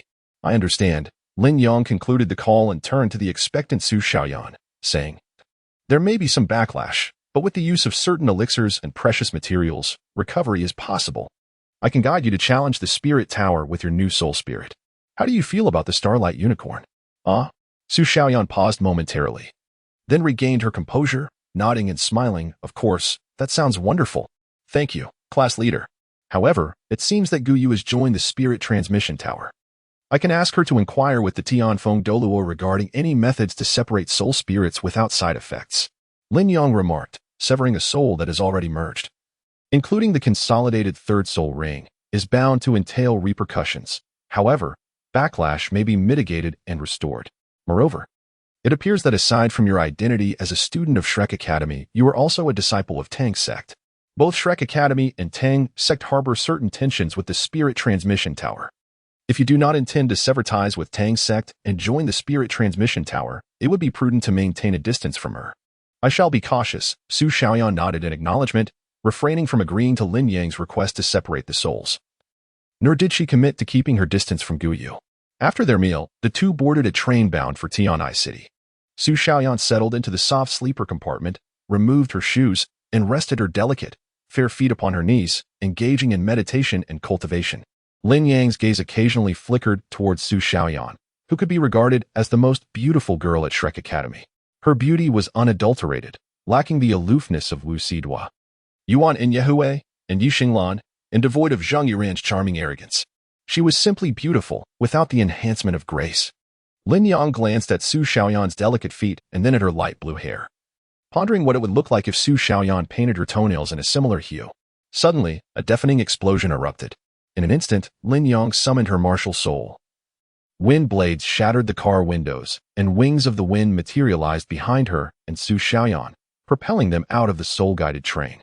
A chilling laughter echoed. Ha ha ha. Welcome to eternal paradise. Su Xiaoyan hastily ceased her cultivation, witnessing the train come to a forced halt, enveloped in a soft pink mist. Shani appeared behind them, his pupils constricting in alarm as he spoke. It is a titled Douluo level evil spirit master, very likely a 3-word battle armor master. A titled Douluo with 3-word battle armor implied that this malevolent spirit master's strength was comparable to that of a super Douluo. Despite being a 7-ring soul sage and a 2-word battle armor master, Shani found himself at a disadvantage as the battle armor suppressed him by 1 tier. While the spirit master's cultivation surpassed him by 2 significant realms. At the front of the soul-guided train, a figure of alluring beauty exhaled softly, causing clouds of pink mist to swell and drift into the carriage. Ha ha ha. Succumb to the paradise of desire, it taunted, eyeing Lin Yang and her companions with surprise. How unexpected. 3 fish that slipped through the net. The use of it was intentional. For the individual before them embodied neither male nor female, akin to a eunuch from ancient times, a man who had been stripped of his vital essence. Before the trio could react, 3 tendrils of pale pink mist surged towards them, instantly infiltrating their bodies. The evil spirit master merely glanced at its handiwork, nodded in satisfaction, and chose to depart. Meanwhile, within the carriage, numerous ordinary individuals, now uncontrollable and influenced by the spirit master's power, began to engage in primal acts reminiscent of beasts. In Lin Yang's eyes, a glimmer of silver flickered. Confronted with the power of the malevolent soul master, his spiritual strength, although at the spirit abyss level, was sufficient to withstand the assault. However, beside him, Shani and Su Xiaoyan were poised to strike. The star-wheel chains and the celestial vines ensnared toward Lin Yang simultaneously, their eyes shimmering with a faint pink hue as they lunged at him. After a brief moment of hesitation, Lin Yang activated the instantaneous movement of the soul guide ring, deftly evading their attacks and retreating towards the soul guide train. Re-entering the carriage he had just vacated. Subsequently, he shattered the surveillance camera, adjoined the 2 beds, and discarded the small table with a swift motion. Shani soared back, while Su Xiaoyan returned under the influence of Lin Yang's wind wings. Lin Yang was unable to liberate them from the control of that malevolent soul master. After all, he was a titled Douluo, and his own survival depended on the mental fortitude granted by the Lingyuan realm and the assistance of his head spirit bone. As for Su Xiaoyan and Shani, Lin Yang did not consider himself a match for Shani, rather than allowing others to benefit at his expense. He deemed it wiser to prioritize his own advantage. In Chapter 60, once more, Su Xiaoyan, due to her relatively weak cultivation, was affected only minimally by the pink mist injected into her body by the malevolent soul master. She was the first to recover, perched upon Lin Yang. She experienced a wave of excruciating pain as her consciousness returned. You must hurry and get down, Lin Yang admonished, unable to contain his urgency. Upon sensing the tearing sensation in her lower body, Su Xiaoyan let out a cry and fell from Lin Yang's lap. Without a moment's hesitation, Lin Yang scooped up Shen-Yi, who had just been kissing him, and placed her upon his lap. The malevolent soul master they encountered earlier was not merely a titled Douluo.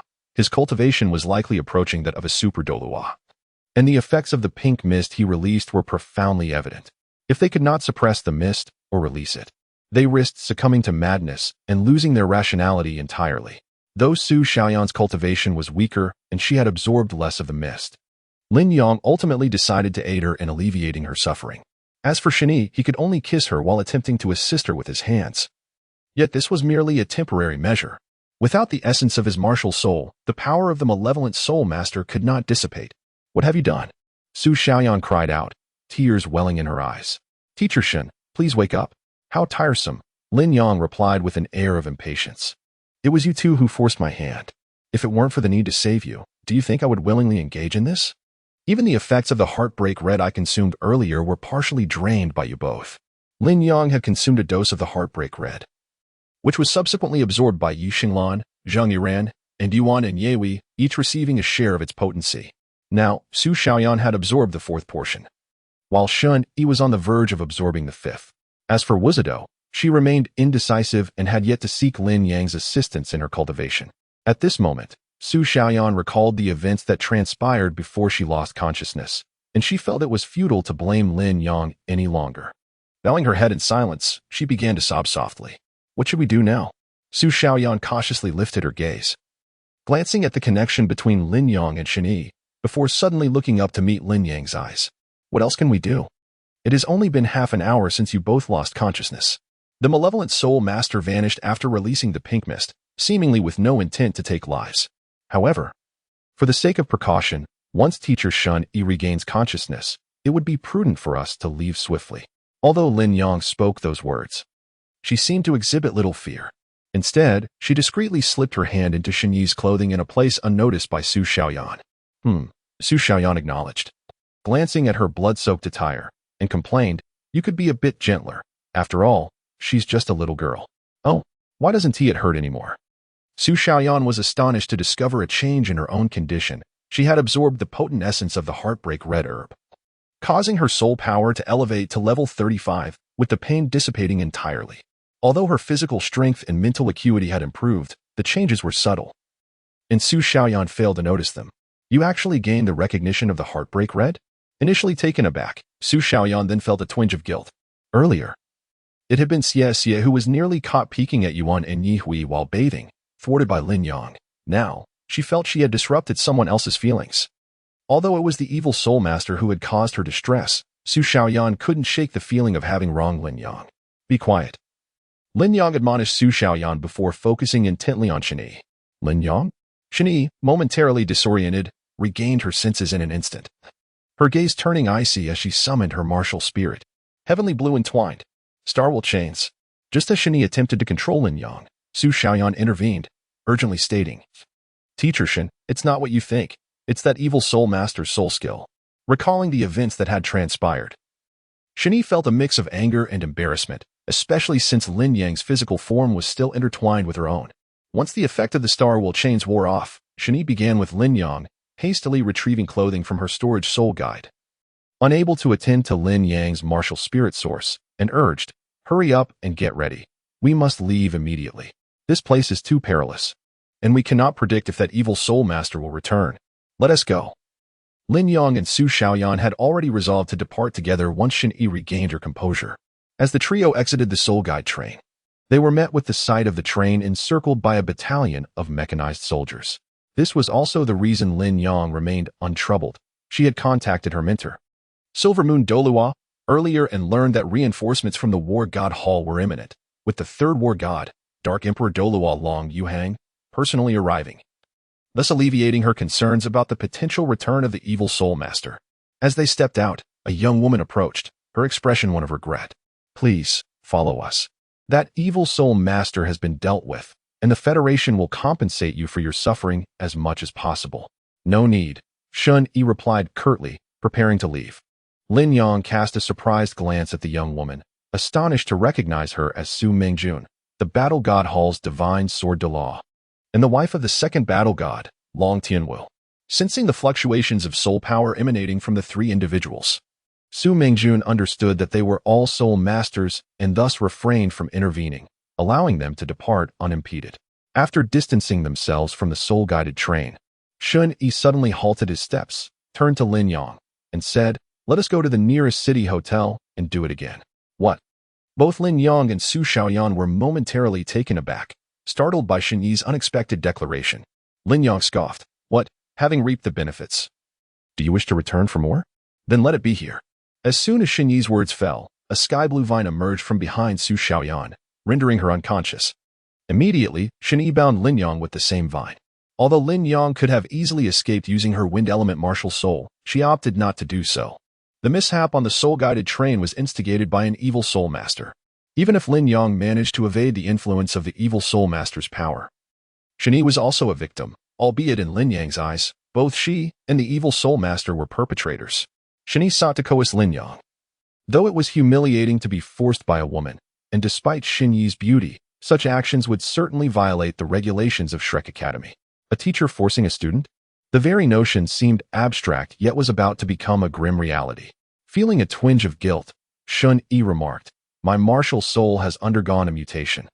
It has recently stabilized after a beneficial change. If I can fully stabilize my martial soul, the possibility of becoming a limit Douluo lies within my grasp. And I shall compensate you for this." Chapter 61. Challenge to the Royal Soul Engineer Academy of the Sun and Moon. Why is this happening? Shen Yi's eyes widened in disbelief as she questioned Lin Yang. "Why did I not experience a transformation this time?" Lin Yang silently dressed and, after lifting Su Xiaoyan, departed using the wings of wind. Meanwhile, Shini stood in a daze, unable to regain his composure for quite some time. They had now entered the territory of the Tianhai Alliance, and Lin Yang, accompanied by Su Xiaoyan, arrived in Donghai City. Upon reaching the hotel, she gently placed Su Xiaoyan on the bed. Lin Yang retrieved the communication soul device and initiated a call. "Teacher, we are safe now." The elder Kai spoke gravely. "Please recount the details to me." Upon learning that Su Xiaoyan and Shun Yi had employed the star wheel chains and the heavenly blue to restrain Lin Yang, Elder Kai exhibited a measure of anger, not directed at Su Xiaoyan and Shun Yi, but rather at the malevolent soul master. After all, they too had been influenced by the dark powers. However, when she heard that Shun Yi had forcibly compelled Lin Yang once more following the absorption of the medicinal effects of the Heartbreak Red, resulting in a benign mutation of her martial soul, the sound of shattered glass echoed ominously. "What a piece of work Shun Yi is," Elder Kai remarked coldly. "This corrupt world truly reflects the flaws of its leaders." Wu Changkong colludes with the malevolent soul master, and Shun Yi's current actions are no different from those of a dark soul master. What do you intend to do now? Will you continue to Tianhai City, or shall you return to the academy first? I shall ensure that justice is served." Lin Yang, feeling aggrieved, implored, "Teacher, is it possible to execute Shun Yi?" At this moment, Elder Kai fell silent. Shun Yi was a disciple of the corrupt world, and the corrupt world shared a brotherly bond with Feng Wuyu. Moreover, considering their connections with Yun Ming, the prospect of eliminating Shun Yi was utterly implausible. Elder Kai consoled, in lieu of revenge. "It is far more important to secure a satisfactory recompense. Once you return to the academy, I shall ensure that you receive a compensation that meets your approval." Lin Yang remarked, "Then I shall delay my return. I will first revisit Tianhai City." After hanging up the phone, a playful smile graced Lin Yang's face. This time, the murky world would not escape unscathed. He was determined to protect Shun Yi at all costs. Not long ago, both Shuisher and Feng Wuyu had departed from the Sea God Pavilion. Simultaneously, Wu Changkong had been released from prison. It was rumored that he would oversee Tang Wulin's final examination. If they were to engage in activities in Mingdu, it would be quite entertaining. A snake that is not slain will lead to endless troubles. Having completely severed ties with Shuisher's faction, Lin Yang resolved to devise every possible means to confront them. Although Lin Yang did not suffer significantly this time, the crux of the matter was that Shun Yi was not one of his own. The potency of the Heartbreak Red elixir tugged at his heartstrings. After all, even a mere tenth of its strength could rival the finest medicines available beneath celestial-grade herbs. "My esteemed teacher, will you procure for me a 10,000-year soul bone, or perhaps a fierce beast soul bone?" Lin Yang's gaze danced with intrigue. This would be his final act of faith in Old Kai.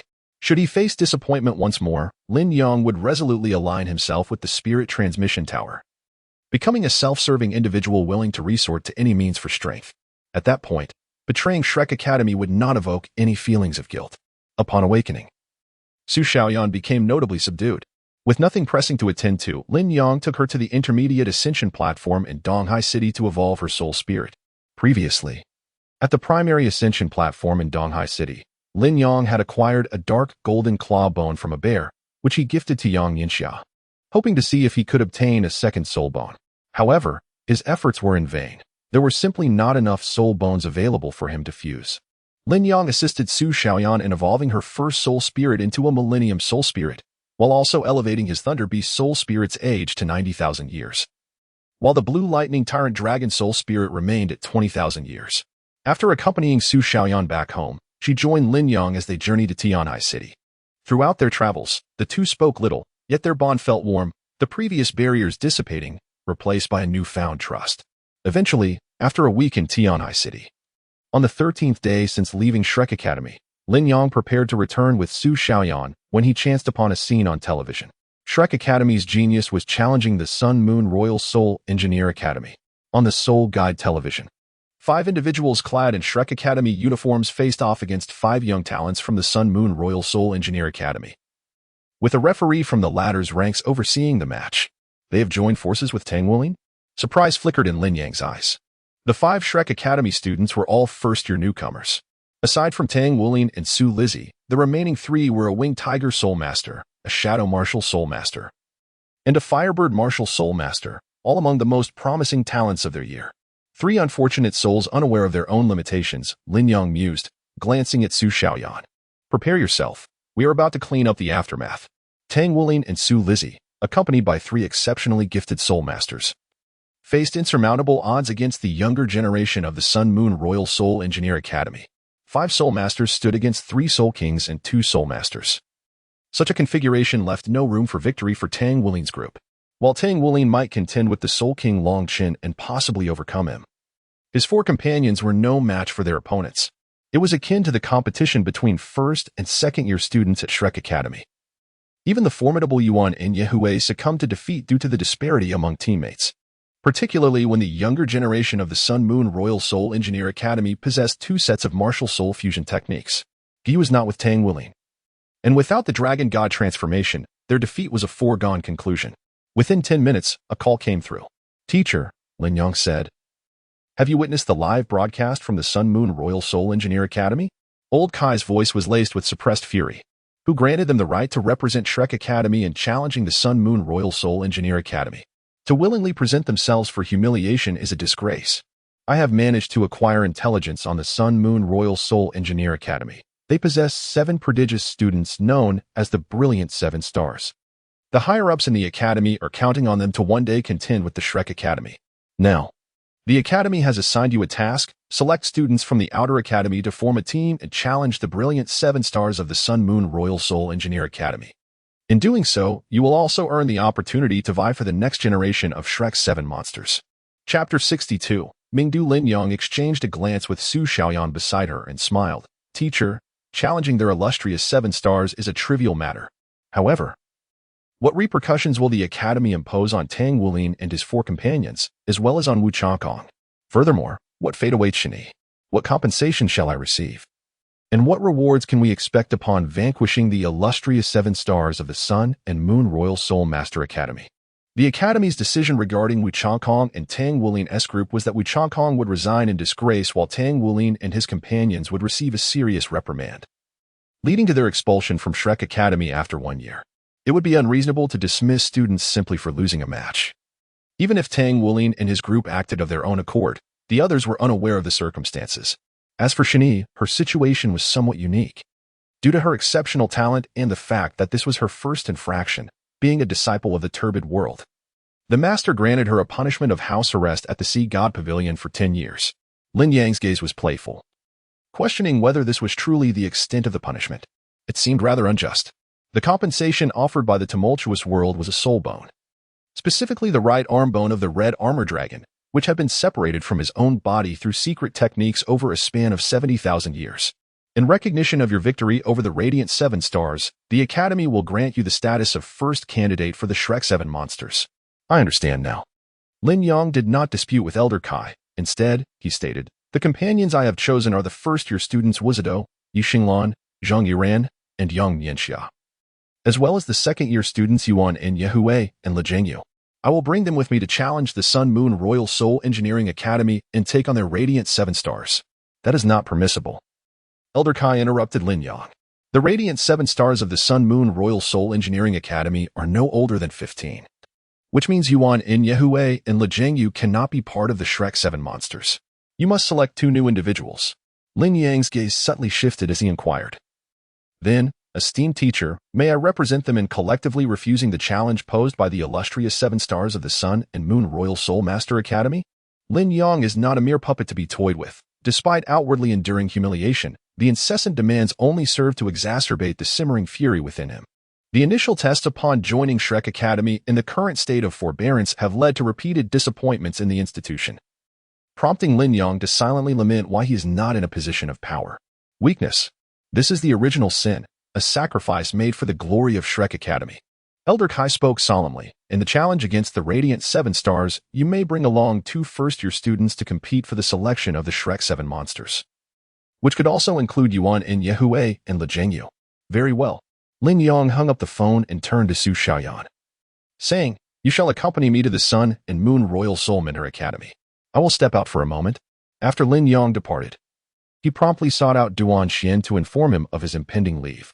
Duan Xian merely smiled and assured him that whatever path he chose, he would have Lin Yang's unwavering support.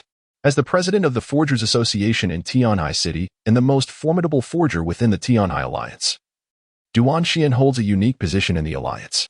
Although previously, the Eastern Sea City under the Tianhai Alliance boasted the presence of Mu Qin, an 8th-level forger.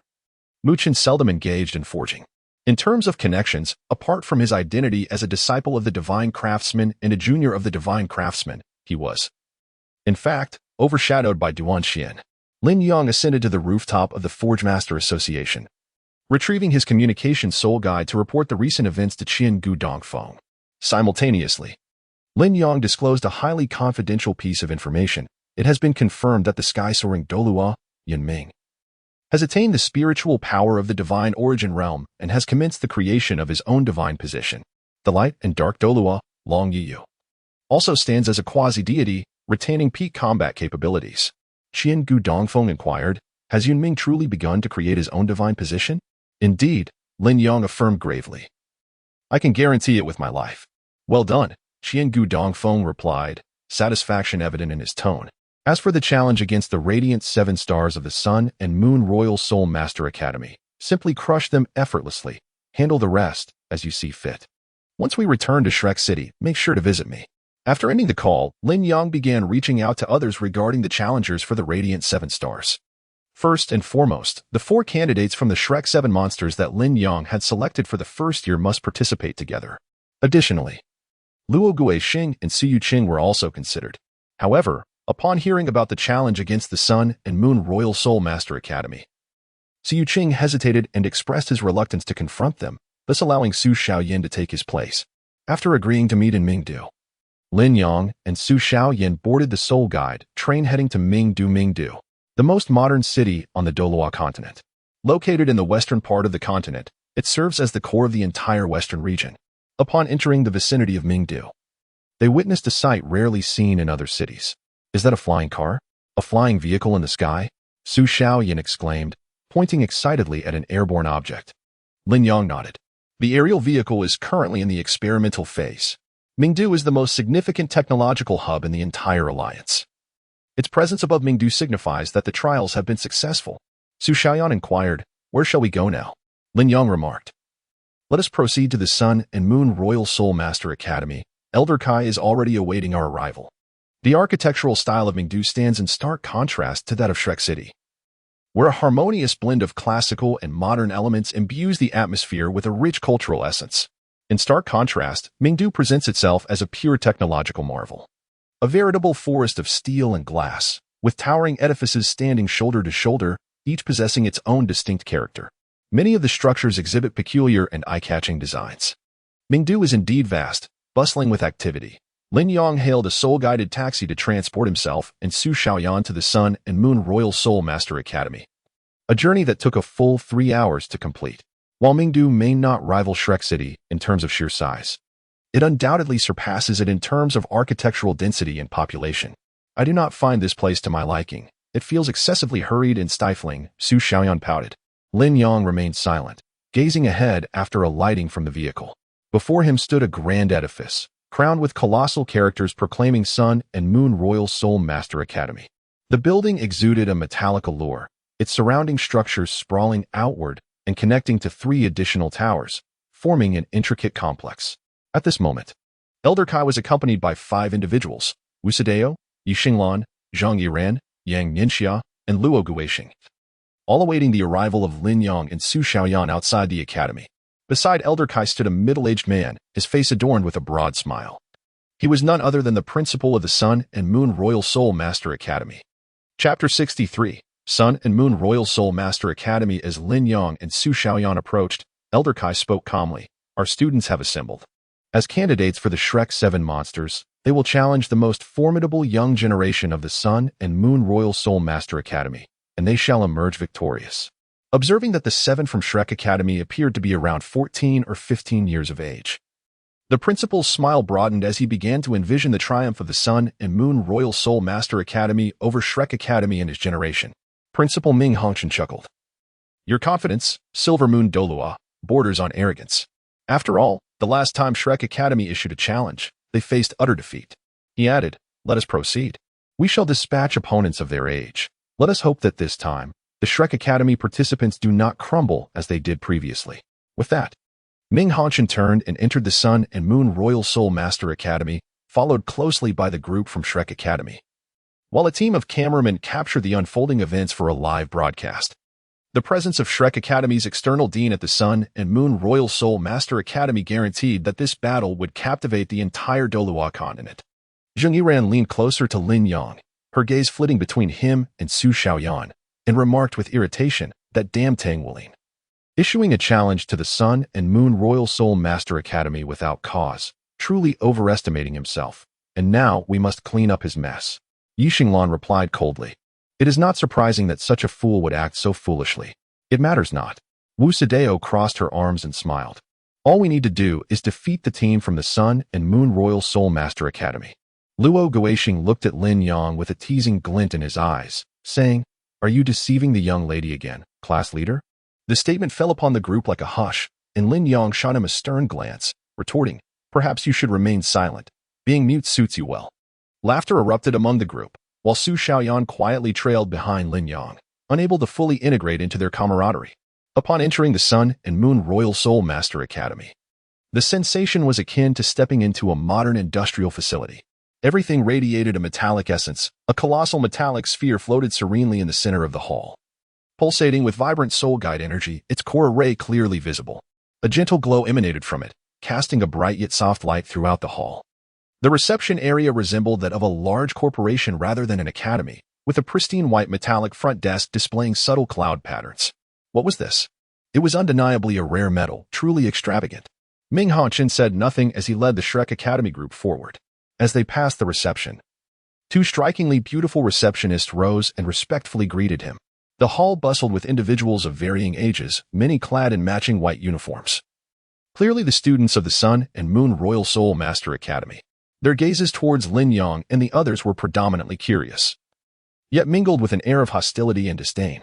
The expansive elevator, also of white metal, seemed to favor this color scheme. It ascended quickly and steadily, devoid of jarring sensations. Once inside the Sun and Moon Royal Soul Master Academy, Ming Hongqian fell silent, as did Elder Kai. The seven from Shrek Academy exchanged glances, maintaining a calm demeanor throughout. Upon reaching the 36th floor, they transferred to another elevator, which appeared to move horizontally before descending for a full 2 minutes before finally halting. As the elevator doors opened, the metallic ambience abruptly vanished, revealing a stone chamber, its surroundings constructed from rugged stone, exuding an ancient charm. Yet, within these archaic stones lay an enigmatic energy that stirred Lin Yang's soul power, causing it to simmer within him. The others experienced a similar sensation, as if this place possessed the ability to enhance their soul power. Ming Hongqian remained reticent, leading the way through this expansive stone chamber until they arrived at a grand hall, approximately 500 square meters in size, adorned with magnificent murals on the ceiling. The group looked up to see a narrative depicted in the mural, a young boy seated in a plaza, surrounded by people clad in the uniforms of the Sun and Moon Royal Soul Master Academy, albeit of a more archaic design compared to the current ones. The boy at the center, however, was unmistakably dressed in the uniform of Shrek Academy. Is that Hu Yuhao? On one side of this stone hall stood a colossal archway composed of 2 grand doors, reaching over 15 meters in height and 30 meters wide, ample enough for a mecha to pass through effortlessly. This is the waiting area for the Great Soul Arena. You will be notified shortly for your match. Ming Hongqian gestured towards a row of stone benches, indicating that they could wait there. He then cast a dismissive glance at Elder Kai before turning to leave. Elder Kai's expression darkened, yet he remained silent. With live coverage underway, all that mattered was whether Lin Yang and his companions could conquer their adversaries, thereby securing honor for Shrek Academy. As Ming Hongqian departed through a side door, a sudden surge of fervent noise erupted, a passionate voice echoing, "Shrek Academy is here to provoke us once more," refusing to accept defeat after their last encounter. Under the leadership of the Dean, they dare to challenge us again. Can we tolerate this? Students of the Sun and Moon Royal Soul Master Academy, let us unite and rally for our competitors. We shall send the Shrek members back in disgrace and proclaim to the continent that we are the strongest academy. As the inciting words resonated, a tumultuous wave of applause and jeers surged through the crowd. Elder Kai's voice cut through the clamor, "Lin Yang, crush your opponents with overwhelming force." "Understood," Lin Yang replied, a faint smile gracing his face, though it bore the semblance of a veneer, lacking genuine warmth. 10 minutes later, a cold voice announced, "The match is about to commence. Please prepare to enter the arena." The two massive doors slowly swung open, and the previously raucous noise intensified, engulfing them in an electrifying atmosphere. The world beyond the archway blazed brightly, rendering it difficult to discern details as Ming Hongchen strode towards the entrance. Chapter 64. 7 against 7. Lin Yang strode confidently at the forefront, followed closely by 6 companions: Wu Sidao, Yi Xinglan, Zhang Yiran, Yang Ningxia, Luo Guixing, and Su Xiaoyan. Upon exiting the candidate area and truly entering the grand arena of the Great Soul Arena, one could fully appreciate the grandeur of its scale. Even within the confines of Shrek Academy, there exists no structure of such magnitude. This venue is a complete homage to the ancient gladiatorial arenas, featuring a vast plaza with a diameter exceeding 1,500 meters, while the surrounding stands can accommodate over 150,000 spectators simultaneously.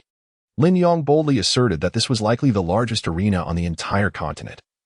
Situated in the central area surrounded by the towering edifices of the Sun and Moon Royal Soul Master Academy. At that moment, the stands were not only filled to capacity but at least 70 to 80% occupied. It was unlikely that all these spectators hailed from the Sun and Moon Royal Soul Master Academy, after all. For a single institution to boast 1,000 students was already a remarkable achievement. Yet, the sheer number of attendees was astonishing, leaving one to wonder about their origins. In the center, Lin Yang could vaguely sense numerous imposing auras emanating from the direction of the main podium. All eyes fixated on the 7 of them who had just stepped forth, as Lin Yang and his companions entered the Grand Soul Arena. The previously raucous crowd fell into an unexpected silence, with over 100,000 pairs of eyes suddenly converging upon the 7. Even though their spirits remained high, the weight of such an overwhelming gaze pressed heavily upon their hearts. Su Xiaoyan and Zhang Yiran fared the worst, their complexions paling slightly. It was important to recognize that nearly all the spectators harbored a sense of hostility towards them. Each individual exuded a unique aura, and when these energies coalesced, they bore down with considerable pressure, profoundly affecting their mental fortitude and state of mind. The situation was far more daunting than they had initially anticipated. Lin Yang's expression was indifferent, and 5 crimson soul rings radiated from his body, just 3 days before the final examinations concluded. He had successfully refined the feathers of the Azure Wand, breaking through to the pinnacle of soul power and ascending to the rank of Soul King. With the manifestation of a 100,000-year soul ring, Lin Yang was now a formidable Soul King at level 54. The surging waves of his soul power erupted outward, intangible yet enveloping his companions within. The other 6 felt a profound alleviation of pressure. The cacophony of the outside world seemed to diminish, and more importantly, under the protective aura of Lin Yang's soul power, their previously subdued momentum surged back to life. At the podium, an elderly man sat at the center, his brow furrowed. 100,000-year soul ring? How troublesome. The elder's expression darkened, if that were the case. Their illustrious 7 stars might not stand a chance against these young talents from Shrek Academy. It was likely that the heir to the Sea God Pavilion was among them. A middle-aged man beside him spoke. Master, possessing a legendary soul spirit at the age of 15 is nearly impossible. He must have fused with soul bones. At least the skull and torso bones are of 100,000 years. The other positions remain uncertain. Let them compete for now. But keep a close watch on this boy. As Lin Yang released his blood-colored soul rings and his stature seemed to grow more imposing, the pressure emanating from the audience lessened somewhat. However, it was not long before the previously halted jeers escalated exponentially. Lin Yang did not cast a glance at the audience, striding confidently towards the center of the Grand Soul Arena. At this moment, he had already observed 7 individuals standing there, clad in pristine white uniforms of the Sun and Moon Royal Soul Master Academy. They appeared to be of a similar age as his own companions. In addition to these 7, a middle-aged man hovered in the air, seemingly in his 40s, entirely enveloped in ornate armor, which was unmistakably a 3-character battle armor. A translucent white shield gradually rose from the surroundings, taking on a tangible appearance as it coalesced at a height of 100 meters. This protective barrier also possessed soundproofing properties, instantly enveloping the arena in silence. They had previously employed such a tactic against Tang Wulin and his team, only to realize it was entirely superfluous. The rules of the match were announced below. The middle-aged man, suspended in the air, spoke in a deep voice. This competition is primarily for sparring, yet to ensure both sides can genuinely showcase their abilities. I will only terminate the match or eliminate certain participants in the event of severe injury, disability, or a threat to life. Ultimately, victory will be determined by which side retains combat capability amidst the annihilation of the opposing force. Is that understood? Good. Lin Yang responded calmly, directing his gaze toward his opponent. Long Chen, the representative of the Sun and Moon Royal Soul Master Academy, was a tall and handsome youth, radiating an aura of brilliance. Although he appeared to be merely 14 or 15 years of age, his stature was already comparable to that of an adult. Lin Yang smiled gently. Before her stood a woman, Shui Lufeng, who approached Long Chen's side. This young lady possessed exquisite beauty and a graceful figure, complementing Long Chen splendidly. In terms of appearance and physique, Lin Yang surpassed Long Chen, though she lacked his towering stature. Wu Saida stepped forward to stand on Lin Yang's left, while Yu Xinglan positioned herself on Lin Yang's right. The third-ranked student from the Sun and Moon Royal Soul Master Academy, Yu Dingqi, approached. He was of average build, with broad shoulders and powerful arms, clearly adept in strength. Yang Nianxia, Zheng Yiran, Luo Guoxing, and Su Xiaoyan followed suit, advancing alongside their counterparts. Jin Maching, a stout young man, made his entrance, accompanied by the formidable and imposing female warrior, Kuang Zhantian. Indeed, this individual was a woman, and her name was quite unique. The members of Shrek Academy nearly remarked that someone of her stature should join their ranks, as she was undoubtedly a prodigy. Wang Diamond, a delicate young girl with short blue hair, exuded an air of purity. Lastly, a silver-haired boy smiled softly, introducing himself as Huan Hongchen. It was 7 against 7. Unlike their previous competitions at the academy, this time neither side revealed their type of soul master, they merely stated their names. Both teams retreated to prepare for battle. Maintaining a distance of 100 meters, the middle-aged man hovering in the air regained his composure, ready for the match.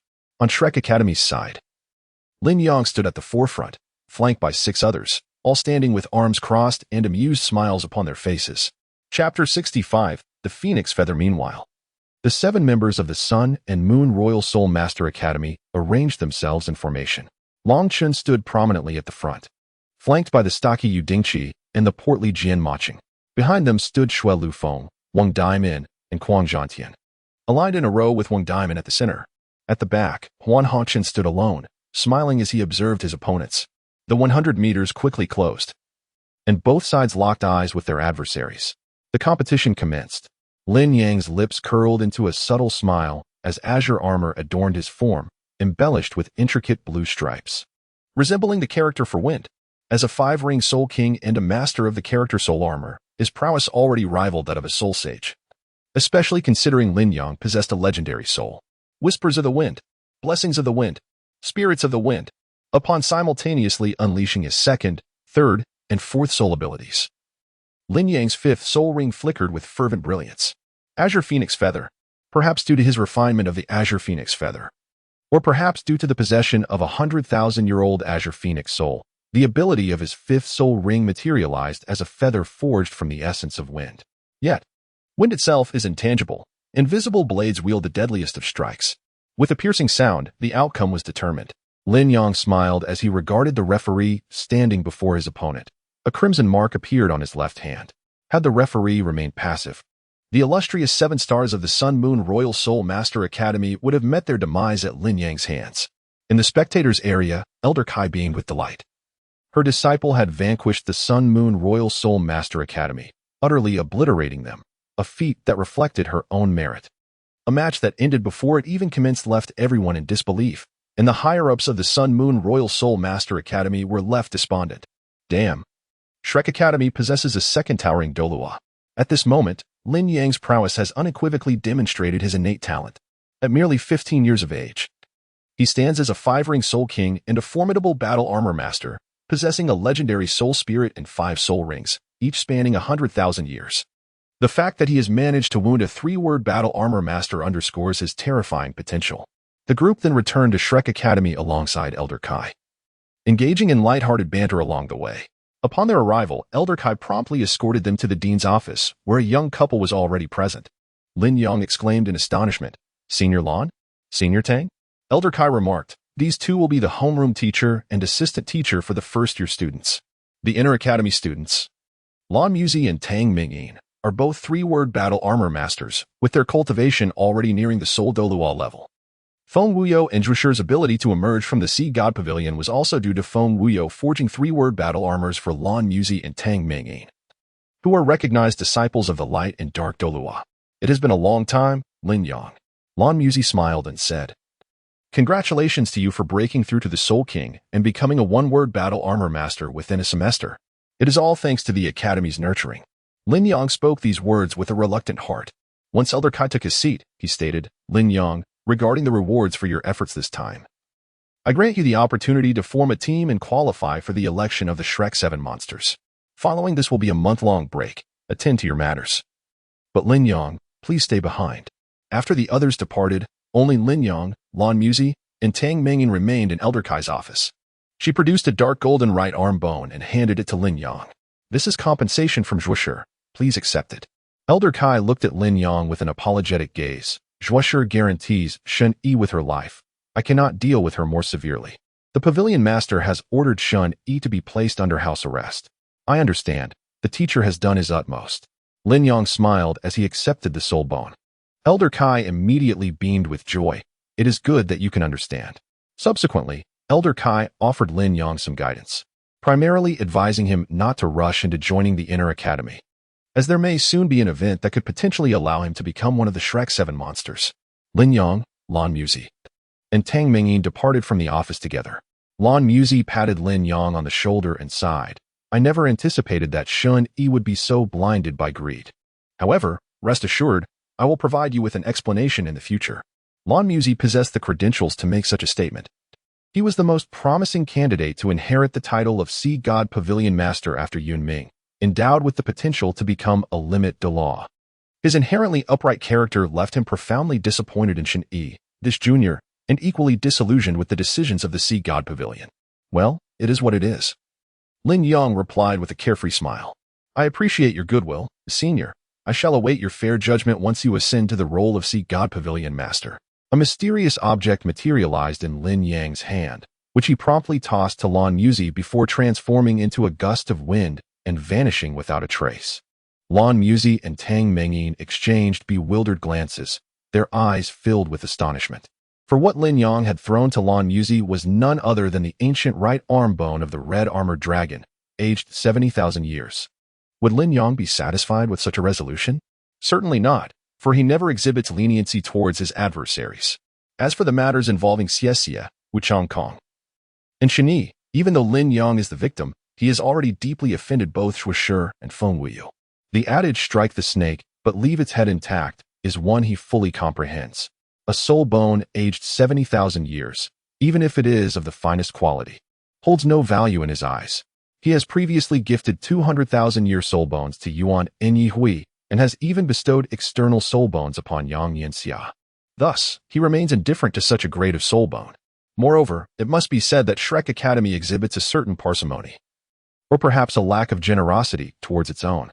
When Lin Yang first joined Shrek Academy, they offered a soul bone from a beast king that had survived its first tribulation to entice him. However, once Lin Yang truly became a part of Shrek Academy, their approach turned to mere tests, ultimately presenting him with a mere 70,000-year soul bone as compensation. While this soul bone might elicit joy from an ordinary student as recompense for their victimization, Lin Yang's extraordinary talent marks him as a future limit de law and a master craftsman. This only underscores a diminishing regard from Shrek Academy towards Lin Yang. In contrast, Tang Sek's compensation for Lin Yang was a right arm bone from a 100,000-year Titan giant ape, which not only represents a 100,000-year soul bone, but also originates from the Titan giant ape itself. The disparity between this and Shrek Academy's offering is indeed astronomical. Lin Yang utilized the wings of wind to return to the work-study dormitory, where she sought out Su Xiaoyan, intending to accompany her to the Spirit Transmission Tower. In addition to assisting Su Xiaoyan in severing her bond with the Ice Bear Spirit, she aimed to help her integrate a new Starlight attribute spirit. Under the pretext of guiding Su Xiaoyan through the fusion of a new spirit, they planned to visit the Spirit Transmission Tower to meet the legendary Dongfeng of ancient times. Chapter 66. Apprenticeship with the legendary Dongfeng of ancient times. Prior to this, Lin Yang had already conferred with Dongfeng of ancient times regarding the best approach to bring Su Xiaoyan to the Spirit Transmission Tower.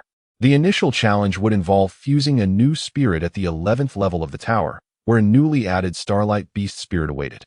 This spirit bore similarities to elemental spirits such as the Ice Spirit, but could be more accurately described as akin to the Ice Queen, a true being formed from elemental essence. While the starlight attribute may not rival the utmost attributes, the quality of the starlight beast spirit is comparable to formidable soul beasts like the dark golden terror claw bear. And it is not inferior to the starlight unicorn that Yi Xinglan had integrated. Lin Yang arrived at the work-study student dormitory, where only Su Xiaoyan remained. As Guyu had departed after the final exams, noticing Lin Yang entering without knocking, she curiously inquired, "Isn't it already vacation? What brings you here?" "I wish to take you to the spirit tower to fuse with the spirit of star attribute," Lin Yang replied. "The spirit tower has added a spirit of the star beast on the 11th level, a super spirit beast, and a millennium spirit at that. I will first assist you in fusing with the spirit, and then we shall separate the ice bear spirit, helping you evolve the star beast spirit into a 10,000-year spirit. Is it similar to Zhang Yiran's?" Su Xiaoyan's eyes sparkled with intrigue. Zhang Yiran's 2,000-year rings, combined with two 10,000-year rings, are indeed a rarity in the spirit master world, though it may not compare to Yang Nianxia's 10,000-year rings or Lin Yang's 500,000-year rings. For an ordinary spirit master, it is an unimaginable sight. "Let us be on our way," Lin Yang smiled. "I must hasten the fusion of your new spirit, as I have other matters to attend to upon our return." "Then let us go." Perhaps due to the bond that had developed between them, Su Xiaoyan and Lin Yang no longer felt estranged. They skipped away from the work-study dormitory, heading to the spirit tower together. Lin Yang had already messaged Yuan and Yehui, informing her of his intention to take Su Xiaoyan to the spirit tower. Having accompanied others there before, Yuan and Yehui held no reservations. Yet she was still taken aback by Su Xiaoyan's decision to abandon Guyu and Tang Weilin in favor of joining Lin Yang's side. Soaring through the skies with the wings of wind, Lin Yang and Su Xiaoyan swiftly arrived at the headquarters of the Spirit Tower, the Heavenly Spirit Tower, the tallest structure on the continent. After Lin Yang and Su Xiaoyan completed their information forms, they were guided by the staff to the Soul Tower. With Lin Yang's current prowess, taking Su Xiaoyan to challenge the Soul Tower was a trivial matter. They swiftly ascended to the 11th level, where they vanquished the Star Spirit Beast, allowing Su Xiaoyan to fuse with it. This bestowed upon her the potent effect of the Heartbroken Red, enhancing both her physical strength and mental fortitude. The presence of 3 Millennium Soul Spirits would not pose any backlash for her. During their time in Donghai City, Lin Yang had previously accompanied Su Xiaoyan to the Ascension platform, aiding her in evolving her first Soul Spirit into a Millennium Spirit. By the time Su Xiaoyan was fusing with the Star Spirit Beast, Lin Yang had already exited the Soul Tower. Outside, the ancient Dongfeng wore a smile, awaiting Lin Yang's return. "Your talent is indeed a rarity in this world," Dongfeng marveled, unable to contain his admiration. "Even with the soul bones bestowed upon you by me, Shrek Academy, and Tang Sect, a 15-year-old Soul King is scarcely seen in this era. Lin Yang, have you discerned the true nature of Shrek Academy's hypocrisy?" Dongfeng continued with a smile. "They only consider their own interests. Though I, too, am a selfish individual, I am not stingy towards my subordinates. Become my disciple." A clandestine weapon of the transmission tower within Shrek Academy, destined to deliver the final blow to Shrek Academy in the future. "Master." Lin Yang immediately knelt down. He no longer cared about betraying his sect. His sole desire was to grow stronger. However, before the passage of time could betray him, Lin Yang would not forsake the Spirit Tower. Was it not he who had suffered unjust treatment prior to betraying Shrek Academy? Even though upon joining Shrek Academy, the sky-high Douluo bestowed upon him the skull of the nine-tailed celestial fox and a soul bone from a ferocious beast that had survived its first tribulation, which led to his evolution into a 100,000-year spirit, the test imposed by Elder Kai erased any gratitude he felt for that evolution. This recent injustice had also extinguished his appreciation for the gift of the nine-tailed celestial fox skull. "Take this," the Eternal Eastwind said, handing Lin Yang a wooden box and a jade box containing the heavenly fruit and the divine soul pill. He instructed Lin Yang to have Su Xiaoyan consume it after she separated from the ice bear spirit. "When your mental power breaks through to the spirit domain realm, I shall present you with a grand gift." A slight smirk played upon the Eternal Eastwind's lips. His ambitions were none other than to surpass Yun Ming and achieve divinity. Yet, accomplishing such feats was no small task. He resolved to eliminate Yun Ming, even if it meant colluding with evil soul masters. As for achieving divinity, with the current strength of the Spirit Tower, it was not impossible to revive the old matters of the Spirit Hall, creating a divine position through the power of faith. However, this was a formidable challenge, as it required them to base their authority on the Spirit Tower and control the Federation. Yet, He perceived a greater path to success through Lin Yang, assisting him in attaining godhood and subsequently creating a divine realm. The eternal east wind was not one to be a mere do-gooder. His choice to aid Lin Yang stemmed from the belief that should Lin Yang ascend to divinity, he too could achieve the same with Lin Yang's support. Moreover, even if Lin Yang were to fail in his divine aspirations, the eternal east wind could still cultivate a formidable limit Douluo within their ancient family faction. The current federation harbored intentions of obliterating Shrek Academy, and once that was accomplished, the next target would undoubtedly be the Eternal Family, who presided over the Spirit Tower. Thus, the Eternal East Wind was amassing strength, secretly nurturing talents. While his father and elder brother had refrained from intervening for years, all to conceal their power and prevent the Federation from dismantling their own foundation after eradicating Shrek Academy. After Lin Yang accepted the heavenly fruit and the divine soul pill, the Eternal East Wind's figure vanished. In the next moment, Su Xiaoyan appeared, gazing at Lin Yang and inquired, "How should I separate that ice-bear spirit?" Lin Yang remarked, "Let us first locate the staff of the transmission tower. We must soon hand over the ice-bear soul spirit to them to offset the price difference with the star spirit beast soul spirit. By employing my mental energy to dissolve the contract, the soul ring will subsequently vanish, but this will result in a backlash for me. Fortunately, I possess a heavenly insight fruit and a divine soul pill, which will alleviate the side effects when consumed, allowing me to reconstitute my third soul ring and advance your cultivation further." "Very well," Su Xiaoyan nodded, following Lin Yang to find the staff of the transmission tower. They proceeded to use their mental energy to dissolve the contract, thereby separating from the ice-bear soul spirit. Immediately, Su Xiaoyan's complexion turned pale. The backlash was quite severe. After consuming the heavenly insight fruit and the divine soul pill, she hastily gathered her third soul ring, and her soul power level ascended to 37. Chapter 67. Learning Soul Forging. Su Xiaoyan's original soul power level was 33. But the star spirit beast soul spirit had a more extended age than the ice-bear soul spirit.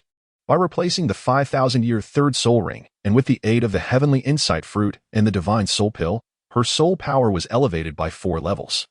Lin Yang accompanied Su Xiaoyan to the intermediate ascension spirit platform, assisting her in evolving into a 10,000-year spirit. Afterward, he used the wings of wind to carry the unconscious Su Xiaoyan back to Shrek Academy. Once he returned her to her dormitory, Lin Yang made his way back to his own quarters, where Yuan in Yehui was meditating. She was known for her diligent training, seldom wasting time. Upon sensing a disturbance, Yuan in Yehui opened her eyes and saw Lin Yang seated on the sofa.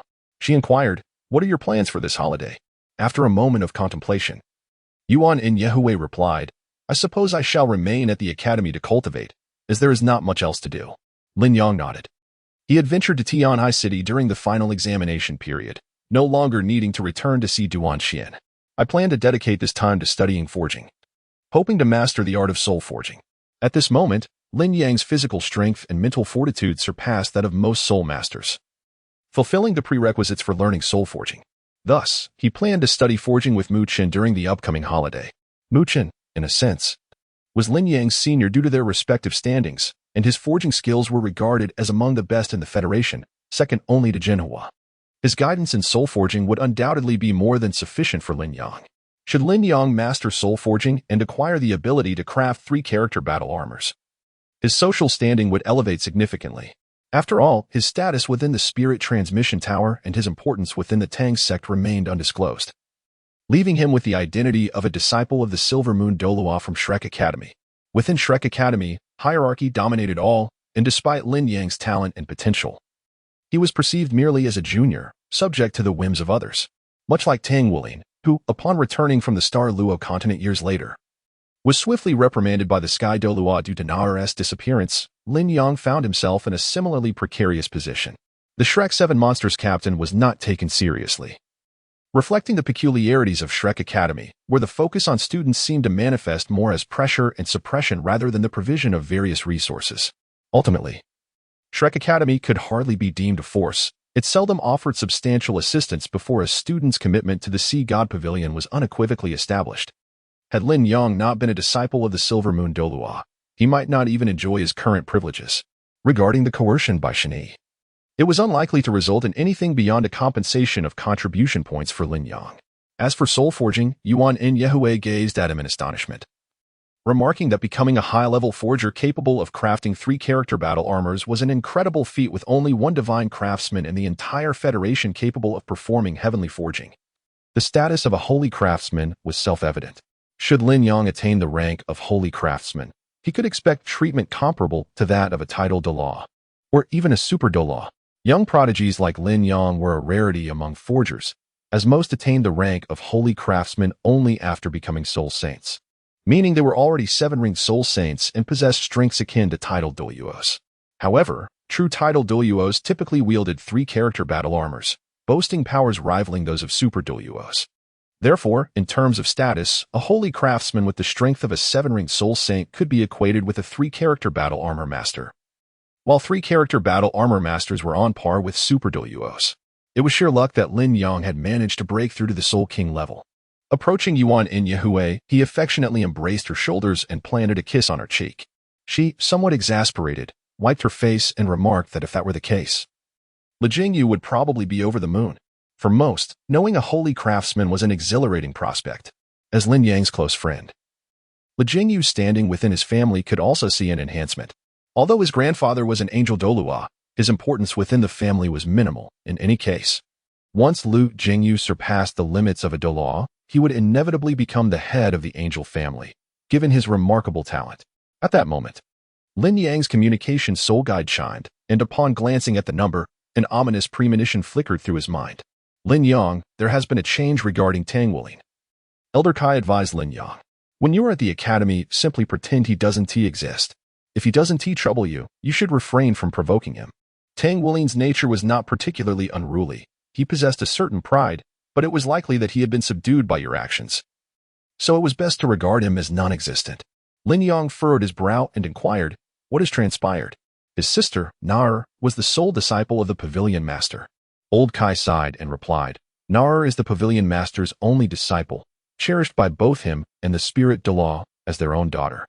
When Nar was a child, she was adopted by Tang Wulin's parents, but she vanished unexpectedly when Tang Wulin was merely 9 years old. It was only recently that Tang Wulin and Nar reunited on Sea God Island, and I learned of this news only upon my return to the academy. Lin Yang inquired, what of Wu Changkong and Shen Yi? Their circumstances remain unchanged. Shen Yi is imprisoned within the Sea God Pavilion, while Wu Changkong has been expelled from the academy for their genuine transgressions. As a student, Tang Wulin bears the responsibility under the guidance of his instructor, placing the majority of the blame upon Wu Changkong. It is said that Wu Changkong is currently associated with the Tang sect, having been bestowed a 3-character battle armor forged by Feng Wuyu before his departure with assistance from the Zhuangshi sect, elevating Wu Changkong to the rank of a 3-character armor master. Presently, he has joined the Tang sect's Hall of Offerings, adorned with a silver ribbon. Tang Wulin has also become a disciple of Feng Wuyu, as he crafted the 3-character battle armor for Wu Changkong. I understand, Lin Yang nodded, a mischievous smile curling at the corners of his lips. While he could not provoke Tang Wulin directly, it did not preclude him from stirring trouble with others. Given the personalities of Tang Wulin and his companions, errors were inevitable, especially with Mu Chun under Lin Yang's influence. Feng Wuyu had previously intervened on behalf of Xie. And now, with the crafting of the Soul Forge Alloy 3-character battle armor for Wu Changkong, Tang Wulin's status as Feng Wuyu's disciple has solidified. Might this present an opportunity to exploit Mu Chun's situation? After all, Tang Wulin's current actions could be construed as a betrayal of his sect.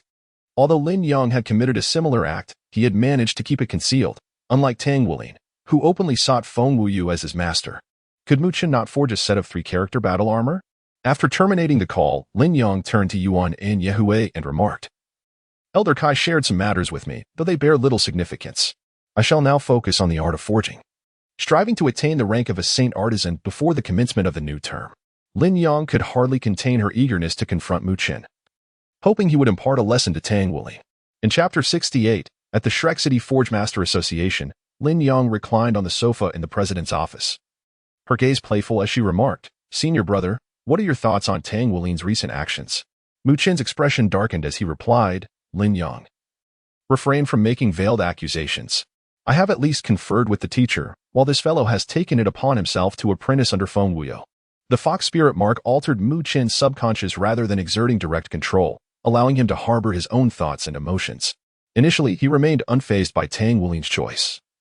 However, The moment Lin Yang leaned in closer, his frustration reached a boiling point. "Dad, I'm back," echoed a melodious voice as the door swung open. Lin Yang lifted her gaze to meet the visitor's eyes.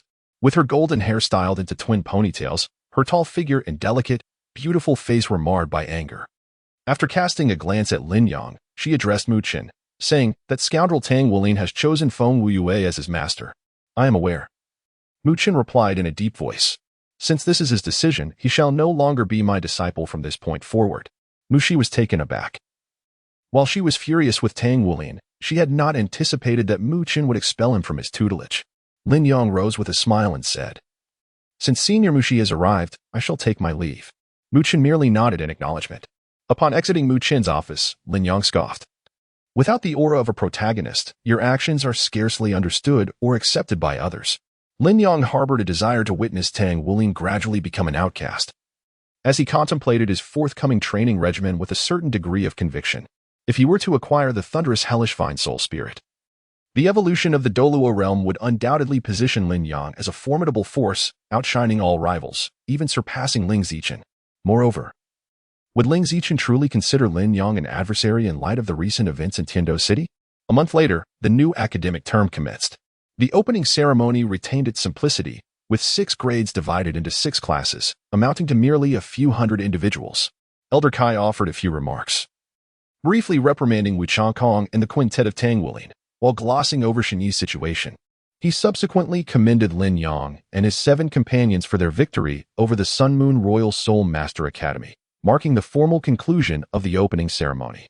Following this, the teachers escorted the students back to their respective classrooms for orientation, a customary practice on the first day of the new term. In the first grade classroom, Lan Musi stood at the podium, addressing the students. "Greetings, everyone. I am your new homeroom teacher, Lan Musi, and this is Teacher Tang Mingyi. Due to personal circumstances, Teacher Shenyi will no longer serve as your homeroom teacher. We will take charge of your upcoming lessons." Subsequently, Teacher Tang Mingyi delivered her lecture, outlining the objectives for the new academic year. The second semester, marking the second year, presented the students with a straightforward task to begin experimenting with the crafting of the one-character battle armor. A stringent requirement for admission into the Shrek Academy's inner court is to become a one-character battle armor master by the age of 20. Consequently, despite the majority of students being around 14 or 15 years old, they were compelled to commence this endeavor, as the creation of battle armor is not a trivial undertaking. Some students in the first grade had already initiated attempts at creating one-character battle armor, supported by teams with established cases of successful designs. However, this was far from an easy feat. While the metal required for the armor could be procured, the design and manufacturing processes posed significant challenges, demanding a high level of proficiency in auxiliary professions. After completing their first year of study, all students successfully passed their final examinations, leading to a marked enhancement in the overall strength of Class 1. This cohort of freshmen, having triumphed over Class 1 of the second year, earned the title of the strongest freshman class in a century, bolstered by the presence of the so-called Golden Generation. This instilled a sense of pressure among other students, compelling them to strive relentlessly to keep pace with their peers, fostering an atmosphere of spirited competition within Class 1. Although only a select few would ultimately gain admission into the inner court, without a concerted effort, how could one ascertain their own limitations? Furthermore, as the class leader, Lin Yang had emerged as a one-character battle armor master at the rank of 5-ring Soul King by the conclusion of the first semester, evoking pride among his classmates, who yearned to follow in his illustrious footsteps. After class, Lan Musi summoned Lin Yang to her office, smiling as she inquired, "Have you ever considered joining forces with the second-year students to challenge the third-year class?" Tang Mingyi chimed in. "After all, there is quite an age difference. Elder Kai informed us that if you and the second-year students succeed in challenging the third year, you would be granted a direct opportunity to become part of the Shrek 7 monsters.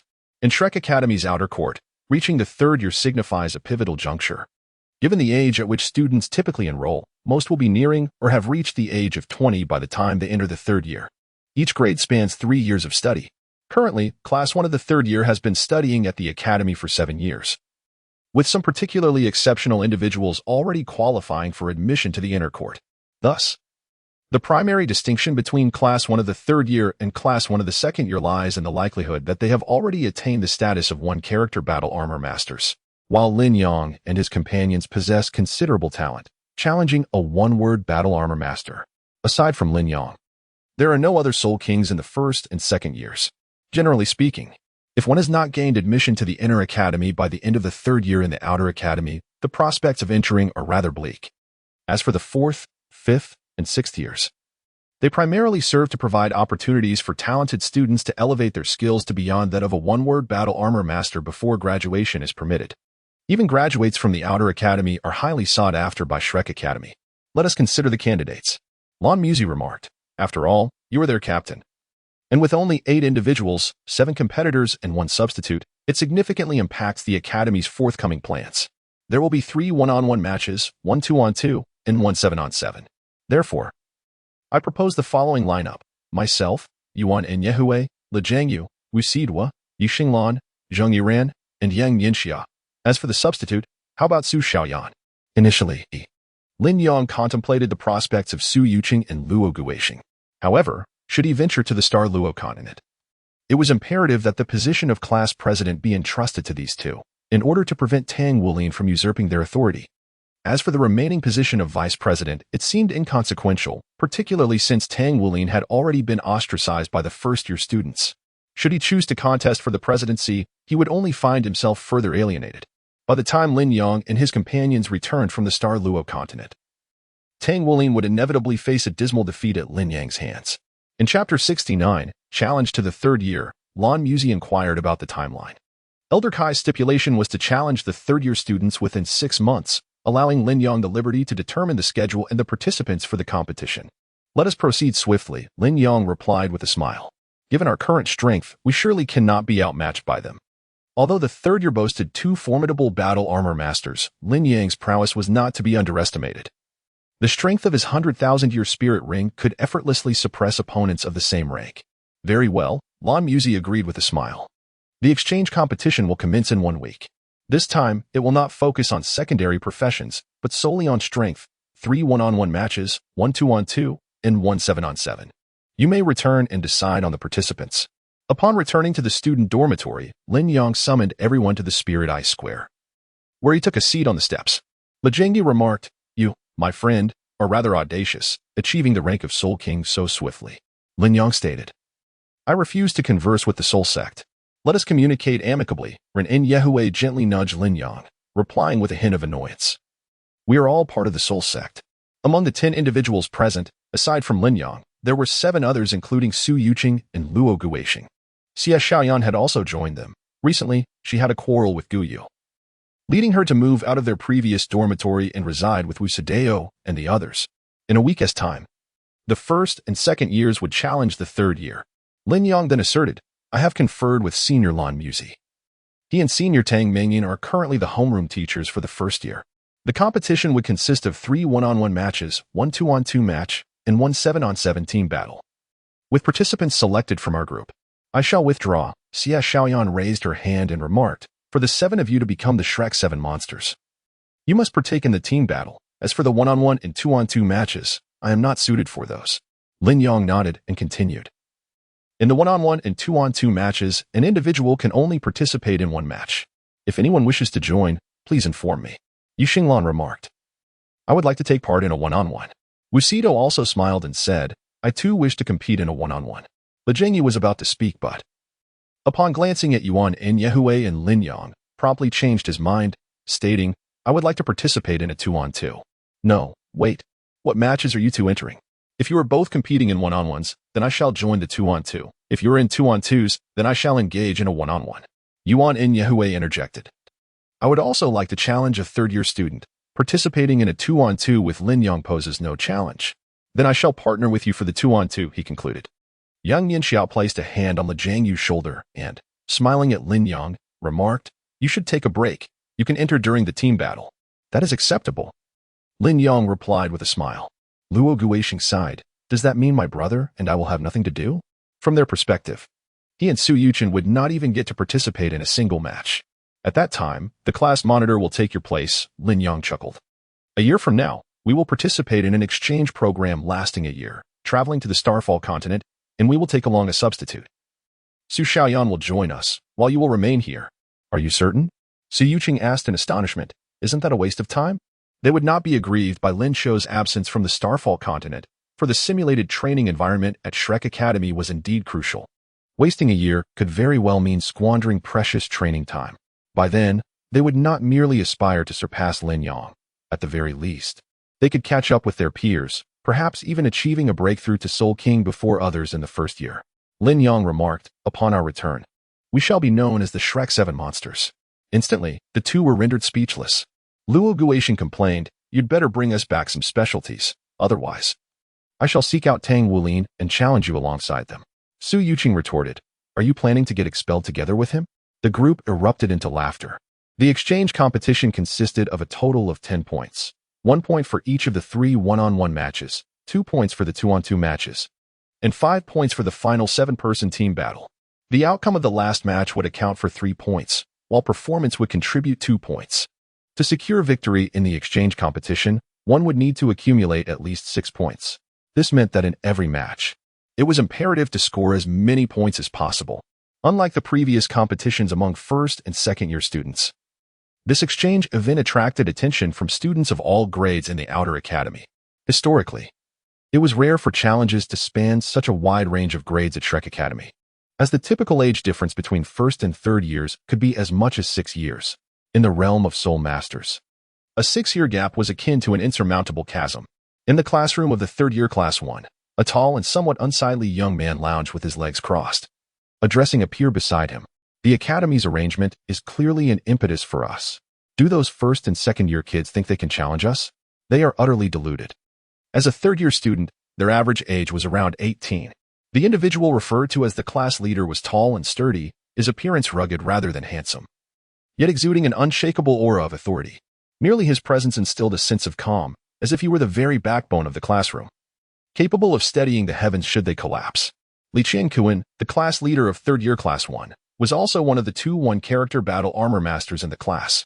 At 18 years old, he was a 52nd-level defensive soul master. His martial soul was quite extraordinary, named the Qianquan Sphere, a rare variant martial soul. "I have heard about the first and second-year student situation. We cannot afford to be careless," Li Qianquan stated coolly. The unsightly young man, Yi Wu, sat up abruptly. "Come on, boss, there is no need to be so serious. Aside from Lin Yang, who is a soul king, the rest of them are merely soul scholars. How far can they truly progress on the path of soul masters? The others in first year likely haven't even begun crafting their battle armors. This one-on-one match is my domain. I reckon the Academy arranged this exchange primarily to temper their arrogance." Yi Wu, a sensitivity-type soul master, excelled in high-speed combat and had completed 70% of his one-character battle armor. At 17, he harbored aspirations of becoming an inner academy disciple before turning 20, making him a core member of third-year Class 1. "When will you rectify your arrogance, Yi Wu?" At that moment, a crisp voice interjected. Upon hearing it, Yi Wu instinctively shrank back, quickly standing to face the source of the voice. "Emoji, I was merely speaking casually. I assure you, I take this seriously." Approaching was a young girl with flowing black hair cascading down her back, her stature average and features sweet, yet her gaze radiated a chilling intensity. She walked directly to Li Qianquan and took a seat beside him. "I have gathered information, aside from one Soul King one-character battle armor master. Those youngsters possess a team with soul fusion techniques. Their main members are all above level 40, with several exceeding level 45, and many possess 10,000-year soul spirits. Some even have battle armors forged from spirit metals. Though they may still lag behind us in terms of strength, the gap is not as vast as you might imagine. If we do not tread carefully, we might find ourselves embarrassed." Emoju, the vice-class leader of third-year Class 1, was also a one-character battle armor master with a soul power of 51. Among her peers, she held even greater prestige than Li Qianquan, being both formidable and protective of her own. Most classmates had benefited from her support, as she was known for her straightforward and assertive demeanor. She and Li Qianquan were the stabilizing forces of their class, destined to enter the inner academy. As the academic year drew to a close, they would participate in the inner academy's assessment trials. Successful completion would grant them formal admission as inner disciples. Li Qianquan looked towards Emoju. "Soul fusion techniques? How formidable are they?" Emoju shook her head. The specifics remain unclear. However, the individual possessing the soul fusion technique is the vice-class leader of the first year. I assess they cannot pose a threat to our one-character battle armor. After all, our battle armor elevates our abilities to a level comparable to that of ordinary soul saints. They are still considerably distant from us, But these younger students possess significant talent. It is said that one is nearing the level of a 6th-level forger, enabling them to craft spirit metals, and some have achieved over 80% fusion with those metals. Once we return from the assessment trials, we will seek advancements to 2-character battle armor. Li Qianquan smiled slightly. Then, we must not overexert ourselves. Maintaining the right pace is essential. Emoju nodded. Let us compete normally. As long as we secure the 7-on-7 team battle. It wouldn't hurt to let them win a match or two to instill some confidence in them. I propose we split up. One of us can partake in the team battle while the other engages in a one-on-one. This should ensure we secure at least 6 points. All right. I will follow your lead. Which match will you choose? Emoju grinned. I'll opt for the one-on-one. It's simpler for me. I'll assess the team battle's dynamics. If those youngsters prove too formidable, I will step in. Conversely, if we dominate early on, I will refrain from participating in the team battle. The day of the competition finally arrived, with the 1st and 2nd-year students from the Outer Academy uniting to challenge the 3rd years. This event captured the attention of all students in the Outer Academy. Typically, students who progressed to the 4th year without entering the Inner Academy had little chance of doing so, focusing instead on achieving the rank of 1-character battle armor master before graduating from the Outer Academy. Consequently, the 3rd year was, in many respects, the strongest grade in the Outer Academy, housing the most talented students. The most gifted individuals had already transitioned to the Inner Academy or were engaged in assessment trials. With such a lively competition unfolding, the arena was filled with students and faculty shortly after lunch. Undoubtedly, those participating in this exchange competition represented the brightest prospects for future admission into the Inner Academy, embodying the pinnacle of the younger generation's strength. The students from 1st-year Class 1 and 2nd-year Class 1 arrived early, eager to witness miracles. In contrast, the 3rd-year students appeared notably at ease. From a strength perspective, this was merely an exchange competition. By any calculation, the 1st and 2nd years stood no chance of victory. While powerful soul masters could indeed challenge those of a higher grade, there were limits to such endeavors. Faced with 1-character battle armor masters, whose combat capabilities were significantly enhanced, achieving victory seemed nearly impossible. Yuan Enyehui and Lu Jingyu had long since arrived. In this match, they were all filled with determination. It was already quite shameful for the 2nd-year students to lose to the 1st-year students, especially in the absence of Lin Yang. They all hoped to utilize this match to prove their worth. At the head table, Dean Kai Mayer of the Foreign Languages Institute had arrived early, alongside the esteemed spirit Douluo, Yoli, and a host of teachers from the institute. Lan Musi smiled and encouraged everyone to relax, asserting that they might not necessarily lose in 1-on-1 or 2-on-2 scenarios. Based on his understanding of their opponents, he believed that the opposing team would likely send a single armored fighter to secure a point in the 1-on-1 matches, and before the team battles, they might only field one armored fighter once. In the first 1-on-1 match, Yuan Enyehui stepped onto the stage. While they were unaware of the opponent's strategy, he urged his teammates to give their all without worrying about the subsequent team battle, as Lin Yang would be there to support them. After Yihui, Wuxi Duo and Yuxing Lan would take their turns. Yes, the 3 girls nodded in unison. Tang Mingyin, standing beside Lan Musi, chuckled, "Are you embarrassed? Look. All the 1-on-1 matches are being fought by us girls." Lan Musi replied, but that is still thanks to Lin Yang's support. Ignoring her, Tang Mingyin cheerfully approached Yuan Enyehui to share information about the 3rd-year students. In the 3rd-year class, the homeroom teacher was a middle-aged woman named Song Lin, a 2nd-ring armored master and a senior teacher at the Foreign Languages Institute, who had personally nurtured the 3rd-year class. "Wu Rui, you're up for the first match," Song Lin directed to a boy who appeared to be around 18 or 19 years old. "Give it your all," she added with a calm smile.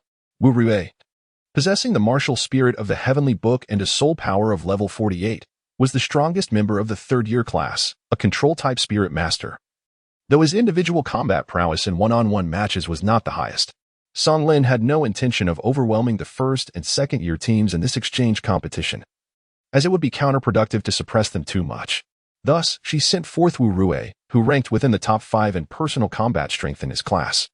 Even so, she believed it would still be quite difficult for the 1st and 2nd-year students to defeat him. Stepping forward, Kai Lao gracefully leapt onto the competition stage. The first 1-on-1 competitors took their places. 2 figures simultaneously sprang up from either side of the arena, eliciting cheers from students of all grades. Wu Rui landed lightly, exuding an air of elegance with a calm demeanor. He held one hand in front of him and the other behind, his meticulously arranged hair framing a slight smile as he waved to the audience below. Yuan Inyi landed steadily on the stage, her flowing red hair cascading down, her dark red eyes coldly assessing her opponent. Upon her arrival, the second-year class erupted in cheers. "Wu Rui," he called out to Yuan In, flashing a bright smile that revealed his white teeth. His gaze was neither provocative nor contemptuous. He simply endeavored to maintain his charming composure. "Yuan Inyi from the second-year class," she replied coolly. "Wu Rui, the class leader of the second year," he remarked. "I've heard of you. Dual martial spirits, quite impressive. Best of luck." Yuan Inyi remained silent.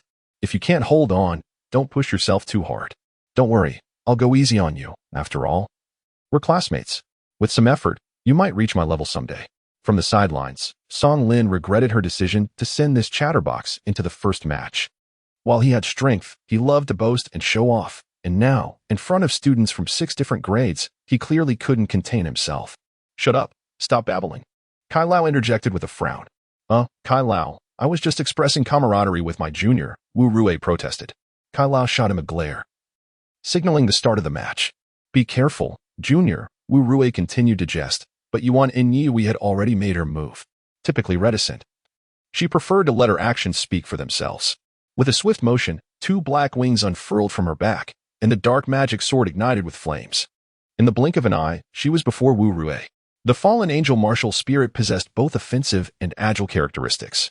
As she wielded the dark magic sword, her form became somewhat ethereal, the blade trailing multiple sword shadows. Simultaneously, a dark canopy erupted from her, enveloping the arena. Yuan Inyi let out a piercing cry as her purple-black radiance intensified, a beam of purple light shooting skyward. Her aura shifted to a sinister quality, her wings expanding, and her eyes transforming to a deep violet. An ink-black shadow with purple light emerged behind her, the third soul ring radiating brilliance. The fallen angel descends. A sword beam erupted from the dark magic sword, surging forth toward Wu Rui. In that moment, the blade transformed from an illusion to solid form, adorned with intricate patterns along its dark purple surface. With a swift strike, the light on the arena distorted. Wu Rui's expression changed in shock as he attempted to teleport, only to find his ability thwarted. Had she truly manipulated space with her dark powers? How could this be? Countless vines erupted, striving to ensnare Yuan Inyi, buying him time, but he realized he couldn't even lock onto her. As he aimed to summon his armor, a powerful gravitational force suddenly pressed down upon him. With a resounding crash, Wu Rui fell to the ground, the spatial distortion dissipating. What the spectators beheld was Yuan Inyi armed with the dark magic sword. Its tip pointed menacingly at Wu Rui's chest. "Game over." Kai Lao's voice rang out, declaring the victor of the match. Yuan Inyi flapped her wings and gracefully retreated 10 meters before landing. Cheers erupted throughout the arena, particularly from the second-year class, as their voices soared in celebration. In the first match, the first and second-year alliance triumphed. Though Wu Rui was unharmed, he left the stage looking somewhat dejected. Having failed to utilize his 6 pieces of armor and losing to a junior, an undeniably humiliating outcome. Song Lin furrowed her brow. Losing the first match was embarrassing for the entire third-year class. However, as their homeroom teacher, she recognized that this loss was not unjust. Yuan Inyi's strength exceeded expectations, and as a dual martial spirit wielder, she had only employed 1 spirit in this encounter. Moreover, as the second-year class leader, she surely possessed armor components that she had not even revealed, showcasing a level of strength surpassing Wu Rui's. No wonder the Academy sanctioned the first and second-year alliance to challenge the third-year class. They truly had depth. Narrowing her eyes, Song Lin turned to Yuan. "You go for the second match." She offered no further instructions. These students had been under her guidance for 7 years, and they were fully aware of her character. Yuan's eyes ignited with fervor as he clapped Wu Rui on the shoulder. "Wu, I'll avenge you." Wu Rui grimaced. "I wish you luck against someone even stronger." "Teacher, I'll take the second match." Wuxi Duo stepped forward, gazing at Lan Musi. Lan Musi nodded slightly, advising, "Just unleash your capabilities. Do not take unnecessary risks." "Understood." With a graceful acknowledgement, Wuxi Duo leaped into the air, deftly landing on the competition stage. Yi Wu, who had ascended the platform a moment earlier, was momentarily dazzled by the appearance of a beautiful girl before him. Though merely 14, Wuxi Duo's maturity surpassed that of her male counterparts. rendering the age difference between her and Yiwu seemingly insignificant. "Greetings, Junior. I am Yiwu from Class 1, Grade 3, he said with a charming smile. His earlier competitive spirit somewhat diminished. "Wuxi Duo, Class 1, Grade 1, she replied succinctly. Upon hearing her name, a flicker of astonishment crossed Yiwu's eyes. He was familiar with the name, having heard of her prowess long ago. She was ranked among the top 10 on the young talent list, possessing dual martial souls and a unique fusion technique, all indicative of her extraordinary talent. In terms of solitary martial souls, she may not rival Yuan and Yi Hui. Yet her ability to harness both of her martial souls for fusion techniques rendered her formidable. Despite being a mere first-year student, her cultivation had already surpassed the 4th ring. This cohort of first-year students was indeed formidable. Given a few more years of development, she could very well break through to level 50 by her 2nd year. It was no wonder she was hailed as one of the elite in what was deemed the strongest freshman class in Shrek's history, a true golden generation. "Begin." Elder Kai simply announced the commencement of the match. Both competitors sprang into action simultaneously, their movements resembling two bolts of lightning. In an instant, as Yiwu surged forward, he appeared to ignite, flames erupting from his back, propelling him to an astonishing speed. This velocity astonished the students in the audience, particularly the agility-focused soul masters, who had never witnessed such rapidity. Indeed, Yiwu's speed was extraordinary, resembling a streak of fire. In the blink of an eye, he was before Wuxi Duo. Though she herself was swift, her agile spirit cat could only cover a third of the distance before her opponent was upon her. What speed is this? Wuxi Duo could not help but feel a surge of astonishment. Yet, her reaction was remarkably swift. First soul skill, Nether Strike. Instead of launching herself directly at him, she subtly adjusted her trajectory, utilizing the explosive speed of the Nether Strike to dash sideways. As the flames flickered, their bodies nearly brushed past one another. In a dazzling display, Yiwu had reached the opposite end of the arena, only altering his course near the edge of the stage, tracing an arc before pivoting and charging back toward Wuxi Duo. Yuan and Yi Hui remarked, "His speed is incredible, yet it seems lacking in agility." Lin Yang remarked, "Enhancing speed through the explosive flames, yet lacking control is precisely the issue." Although Yuan's speed was undeniably swift, he could not be compared to the fully unleashed Lin Yang. The disparity was considerable. The flame body. This was Yuan's martial soul. His flame body integrated both offense and defense, yet during his cultivation, Yuan took an unconventional route, harnessing the driving force of flames against the air to become an unconventional agile attack-type soul master. Not only was he unmatched by opponents of the same rank, but even agile attack-type soul masters of a higher realm found it challenging to rival him in linear sprinting speed, often falling victim to his overwhelming velocity from the outset. With her wealth of combat experience, Wusaida sensed the impending danger and swiftly made a precise judgment, opting not to engage him head-on. Almost immediately, Wusaida underwent a transformation. Her body surged in height, becoming more robust, her hair shifting to a striking black and white, with fur subtly emerging around her neck. Her arms visibly expanded, growing muscular. Martial soul transformation, White Tiger. At that moment, Yuan had already pivoted, charging towards her once again. Upon witnessing Wusaida's newfound strength, the corner of his mouth, hidden within the flames, twitched involuntarily. As white light flickered, Wusaida spread her arms wide, unleashing her razor-sharp tiger claws, accompanied by a burst of white radiance. This time, she did not evade but stood her ground, awaiting Yuan's arrival. In an instant, the two collided. Boom, flames erupted, and Wusaida was sent sliding backward for several meters before regaining her footing, yet Yuan's momentum was forcefully halted by her defense. The reason Wusaida chose the White Tiger martial soul was to counter agile attacks with sheer strength, utilizing the White Tiger's protective soul skill, combined with her formidable physique, to withstand high-impact confrontations. Both combatants surged with energy, the aftermath leaving them feeling the brunt of the clash. "Ha!" Yuan shouted, flames once again surging from his body, transforming the orange flames into a striking azure hue, instantly raising the temperature. Even at a distance of several meters, Wusaida could feel the scorching heat billowing towards her.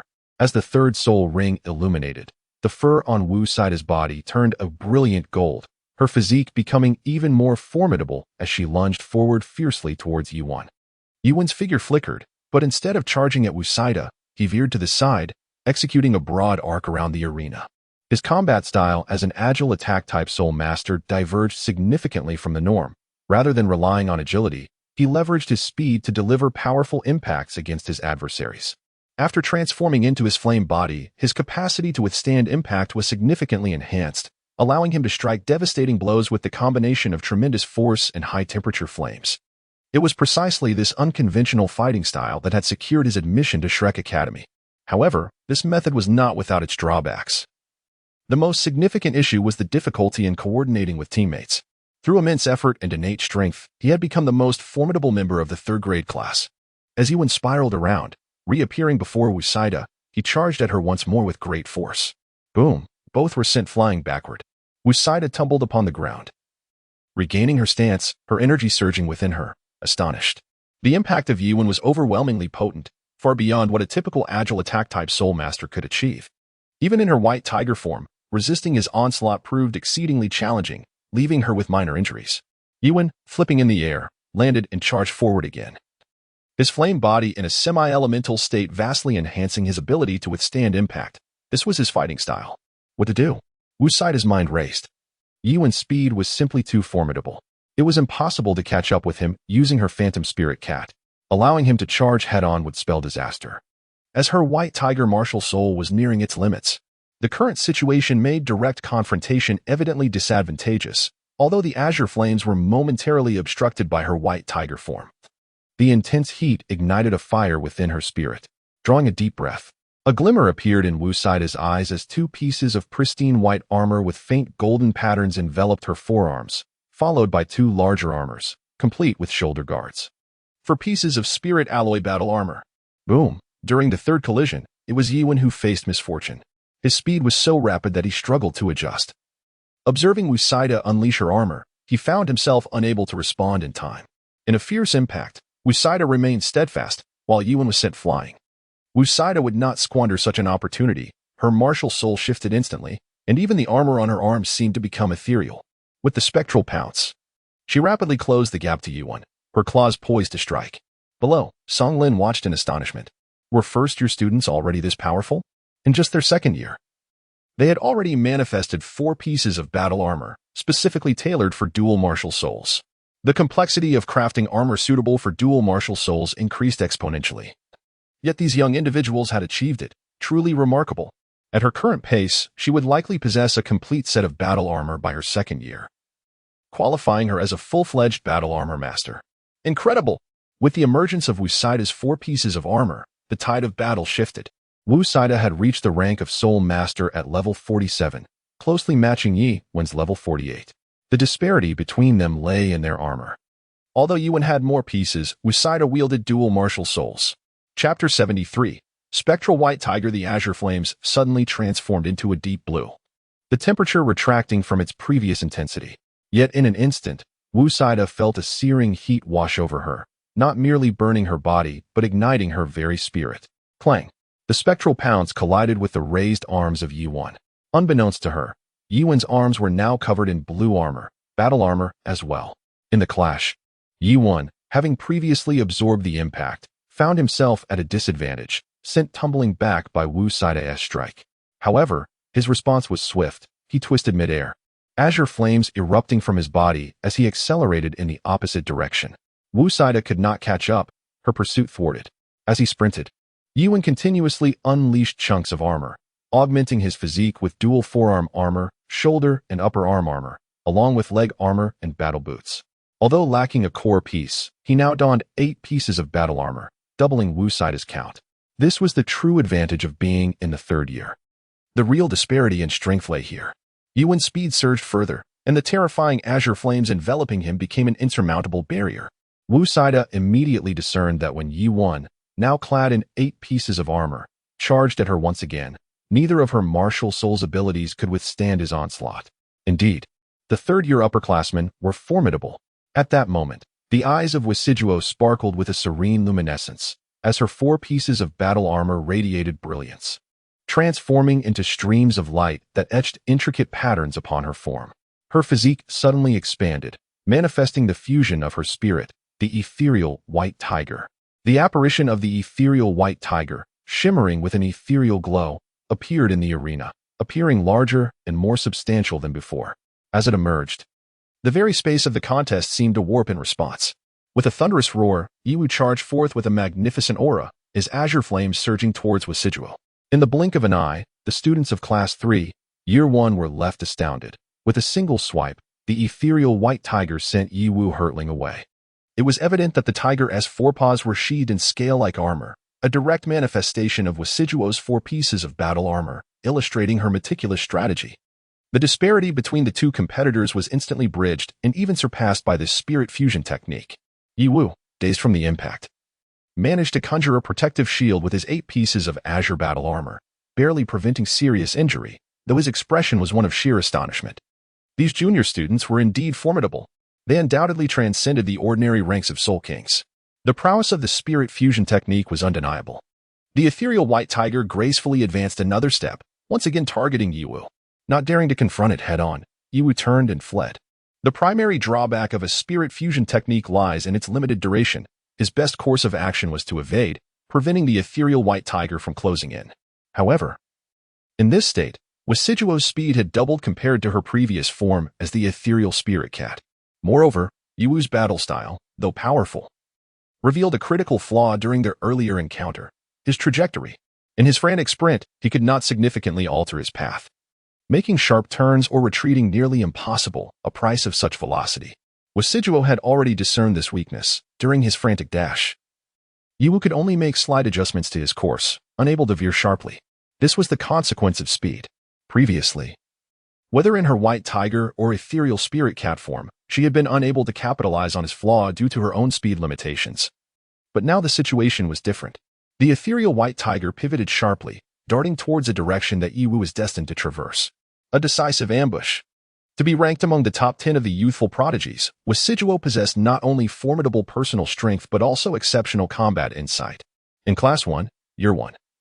Apart from Lin Yang, only Yu Xinglan could stand alongside her. In terms of individual combat prowess, she consistently ranked among the best.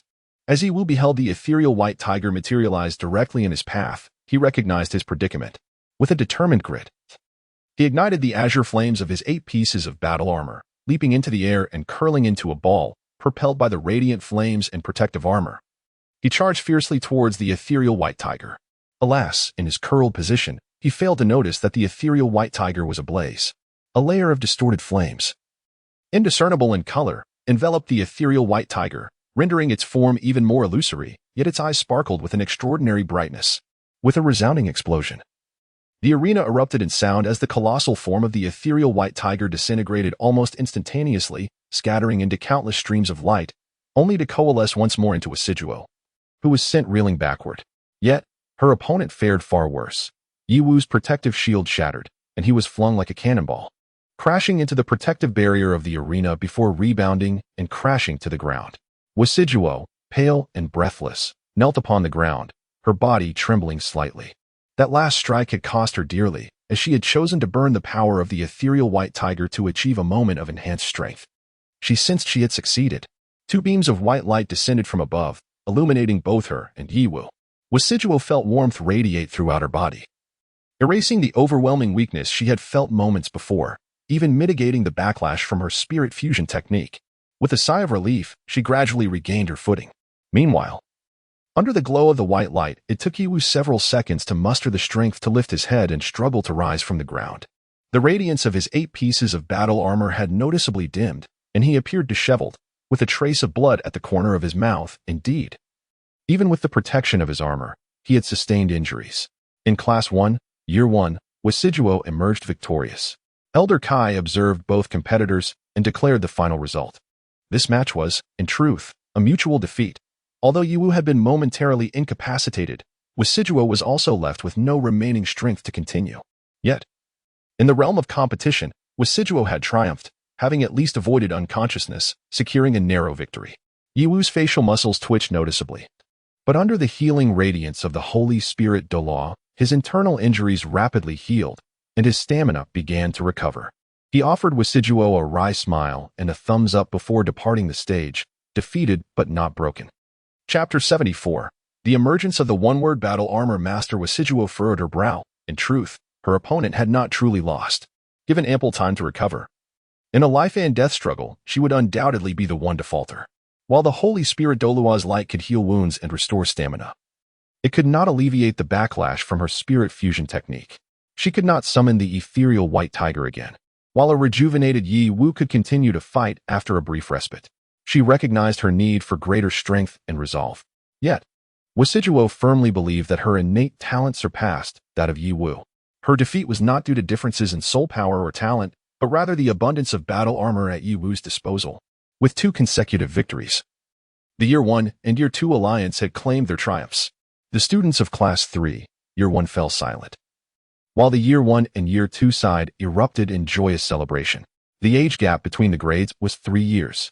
Under such circumstances, their accomplishments were indeed commendable. In reality, they had earned respect through this exchange competition. The Holy Spirit Douluo retracted the healing light, nodding slightly. The new generation of children truly possessed remarkable talent, with each possessing unique dual spirits, promising boundless potential for the future. However, where was Lin Yang? Elder Kai chuckled, explaining that Lad wishes to provide others with opportunities. He plans to join the fray during the team battle. Song Lin's expression darkened, yet she did not chastise Yi Wu. The previous 2 losses were not due to her students' lack of effort or excessive luck on the opponent's part. There was indeed a tangible gap in strength, with at least a 5-year age difference, to be able to defeat her students. Yuan In Yehue and Wasijuo were destined for the Inner Academy and likely to become prominent figures within it. Yet, she remained unconvinced. It was simply too humiliating for the 3rd year to lose to lower grades. Emoju. Song Lin's eyes sparkled with determination. I understand, she declared. Rest assured, Teacher Song. In the 3rd match, we will achieve victory. Emoju had approached her side, proudly lifting her chin. Song Lin's expression softened slightly. It was not just this match that needed to be won, but every subsequent one as well. It was time to defend the honor of Class 3, Year 1. Her voice was calm, yet the students around her felt a surge of energy. Indeed, regardless of your exceptional talents, the realm of the 3rd grade still reigns supreme. Mo Ju did not leap onto the competition stage, but ascended the steps with deliberate grace. Mo Ju was poised to make her move. Witness, it is Mo Ju. A wave of murmurs swept through the audience, comprised of students from various grades, excluding the senior students who had already entered the inner court. The most formidable in the outer court were the word armor masters. Before participating in the inner court assessments, they remained outer court students. There were only 3 such students, Mo Ju, Li Qianquan, and Lin Yang. Thus, in a certain sense, they represented the outer court's greatest strength. The title of the outer court's strongest was not bestowed lightly. As Mo Ju stepped onto the competition stage, the fervor in the eyes of many students ignited. This was their aspiration. Soon, Mo Ju would join Li Qianquan for the inner court trials, should they succeed. They would ascend to the ranks of the inner court students of Shrek Academy, true prodigies of destiny.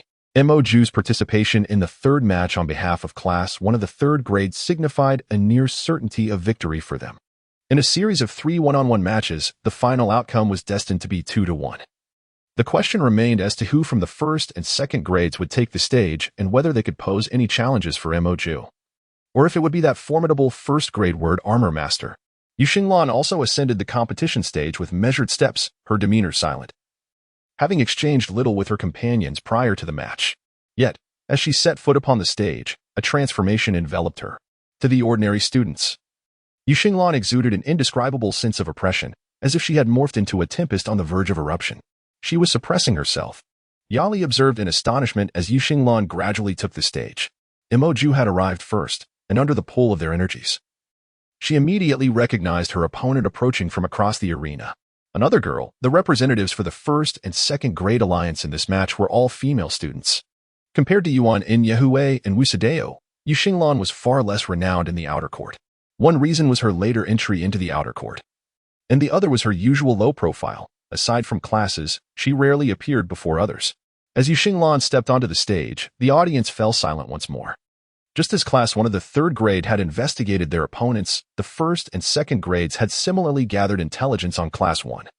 Discovering that Mo Ju was indeed one of the 2-word armor masters representing the 3rd grade, in this series of 3 one-on-one matches, it was none other than Yu Xinglan who would face the strongest. Old Kai glanced at Yu Xinglan, then at Mo Ju, and signaled the commencement of the match.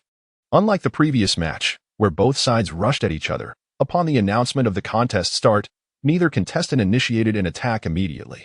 The light surrounding Mo Ju's body dimmed noticeably as she advanced step by step. With each stride, the gloom deepened, and rings of spirit power rose from beneath her feet. Purple, purple, purple, purple, purple. 5 circles of purple spirit rings manifested. A 1,000-year spirit can sustain 3 spirit rings, indicating that Mo-ju possessed 2,000-year spirits. Yet, upon closer inspection, the last 2 purple rings displayed a much deeper hue, a hallmark of near 10,000-year spirit rings. The Ascension platform could enable spirits to transcend, and exceptional soul masters might elevate their spirit ring levels through it. However, the more rings one possessed, the more challenging this enhancement became. Nonetheless, it was evident that Mo-ju would inevitably elevate her 4th and 5th rings to the 10,000-year level, and possessing 5 rings signified a Soul King. A 5-ring Soul King at the tender age of 19, such a phenomenon could only frequently occur within Shrek Academy. As a prospective inner court student, she was undeniably one of the outer court's strongest. Dark feathers appeared around her, cascading before her, thickening the aura that enveloped her. The Black Swan. This was Mo-ju's martial soul. The swan has always been regarded as a noble creature among soul beasts. Typically, swan-type soul beasts excel in healing abilities. Among the legendary 10 fierce beasts, one known as the Emerald Swan ranks among the most formidable. Yet, Mo-ju's Black Swan was not inclined toward healing. She was a true combat soul master, specializing in curses and long-range assaults. Within Class 1 of the 3rd grade, her reputation surpassed even that of Li Qianquan. If Li Qianquan represented the backbone of Class 1, then the Black Swan Mo-ju was its spiritual pillar. Each grade in the outer court of Shrek Academy has its leading figures. Undoubtedly, the 2nd grade is exemplified by Yuan Enyehue, Li Zhengyu, and Duan Huanxiao. Thus, the 3rd grade is represented by Li Qianquan and Mo-ju, making it exceedingly rare for the 1st grade to have many students of such caliber. As Mo-ju advanced, Yi Xinglan halted, her gaze resolute, undeterred by the fact that her opponent was a word armor master. Standing firm, she embodied the unwavering stance of a spear. Without releasing her spirit rings, simply existing there, her aura continually ascending, oppressive. Mo-ju narrowed her eyes, her acute perception revealing that her opponent was no ordinary challenger. She remained vigilant. As a Shrek student, she understood well the Academy's propensity to produce prodigious talents. Wu Rui appeared unbeatable yet succumbed to defeat. Yi Wuming, despite having the upper hand, also lost. Now it was her turn. Regardless of any perceived advantage, she would not underestimate her opponent. The Black Swan, a dark attribute. Mo-ju raised her right hand, and the light of her first spirit ring flickered as she pointed into the void towards Yi Xinglan.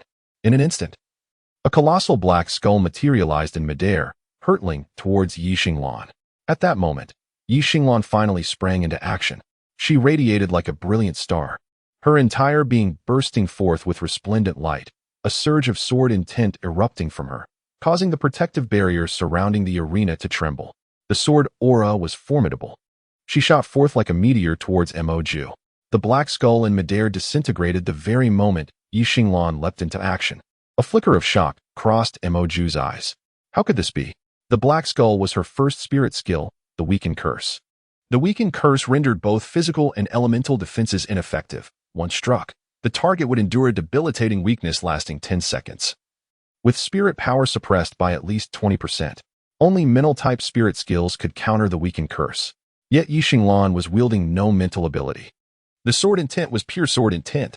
Her formidable sword intent obliterated the Weaken Curse in an instant. How could she, at such a young age, possess sword intent of such potency? As a look of astonishment washed over her, Mo-ju waved her hands, and 2 orbs of darkness coalesced before her. Simultaneously, a pair of black wings unfurled behind her, propelling her into the air with a powerful flap. In an instant, as the 2 dark orbs merged, a greenish-black skull materialized, which then unleashed a torrent of emerald flames towards Yi Xinglan. The dark magic flames scorched both body and soul, delivering a dual assault on the physical and spiritual planes. Though it was merely her 2nd soul skill, its potency was formidable. The dark flames possessed a fierce corrosive and adhesive quality. Once struck, they would cling like a parasite, burning relentlessly. In Yi Xinglan's eyes, there was no trace of the skull, no sign of Mo-ju, nor any indication of the dark flames. Instead, her gaze was solely fixated on her own star god sword. If one were to observe closely at that moment, they might notice her pupils appeared to have elongated. But it was not her pupils, it was the reflection of the star god's sword. The sword god star, a single radiant starburst pierced through the dark flames. The brilliant starlight illuminated the surroundings, causing the dark flames to part as if a rift had opened. The greenish-black skull shattered in the next instant, scattering countless dark flames that surged toward Yi Xinglan. Curiously, as the overwhelming dark flames approached within mere meters of her, they would inexplicably split apart, as if cleaved by a razor's edge. The intent of the sword soared skyward.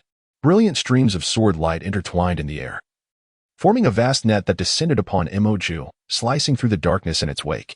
Many of the observing students swallowed nervously.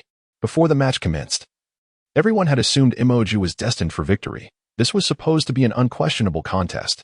Yet, in mere moments, it appeared that Embodies was at an absolute disadvantage. Her formidable Black Swan soul skill seemed utterly ineffective against the first-year student named Yi Xinglan. This was a battle between a 5-ring soul king and a 4-ring soul elder. A contest between third-year and first-year students. How could this be?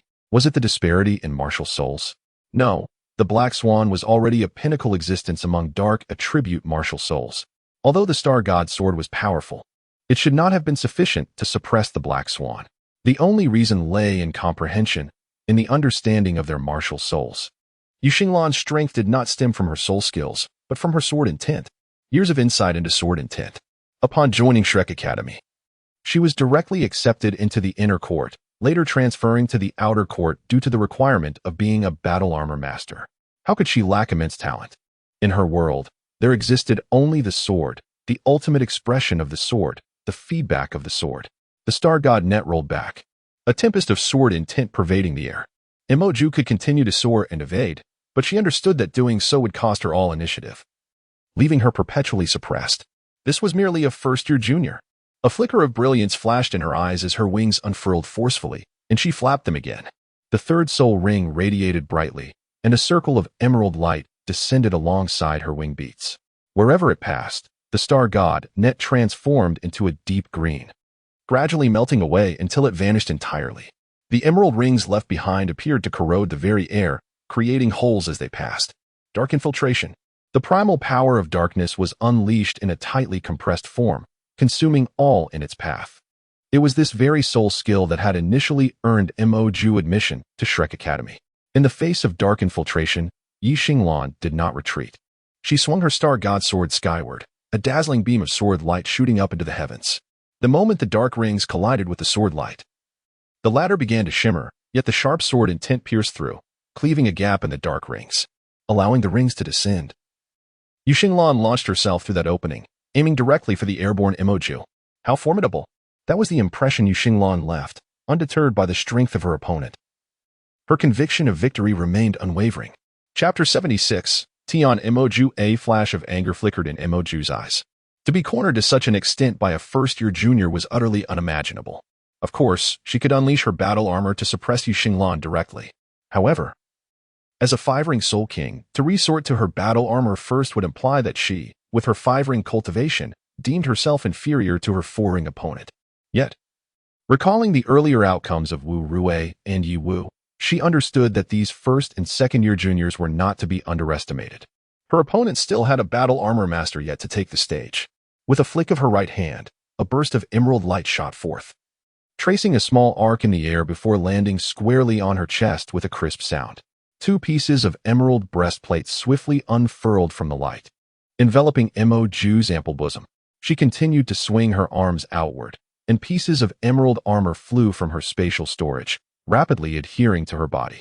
The emerald armor bore no ornate designs, yet each piece that connected heightened Embodies' aura, her swan feathers regaining their former might, igniting with emerald flames, finally halting the descent of the sword star rain, and gradually curling back upward. Her arms, shoulders, breastplate, waistguard, battle skirt, legs, and feet were all clad in armor, culminating in a headpiece adorned with 3 feather-like appendages that settled upon her forehead. Suspended in the air, her limbs extended outward, and an explosive clang resonated throughout her armor, followed by a surge of emerald light erupting from the battle armor, causing Embodies' aura to soar. The swan feathers multiplied several times over, and the oppressive sword star rain began to return to Yi Xinglan's side. Below the arena, Songlin furrowed her brow, letting out a quiet sigh. Undoubtedly, Embodies could not lose this match. With the augmentation of her battle armor, she had nearly attained the strength of a soul sage. Yet, discerning eyes could see that Embodies had effectively lost. Without her battle armor, she might not have been able to contend with Yi Xinglan. This first-year junior was indeed formidable. My battle armor is named Tian, a complete battle armor, now worthy of a name. Her battle armor is called Tian, the Swan of Heaven. Tian Embodies. She had earned the right to refer to herself as such. Though her battle armor appeared to consist of only a few more pieces than Yi Wu's 8, the aura it exuded was incomparable. The emerald halo radiated as Mo Ju hovered midair, transforming her entirely. Lin Yang below observed in astonishment. This was the second time he had been caught off guard, the first being when we see Duo and Yi Wu had drawn evenly, and now Mo Ju had preemptively utilized her battle armor. The third-year students had tempered their arrogance, treating the first and second-year students as equals. If they did not summon their battle spirits, they might indeed struggle to emerge victorious against them. The glow of the fourth soul ring shimmered, and a spear appeared in Mo Ju's hand. The spear gleamed a deep green, with 3 skulls adorning its tip. As the spear twirled, rings of light cascaded down from above, gray, green, and dark red. The 3 rings illuminated the skulls, each representing a different curse effect: weakness, fear, and pain. These 3 ominous auras enveloped the area, and Yu Xinglan found herself unable to evade them. Layers of color manifested on her body, creating an eerie spectacle, and her presence seemed to be suppressed. Suddenly, she plummeted from the sky, with the negative curses of weakness, fear, and pain rapidly infiltrating her being. The spear pointed at Yi Xinglan as countless dark green glimmers swiftly coalesced into it. The spearhead pulsated with light, and a dark green beam shot towards Yu Xinglan with unerring speed. When Yu Xinglan landed, her head was bowed, but in the next moment, she lifted it anew. Her eyes shone brightly, resembling 2 brilliant stars that instantaneously blossomed on the arena. The star god's sword sparkled with celestial light. With a fierce shout, her sword intent surged once again, intertwining with the twinkling starlight, causing the curses glow surrounding her to shatter layer by layer, dissolving the 3 curses completely. One sword breaks myriad laws. What an extraordinary young woman. Elder Kai nodded in satisfaction, yet remained curious as to why Yi Xinglan had not donned her battle armor. With a flick of the star god's sword, a beam of sword light emerged, freezing in midair, solid yet unyielding. As the descending dark green energy clashed with it, both dissipated swiftly, though it was evident that the sword light remained more substantial. Yu Xinglan gazed at her astonished opponent in the sky, and her third soul ring suddenly illuminated. Instantly, her entire form transformed into a resplendent gold, becoming a mass of starlight, her body and sword merging as she ascended skyward. The third soul skill, Starfall. With the cursed spear in hand, Mo Ju spun elegantly in the air, her black wings shedding swan feathers that drifted and ascended, forming a torrent around her. The falling starlight surged downward, its speed several times faster than before, resembling a meteor racing toward Mo Ju. As the sword rain waned, the moment the swan feathers descended, they aimed to engulf Yi Xinglan. This was an undeniable display of overwhelming power. The luminance surrounding Yi Xinglan gradually dimmed, revealing her true form. Her expression remained indifferent, yet deep within her eyes flickered a hint of madness. She was not one to concede defeat. She had never been. What of a 5-ring Soul King? What of a battle armor master? Even in defeat, she would ensure her opponent felt her strength. Yi Xinglan's gaze sharpened, and a wondrous scene unfolded as her first and third soul rings illuminated simultaneously. To employ multiple soul skills concurrently was an advanced technique, even within Shrek Academy, requiring a harmonious synergy between soul skills and an in-depth comprehension and mastery over one's martial soul. Undoubtedly, Yi Xinglan achieved this. The waning golden light regained its intensity as all the sword rain converged abruptly.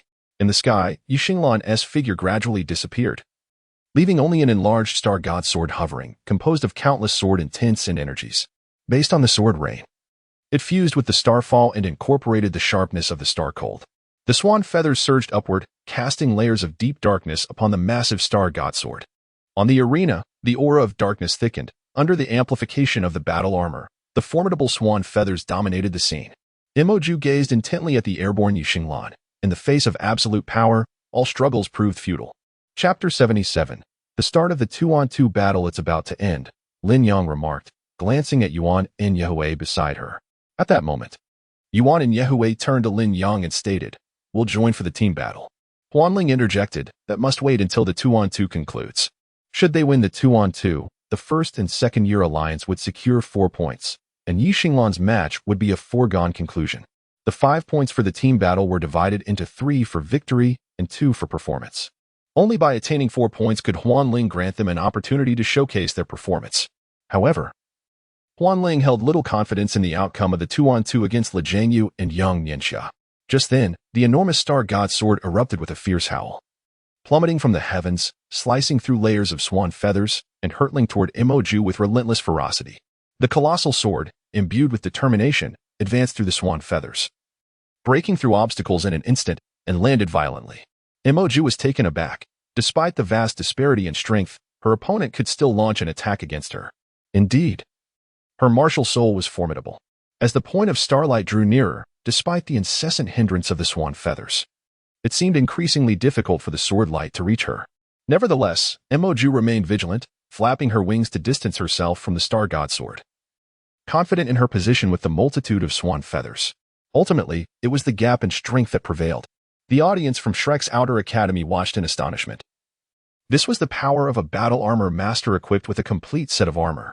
The sword light of the star god sword gradually dimmed amidst the swan feathers, its progress slowing. Though it persisted, it was clear it could no longer maintain its forward momentum. It's over. This match has concluded.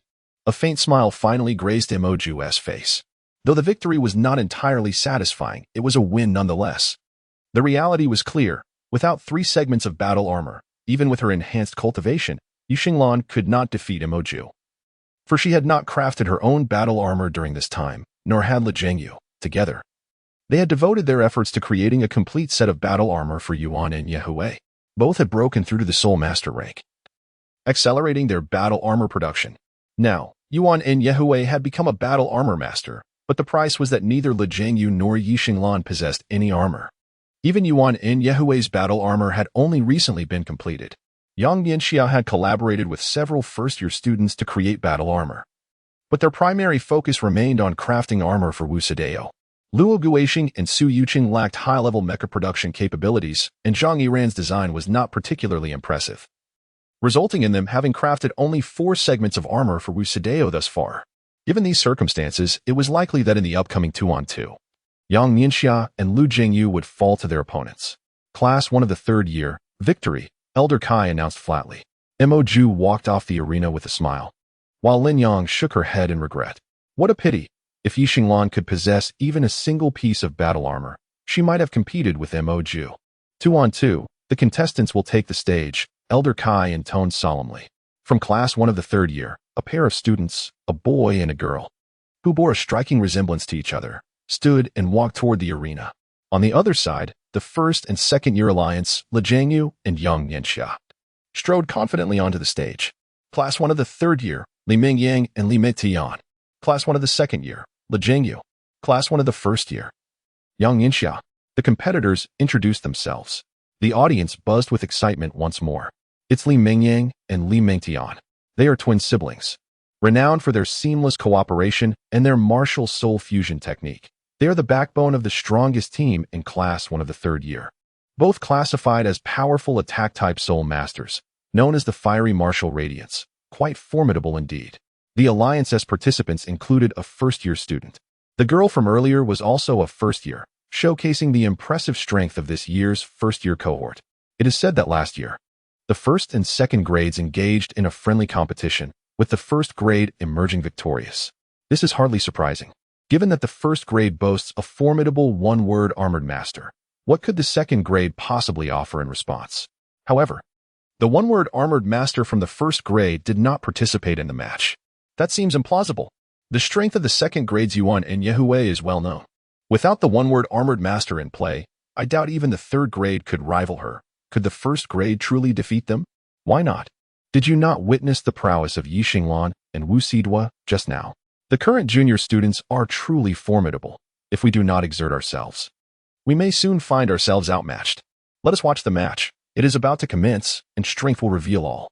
A murmur of discussion filled the air as the competition commenced. Surprisingly, Elder Kai did not immediately call for the start. Instead, he observed both sides, his gaze lingering particularly on Lu Jingyu and Yang Yanxia, before finally declaring, "The match begins." At his word, flames erupted around the siblings Lin Yang and Lin Yang. Not only that, but they simultaneously unleashed their armor, which soared from their storage rings to envelop their forms.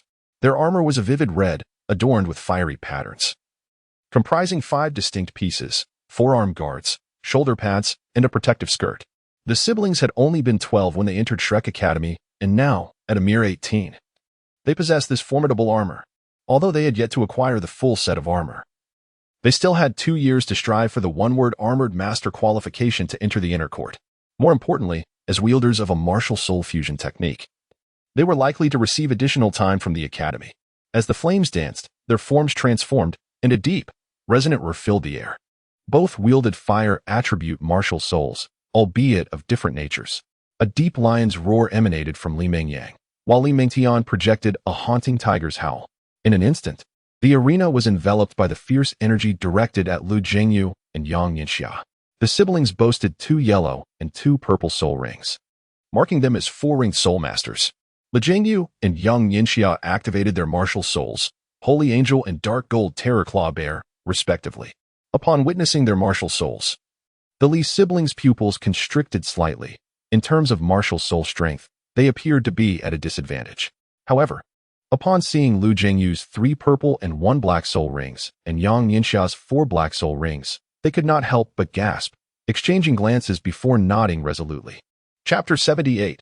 Victory. Lin Yang and Lin Tian stepped forward in unison, their movements perfectly synchronized, as if they were one. Both of their heads ignited in a fiery hue. With a single bound, they leaped into the air, merging into one. Tiger's roar, lion's chant. The colossal lion-tiger beast expelled a vortex of flames from its mouth, engulfing Lu Jingyu and Yang Yinxia in an instant. 2 high-ranking soul masters, each possessing 5 pieces of armor, unleashed a martial soul fusion technique that brought forth a power rivaling that of a tidal Douluo, completely overwhelming Lu Jingyu and Yang Yinxia. The Holy Spirit Douluo intervened to rescue them, and thus, a match that had only just begun came to an ethereal conclusion.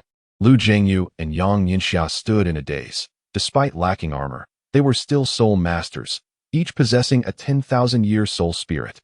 How could they have been defeated so swiftly? In the 3rd grade, Lin Yang and Lin Tian were declared the victors. Elder Kai announced the results of the competition.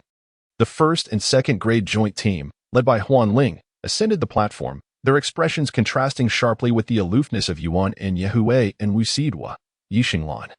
Lu Jingyu and Yang Yinxia appeared particularly grim. Of the 3, their defeat had been the most humiliating. While Yixinglan's loss could be somewhat excused for facing a one-word armored master, it was hard to justify the defeat by someone like Mo Ju, who lacked armor. In terms of raw strength, Yixinglan undoubtedly ranked 4th among the 7, inferior only to Lin Yang, Yuan and Yehui, and Wu Sidwa, yet stronger than Lu Jingyu, Yang Yinxia, and Zhang Yiran.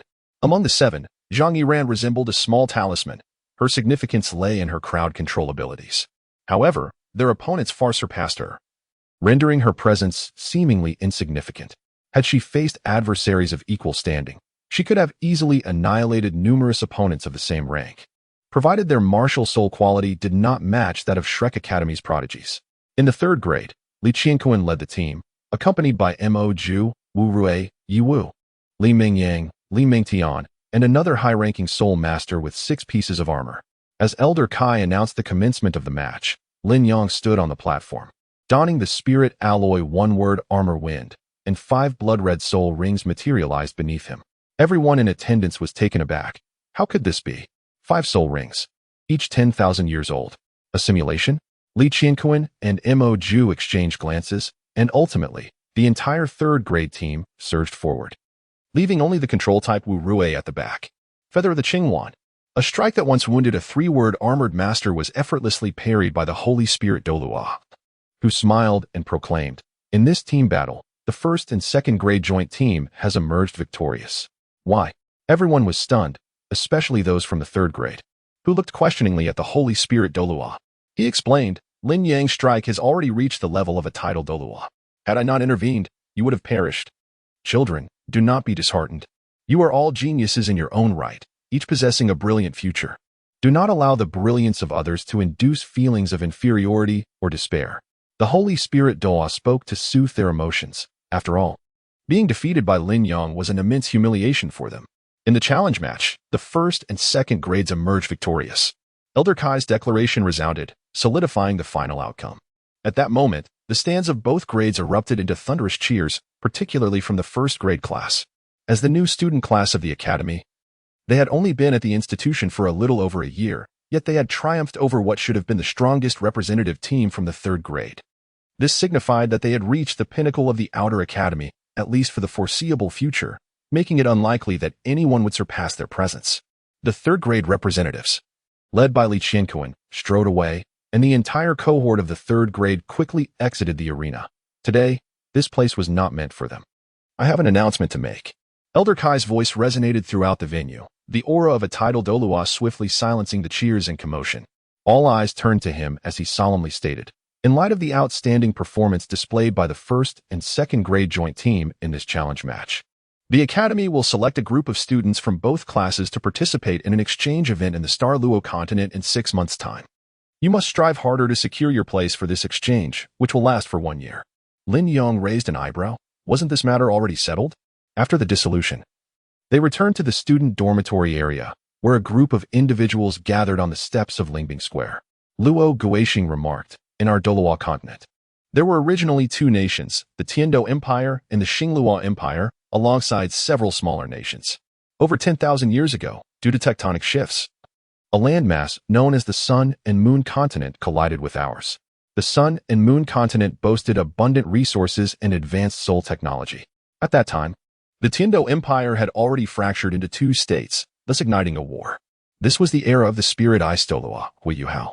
Ultimately, the Sun and Moon Empire gained the upper hand, annexing the 2 states formed from the Tiando Empire's division and preparing to assault the Xingluo Empire. It was the Spirit Ice Douluo, Huiyuhao, along with the Dragon Butterfly Douluo, Tang Wudong, who rallied their comrades to turn the tide. The reasons for the Sun and Moon Empire's temporary cessation of attacks on the Xingluo Empire remain unclear, but this standoff endured for many years. The remnants of the Tiando imperial family led their followers overseas, eventually discovering and establishing dominion over a new land, which is now known as the Tiando Continent. Meanwhile, the Sun and Moon Empire's power continued to grow, and the Spirit Ice Douluo and the Dragon Butterfly Douluo ascended to the divine realm, relinquishing their earthly responsibilities.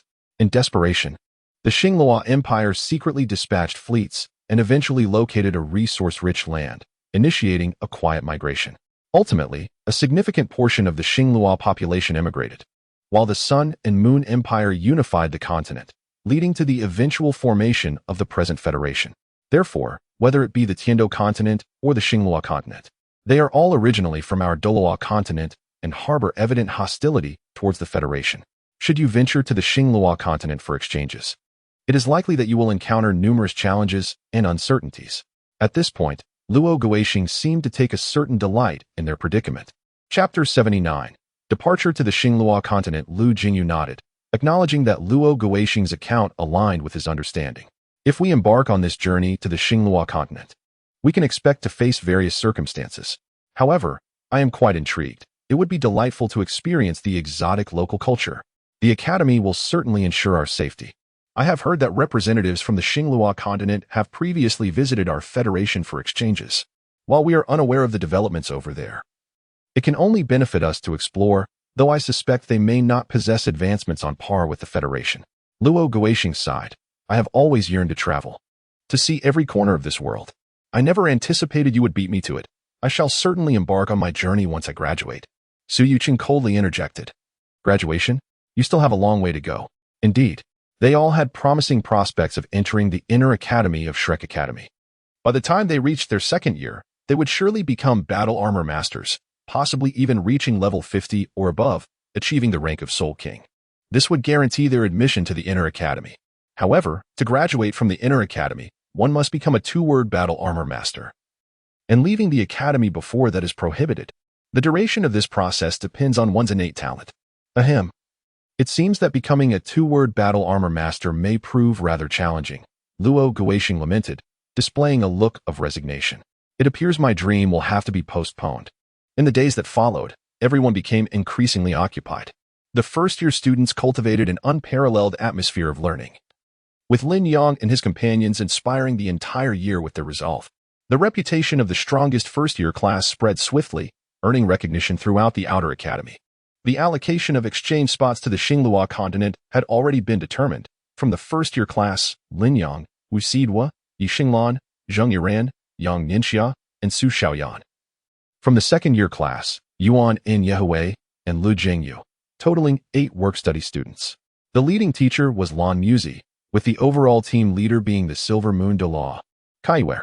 As the departure time approached, Lin Yang and his companions arrived in a city familiar to him, Tianhai City, the largest city in the eastern sea of Douluo Continent.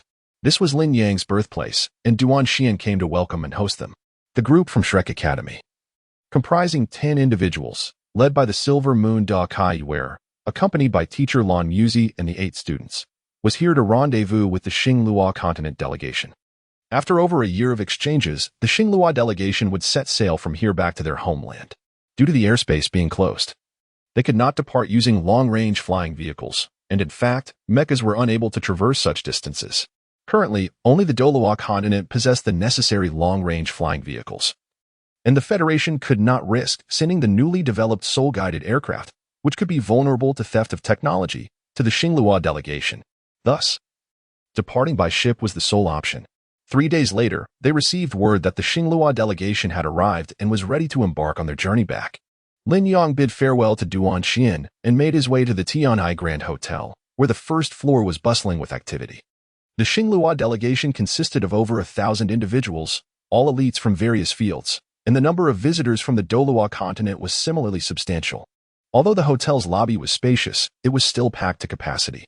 The Shrek Academy group stood quietly in a corner of the hotel, awaiting their turn. The Federation's liaison had already met with Elder Kai, who had reverted to his usual aloof demeanor, engaging in minimal conversation, merely informing the other party that Shrek Academy was prepared and ready to depart at any time. Lin Yang and others stood in the corner, their gazes directed towards the Star Luo Continent delegation. The individuals from the Star Luo Continent bore a striking resemblance to those from the Douluo Continent, albeit their attire exuded a more archaic charm. Among them were several beings of formidable presence. The hall steadily filled with more attendees, yet under the officials' organization. The atmosphere remained orderly. At that moment, a resounding voice echoed through the Soul Guide amplifier, "Greetings, everyone. I am Pan-Wen, the Secretary General of the Federation. I will be leading the exchange delegation to the Star Luo Continent. I kindly ask the Star Luo delegation to first confirm their numbers and proceed to buses numbered 1 to 25. Following that, our side will board buses numbered 26 to 52. Departments, please take attendance." As the crowd grew, organization became somewhat cumbersome, placing the onus on the host's capabilities. It must be said that the Federation demonstrated exceptional organizational skills, as 2 delegations, each comprising over 2,000 individuals, exited the Tianhai Grand Hotel in an orderly fashion and boarded their respective buses, under the guidance of a specialized mech security team. The Soul Guide buses slowly departed the hotel, heading towards the docks. The distance from the hotel to the docks was not great, as the ocean came into view. 2 colossal vessels also appeared before them. Each of these grand ships displayed at least 5 decks, gleaming with metallic luster, and prominently featured mounted Soul Guide weaponry. The sea was not a tranquil expanse. According to Federation estimates, the number of soul beasts inhabiting the ocean was at least 50 times that found on land. However, this was a mere reflection of the past. Since land-based soul beasts teetered on the brink of extinction, humanity extended its reach into the sea, resulting in a significant decline in the population of marine soul beasts. Nonetheless, even now, marine soul beasts remained among the most numerous on Douluo Continent. Only vessels boasting exceptional offensive and defensive capabilities could undertake long voyages across the ocean. Indeed, each of these colossal ships represented an astronomical value. The Star Luo Continent's decision to send its envoy was not without the intent to showcase its naval power. However, in terms of technological advancement, they still had a long journey ahead to catch up with the Federation. As they disembarked and boarded, the 2 colossal vessels did not separately accommodate the delegations from the Star Luo and Douluo continents. Rather, both sides were mixed together, each ship carrying members from both delegations in a prearranged order. It was said that this arrangement was made to facilitate communication. As students of Shrek Academy, they were not particularly noticed amid such a vast delegation until their boarding arrangements were made. "Hello, Elder Kai," Pan-Wen, the Secretary General of the Federation, personally approached Elder Kai with a respectful greeting. Pan-Wen was a middle-aged man of average height, appearing to be in his 50s, with a slightly receding hairline and an unremarkable appearance, lacking any discernible uniqueness. Yet, he was regarded as a rising star in the political arena of the Federation and was rumored to be a contender for the next Speaker of the Council. "Greetings, Secretary Pan," Elder Kai responded nonchalantly, as Shrek Academy had never maintained a particularly close relationship with the Federation. Panwen smiled. Elder Kai, I would like to inform you that, to facilitate communication between our sides, we have arranged for your esteemed academy to board the Star Luo ocean-going vessel. Accompanying you will be members from the Star Luo Empire's Star Luo Royal Academy who have come to engage in exchanges with our continent. They are eager to interact and spar with you during the lengthy voyage to the Star Luo Continent. Oh, so it is the academy that sought to visit us for exchanges, but was turned down. Upon this remark, the surrounding atmosphere shifted into a palpable silence.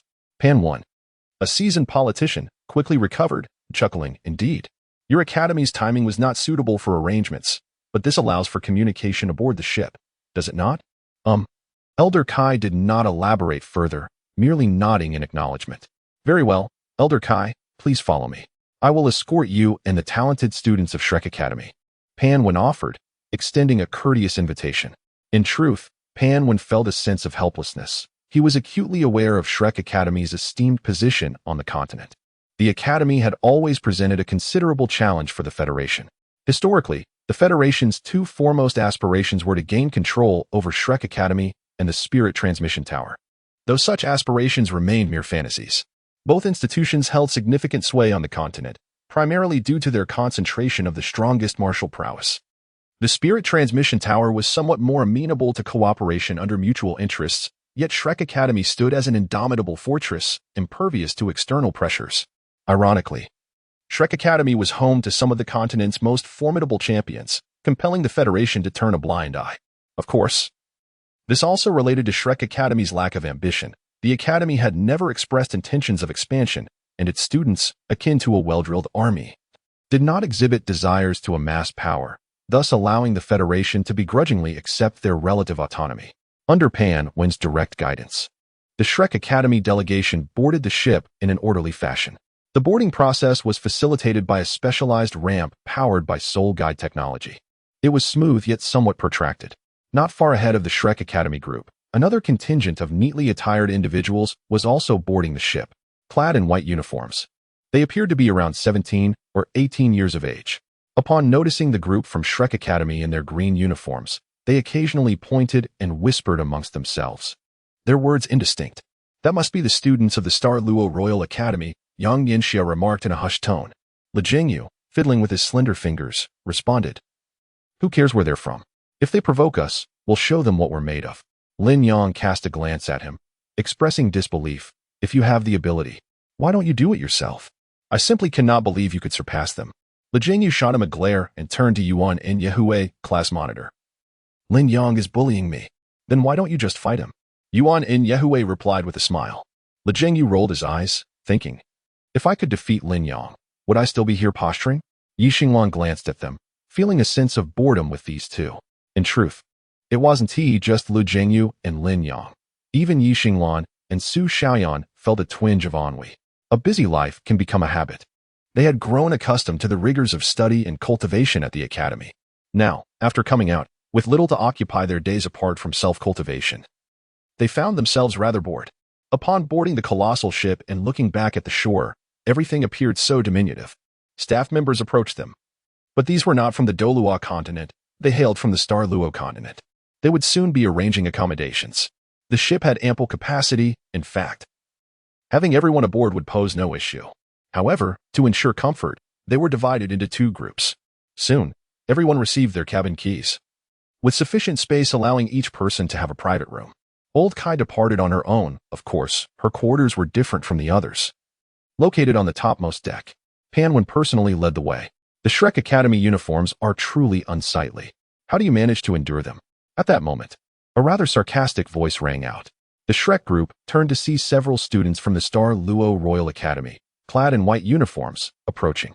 There were 12 in total. Appearing roughly the same age, 8 boys and 4 girls, who gathered around. The speaker was a short boy, stocky but not so diminutive as to be overlooked. Li Jingyu suddenly shook his head as if searching for something, muttering, Who is speaking? Who is speaking? Despite his short stature, the Star Luo Royal Academy student was certainly visible. Li Jingyu's remarks incited immediate ire. What are you saying, you brat?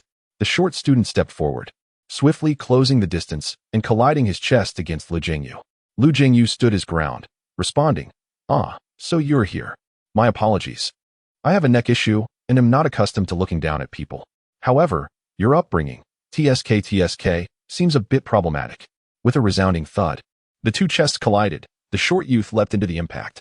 Lin Yang remained unmoved, while the short youth felt as though he had struck an iron wall. Stumbling back 2 steps, the disparity in strength was evident. Is this how you people from the Douluo Continent express affection? Quite peculiar. Do your girls behave similarly?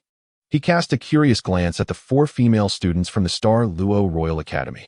Now, leave, Lin Yang interjected, always siding with friends over reason, especially since they had initiated the trouble. With 5 crimson soul rings appearing beneath his feet, he released a wave of soul power, causing the faces of the Douluo Royal Academy students to change dramatically as they retreated in dismay. As expected of the captain, such dominance, Lin Yang praised Lin Yang, and the group proceeded to their designated rooms. The accommodations arranged by the Douluo Continent were quite satisfactory, spacious at 40 square meters. Each cabin equipped with a private bathroom for showers. Each room also boasted a balcony with views of the outside world, allowing the sea breeze to waft in, creating a comfortable atmosphere.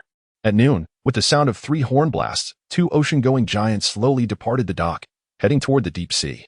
The colossal ships, akin to sea monsters, navigated the waves with steadfast grace. Chapter 81. The banquet. Lan Musi summoned Lin Yang to her room, stating, "There is a competition on the Douluo Continent known as the Continental Youth Elite Soul Master Competition. Once we arrive, it will commence shortly.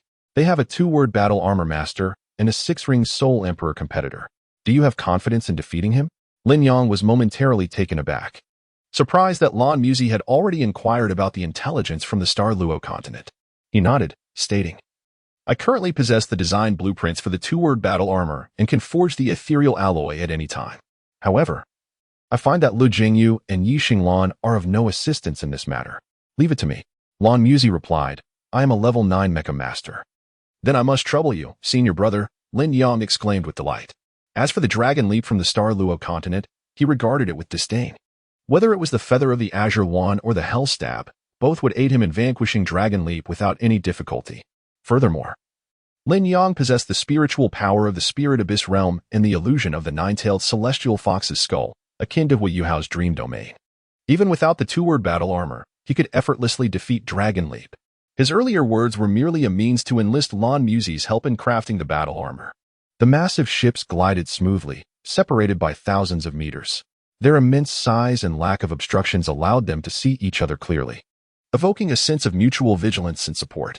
As dusk approached, the sunset's afterglow over the sea offered a unique charm. "Attention, please. Attention, please." The broadcast echoed through every cabin. "Welcome aboard the Douluo Ocean Liner. Tonight, we shall host a grand banquet to welcome everyone. Please dress to impress. This will be a social event aimed at fostering enduring friendship between the 2 continents. We will also engage in some delightful games. Everyone is welcome to participate." A social event? Yuan and Yehue entered Lin Yang's room and inquired, "Will you be attending?" Lin Yang remarked, "If you go, then I shall go." Yuan and Yehue nodded. "Then I won't go. If you don't go, I shall still go." Yuan and Yehue was momentarily taken aback, unable to suppress a glare at Lin Yang, saying, "But I haven't prepared a formal dress." "Rest assured, I have already prepared one for you." Lin Yang produced a splendid red gown, perfectly complementing Yuan and Yehue's crimson locks, exuding an otherworldly allure. Anticipating the events aboard the cruise, Lin Yang was indeed well prepared. He had chosen a cerulean outfit, mirroring the color of his hair. The voice from the loudspeaker resonated throughout the space. Lin Yang, in his room, was in high spirits, meticulously arranging his attire. Thanks to the spatial storage device, he possessed an abundance of clothing that his wardrobe could hardly accommodate. This will undoubtedly steal the spotlight. Lin Yang's eyes sparkled as he retrieved a suit from the closet. It was a pristine white suit, adorned with subtle golden patterns at the collar, representing the emblem of the sacred angel family. The ensemble included white trousers, a white waistcoat, a white shirt, complemented by a white bow tie and a pair of white leather shoes. The suit was entirely snow white, the only contrast being the golden embroidery on the elongated collar, akin to a stroke of genius in a masterpiece, crafted by a renowned designer. The golden insignia harmonized beautifully with his flowing golden hair. "Tonight, I shall undoubtedly be the most resplendent individual here," Lin Yang declared proudly. Once dressed, he stood before the mirror, captivated by his reflection, murmuring to himself, It appears one can be so handsome that even I would desire to possess myself. He adjusted his bow tie and inserted a white pocket square, embellished with golden patterns, into the suit's breast pocket, continuing to admire his own beauty. At that moment, a knock echoed at Lin Yang's door. When Yuan In Yehue opened it, 4 individuals stood outside simultaneously. Su Xiaoyan donned a kneeling dress, specifically a white one, mirroring Yuan In Yehue's attire. The upper part featured a simple off-shoulder design, while the lower half was a pleated skirt. The white gown was adorned with specks of golden stars, a reflection of her soul master heritage. Yu Xinglan wore a deep green gown, appearing somewhat reserved. Yet her cool demeanor and enchanting visage rendered her stunning. Wu Saito was dressed in a golden gown, exuding an air of nobility and sensuality, embellished with white tiger embroidery. Zheng Yiran sported a light green dress, said to be a family tradition, embroidered with the pattern of the azure phosphor snake king. Wu Saito smiled. Everyone is ready. Let us proceed together. As the 6 made their way to the grand banquet hall, Lu Jingyu was still preening in his room.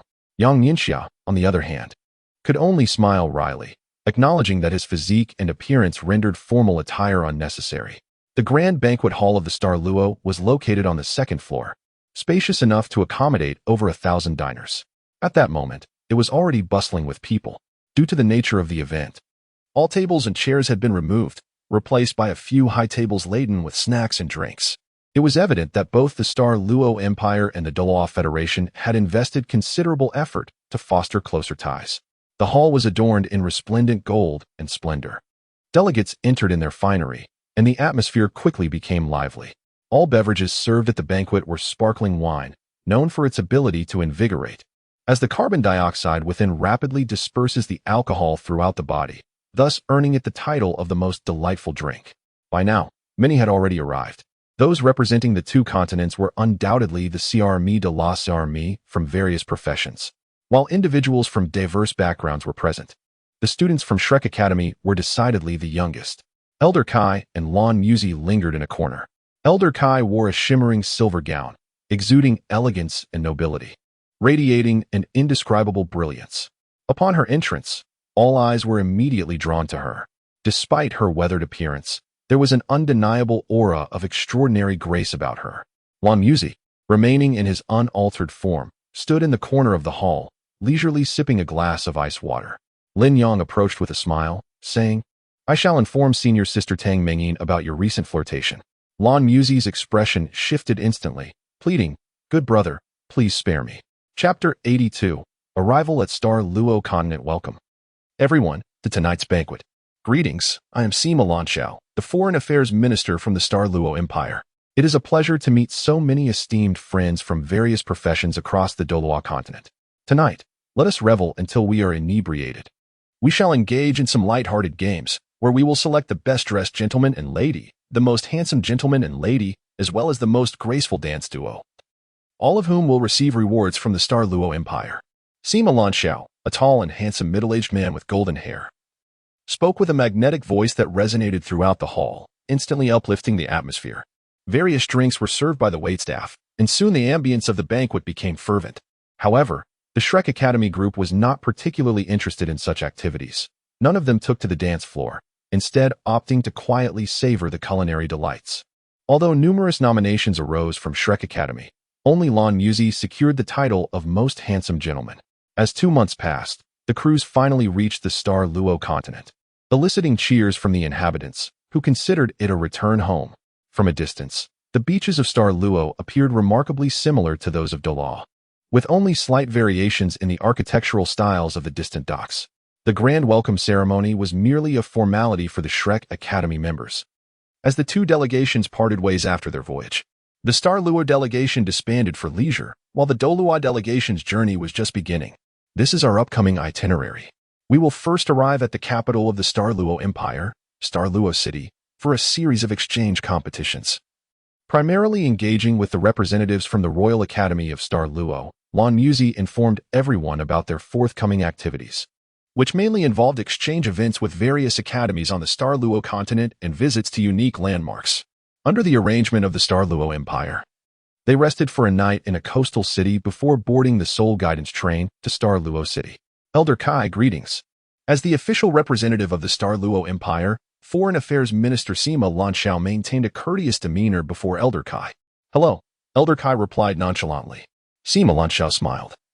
"Elder Kai, we have just received news that a Grand Youth Soul Master competition is taking place in our capital, coinciding perfectly with your itinerary's first stop at Douluo City.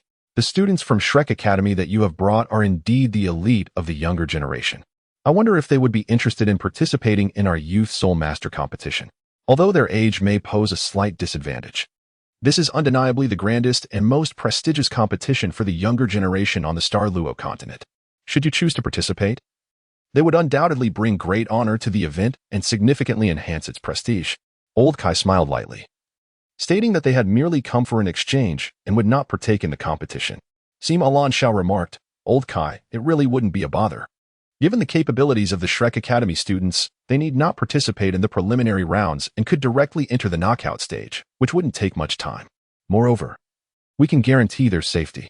Old Kai cast a sidelong glance at Sima Lanxiao and replied coolly, "I am not concerned about that." Sima Lanxiao paused, but soon realized, his gaze shifting slightly. "It appeared that you have great confidence in your disciples." Old Kai replied with a gentle smile, "Confidence stems from strength. If you insist on our participation, it is not out of the question, provided the prize for the champion includes a soul bone." Sima Lanxiao's expression changed. He understood perfectly well what a soul bone entailed. Even in the era of cold weapons, which prevailed 2 millennia ago on Douluo Continent, soul bones were considered absolute treasures. In this day and age, their rarity is beyond imagination. Soul bones originate from soul beasts, but unlike soul rings, which manifest from every soul beast, soul bones have a mere 1 in 10,000 chance of appearing, and only soul beasts that have lived for 100,000 years are guaranteed to yield them. With the current decline of soul beasts on Douluo Continent, acquiring a soul bone is exceedingly arduous. Any prominent family possessing a soul bone would consider it their most precious heirloom, and they would undoubtedly keep its existence a closely guarded secret. The situation on Douluo Continent, while different from Douluo, does not diminish the value of soul bones. Old Kai, our grand competition is called the Continental Youth Advanced Soul Master Elite Competition, which consists of various events, including individual competitions, team contests, and mecha battles, among others. The soul bone you mentioned is only awarded to the overall champion of the individual competition. In the team events, the final reward for a 7-person team is a piece of soul forging metal for each participant, while the final prize for the 2-on-2 matches is a 10,000-year spiritual item. The ultimate prize for the mecha competition is a black-grade mecha, with purple-grade mechas awarded to the 2nd and 3rd places. Thus, the soul bone is a singular prize. As you can see, Old Kai raised an eyebrow, surprised by the substantial rewards offered in the Douluo Empire's Continental Youth Advanced Soul Master Elite Competition. Not only is there indeed a soul bone, but the rewards for the other competitions are also quite impressive. It sounds promising. Yet the disparity in prize values across different competitions seems rather pronounced. She remarked, "While soul forging metal and mechas are commendable, they cannot compare to the rarity of a soul bone." Sima Lanxiao explained, "The lavish prizes for the one-on-one competition are due to its designation as the Infinite Challenge Tournament, meaning that any means may be employed during the contest. Mechas, battle armor, martial souls, soul guiding devices, anything goes. Moreover, participants must sign a life and death contract. Only exceedingly valuable rewards can attract the most competitors, and this one-on-one competition is the most significant among all our events. This is quite different from the situation on Douluo Continent, where 7-on-7 team battles reign supreme. Here, individual heroism is evidently more revered. What are the entry restrictions?" Old Kai inquired casually. Sima Lanxiao felt a surge of joy, realizing that she was somewhat intrigued. Participants must be under 20 years of age. There are no further restrictions, especially for the students of Shrek Academy. "Good," Old Kai replied with a simple affirmative. Chapter 83. The Assault. At this moment, they were seated on a luxurious, soul-guided train, gazing at the landscapes of the Douluo Continent. In contrast to the prosperity and mechanization of Douluo Continent, Douluo appeared distinctly more primitive. The time since its development was far shorter than that of Douluo. The speed of the soul-guided train was also noticeably slower, with forests and lakes continually unfolding outside the window. The air was so clear that visibility stretched far into the distance. Occasionally passing through cities, one could discern that their level of modernization was still significantly behind that of Douluo Continent. The cuisine on Douluo Continent was not drastically different from that of Douluo, and to host the members of their delegation, a sumptuous feast was prepared aboard the train. Enjoying the scenery and savoring the delectable food, this leisurely journey was an unprecedented experience for them. At least since joining Shrek Academy, they had not enjoyed such a pleasant existence. Accompanying Lin Yang were members of the Douluo Royal Academy's delegation, all seated within the same carriage. Initially, there had been some friction when they first boarded the ship, but gradually, they became more familiar with one another, never truly engaging in conflict. Inside the train, every 4 individuals sat facing each other at a table in the center. Beside Lin Yang sat Yuan and Yihui, opposite him were Lu Zhengyu and Yang Yanxia, while the remaining 4 young women were gathered around a table. They reclined languidly in their chairs, adorned with faint smiles as they gazed out at the splendid scenery beyond the window, a rare indulgence indeed. However, a fleeting glimmer of disappointment crossed Lin Yang's eyes. Could he not savor this moment of tranquility? In the distance, he observed a multitude of mechas, distinctly different in design from those of Douluo Continent. The soul-guided mechas of Douluo Continent were predominantly humanoid, whereas the ones before him exhibited a bewildering array of forms, resembling various beasts. From those mechas emitted glimmering points of light. At that moment, Kai Lao, who had been meditating in his seat, abruptly opened his eyes and turned his gaze toward the window. More swiftly than him, Lan Muzi's figure flickered and appeared outside the soul-guided train, where the luminous points were unmistakably soul-guided shells, cascading directly onto the train. Hundreds of mechas soared from the distance, among which one stood out in a striking crimson hue. This red mecha took the form of a soaring eagle, its wings unfurled, moving with incredible speed. Appearing above the soul-guided train almost simultaneously with Lan Muzi's departure from the carriage, a violent explosion ensued, causing all carriages of the soul-guided train to flip simultaneously amidst a blaze of fire and a cacophony of thunderous roars, with debris from the explosion scattering in all directions. It must be noted that this special train carried numerous members of the delegation from Douluo Continent. Although the delegation had dispersed upon entering Xingluo Continent, at least half were destined for Xingluo City, all aboard the soul-guided train. Lan Muzi unleashed his martial spirit, a long blade measuring 3 feet in length, appearing rather unremarkable. Seemingly crafted from ordinary wood, 7 black soul rings emerged around him, and as the wooden blade manifested, Lan Muzi's eyes sparkled with intensity, surrounded by a faint golden-red halo. This halo enveloped him like a radiant aura, and with a swift motion of his right hand, a 3-character battle armor adorned his figure. The battle armor appeared refreshingly white, embellished with delicate golden patterns resembling suns, accentuating his tall and handsome stature with an ethereal charm. The intricate 3-character battle armor featured layered shoulder guards and grand wings sprouting from his back, with the sun motif on his chest standing out vividly, as if poised to burst forth at any moment. The grip of the wooden blade was connected by metal to his right hand, and his helmet resembled a headband, adorned with a sun symbol at the center, which housed a faint golden gemstone. In terms of appearance, it was undeniably striking enough to elicit gasps from maidens, as the golden-red halo danced around him. With a flick of his wrist, Lan Muzi's body moved as if performing a graceful dance, propelling him into rapid motion. The golden-red glow surrounding him suddenly transformed, erupting into numerous tiny black points, densely packed like swarming insects. Hidden within this darkness, Lan Muzi's voice resonated, invoking the essence of Yangjiu and Bailu, of drought and famine. Receive my strike, Yangjiu Bailu. Countless black points of light exploded instantaneously, each leaving a black trail in the air, weaving through 2 massive whirlpools. In an instant, a barrage of fixed-position soul-guided shells surged forth. But before they could reach the soul-guided train, they detonated under Lan Muzi's assault. In that moment, vibrant waves of soul-guided light erupted as various mechas burst forth from the soul-guided train, revealing the Imperial Mecha Guard responsible for escorting the delegation. Among these mechas, the majority were of the purple grade, alongside 4 black-grade mechas, totaling over 30 in number. They soared into the sky, unleashing a barrage of soul-guided beams to intercept the incoming foes. Each attacking mecha bore a skull emblem on its chest, with the most striking feature being the green flame-like pattern burning within its eye sockets, eerily captivating. According to ancient numerological teachings, one enters the realm of the Yuan at 4,617 years, with the initial entry at 106 years and disaster years at 9. Termed Yangjiu, signifying calamity or misfortune. Lan Muzi's sixth soul skill compressed the masculine energy of his yang wood blade into a potent form similar to the most destructive type of solar flare, possessing formidable penetrating and destructive capabilities. To counter this soul skill, one must absorb the energy impact, risking their own power. Otherwise, they would have to expend at least double the soul power to withstand it. Unlike Lin Yang's Hell Spike, which offered extreme penetration, Lan Muzi's attack represented absolute energy compression. Kai Lao ascended into the air, the silver moon illuminating his presence, as he locked onto the enemy's divine-grade mecha. At this moment, Lan Muzi stood atop the soul-guided train, a smile gracing his lips as he observed the multitude of incoming fixed-position soul-guided shells, all of which he effortlessly obliterated. Gravity Control Domain.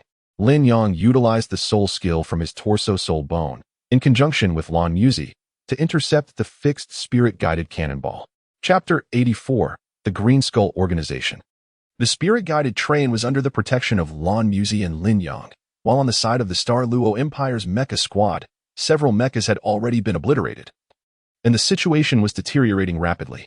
The enemy's giant eagle-shaped red mecha, although inferior in power to Elder Kai, possessed astonishing speed and sharp attacks, trapping Elder Kai and preventing him from escaping. Additionally, the fierce battle between the two superpowers could not be too close to the ground, for the residual shockwaves alone could bring about catastrophic disasters. At this juncture, the main battlefield experienced a transformation as figures swiftly shot in from the distance. The enemy's mechas, no longer satisfied with long-range attacks, withdrew their melee weapons and charged forward with overwhelming numbers, showcasing their crushing superiority. They had long since recognized Lan Muzi's formidable strength, and with Lin Yang by his side, two black-grade mechas charged towards them. The black-grade mechas typically stood around 8 meters tall. Yet the distinction between the Star Luo Empire's black-grade mechas and those from the Douluo Continent was significant. The two approaching black-grade mechas resembled a giant bear and a monkey respectively. The monkey-shaped black-grade mecha, standing only 5 meters tall, displayed remarkable agility, with two pairs of folded wings on its back, each equipped with jet nozzles. These wings allowed it to maneuver with exceptional swiftness. In contrast, the bear-shaped black-grade mecha towered over 12 meters, exuding an imposing presence, enveloped in a dark purple shield, wielding a battle axe exceeding 20 meters in length. Undoubtedly, one represented brute strength while the other epitomized agility. The bear mecha surged forward, swinging its battle axe with force, despite its cumbersome physique. The axe created a flurry of afterimages in the air, a streak of darkness slicing across 100 meters, aimed directly at Lin Yang. Meanwhile, the monkey mecha darted towards Lan Muzi, intent on swiftly eliminating Lin Yang before focusing their efforts on him. Azure Phoenix Feather. Faced with the wind blade compressed to its utmost, the bear mecha erupted in a flurry of brilliant light from its back, its purple shield reaching its peak defensive capability in an instant. Countless beams emanated from its back, revealing its massive artillery capable of storing significantly more energy than standard mechas. However, at this critical moment, its vast size failed to provide adequate defense against the might of the Azure Phoenix Feather. With a clang, the black mecha was pierced through, while Lin Yang's figure dissipated like the wind. Dozens of spirit-guided rays swept across the spot he had occupied moments before, striking only empty air. The monkey mecha, startled, watched as the bear mecha plummeted from the sky. Given its black-grade strength, it should have sustained no damage from such a fall. Yet, being pierced through indicated a breach in their defenses, putting the pilot in grave peril. With a swift motion, Lan Muzi swung his Yangwood blade, penetrating the monkey mecha effortlessly, as its speed advantage could not evade Lan Muzi's assault. This sequence of events, though lengthy in narration, transpired within mere breaths. The two black-grade mechas fell before Lan Muzi and Lin Yang. This exemplified the stark contrast between mechas and battle armors, as well as the disparity between ordinary spirit masters and prodigious ones. As Lin Yang and Lan Muzi engaged, a multitude of enemy mechas closed in, igniting a full-scale battle. Close combat was undoubtedly more brutal than ranged attacks, with the Star Luo Empire's guards forming a defensive line, barely managing to withstand the frontal assault. Yet their numbers were far too few to cover all fronts. Within the Douluo Continent's delegation, everyone exerted their utmost effort, yet casualties emerged the instant they clashed. However, on the side of Shrek Academy, Lin Yang and Lan Muzi led the charge, with Yuan in Yehue already equipped as a battle armor master. While others possessed 1 or 2 pieces of battle armor, their strength not inferior to their adversaries. At that moment, A piercing shriek echoed from afar, as numerous black dots soared towards them. The members of the Green Skull Mecha Squad, engaged in combat, received orders to retreat swiftly. Reinforcements had finally arrived. The red mecha engaging Elder Kai swiftly evaded, its speed remarkable, twisting in the air to evade numerous pursuing attacks. Elder Kai did not pursue. Instead, he descended from the sky, hovering mid-air, prioritizing the protection of the delegation over the defeat of the enemy, refusing to take unnecessary risks. The Green Skull Mecha Squad retreated with great haste. The reinforcements from the Star Luo Empire were evidently military personnel, comprising over 300 standard mechas. A portion remained to guard those below, while the majority pursued the Green Skull Mecha Squad. The spirit-guided train and tracks had suffered severe damage, rendering them unfit for use. Although Lin Yang and Lan Muzi had defended against the spirit-guided cannonballs, after the decisive battle, they could only deal with the immediate threats. The Star Luo Empire had dispatched luxurious spirit-guided buses for their transport, with several hundred mechas remaining as their escort. This sudden assault had resulted in minimal casualties. Yet the implications of two continents' involvement constituted a serious diplomatic incident. However, these matters were of little concern to Lin Yang and his companions, as higher authorities would handle negotiations. Nevertheless, this attack undoubtedly signaled that the Star Luo continent was far from peaceful and certainly not a secure place.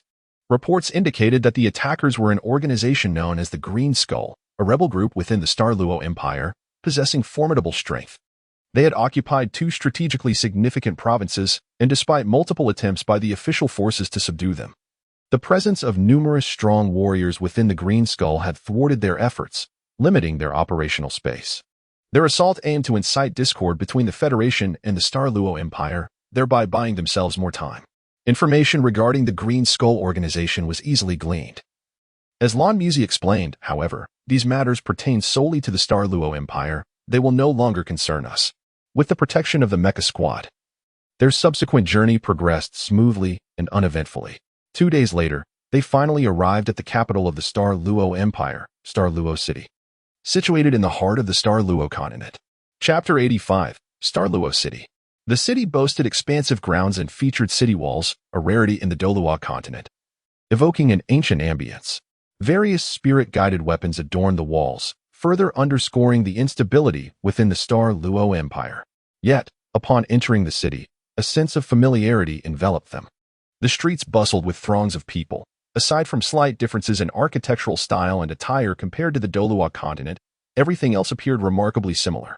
After enduring a lengthy journey by ship and land, the members of Shrek Academy felt a sense of relief upon finally reaching a grand city. They were accommodated in the luxurious Star Luo Grand Hotel, perhaps to compensate for the fright experienced by the delegation. Even the students like Lin Yang were assigned remarkably luxurious suites. The architectural style of the Xinglua Grand Hotel is resplendent, dominated by golden and white hues, exuding an aura of opulence. I have broken through the 50-level threshold. Yuan In Yehue arrived at Lin Yang's room and said, "I will condense my soul ring here. Please assist me in guarding." "All right," Lin Yang replied with a smile. Yuan In Yehue had achieved this breakthrough during a battle against a black-grade mecha from the Green Skull organization, and now, it seemed that Wuxi Duo was also nearing her breakthrough to Soul King. As Yuan In Yehue began to condense her soul ring, Lin Yang moved to the window, gently pushing it open and gazing outside. The evening sun was gradually fading, and darkness was about to descend. Lin Yang's contemplative expression gradually turned vacant, as if everything at that moment suddenly lost its significance. "I am truly weary," he mused, then smiled. Now at 59 level Soul King, he had made significant strides during the month-long holiday, plus the 6 months in Shrek City and the 2 months aboard the cruise, collectively elevating his soul power by 4 levels. After condensing the 5th soul ring of the wind element martial soul, he broke through to 54, and subsequently, with the 5th soul ring of the lightning element martial soul, he reached 55. With 9 months of diligent training, Lin Yang averaged a level increase every 3 months. The societal structure of the Xinglua Empire bears little difference from that of Douluo Continent. By the 2nd day, the Shrek Academy group had become thoroughly acquainted with their surroundings. On the 3rd day, they received a notification that the Emperor of the Xinglua Empire would personally meet the delegation that evening, followed by a banquet, requiring them to dress formally. Everyone donned their formal attire from the cruise, while Yang Yinxia, lacking suitable clothing, was specially taken out by Lu Jingyu for a makeover. As dusk approached, a convoy of luxurious limousines arrived at the entrance of the Xinglua Grand Hotel to welcome the Douluo Continent delegation. Among the Shrek Academy representatives, Elder Kai was a distinguished guest, while Lin Yang and his companions gathered under the guidance of Lan Muzi to board their respective vehicles. The imperial palace of the Xinglua Empire is situated at the heart of Xinglua City, reportedly constructed to mirror its original appearance in the Douluo Continent. The royal family of the Xinglua Empire bears the surname Dai, with the most renowned historical figure being the ice spirit Douluo, Huiyuhao, originally named Dai Yuhao. He was of genuine royal lineage, with the Dai family having governed the Xinglua Empire since ancient times. They temporarily relinquished the throne during the ancient era, but regained it with the rise of the ice spirit Douluo, Huiyuhao. It was precisely due to the deterrence of the ice spirit Douluo that the Federation, which held absolute power over the Douluo Continent at the time, refrained from completely obliterating the Xinglua Empire, thus granting it an opportunity for great migration. Of course, the Xinglua Empire paid a significant price for this migration, as its overall national strength, even when combined with the distant Tiando Federation from the Tiando Continent, could not rival that of the Douluo Continent's federation. The sound of resounding horns heralded the commencement of the grand national ceremony in front of the Xinglua Empire's palace. A crimson carpet extended from the palace, leading to the delegation from the Douluo Continent, represented by a vice-chairman of the Federation and several esteemed members of parliament, alongside Elder Kai and others. The sound of cannon fire elevated the ceremony to its zenith, as a man adorned in lavish robes and a golden crown was seen exchanging documents with the vice-chairman of the Douluo Continent delegation. The banquet commenced shortly thereafter. The contemporary emperor of the Xinglua Empire, Dai Tianling, accompanied by the empress, engaged in amiable conversation with the senior members of the delegation. The atmosphere was remarkably harmonious, with Xinglua nobility and members of the Douluo delegation exchanging pleasantries in a scene of conviviality. At that moment, a melodious tune filled the air as Emperor Dai Tianling approached a female member of the Douluo delegation, gesturing for her to join him. The woman, strikingly beautiful and around 30 years of age, displayed a look of astonishment but graciously accepted the invitation, stepping onto the dance floor for the evening's inaugural waltz. After the banquet, Lan Muzi informed them about the upcoming competition and led them back to the hotel. The Continental Youth Advanced Soul Master Elite Competition is one of the most significant events in the Xinglua Continent, a tradition inherited from the ancient era of the Douluo Continent. In ancient times, when Soul Masters were revered, the Spirit Hall, which once dominated the continent's Soul Masters, established this competition to select outstanding talents. Following the overthrow of the Spirit Hall by the formidable forces of the three great empires led by Tang San, Soul Masters gained complete freedom, yet the competition endured. After the Federation era of the Douluo Continent, this event gradually faded, while the Xinglua Continent continued to preserve this time-honored competition. Every 3 years, it is held in Xinglua City, allowing all Soul Masters under 20 years of age to register. However, there are eligibility requirements. Soul Masters below level 20 are prohibited from competing, and a registration fee must be paid. The registration period lasts an entire month, and as society has evolved, the competition now primarily features 4 main formats: 1-on-1, 2-on-2, 7-on-7 challenge matches, and mecha battles, excluding trades such as forging or manufacturing. The entire competition centers around combat, aimed at igniting the fighting spirit of the younger generation of the Xinglua Empire. Participants achieving commendable ranks in the competition will indelibly enhance their profiles, enjoying various privileges in academia, employment, or military enlistment. Among these, the 1-on-1 challenge is held in the highest regard, characterized by its lack of restrictions, permitting the use of any weaponry, whether it be mechas, soul-guiding devices, or battle armor. As long as one possesses and can manipulate it, they may utilize it in competition.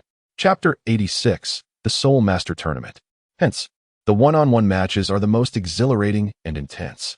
The Xinglua Empire has long upheld the valor of individual heroism. Here, the ancestors of the Tang sect, Tang San, and the founder of the Spirit Transmission Tower, Huiyuhao, are revered as idols among Soul Masters. They have each played pivotal roles in reshaping the course of history through their singular strength. Individual prowess can often sway the tides of war, contrasting sharply with the Douluo Continent's emphasis on team combat and collective strategy. After an orderly registration process, the final count of legitimate participants for the 1-on-1 matches reached an impressive 5,163, nearly encompassing all eligible Soul Masters. The 2-on-2 category saw a total of 864 pairs, while the 7-on-7 format attracted 113 teams. The Mecha Battle category registered 461 participants. Registration has now closed. The competition shall officially commence in a day. The esteemed members of Shrek Academy are spared the tediousness of queuing for registration, as their enrollment is directly managed by the Star Luo Empire's officials. Their participation is not conducted by Lin Yang and his companions. Rather, it is Master Kai who has taken the liberty to enroll them. Except for Su Xiaoyan, all are set to engage in one-on-one contests for the 2-on-2 matches. For teams will partake, with everyone involved. Su Xiaoyan, serving as a substitute, is deemed unsuitable for the one-on-one matches due to her status as a control-type soul master. Thus she does not belong to the Shrek 7 monsters. In the 2-on-2 competition, Lin Yang and Yuan and Yehui, both soul kings of the 5th ring, form one team, while Wu Sadeo and Zheng Yiran constitute another. Yi Xinglan and Su Xiaoyan form a pairing, as do Lu Jingyu and Yang Yinxia. 2 days hence, the much-anticipated Continental Elite Competition for Young Advanced Soul Masters shall finally unfold. The event is set to take place at the Star Luo Grand Stadium. Given the overwhelming number of participants, the preliminary rounds will span a considerable duration, conducted in a knockout format to swiftly reduce the number of contenders. A single loss results in immediate elimination from the competition, which undoubtedly involves an element of fortune. Yet, fortune itself is a facet of strength. Fairness is perpetually relative. As Master Kai once articulated, absolute fairness does not exist in this world. To attain and control fairness, one must rely on personal prowess.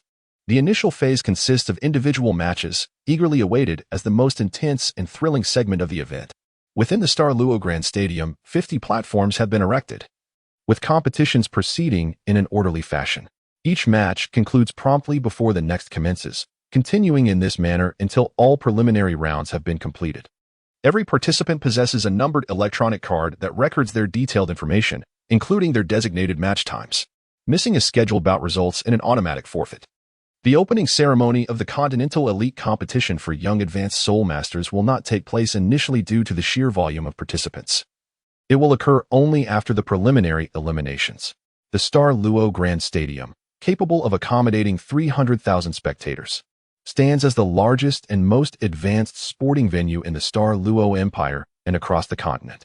Prior to the competition's commencement, all tickets have long been sold out, and the abundance of registrants ensures that the Star Luo Empire's revenues from these sources will sufficiently offset the competition's expenses. Moreover, the Soul Guide broadcasts covering the entire continent necessitate a purchase for viewing rights. The Star Luo Empire has long mastered the art of generating profit from such grand events. Even ordinary individuals harbor aspirations of becoming soul masters. Witnessing such exhilarating competitions is akin to a festival for them.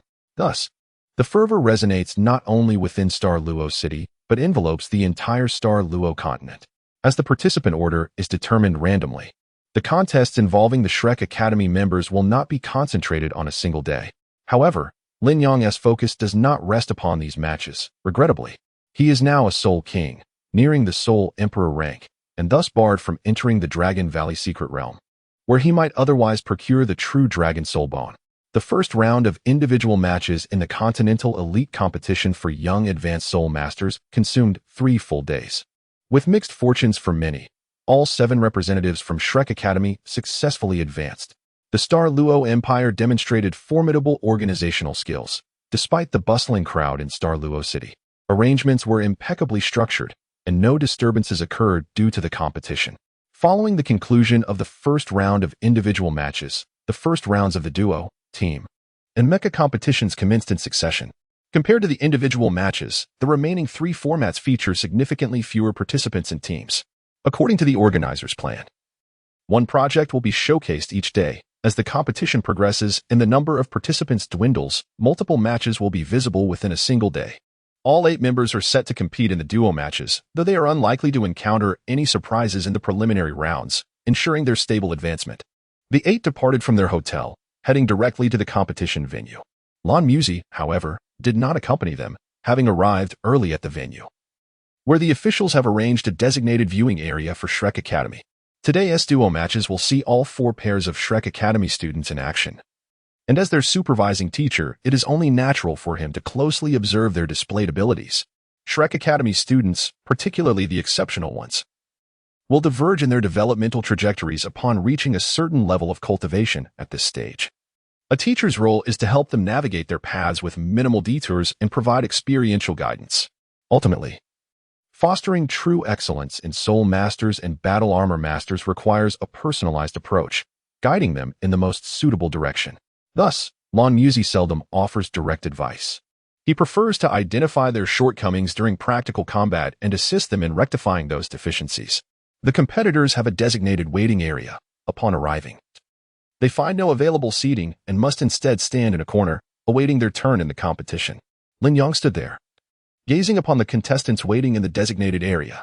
The competition mandated that participants be under the age of 20, and as he surveyed the crowd, it was evident that the majority of the competitors were at least 18 years old. Some exhibited excitement, eager to prove themselves, while others clenched their fists in nervous anticipation. A few sat calmly, eyes closed, seemingly meditating. Their appearances alone hinted at their varying levels of capability. The venue for the doubles matches was considerably larger than that for singles, with the Grand Star Luo Stadium capable of hosting up to 15 matches simultaneously. Hence, during the drawing of lots, competitors were grouped in pairs of 15. By now, the other groupings were displayed on a designated soul-guiding screen. The foremost task for every team upon arrival was to locate their position and their opponents on this screen. Fortunately, their adversaries were not formidable. Even the soul ancestor rank was absent, suggesting a stroke of luck. After easily defeating their opponents, they progressed to the next round. Next came the team battles. However, the diminished foot traffic at the Star Luo Stadium indicated the local populace's lack of enthusiasm for such contests compared to the previous days. The members of Shrek Academy had inquired discreetly and learned that the citizens of the Star Luo Empire found team battles too chaotic for their liking. Ordinary spectators struggled to discern the action. This sentiment was understandable. One-on-one matches, even for the layman, offered numerous captivating moments, whereas team battles, though technically superior, lacked the same thrill.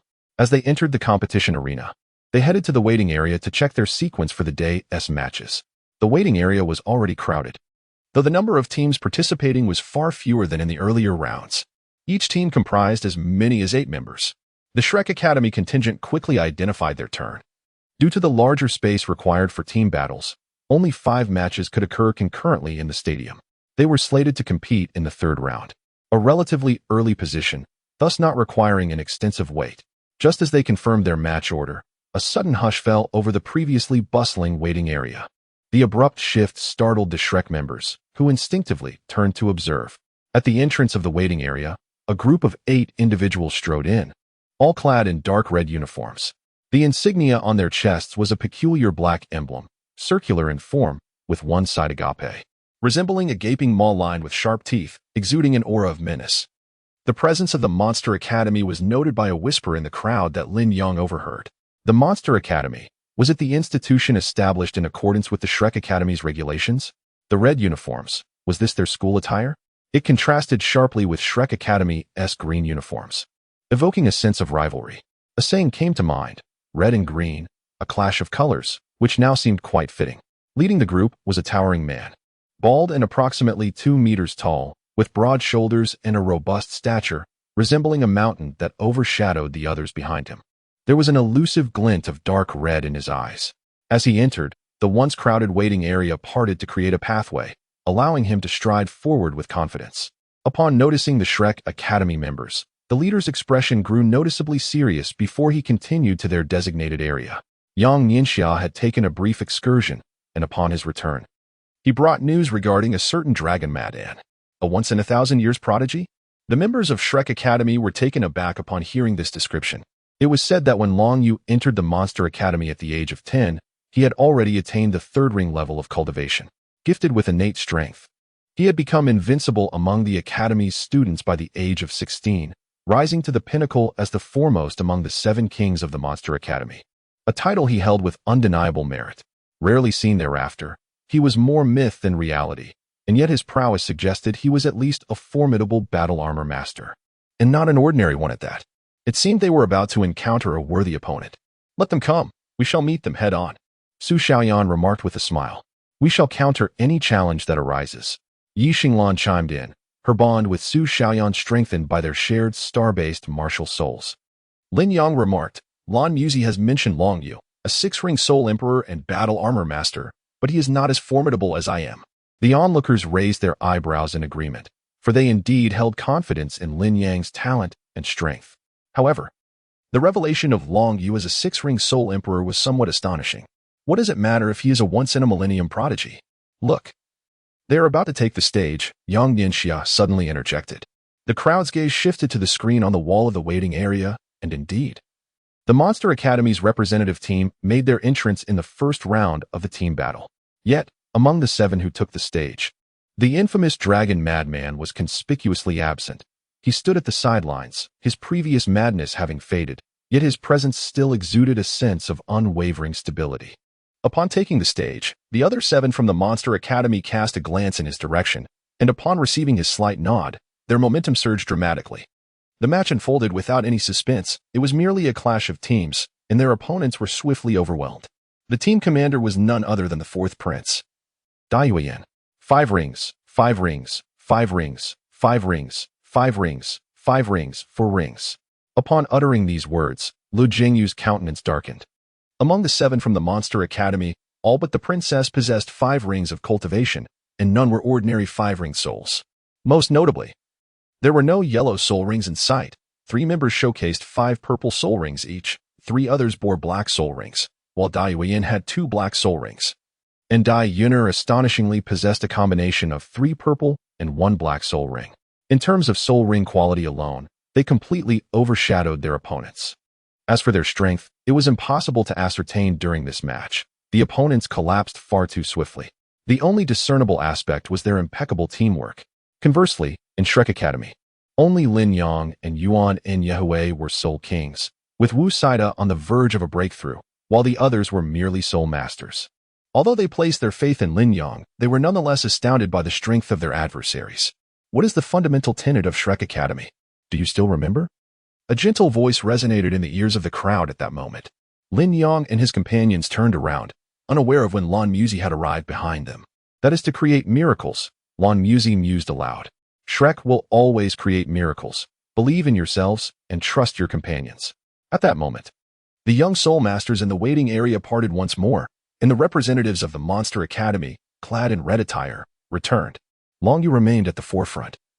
And upon entering, his gaze naturally fell upon Lin Yang, a hint of a playful smile gracing his resolute face as he nodded to him before departing. Chapter 88. Team Battle. The arena for the team battle was significantly larger than the previous ones, with a diameter nearing 300 meters. The vast surface of the arena was noticeably expansive, and the protective barrier appeared exceptionally formidable. As the 3rd round of competition was about to commence, Lin Yang observed his companions ascend the arena, facing a group of opponents clad in yellow. The opponents regarded the 7 led by Yuan and Yehue with evident caution, having seen one another in the waiting area. As the captain of Shrek Academy, Lin Yang was the sole focus of Long Yu's attention, indicating his formidable strength. With the captain remaining off the field, it was only natural for the opponents to feel apprehensive. The match commenced. With the referee's command, Shrek's team entered the first round of the team battle. The 7 participants were Yuan N. Yehue, Wu Sadeo, Yi Xinglan, Lu Jingyu, Su Xiaoyan, Zheng Yiran, and Yang Ningxia. Unless faced with Long Yu, Lin Yang would refrain from intervening, as such a match held little significance for him, excluding Su Xiaoyan, who stayed back. The remaining 6 charged forward. Aerial observation revealed that the formation of Shrek Academy 7 was somewhat disjointed. The 4 at the forefront maintained a considerable distance from the 3 behind them, with Yu Xinglan, Wu Sadeo, Yang Ningxia, and Lu Jingyu advancing quickly, while Zheng Yiran observed from the side, and Yuan and Yehue held his position, not intending to strike immediately. The opposing 7 soul masters did not scatter but maintained a cohesive triangular formation as they advanced. The foremost figure was a youth of medium stature, his feet surrounded by 5 soul rings, 2 yellow and 3 purple, a standard configuration. His martial soul was peculiar, resembling a fan. With a flash of light from his soul rings, the fan expanded dramatically, sweeping towards Yang Ningxia and the others. Instantly, a tempest arose, and the air within the arena became tumultuous. A wind attribute martial soul, Yang Ningxia, empowered by the dark golden terror claw bear martial soul, showcased the strength of a super martial soul without fear, undeterred by the fact that his opponent was a soul king. This was not a soul king of the one-word battle armor variety, and thus posed no threat to Yang Yinxia, who effortlessly deflected the attack. Just then, Yuan Nyehue's voice came from behind. "Let me handle this." A figure suddenly soared from behind Yang Yinxia, rapidly enlarging in the air, with 5 soul rings ascending. The 3rd and 4th rings gleaming with light. The young man in yellow was taken aback as a colossal being over 5 meters tall descended from above, crashing directly onto his tornado, which promptly disintegrated. The Diamond Titan, the Giant Titan. In terms of both offense and defense, Yuan Nyehue's might was undeniably formidable. He swung his right fist with conviction, an invisible pressure instantly enveloping the yellow-clad youth. By the time the youth registered the threat, he could only raise his fan to shield his chest. With a resounding crash, both the youth and his fan were sent hurtling backward into their own ranks. The air cannon amplified by the Diamond Titan and Giant Titan was an exceptionally powerful attack, especially since the opponent's abilities did not rely on brute strength or direct confrontation. Wu Sideo, Li Jiangyu, and Yu Xinglan, resembling 3 blades, seized the opportunity to penetrate the enemy ranks alongside Yuan Nyehue's explosive entrance, leading to a swift and decisive victory. In the first round of the team battle, victory. As the second round of the individual competition commenced, the audience's enthusiasm only intensified compared to the first round. Although the number of competitors had diminished, those advancing to the second round undoubtedly possessed superior strength than their counterparts in the first round, a fact universally acknowledged. Consequently, ticket prices surged, and the audience's fervor escalated. In this round, the students of the Monster Academy were set to compete, with various betting options already available. For instance, bets could be placed on whether the Monster Academy would secure a top position or on who among the others might claim a spot in the top 3. Undeniably, the participants from the Monster Academy were treated as a unique species in this grand competition of elite young soul masters from across the continent. It was evident how esteemed the Monster Academy was within the Douluo Continent. Could the Monster Academy secure a top position this time? Have you placed your bets? Yes. I bet on the top 8. Undoubtedly, who could possibly rival the students of the Monster Academy? Haha, you must be mistaken. I wagered on the top 7 because among their participants is our stunning princess. Although she is exceptionally talented, she is still young, around the 4th ring, and lacks a complete one-word battle armor, making it quite challenging to reach the top 8. Am I foolish? I believe you are the one being foolish. Have you forgotten? After this competition, the princess will be selecting a consort. She is our national goddess. Tell me, who would dare to defeat her in the competition? Moreover, in the final elimination rounds, the Monster Academy has so many participants that they can easily collaborate with the princess. I believe that not only will she make it to the top 8, but she could very well secure a place in the top 3. That does seem somewhat reasonable. Regarding the individual competition in this tournament, opinions vary widely, with everyone holding their own thoughts and judgments. Look, Long Fengzi is about to compete. The last time we saw him was in the previous tournament when he was just 17 and claimed the championship, winning a soul bone as a reward. This year, no one can contend with him for the title. Indeed, Long Yu is set to enter.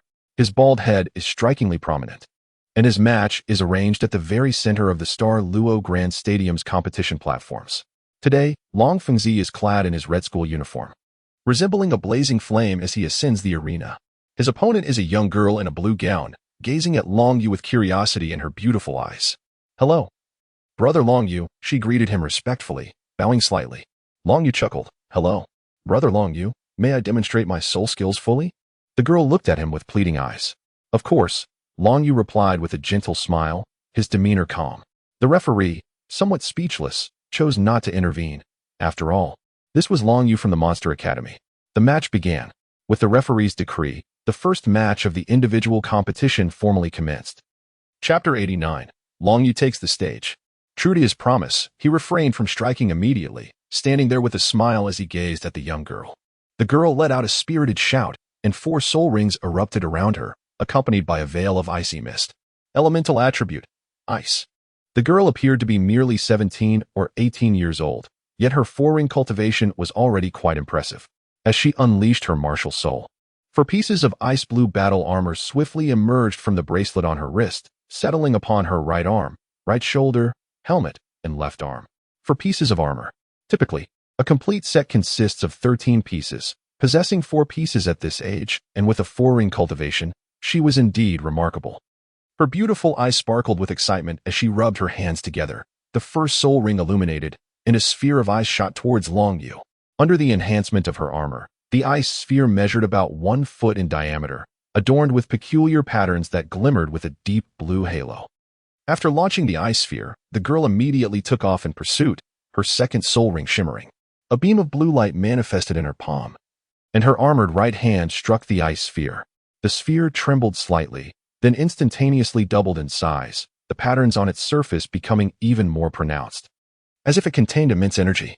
At that moment, her third soul ring glowed brightly, the sequence of her first 3 rings elevating rapidly and seamlessly. This time, she pressed both palms against the surface of the ice sphere, causing sharp spikes to sprout from it, while its diameter swelled to over a meter. Its entire form transformed into a deep blue hue. If one were to step onto the competition stage at that moment, they would notice a sudden drop in temperature enveloping the arena. The girl halted, suddenly breaking into a graceful dance, her fourth soul ring radiating brilliantly. Blue light beams shot towards the ice sphere as she vanished in a flash, drawn into the luminescent trails. The ice sphere accelerated, propelled by an overwhelming force and frigid air, hurtling directly towards Long Yu.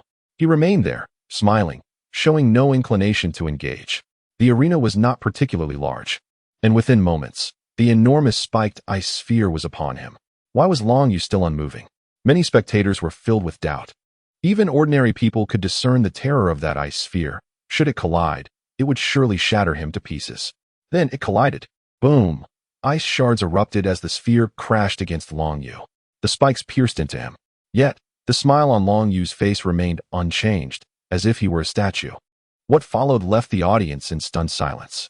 At the instant the massive, spiked ice sphere struck him, the spikes shattered, and soon after, the sphere itself disintegrated, as though it had collided with a towering mountain, crumbling into fine powder upon contact with Long Yu's body.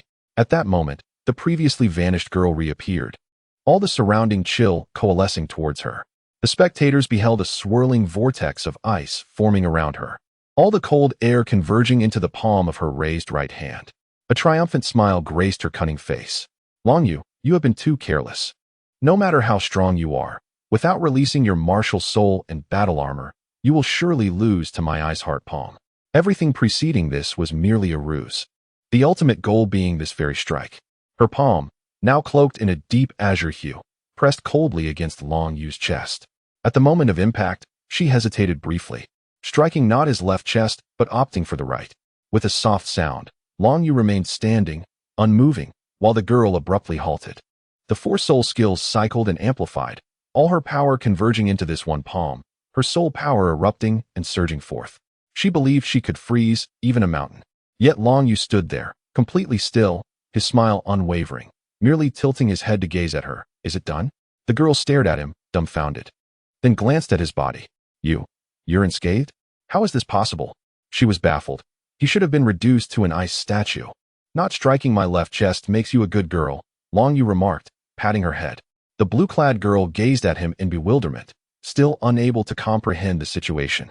When her ice heart palm connected with him, she distinctly felt her soul power dissipate without any backlash. Such a scenario should have indicated success. But why was the outcome thus? Long Yu appeared unfazed. Where had her attacking soul power gone? Right here. Long Yu smirked slightly, tilting his head as a stream of icy blue energy erupted from his mouth, dispersing into the air, causing the temperature to plummet once more. I concede, the blue-clad girl declared, recognizing the insurmountable gap between her and Long Yu, bowing in humble submission. In an instant, applause thundered. Long Yu had not struck a single blow, nor had he even released his martial soul, yet this match left the spectators exhilarated. This was the essence of a true champion, a genuine powerhouse, brimming with gentlemanly grace. In no time, the stands erupted with calls for Long Yu's name. He waved at the audience before turning to exit the stage. Within the combat zone, aside from Lin Yang, who had not arrived at the venue, the members of the Shrek team were utterly speechless. The previous broadcast was solely dedicated to Long Yu's match. It was impossible to ignore. This is incredibly powerful. The blue-clad girl's combat style demonstrated exceptional control over her abilities. With her formidable strength, the sequential stacking of her 4 soul skills could easily challenge even a 5-ring soul king head-on.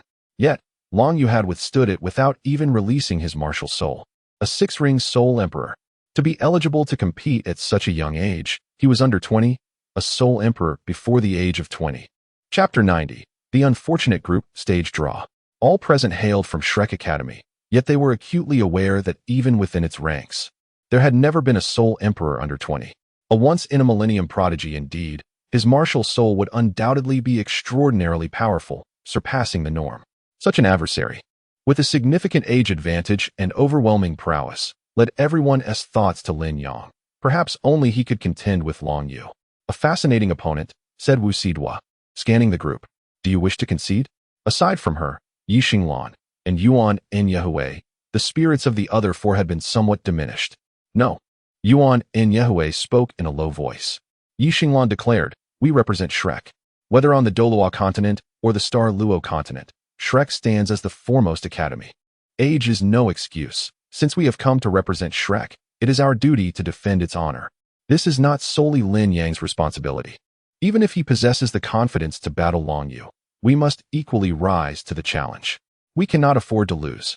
The expressions of the crowd shifted from calm to fervent, a passionate glimmer igniting in their eyes. What of being 20 years old? What of being a one-word battle armor master? They have not been devoid of miraculous achievements. For the students of Shrek, pressure has always been a source of motivation. What Shrek has bestowed upon them is not merely reasonable training and abundant resources, but a steadfast belief, the unwavering conviction that Shrek shall prevail. The individual competitions continued. Yet Long Yu's appearance had already elevated the atmosphere of the day's contest to a climax, transforming the arena into a fervent sea of excitement. The subsequent matches concluded effortlessly, as they encountered no formidable opponents. Not a single member of Shrek Academy had been eliminated thus far. The Shrek team smoothly advanced through the first round of the 2-on-2 and 7-on-7 group matches. Now, the group stage of the individual competition was set to commence. Everyone promptly checked their respective group placements. Lin Yang raised an eyebrow. His opponent was none other than Dai Yuner. However, as it was merely the group stage, direct elimination was not a possibility. The one whose countenance darkened was Li Jingyu, for in his group resided an adversary he most dreaded, Dragon King Long Wei. Indeed, he was grouped with Long Wei. Nevertheless, it was just the group stage, was it not? The top four from each group would advance, if need be. He could simply forfeit the match against Long Wei. Was he truly fearful of not advancing from the group? Yang Ningxia gazed at Lu Jingyu's group assignment with a sense of schadenfreude. Suddenly, Lu Jingyu turned to him, his expression more serious than ever. Members of the sacred angel family may encounter defeat, but they must never exhibit cowardice. Allow me to assess Long Yu's strength on behalf of everyone. Yang Ningxia widened his eyes. Though still unable to see his own, surely, you cannot be serious? Li Jingyu rolled his eyes. Do I seem as though I jest? We have faced formidable opponents before. How can you presume that I would inevitably lose? Yang Ningxia gave Li Jingyu a thumbs up, for the first time feeling he resembled a true man. However, were I in your position, I would likely make the same choice. Oh, step aside. Do not equate yourself with me, Li Jingyu retorted, rolling his eyes once more. Yet, had it been Yang Ningxia, with his dark, golden, fearsome, bear martial spirit, he would at least have the courage to confront Long Wei in battle. Lin Yang gazed at Li Jingyu and said, if you wish to engage, then do so. At least by confronting him, you shall comprehend the disparity. When the time comes, I shall assist you in seeking vengeance. Li Jingyu nodded, acknowledging her words. If I deliberately evade him now, how shall I stand tall before such an adversary in the future? To lose is not terrifying. What is truly alarming is to lose one's courage. A fervent light ignited in Li Jingyu's eyes. Isn't it merely Long Yu? What of genius? Am I not a genius in my own right? The first round of the group matches officially commenced. Until the matchups were revealed, the members of Shrek Academy remained oblivious. To their astonishment, while the others appeared manageable, Li Jingyu's first opponent was none other than Long Yu. Your luck is truly extraordinary. Yang Ningxia could not help but comment. Although he was grouped with Wind King Lin Sanfan, he felt no considerable pressure. Li Jingyu furrowed his brow. How could he not feel the weight of facing Long Yu? Everyone had witnessed the terror of this individual. He was undoubtedly the strongest opponent they had encountered thus far. In all previous matches, he had not once unleashed his martial soul. Indeed, from the beginning of the competition until now, Long Yu had triumphed over all foes without even revealing his martial soul. Consequently, the members of Shrek had no inkling of his soul power's true extent, which was precisely what made him most formidable, an unknown adversary. Disregarding CSK's remarks, Lu Jingyu settled into a meditative posture within the waiting area, closing his eyes to calm his mind and prepare himself for the imminent battle against Long Yu. Having spent considerable time together, they understood each other's personalities to a degree. Despite Lu Jingyu's usual cheerful demeanor, he was, at his core, a fiercely dedicated and proud individual.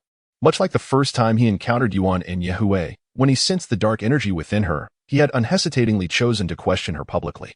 Had it not been for Lin Yang, a confrontation might have ensued. This trait was emblematic of all members of the Holy Angel family. They valued honor above life itself, holding the Holy Angel as the most exalted entity in their hearts. The lineage of the Holy Angel had previously produced soul masters who had ascended to godhood. Although that particular individual had ultimately become the antagonist and lost their divine status, they had nonetheless achieved divinity. Such martial souls are revered as divine martial souls, representing the pinnacle of martial souls on the Douluo Continent.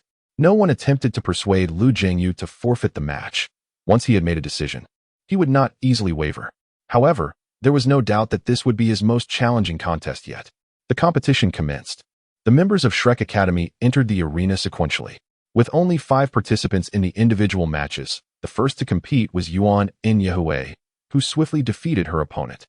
Following her were Lin Yang and Yi Xinglan, each overcoming their respective challengers and securing points for their group. Lu Jingyu versus Long Yu. The electronic announcement resonated in the waiting area.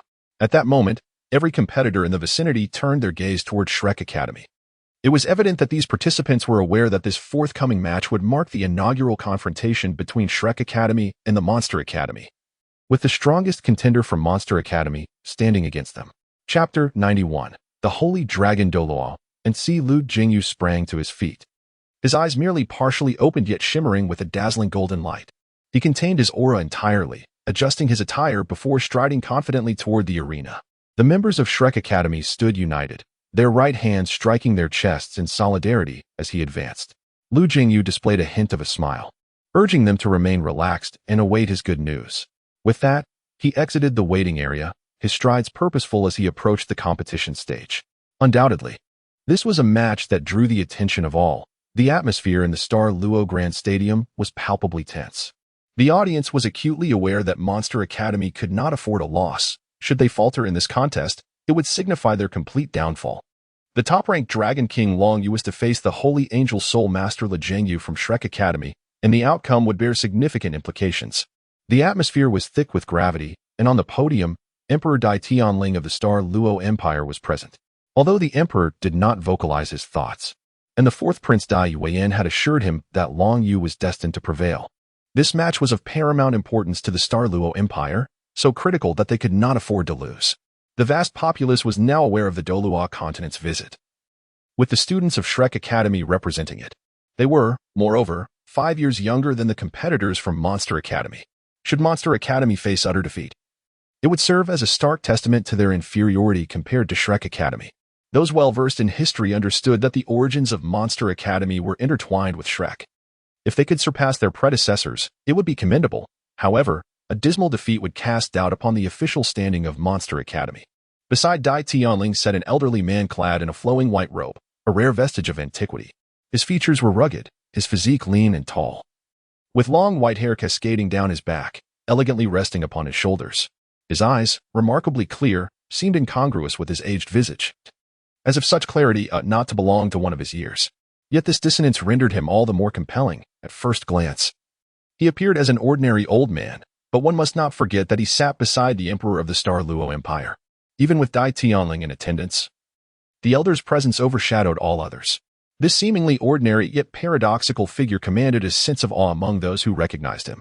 For this was none other than the current president of Monster Academy, a legendary figure of the Star Luo Empire, Saint Dragon Douluo Entsi. Entsi was a legend within the Star Luo Empire. No one knew whence he came. When he first appeared on the continent, he was already over 30.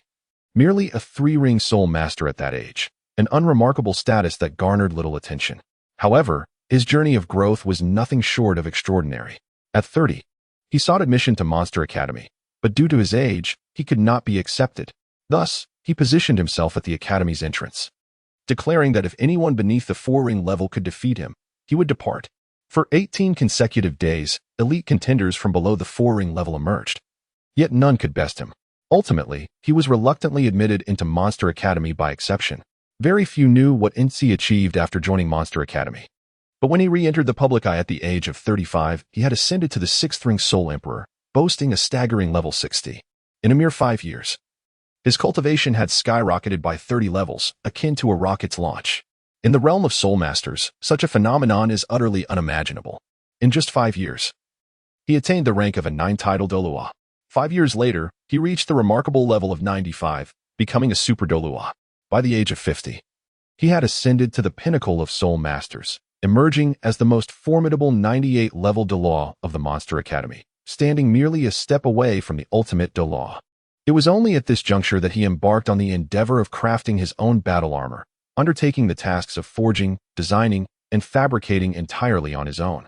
Another 5 years passed, and he became a 3-character battle armor master. In the Douluo Continent, there were no divine-level forgers, which implied that under normal circumstances, the emergence of the most powerful 4-character battle armor master was improbable. However, with unwavering determination, he devoted a decade to nurturing and refining his mental and soul powers, ultimately enhancing the cores of his 3-character battle armor with various rare metals, elevating them to the caliber of 4-character battle armor. As for whether he ultimately ascended to the 99-level ultimate Douluo, it remains a mystery, for by the time he reached 98, he had already claimed the title of the foremost individual across the entire Douluo Continent. Lin Yang gazed towards NC, softly murmuring, "A demigod with a forward battle armor mastery. Is he truly a divine craftsman?" The absence of heavenly forged metals rendered the creation of a forward battle armor impossible, leading to the sole conclusion that NC had indeed ascended to the status of a divine craftsman. It was said that this remarkable individual, despite reaching the 30th level by the age of 30, had a rather peculiar martial soul that was exceedingly arduous to cultivate in its early stages. After 2 decades of relentless effort, he barely attained the 3rd ring. Yet, once he broke through that barrier, all obstacles vanished, and he surged forth like a tidal wave, ultimately becoming a legendary figure. By the age of 45, he had already succeeded as the principal of the Monster Academy, and now, 60 years had elapsed. Throughout the realm of Soul Masters in the Douluo Continent, he held an esteemed position. Even the emperor of the Douluo Empire, Dai Tianling, would respectfully refer to him as the National Master. Dai Tianling had even been his direct disciple in his youth, underscoring the immense reverence for NC. "Master, what brings you here today?" Dai Tianling inquired, having only just learned of his teacher's presence. He instinctively wished to offer the main seat to NC, only to be gently halted by NC's assertion that courtesy should not be forsaken. NC smiled faintly, expressing a long-held desire to visit the Douluo Continent and pay homage to Shrek Academy, but he had lacked the courage until now. Today presents a splendid opportunity, he reflected. I have watched this child, Long Yu, grow, and I am curious to see the talents that Shrek Academy has nurtured. Dai Tianling responded with a smile, "So, you too possess a sense of curiosity. Who do you believe will emerge victorious from our monster Shrek Academy and claim the championship?" Chapter 92, Lin Yang vs. Long Yu. NC sighed, having surpassed the century mark. I have reached my peak.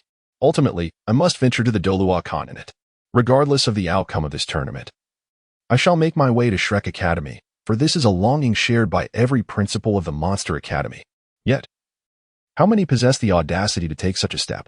If I delay further, I fear I might lose even the courage to go. Dai Tianling was taken aback. With your cultivation, do you truly harbor such concerns? NC gently shook his head. The further one travels in the world of Soul Masters, the more one is filled with reverence. We can never perceive the ultimate limit. I hope to find a new goal there. I wish to visit Shrek Academy with a mindset of learning. Dai Tianling gasped in astonishment. In his mind, his teacher was an insurmountable chasm, and he had never witnessed such emotion from him before. Could it be that the Douluo Continent truly held such significance? NC smiled softly. Do not overthink it. While I do not expect to achieve victory there, I believe I can at least ensure my own safety. I must wait until there are worthy successors before I can pursue another world without reservations, even if I cannot glimpse it through the veil of fate. I must try. Dai Tianling nodded. Teacher, I genuinely envy you. NC replied, your aspirations lie elsewhere. There is no need for envy. However, you may rest assured, Long Yu's talent rivals my own in my youth. With him, the Douluo Empire can be safeguarded for at least another century. This was the first time Dai Tianling had heard NC praise someone so highly, and he could not help but gaze towards the arena, focusing on Long Yu, who had already taken the stage. It was apparent that in his teacher's eyes, Long Yu was indeed exceptional. Thus, he could not afford to lose the match. For a defeat would imply a chasm of disparity between the Monster Academy and Shrek Academy. Lin Yangyu's relaxed expression vanished the moment he stepped onto the stage. Long Yu's imposing stature loomed over him like a mountain, instilling a sense of pressure in his heart. As a student of Shrek Academy, he could not mistake the gravity of this encounter. He had sensed it from the first moment he laid eyes on Long Yu. A rival who had never employed a soul ring in competition, just how formidable was he? Long Yu maintained a smile, exuding an air of calmness. As if facing any ordinary opponent, the referee surveyed both competitors, inhaling deeply. He understood that the Monster Academy could not afford to lose this match, however. The elite competition among the youth of the entire continent demanded absolute fairness, leaving no room for deceit. 3, 2, 1, begin.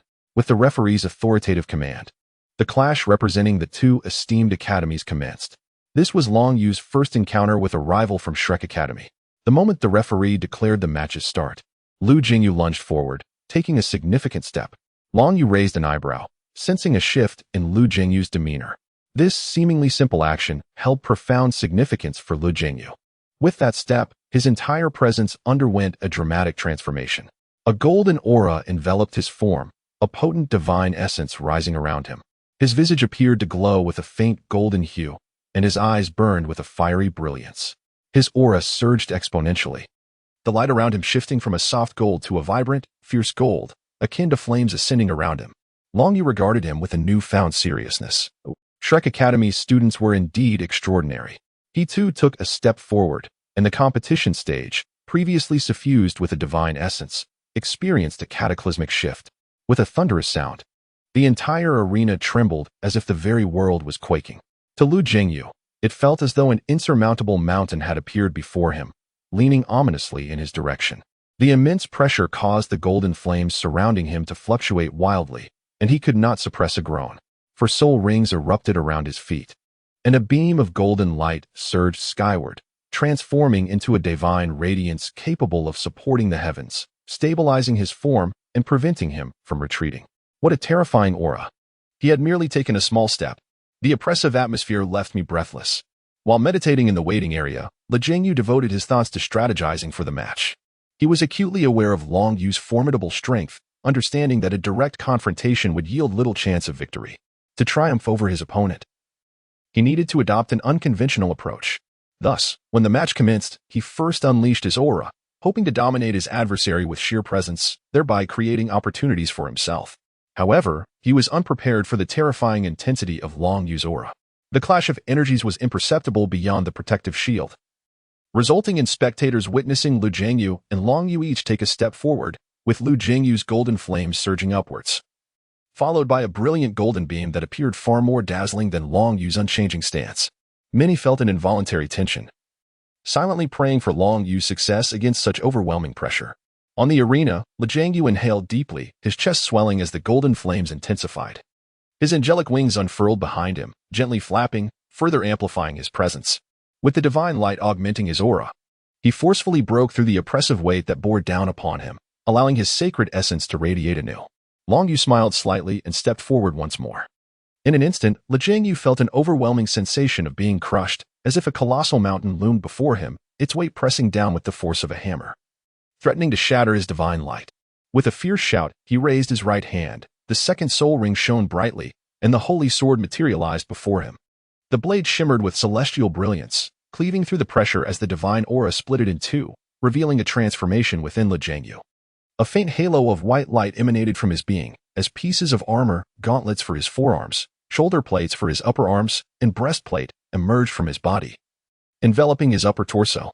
The armor, pure as jade, bore intricate golden patterns that flickered with light, causing Lin Yang's aura to soar. Chapter 93, Six-Ring Soul Emperor, Mountain Dragon. Battle Armor. Long Yu's eyes betrayed a hint of astonishment. At the judge's table, Fong Er, today as commentator, exclaimed, "This is a spirit alloy battle armor. It is remarkable that someone has achieved this." To clarify, normally, battle armor is crafted externally and must be donned. However, the 5 pieces of battle armor appearing on Lin Yang were unique. They resembled spirit alloy armor yet emerged directly from his body, indicative of a fusion between the individual and the armor.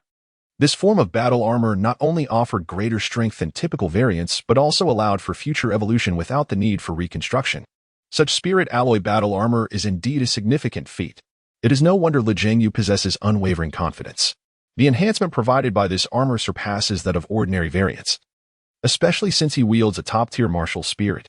Under the armor's augmentation, his aura surged violently, breaking through the pressure like waves, as he propelled himself forward, akin to a golden arrow, appearing before Long Yu in an instant.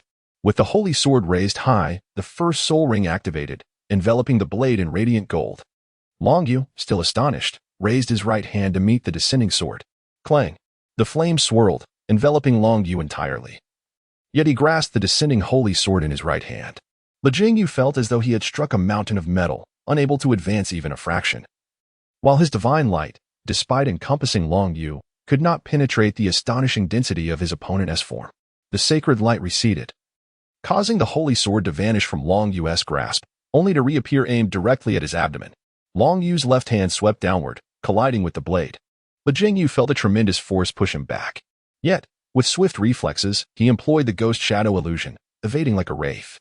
He retracted the holy sword and launched a second strike, this time aiming for Long Yu's ribs from an acute angle, positioning himself just out of Long Yu's line of sight.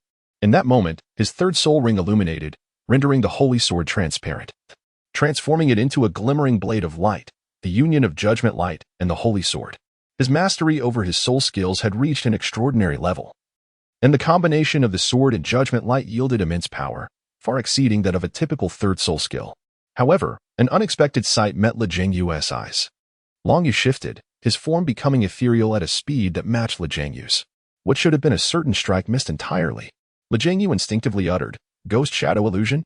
Indeed, Long Yu had evaded his attack using the Tang sect's ultimate technique, ghost shadow illusion.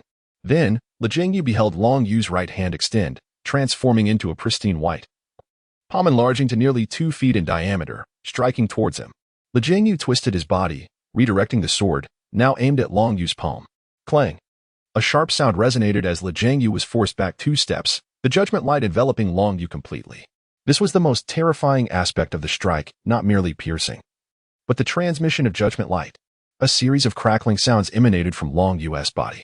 The power of judgment light was formidable. Typically, a soul master's martial spirit undergoes a qualitative transformation upon reaching the third ring. The sacred angel martial spirit is among the most elite, and this third soul skill is correspondingly powerful. Judgment light serves purely as an offensive capability, and when combined with the holy sword, its might is immense. At that moment, Lin Yang heard a roar, wild and filled with overwhelming force.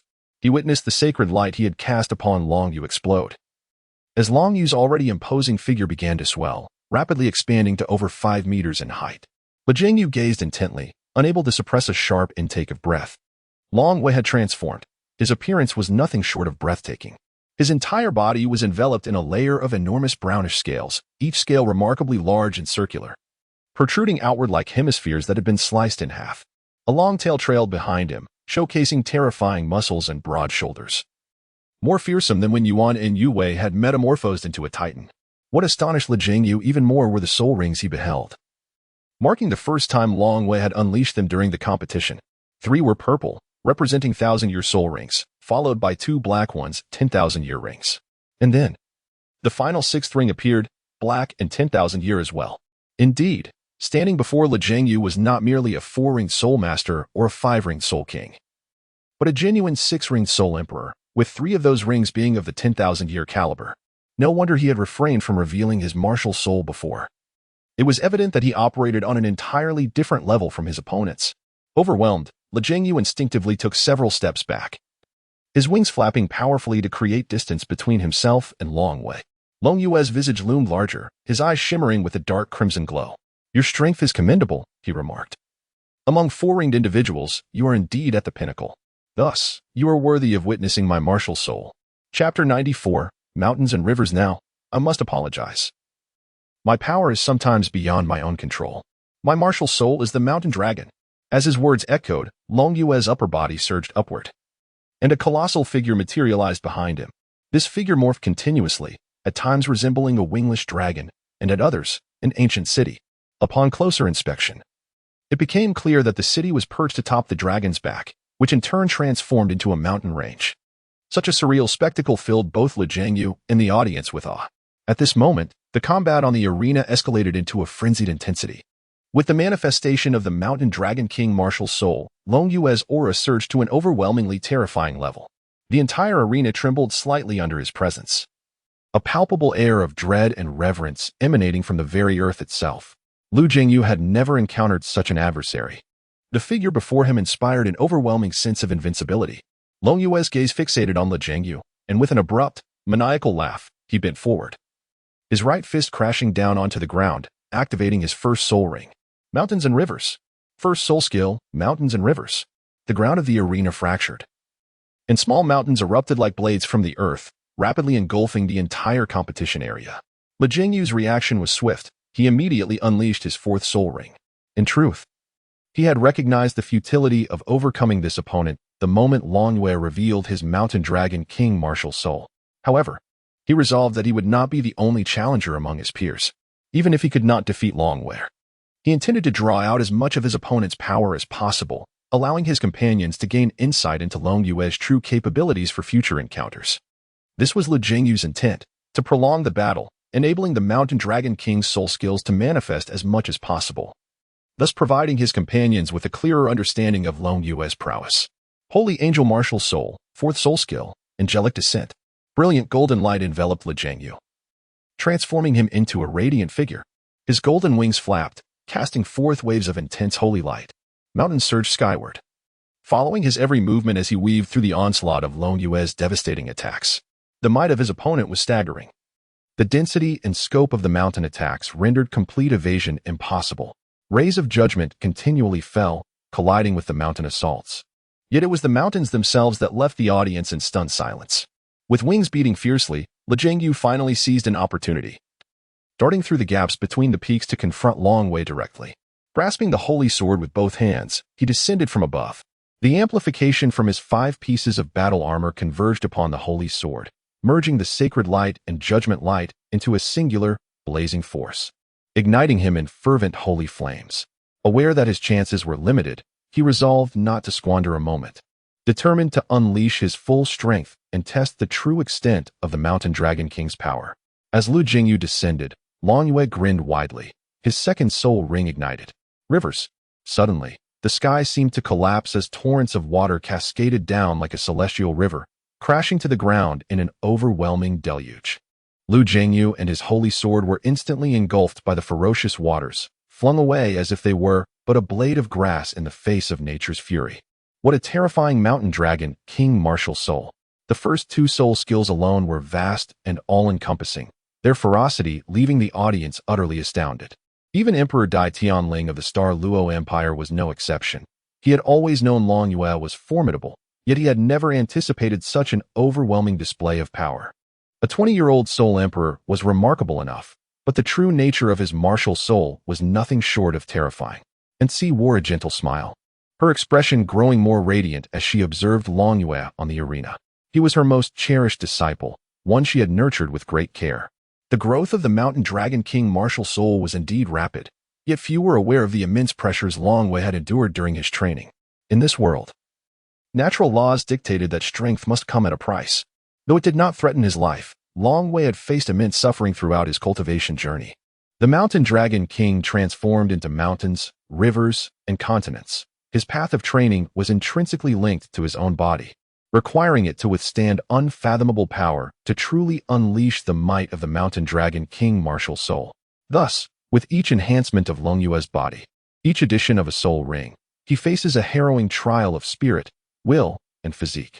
Long Yue exhibits remarkable resilience, repeatedly enduring these challenges. Throughout this process, the resources of the Monster Academy have been heavily allocated to him. He has consumed countless rare treasures to foster his physical development to its current state. However, NC harbors persistent concerns, for Long Wei is the antithesis of his former self.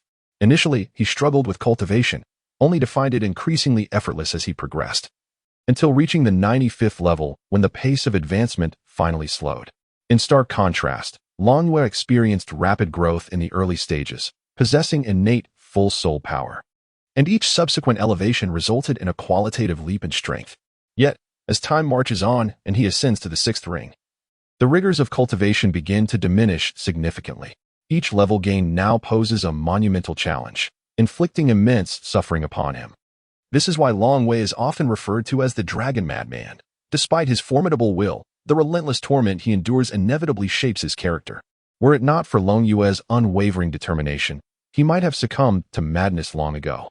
Unsi has contemplated numerous strategies to assist Long Yue in his continued advancement. Yet the obstacles are considerable. Within the 7th ring, it may still be feasible to progress, but beyond that, even the holy dragon Douluo cannot guarantee support for his disciples' ongoing cultivation. Should his spirit shatter, his body will inevitably follow suit, such as the price of power. Chapter 95. Lin Yangyu's defeat. One reason Insi intends to journey to the Douluo Continent is to seek rare treasures that may aid Long Yue's future cultivation. As noted in various texts and through inquiries, on the competition stage, Lin Yangyu feels as though his entire body is on the verge of collapse.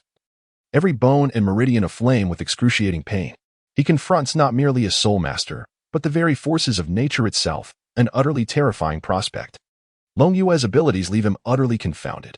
The imposing figure looms like a sovereign of the cosmos, silently materializing before Lin Yangyu. Recognize your defeat for the sake of Tang's sect. Long Wei states flatly, the smile that once graced his face has vanished, replaced by a gradually intensifying bloodlust. He typically strives to suppress his emotions.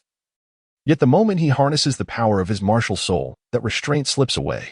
His martial soul, the Mountain Dragon King, one of the 9 great dragon kings, finds its lineage steeped in solitude, while the other 8 dragon kings and their descendants bask in freedom, even with the boon of being crowned king by the dragon god. Can it truly be content? The sporadic disasters signify the Mountain Dragon King's emotional outbursts. Where dragons roam, the Mountain Dragon King inevitably dwells, bringing calamity in its wake. Thus, when the Mountain Dragon King erupts, it is akin to a cataclysm.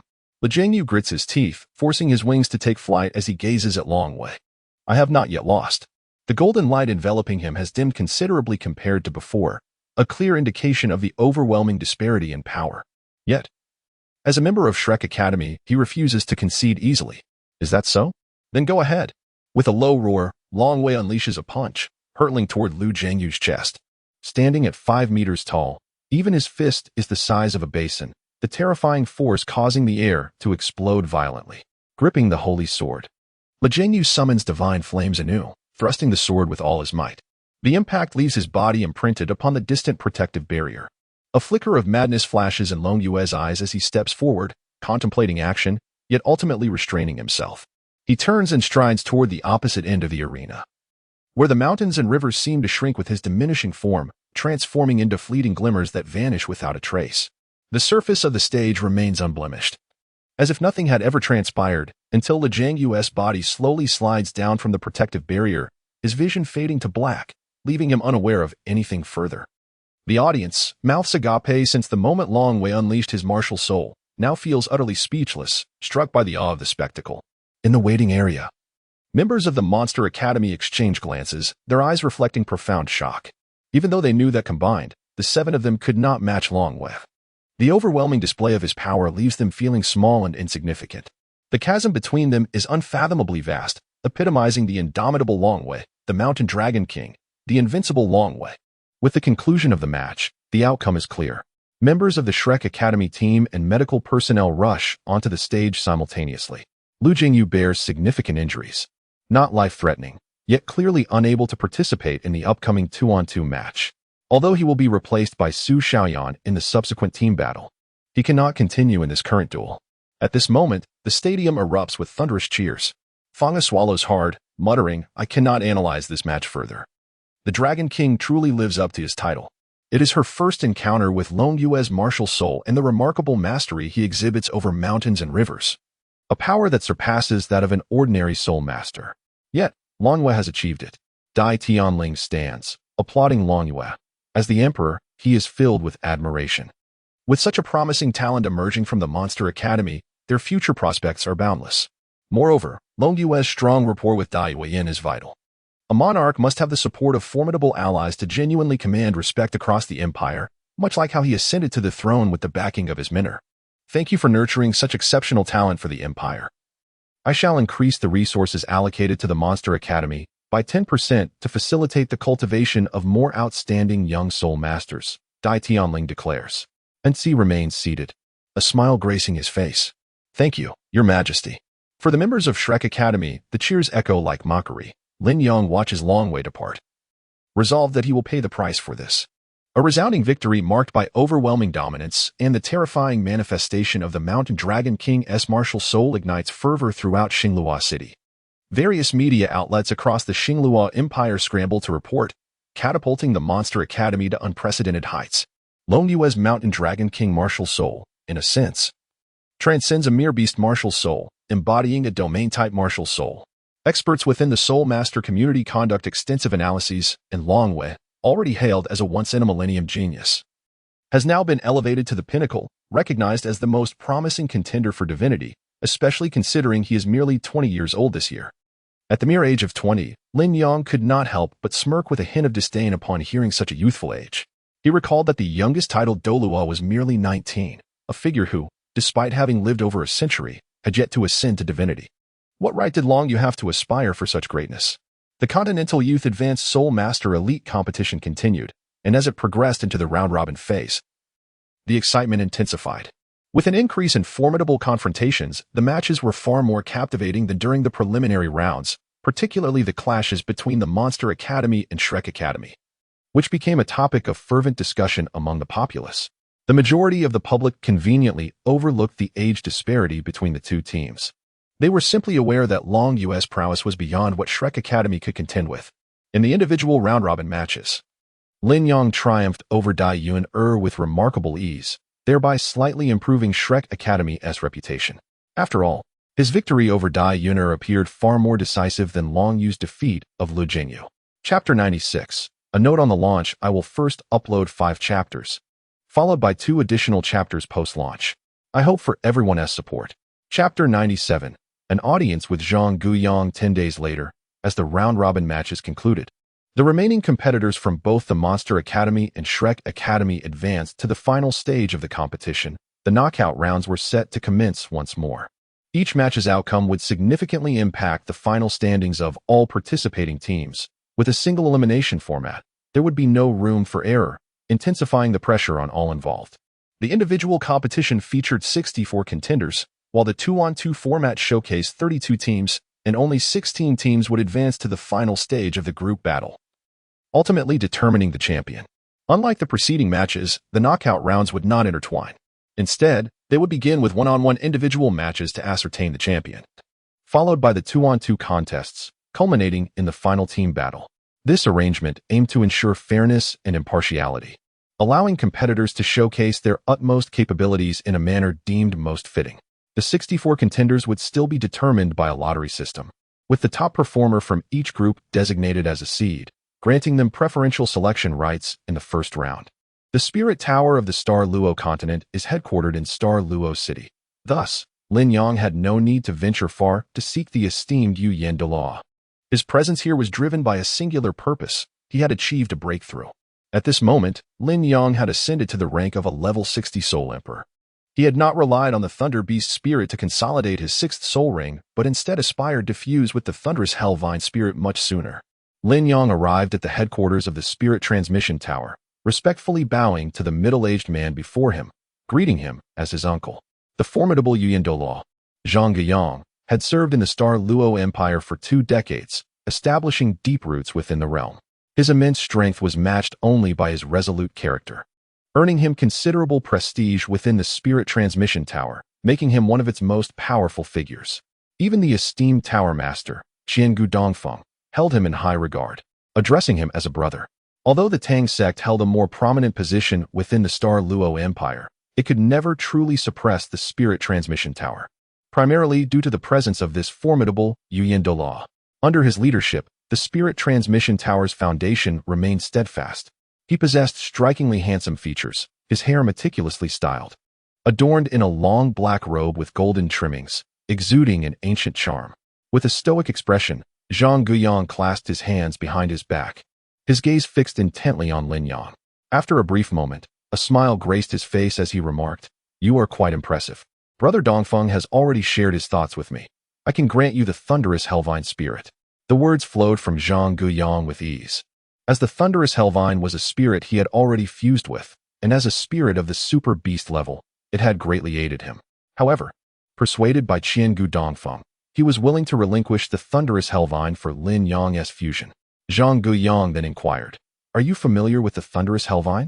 Lin Yang nodded, acknowledging the supreme nature of the thunderous Hellvine, a being that possesses the attribute of annihilation and can evolve infinitely. Indeed, Zhang Guiyang could not help but sigh. For the vast majority of soul masters, the existence of such a soul beast as the thunderous Hellvine might be entirely unknown, let alone as a soul spirit. This vine represents the pinnacle of plant-type soul beasts from birth, possessing innate intelligence. When it first sprouts, it resembles a mere bamboo shoot, only a small segment. And its growth is inevitably tied to areas rich in lightning. It can only develop during thunderstorms, gaining strength with each lightning strike. 100 strikes equate to a year of cultivation for an ordinary soul beast. Thunder is the most ferocious of all natural forces, and under its trial, the thunderous Hellvine continuously thrives. Initially, its growth is exceedingly slow and arduous, as it must wait for natural lightning to strike it for any development. Thus, while other soul beasts may cultivate for a year, it might take the thunderous Hellvine 10 years to amass the equivalent of 100 strikes, rendering its growth tenfold slower than that of ordinary soul beasts. However, as time passes, once the thunderous Hellvine reaches a century of cultivation, a dramatic transformation occurs. At this stage, it can actively attract lightning during storms, allowing it to be struck by thunder hundreds of times overnight. Although its cultivation at that point is no longer limited to 100 strikes per year, its growth rate significantly accelerates, due to its unique characteristics. Once the thunderous Hellvine reaches a certain level, its destructive power becomes terrifying, often creating a spectacle of thunder pools in the surrounding area. These pools expand as the vine grows stronger, potentially engulfing everything nearby. A thunderous Hellvine with 10,000 years of cultivation could alter weather patterns, summon thunder to the mortal realm, and wield the power of lightning to obliterate all in its path. Thus, should such a vine appear, it would inevitably bring calamity to the land, with only the mightiest of beings capable of vanquishing it. Yet, the thunderous Hellvine bears a significant flaw. Because it relies on the continuous absorption of thunder for its enhancement, once it reaches a certain level, the destructive lightning it generates becomes overwhelmingly potent, posing a constant risk of self-destruction.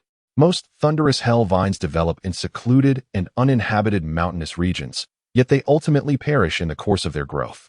Depending on their individual growth experiences, they typically self-destruct between 20,000 to 50,000 years, with very few exceeding 50,000 years of cultivation. A thunderous Hellvine with 100,000 years of cultivation has never been recorded in history.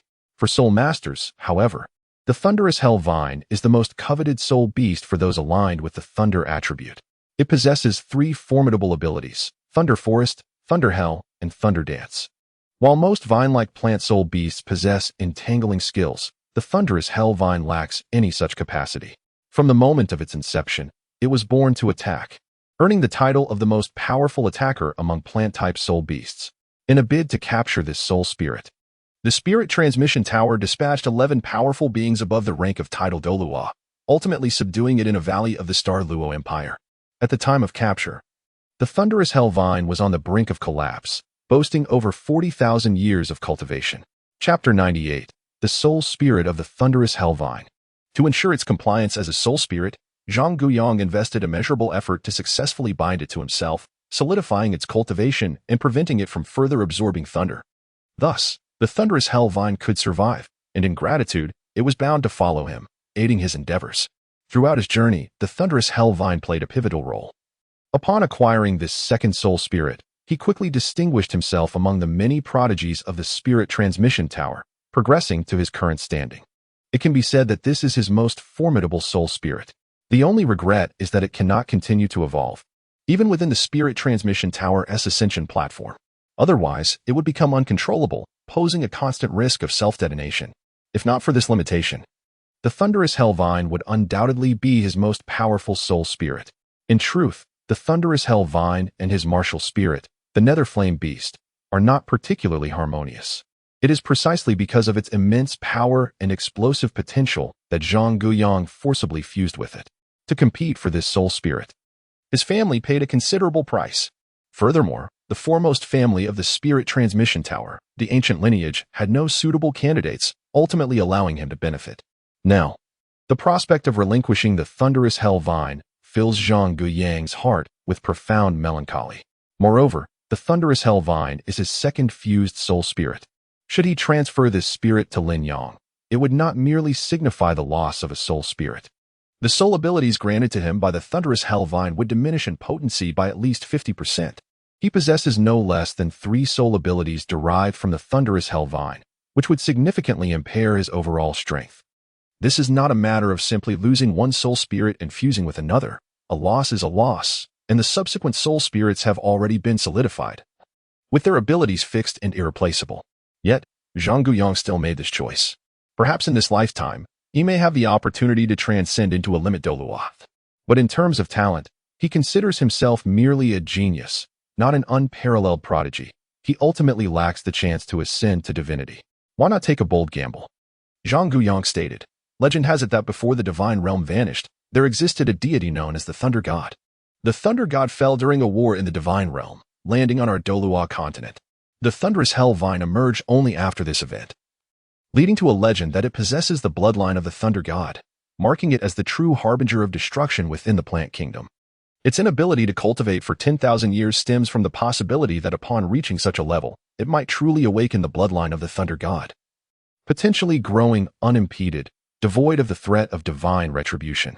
The plains would not permit such a scenario, which is why they suppressed the thunderous hell vine, preventing these beings from living beyond 50,000 years.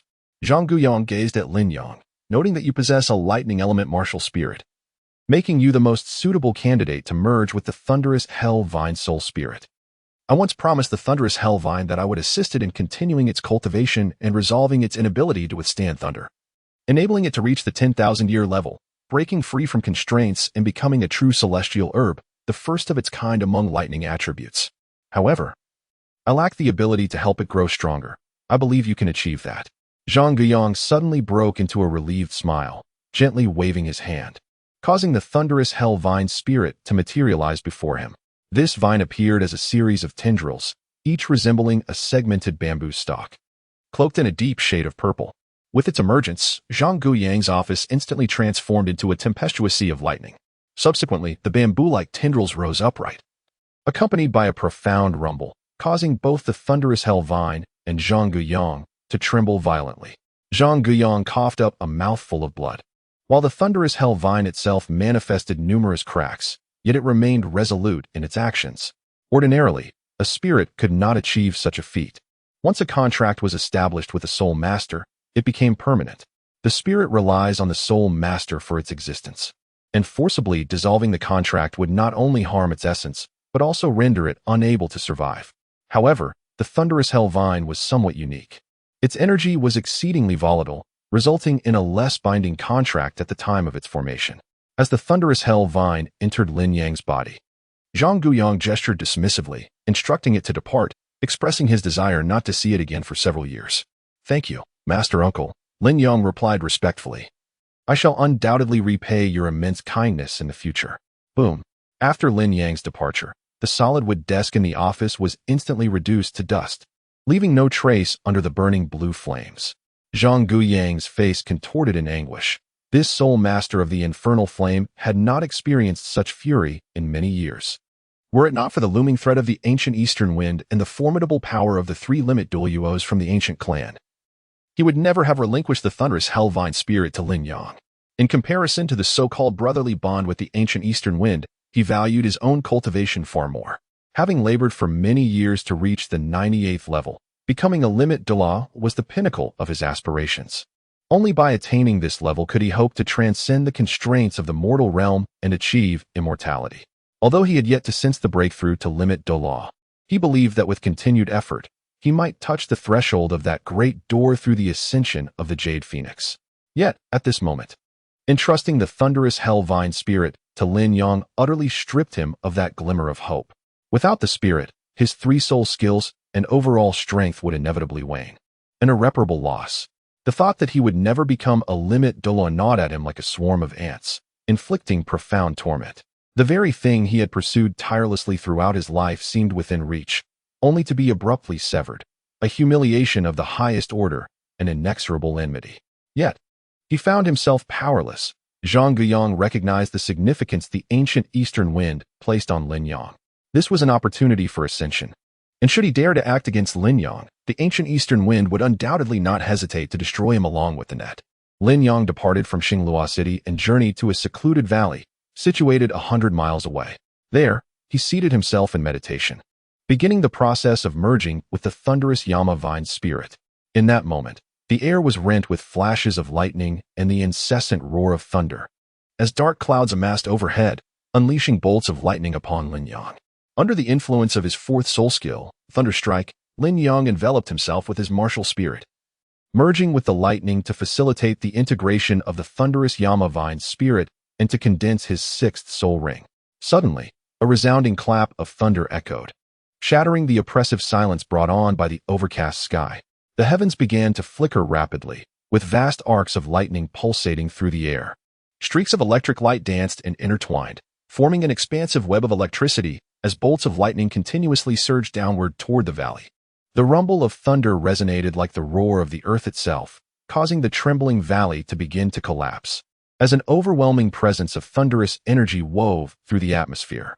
The thunderous Yama vine's spirit intertwined with Lin Yang's soul power, yearning to become a part of his strength.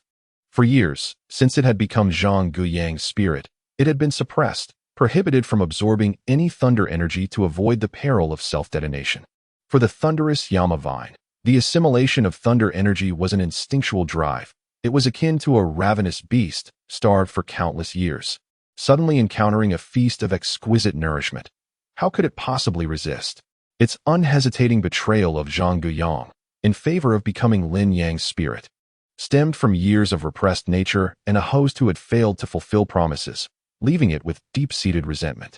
At this moment, emboldened by Lin Yang's protection, it dared to emerge without reservation, fully consuming the thunder to augment its own strength. Lin Yang dares to endure the onslaught of heavenly thunder. Thus he fears not the backlash of the thunderclap Yama vine. The powers that the thunderclap Yama vine cannot withstand, Lin Yang shall bear. The formidable confidence he possesses is derived from the skeletal remains of the 10,000-year-old Blackwater mystic serpent. What is the Blackwater mystic serpent? As its name suggests, it is a soul beast that resides in the abyssal depths of the ocean, thriving in the most terrifying pressures of the sea. It is the soul beast with the most formidable defenses, none rivaling it. For countless years, the thunderclap Yama vine has never experienced such an exhilarating moment of consuming and absorbing the thunderous elements present in the air. Its instinct to devour the raging thunder elements, even at the cost of self-destruction, is woven into its very nature. This unbridled consumption is more persuasive than anything else. The amalgamated thunderclap Yama vine unreservedly absorbs the immense power of thunder to enhance itself. Each strike of lightning allows it to acutely sense its growing strength. When the thunderclap Yama vine was newly born, it was among the slowest to cultivate among all soul beasts. Yet, upon reaching the threshold of 10,000 years, it became the fastest among them. Alas, once it surpasses this age, its rapid cultivation poses a grave risk. Each advancement, should the thunder be sufficient, could lead to its own annihilation. This is a plant-based soul beast replete with destructive potential, yet it is also a creature beset by a tumultuous fate. Through continuous consumption, the thunderclap Yama vine gradually approaches saturation, but even in this state, it continues to ravenously devour. This is the essence of the thunderclap Yama vine. As long as thunder persists, its insatiable hunger remains unquenched. At this moment, Lin Yang was utterly paralyzed, overwhelmed by the terrifying force of thunder distilled through the thunderous hell vine, which emanated an aura of destruction and annihilation, yet remained exquisitely pure, devoid of any impurities. He was utilizing this thunderous power to cleanse himself, eliminating all traces of filth, while simultaneously solidifying the realm he had achieved through consecutive breakthroughs in such a brief span of time. It was akin to forging his body with thunder, relentlessly refining his essence. Were it not for the support of the 10,000-year-old black water mystic serpent's skeletal structure, he would not dare to subject himself to such intense thunder for his own honing. Even some titled Douluo would meet a fate of utter obliteration if this pure lightning were to be directly channeled into their bodies. Gradually, as the currents stimulated him, a faint layer of purple-golden hue began to manifest within Lin Yang, and he started to truly merge with this fourth spirit, through his connection with the thunderous hell vine. Despite the vine's current ferocity, nourished by the thunder, it exhibited no signs of resistance. No one was more suited to it than Lin Yang at this moment. As it had already assumed a spirit form, detaching from him would mean certain death. Moreover, remaining with Lin Yang presented the opportunity to ascend to a higher echelon. Suddenly, an unprecedentedly colossal roar resonated, and the sky transformed into an extraordinary purple-golden hue, which spread rapidly, tinting all thunder in the same color. More purple-golden thunderbolts cascaded from the heavens like rain, enveloping the valley. Even Lin Yang was oblivious to the occurrence of the thunderclouds. As he found himself at a critical juncture in the very core of this thunderous hell, the surrounding purple-golden lightning enveloped him entirely, rendering his form almost translucent under the dense hue. The thunderous hell vine grew wildly, having completely fused with his lightning element martial spirit. Yet it continued to voraciously absorb the energy of the thunder. It had never experienced such unrestrained ecstasy. Since gaining sentience, it had longed to absorb more thunder, even at the cost of its own destruction. Yet, how could it have encountered such a protracted thundercloud, allowing for extensive absorption? Following Zhonggu Yang, it had encountered no opportunities to absorb thunder, and today it had become insatiably greedy. Each tendril had extended hundreds of meters, thrashing in the air, with every movement drawing in vast quantities of lightning, perpetually elevating the thunderous hell vine. Whenever it reached its limit and was on the brink of obliteration, it would channel that power into Lin Yang, enabling him to continue the cycle of consumption and absorption. This sensation was utterly sublime. The thunderous hell vine seemed to have entirely lost its sense of self and had fully opened its heart and mind to Lin Yang. To experience such magnificence, what did destruction matter? As Lin Yang ceased to draw upon the power of the heavenly thunder, an extraordinary spirit ring emerged as the sixth among all his rings. It was a spirit ring of pure purple gold, adorned with intricate golden patterns that exuded an air of nobility. The thunderous hell vine surged inward, having long since penetrated Lin Yang's body, filled with admiration for him, no longer harboring any estrangement. After 10,000 years, the thunderous hell vine had completed its evolution, and upon Lin Yang's sixth spirit ring lay sealed a vast reservoir of the most refined thunderous power that had yet to be absorbed. This thunderous power would suffice for the thunderous hell vine's continuous digestion and absorption, allowing it to evolve at an exponentially faster rate than an ordinary spirit. As the thunder dissipated, the sky gradually cleared, the dark clouds receding. The thunderous bombardment, which had lasted over 7 hours, was finally drawing to a close. A figure appeared above the valley, gazing down at Lin Yang. 7 hours away, beyond 100 miles from Douluo City. The powerful beings within had long since the events transpiring here. However, the holy dragon Douluo and Ci made no move, nor did anyone else take action, leaving only this formidable individual, secretly dispatched by the holy dragon Douluo and Ci, to arrive at this location. His appearance was indeed somewhat intimidating. Standing at approximately 2 meters tall, his physique is exceptionally robust, particularly his arms, which are thicker than the thighs of an average adult. His bare arms and face are adorned with scales, displaying a kaleidoscope of colors that create a strikingly vibrant appearance. The moment he emerges, he exudes an aura of ferocity, accentuated by his peculiar eyes, one a deep blue and the other a fiery red. The blue gaze seems capable of freezing one's very soul, while the red eye appears to harbor flames within. In stark contrast to the handsome and slender Lin Yang before him, he embodies the dichotomy of a hero and a demon. The name Tong Yu, the Kirin Douluo, is known even among the common folk. Hailing from the Monster Academy, he is unlike the ordinary students. He is truly transformed into a monster. Upon awakening his innate martial soul, which was canine in nature, his soul power was only around level 2, rendering him ill-suited for cultivation. However, due to this awakening, his family encouraged him to pursue a career as a mecha engineer. Yet, Tong Yu harbored a fervent passion for the legendary tales of soul masters, aspiring instead to become a powerful soul master himself. His early life is indeed a tale of inspirational growth. Driven by unwavering faith and ambition, he diligently trained, striving to elevate himself until he barely managed to enroll in a junior soul master academy for formal education. He exerted twice the effort of others to keep pace, engaging in relentless training, yet his innate talent yielded less than ideal results. Upon graduating from the junior academy, he failed the final examination, falling short of even reaching the second ring of cultivation. This failure struck him profoundly, compounded by the heartbreak of a beloved girl who abandoned him for a peer accepted into a mid-level soul master academy. In a fit of rage, he resorted to an extreme measure. In a shocking turn of events, he chose to end his life with poison, ingesting a lethal dose of insecticide. By the time his family discovered him, he was convulsing and unconscious, and doctors deemed him beyond saving. Just as his family began to prepare for his funeral, an extraordinary phenomenon occurred.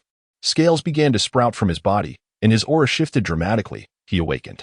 Upon regaining consciousness, Tongyu became withdrawn, yet his power surged, catapulting him from below the second ring to nearly the third. At his age, this was an extraordinary achievement, though his appearance had undergone a drastic transformation. His physique became imposing, yet his skin was now covered in irregular, multicolored scales, rendering him grotesque in the eyes of ordinary people, including his own family. In the following years, he isolated himself in his room, honing his skills. The rejection he faced from society fostered a reclusive and obstinate personality, which persisted until the Monster Academy discovered him and took him in. Following an assessment, it was revealed that his martial soul had mutated as a result of his suicide attempt, awakening a rare bloodline within it, akin to an ancient divine beast, specifically a Kirin. However, this bloodline was exceedingly weak within his original lineage, resulting in a hybrid awakening that manifested in his altered appearance, a change that could not be reversed. From that moment on, he remained at the Monster Academy, where he trained diligently, seizing the opportunity to improve with the Academy's superior resources. Within a few years, he began to distinguish himself, emerging as a leading figure among the younger generation of the Academy. Yet, during this time, the flaws in his character also became apparent. During a sparring match, he nearly killed a fellow student and faced severe punishment from the Academy. Following this incident, he became even more taciturn, dedicating himself to relentless training, achieving the title of Title Douluo at the age of 24 and Super Douluo by 32. If the story ended here, it would still be a tale of inspirational development. However, a significant event transpired in the life of the Kirin Douluo. The hatred rooted in his memory was too profound to forget, particularly the circumstances leading to his suicide.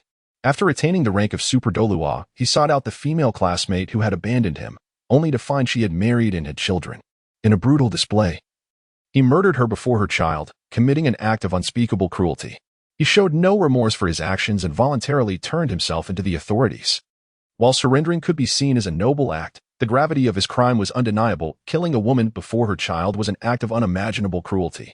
The child, traumatized, did not seek vengeance. At that point, Tongyu had already reached the level of Super Douluo, making him untouchable by ordinary authorities. Ultimately, the Monster Academy intervened, as they were responsible not only for teaching but also for nurturing their students. The Academy's president, NCI, was furious and personally brought Tongyu back to face execution. Throughout, Tongyu offered no resistance, allowing himself to be taken back. Upon learning the details of the incident, NCI hesitated. Nurturing a Super Douluo is an exceedingly rare achievement, and Tongyu was a valuable asset to the Academy. However, the gravity of the situation could not be overlooked. After careful discussions with the authorities, a compromise was reached.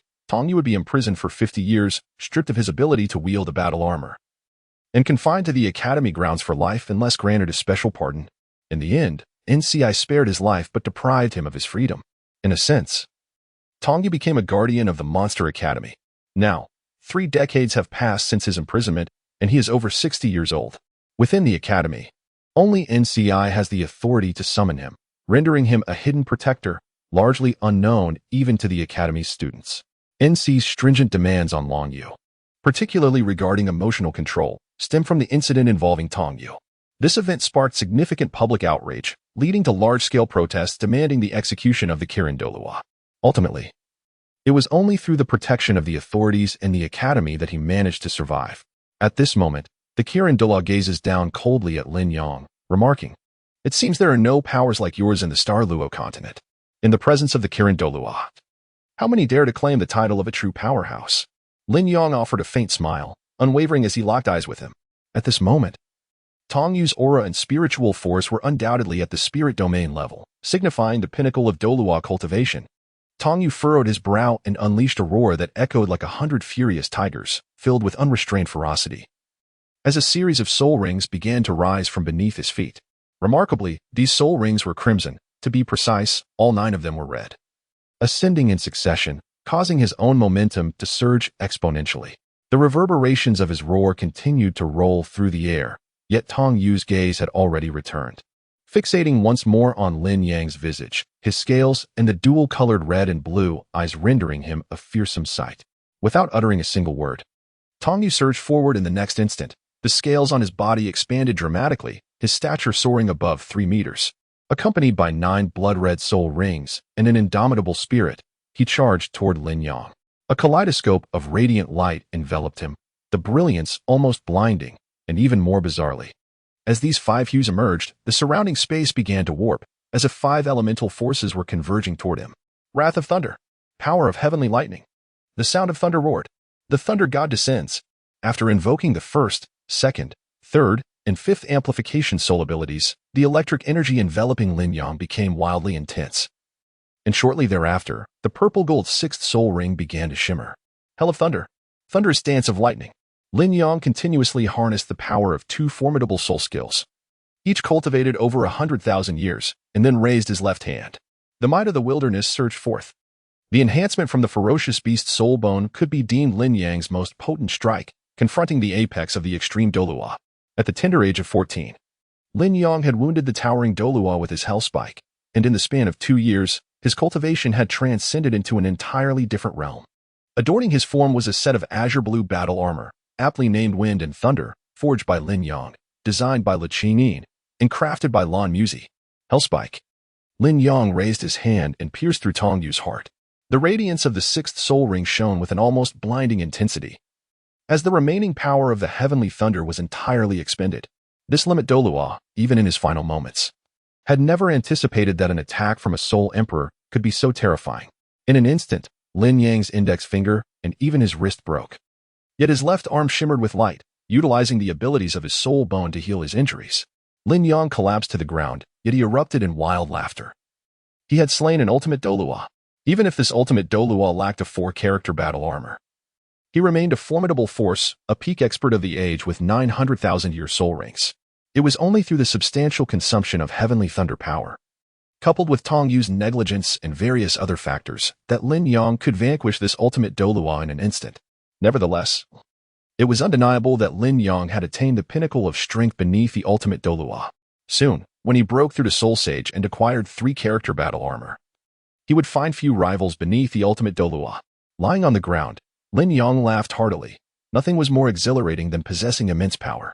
He called out, "Gentlemen, are you not coming out?" In the Douluo Continent, the Douluo Empire had the final say. Yet 2 factions remained beyond its dominion, the Spirit Transmission Tower and the Tang sect. The Ghost Flame Douluo, Zhang Guyang, and the Smiling Douluo, Hu Jie, were observing from the shadows. Zhang Guyang appeared alongside a middle-aged man whose physique was distinctly peculiar. Essentially, his height and waist diameter were nearly identical.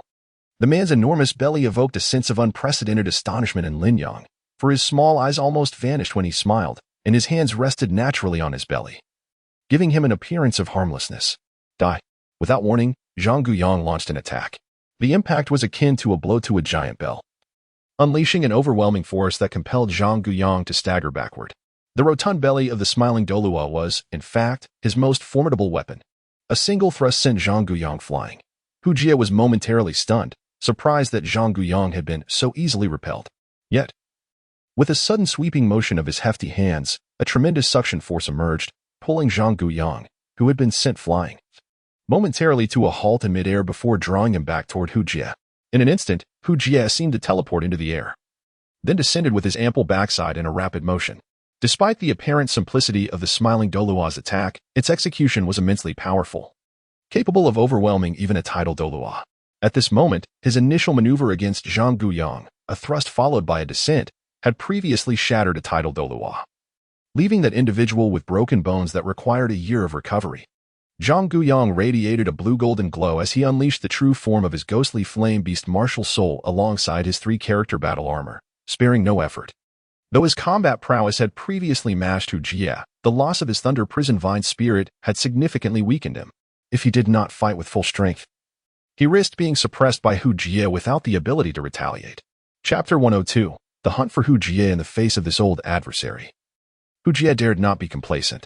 He let out a low growl, and a massive light shadow appeared behind him, resembling a golden, rotund version of himself, bare-chested and radiating a brilliant golden hue. A golden aura enveloped him, and a halo of light shone around his head. his eyes flashing with the piercing intensity of the Tang sect's ultimate technique, the purple extreme magic eyes.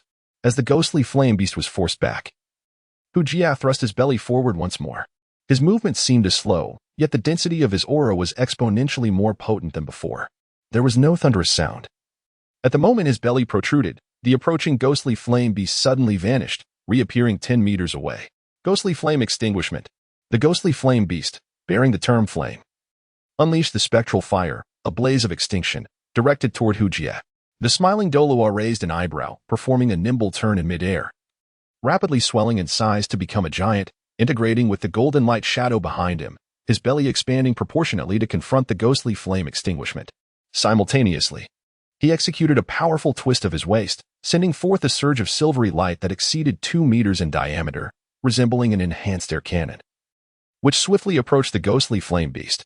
In that fleeting moment, as the ghostly flame beast was repelled, Hu Jie harbored a flicker of confusion, wondering why Zhang Guyang seemed so off-balance today and how he dared to attack him.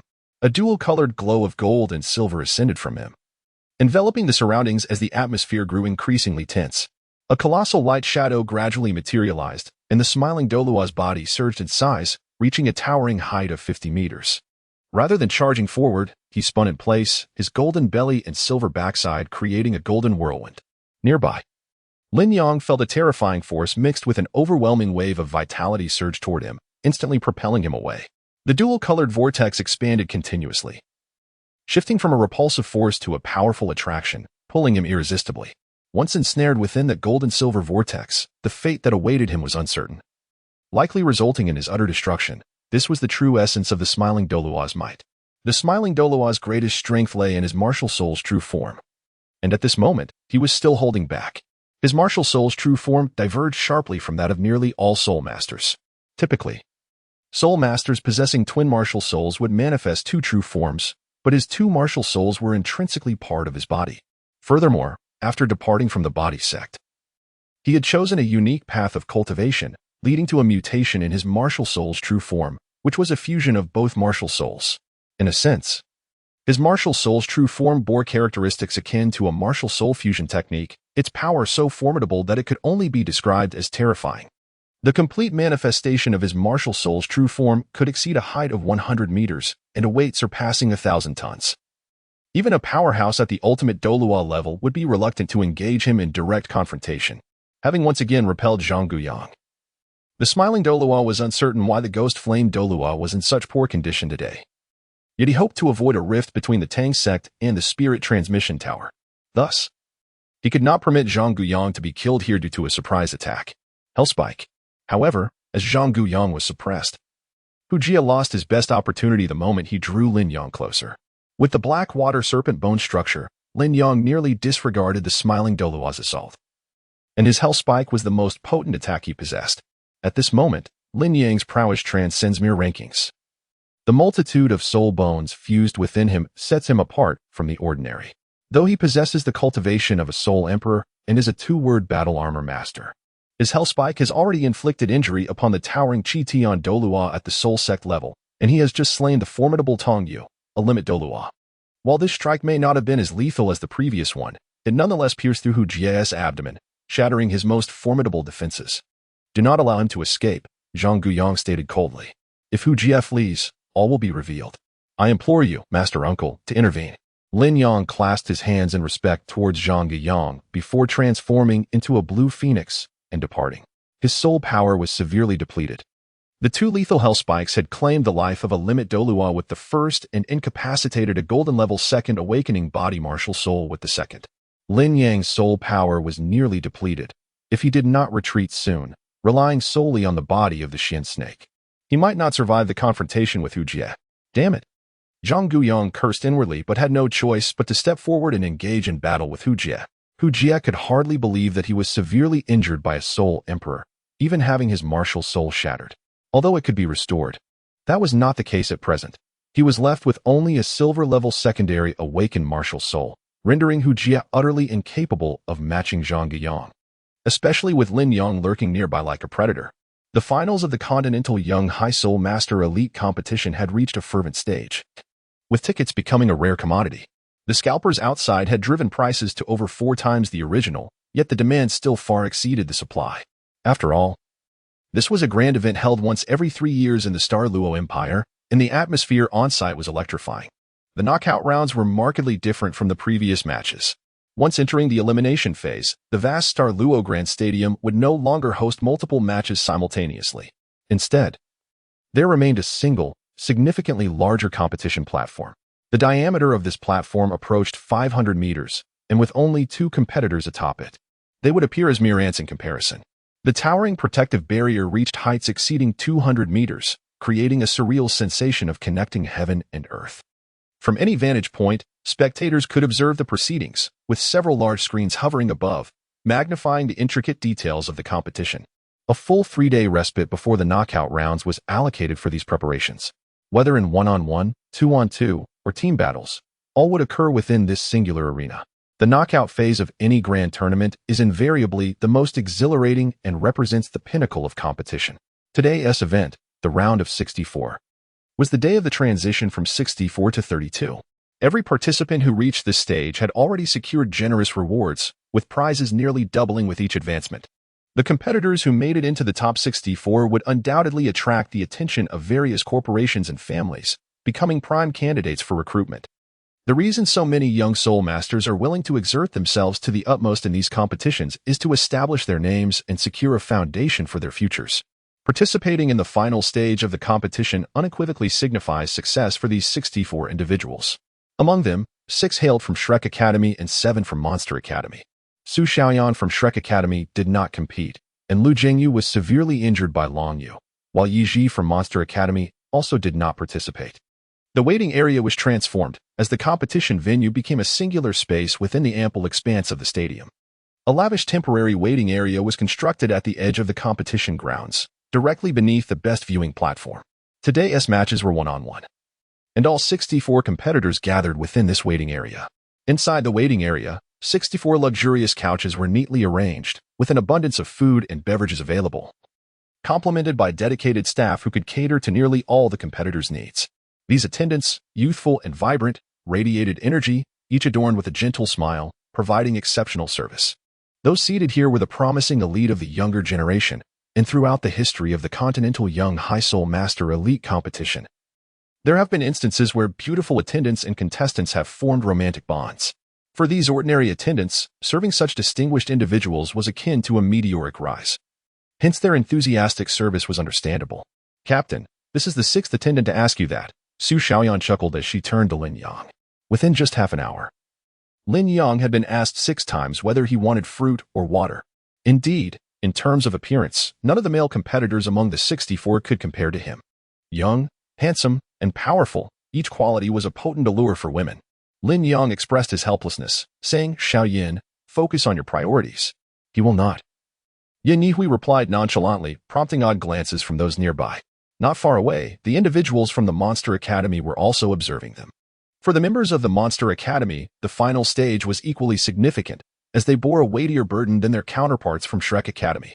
After all, this was the Star Luo Continent, a vast distance away from the Douluo Continent. Even if the Shrek Academy team were to lose, no news would make its way back. Especially considering that they were 5 years younger than the students from the Monster Academy, a loss would not carry the same weight. However, the Monster Academy could not afford to lose. Regarding the championship, Long Yu had no concerns, in his view. As long as someone from Shrek Academy made it into the top 4, that would already be a triumph. At that moment, a radiant figure descended from the heavens onto the competition stage. It was a beam of light shooting down from above the Star Luo Grand Stadium. As the light illuminated the arena, a figure gracefully descended. Dressed in elegant pale yellow attire, she possessed exquisite features and wore a gentle smile. "Hello everyone. I am Fong Er. It is an honor to serve as the host and commentator for the final stage." Fong Er. The gaze of all the spectators converged upon her, and a thunderous cheer erupted throughout the arena. In this competition, Fong Er's sharp and precise commentary, coupled with her stunning beauty, had catapulted her popularity, prompting the organizers to entrust her with the commentary for the final stage once more. As she landed at the center of the competition stage, she bowed respectfully toward the main podium. As the final stage commenced, the competition would undoubtedly intensify, for even the slightest oversight could lead to total defeat and elimination. Today marks the first day of our 1-on-1 championship finals. Although I know it may be improbable, I still wish every contestant the best of luck. Of course, what matters more to you is to showcase yourselves and perform at your highest level. Applause erupted. After bowing once more to the podium, Feng Er gracefully walked toward it. The competition stage was awash in lights. Despite being daytime, the brilliance of the stage shone even brighter. The first day of the personal competition, featuring the top 64, would host 16 matches today, with another 16 scheduled for tomorrow. The competitions involving Lin Yang, Yuan In Yehue, and Yang Ningxia are taking place today, while the matches featuring Yu Xinglan, Wuxi Duo, and Zhang Yiran are scheduled for the following day. Now, let us welcome the first pair of contestants in the knockout round to the competition stage. Among them, one individual has certainly captured the attention of many. He is none other than Lin Yang, the captain of the Shrek Academy team, renowned as the premier institution on the Douluo Continent, hailing from the Star Luo Empire. Indeed, the inaugural match of the knockout round features Lin Yang, a deliberate arrangement by the organizers. Although Shrek Academy has been perceived by the populace of the Star Luo Empire much like the tale of the boy who cried wolf, it is undeniable that their current level of interest is exceedingly high, second only to the Monster Academy. As the captain of Shrek Academy and a formidable opponent who has triumphed over Dai Yuner of the Monster Academy, Lin Yang's prominence is unparalleled. Consequently, the organizers have positioned him for the first match of the first round, while the final match of tomorrow's first round will showcase Long Yu as the grand finale. This strategic placement undoubtedly aims to captivate the audience, as Feng Er, who is already taken to the podium to provide commentary, made this announcement. The arena erupted into a cacophony of boos, akin to a roaring tide. Amidst the cacophony of jeers, Lin Yang rose from his position and stepped forth from the waiting area. A mocking glint flickered in his eyes. Jeers, indeed? Just yesterday, he had slain a limit Douluo from the Xingluo Empire, rendering the derision all the more sardonic. So, who would be Lin Yang's adversary? Allow us to introduce one of the most exceptional geniuses from Xingluo Royal Academy, hailed as the Xingluo Rising Star, Sima Xian. At the age of 20, Sima Xian has emerged as a prodigious talent nurtured by the Xingluo Empire. Initially, he was accepted into the Monster Academy but chose to remain at Xingluo Royal Academy for personal reasons. Now, having honed his skills, he enters this tournament undefeated, with today's inaugural match poised to be a clash of titans. Upon hearing Sima Xian's name, even the denizens of Monster Academy were taken aback. In truth, the tale of Sima Xian's decision not to join Monster Academy is quite legendary. Chapter 104.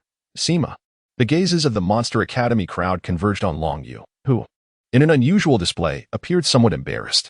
It transpired that upon Sima Xian's acceptance into Monster Academy, he eagerly reported to the institution on the first day of school. In the Xingluo Empire, the stature of Monster Academy is akin to that of Shrek Academy in the Douluo Continent. Who would not wish to join Monster Academy? However, as he arrived at the gates, he encountered an individual who obstructed his path. Hey, kid, got any money? The bald man raised a hand, blocking Sima Xian's way. Who are you? Sima Xian, celebrated as a genius and having successfully gained admission to Monster Academy, brimmed with pride. Never mind who I am. You look like you can spare some cash, the bald man smirked. Are you seeking death? Step aside, you're wasting my registration time. Can you afford the consequences? Sima Xian's brows furrowed in anger, an aura of authority emanating from him. Do you even have any money? The bald man inquired. I have plenty. But what does that concern you? Sima Xian's eyes gleamed with coldness. 2 minutes later. Indeed, quite a sum, all mine now, the bald man proclaimed, placing a foot on Sima Xian's back. With your meager skills, what business do you have at Monster Academy? Go home and sleep it off. With that, the bald man pocketed the money and swaggered into Monster Academy. Sima Xian, bloodied and furious, rose to his feet, his heart filled with indignation, and roared in rage before fleeing. Shortly thereafter, he joined Xingluo Royal Academy. Reflecting on the incident, Long Yu couldn't help but feel a sense of embarrassment. He had faced repercussions from Monster Academy due to this matter. Had it not been for the benevolence of the principal, he might never have had the chance to enter Monster Academy. Now, upon hearing Sima Xian's name, the members of Monster Academy could not suppress their smiles. Ahem. Besides Yuner, if you keep staring at me, I shall unleash my wrath. Long Yu threatened, raising his fist. Ha ha. The students of Monster Academy erupted into laughter. Sima Xian stood at a height of roughly 1.60 meters, his physique reasonably proportioned but appearing somewhat frail. His gaze toward Lin Yang brimmed with yearning. So when their eyes met, both were taken aback, Lin Yang contemplating the intentions of this individual. What did Sima Xian desire? His ambitions were straightforward. The entirety of the Xinghua Empire recognized the extraordinary prowess of this captain from Shrek Academy, and many were drawing comparisons between him and Long Yu. The humiliation he endured when Long Yu bested him and absconded with his tuition fees remained a lifelong disgrace. He had sought revenge against Long Yu thrice, yet each time, the duration he could withstand was diminishing. This stark realization of the vast chasm between their abilities left him despondent, fearing he would never bridge that gap. In the years that followed, he devoted himself to rigorous training. It had been 3 long years since he last laid eyes on the madman Long Yu. And in this tournament, he was resolute, his sights firmly set on Long Yu. In his eyes, Lin Yang represented a litmus test. Should he vanquish this captain of Shrek Academy, his name would echo throughout the soul master community of the Xinghua Empire, and everyone would come to recognize him. In that moment, he would stand shoulder to shoulder with Long Yu. Thus, upon receiving the draw results, he eagerly anticipated this battle, his mind consumed with strategies to overpower Lin Yang and claim victory. In the arena, the referee made no announcement of rules but merely observed the 2 competitors before commencing a countdown. 5, 4, 3, 2, 1, begin. On the judges' platform, Feng Er sat upright. Addressing the audience, "Ladies and gentlemen, the match has begun. Let us witness this formidable confrontation and see who will emerge victorious." Sima Xian was the first to make a move, unleashing his martial spirit. Indeed, as the finest student of Xinghua Royal Academy, he bore 5 purple soul rings, an impressive configuration rivaling that of the esteemed students at Monster Academy. Sima Xian's martial spirit was formidable, known as the Horned Dragon, a fusion of a true dragon and a rare soul beast, the antelope, embodying the might of a dragon and the swiftness of an antelope. It transcended the realm of earthly dragons, carrying within it the bloodline of a genuine dragon. Lin Yang stood motionless. The vast arena measuring 500 meters in diameter felt overwhelmingly expansive. In the distance, as the match commenced, Sima Xian surged forward with fervor. The first and second soul rings on his body shimmered in succession, and his seemingly frail form began to swell with formidable power as he sprinted. His legs thickened. His physique grew colossal, and a long tail trailed behind him, while 2 enormous bull horns sprouted from his head. The bullhorn dragon.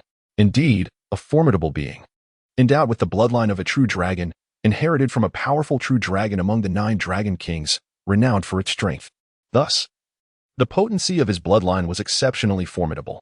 However, it is worth noting that Sima Xian's martial soul, the bullhorn dragon, does not quite match the true bullhorn dragon, as he possesses only the martial soul, unlike Su Mu and Long Yu, who are inherently imbued with the power of their bloodlines. Long Yu's strength is attributed to his martial soul being that of the Mountain Dragon King, coupled with his own bloodline heritage, creating a terrifying synergy of power. As Sima Xian dashed forward, his head bowed, he emanated an aura of dread. With each stride, rings of yellow light radiated outward from beneath his feet. Gravity control. This is an immensely powerful soul skill, with the enhancement of his abilities. The multiplicative control over gravity also escalates. Possessing the cultivation of 5 soul rings, Sima Xian can amplify gravity 5-fold, all while remaining unaffected himself. Although Lin Yang could not hear Feng Er's narration, he observed with clarity. When Sima Xian's martial soul was unleashed, he sensed the fluctuation of draconic energy. Lin Yang raised her eyebrows slightly and stood there, bracing herself for Sima Xian's onslaught. Sima Xian charged forward with astonishing speed, his robust hind legs pounding the ground. Head lowered, and a chilling glimmer emanating from his bull-like horns. As the gravitational waves surged outward in concentric circles, they reached Lin Yang's feet when he was less than 100 meters away. At that moment, the 3rd soul ring on Sima Xian's body illuminated, revealing his determination to defeat Lin Yang without underestimating her prowess. Chapter 105. Arrogance. Finally, he encountered someone from Shrek Academy. He intended to use this match to demonstrate to the populace of the Star Luo Empire that the Monster Academy was not solely defined by Long Yu. There were others. 2. The contestant Tungting, hailing from the Monster Academy, bore the moniker Shadow King and specialized in agility-type battle spirits. Feng Er provided a brief introduction to Tungting, but refrained from disclosing his soul power level or martial spirit, as the competition had yet to commence. And confidentiality among contestants was paramount. Yuan Enyi Hui awaited calmly, while Ting Ting frowned upon seeing her. Such an opponent seemed unlikely to showcase his strength, even if he triumphed. Having reviewed some of Yuan Enyi Hui's previous matches before the draw, he noted that she wielded the Titan Giant Ape martial spirit. This strikingly beautiful soul master was, unexpectedly, a powerhouse. But so what? Strength counters agility, Yet Tung Tung believed that in the face of his absolute prowess, all of this was inconsequential. The match began. With the referee's announcement, the audience subconsciously straightened their spines, their attention riveted on the contest. While the Star Luo Royal Academy's loss was acceptable, the Monster Academy must not falter against Shrek Academy. Victory was imperative. The spectators had long overlooked the age disparity between the representatives of the two academies. Their only desire was triumph. With a single stride, Tung Tung's 5 soul rings ascended, radiating a captivating purple glow. He swayed, and his 3rd soul ring flickered, summoning 3 replicas of himself. Shadow clone. The 3 Tung Tungs surged forward simultaneously with incredible speed. Trailing after images, and in the blink of an eye, they were over 100 meters away, attacking Yuan and Yi Hui from 3 different angles. In response, Yuan and Yi Hui's own 3 purple and 2 black soul rings emerged, and upon revealing her rings, Tung Ting's eyes widened in disbelief. Yuan and Yi Hui had already attained the rank of Soul King and possessed a 10,000-year soul spirit. Her 1st and 3rd soul rings shimmered simultaneously, causing her body to swell as she transformed into the formidable Diamond Titan, growing to a towering 5 meters. Her outer garments tore as her form was enveloped by a high-elasticity bodysuit. Just as she completed her transformation, Tung Tung had already approached her, and the 3 figures began to flash and charge at one another. To the audience's eyes, the series of afterimages around Yuan and Yi Hui formed a triangle, their connections blurring the line between reality and illusion, making it difficult even for Tung Tung's clones to discern their own positions. This display was undoubtedly a high-level technique of agility-type soul masters, not merely a soul skill, but rather a manifestation of speed achieved through rigorous training. Tung Ting wielded 2 pitch-black daggers, which were not his martial spirit but rather soul-guided devices. In individual competitions, any equipment was permissible, including battle armor and soul-guided devices. His martial spirit, aligning with his title Shadow King, was indeed shadows. Tung Tung's shadow clones were authentic manifestations of his martial spirit, meaning that even his clones were nearly indistinguishable from reality. These clones could perform more actions than the typical shadows created by agility-type soul masters during combat. The technique he employed was called Shadow Link, a crucial aspect for agility-type soul masters. They must never allow their opponent to ascertain their true position. The scene instantly stirred the audience's excitement. Tung Ting was showcasing an advanced maneuver of agility-type soul masters, leveraging his remarkable mobility and the effects of shadow clones to create a multitude of overlapping figures, rendering it impossible for his opponent to pinpoint his exact location while simultaneously seeking out weaknesses. Should a flaw appear, it would be met with a devastating strike. Yuan and Yi Hui's abilities were astoundingly impressive. Her martial spirit was undoubtedly formidable, the Titan Giant Ape, the overlord of the forest. As a martial spirit, it was top tier. But how would Yuan and Yi Hui confront Tung Tung's clone assaults? Feng Er anxiously narrated, noting that encounters between powerful adversaries rarely lasted long. Once an advantage was established, turning the tide became exceedingly difficult. Therefore, if their initial clash was not merely a probing skirmish, it would become pivotal. A deep rumble erupted in the air, shaking the very fabric of reality. The situation on the field shifted dramatically. Facing Tung Tung's shadow clones, Yuan and Yi Hui responded immediately. Unlike most, who would instinctively let their gaze follow the swift-moving figures, she stood resolutely, her eyes fixed ahead as she stepped forward. With one foot advancing while the other remained stationary, she formed a bow stance. Simultaneously, her right fist clenched tightly, drawing back to her waist before launching forward with a powerful strike. Her 2nd soul ring blazed forth. The thunderous sound erupted as she executed her move.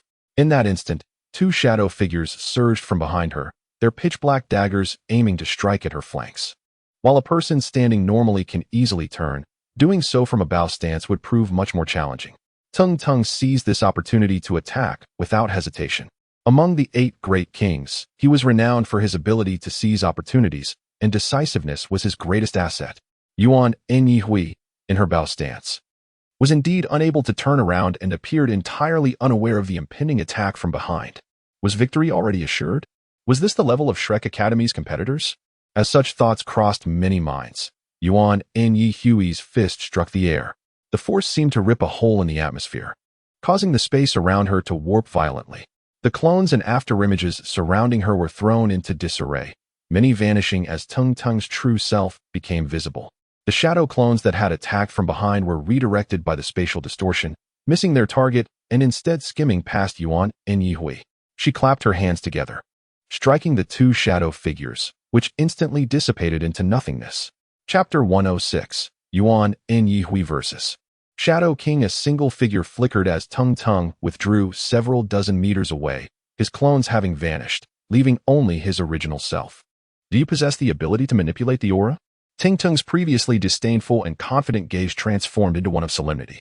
Although Yuan in Yihui's seemingly aimless punch appeared simple, the shock it induced was monumental. To unleash a punch that creates a comprehensive spatial distortion is no trivial feat. This requires mastery over the fluctuations of the entire aura, alongside the direct disruption of the aura's nodes, to achieve such an effect. If the trajectory of the two phantoms intersecting is also governed by this disrupted aura, then the opponent before him becomes exceedingly formidable.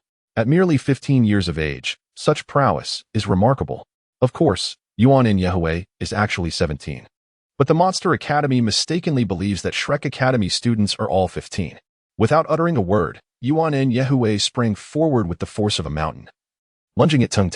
Tung swiftly retreated, transforming his form and conjuring two phantoms that darted off in different directions, creating distance. Yuan in Yihui halted where Tung had previously stood and let out a fierce shout, sending forth another punch into the void. At that moment, Tung's three figures dashed in a flurry like celestial maidens scattering flowers in three separate directions. With a thunderous roar, the air above the arena distorted once more pronounced than before, and the audience could perceive it vividly. Tung's three figures staggered, one of them noticeably more agile than the others. Then, they witnessed a burst of white light akin to a cannonball erupting from Yuan in Yihui's fist, hurtling directly towards Tung's nimble form. In the waiting area, Long Yu's eyes sparkled with astonishment.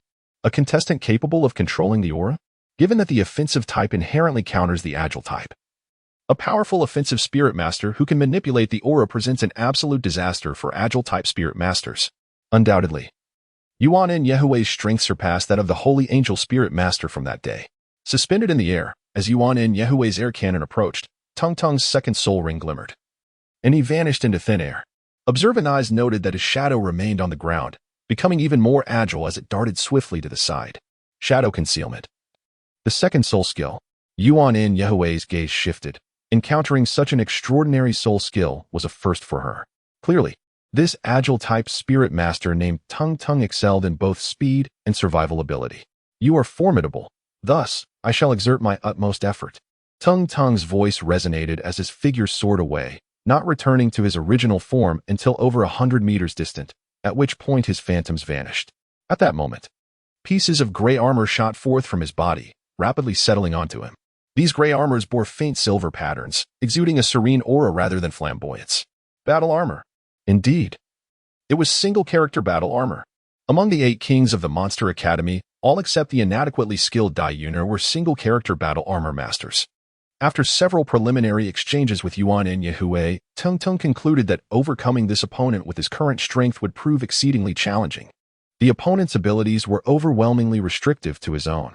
To avoid a vague defeat akin to that of Sima Xian, he promptly chose to don his battle armor.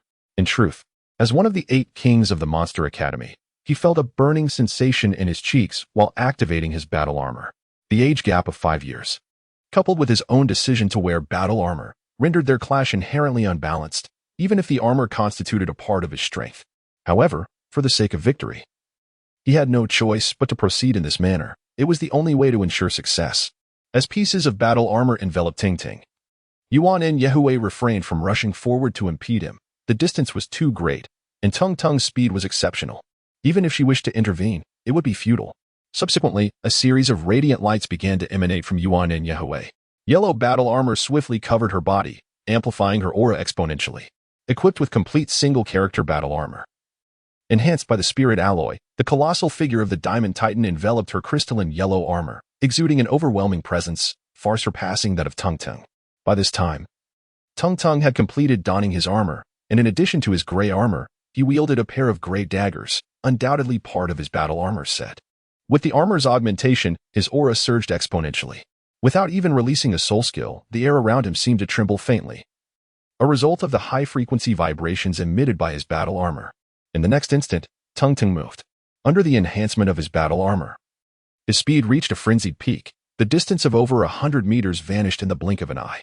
His first soul ring shimmered as he wielded his daggers in a high-speed maneuver. Shadow Slash? Under normal circumstances, the Shadow Slash would possess limited power, as it was merely a first soul skill.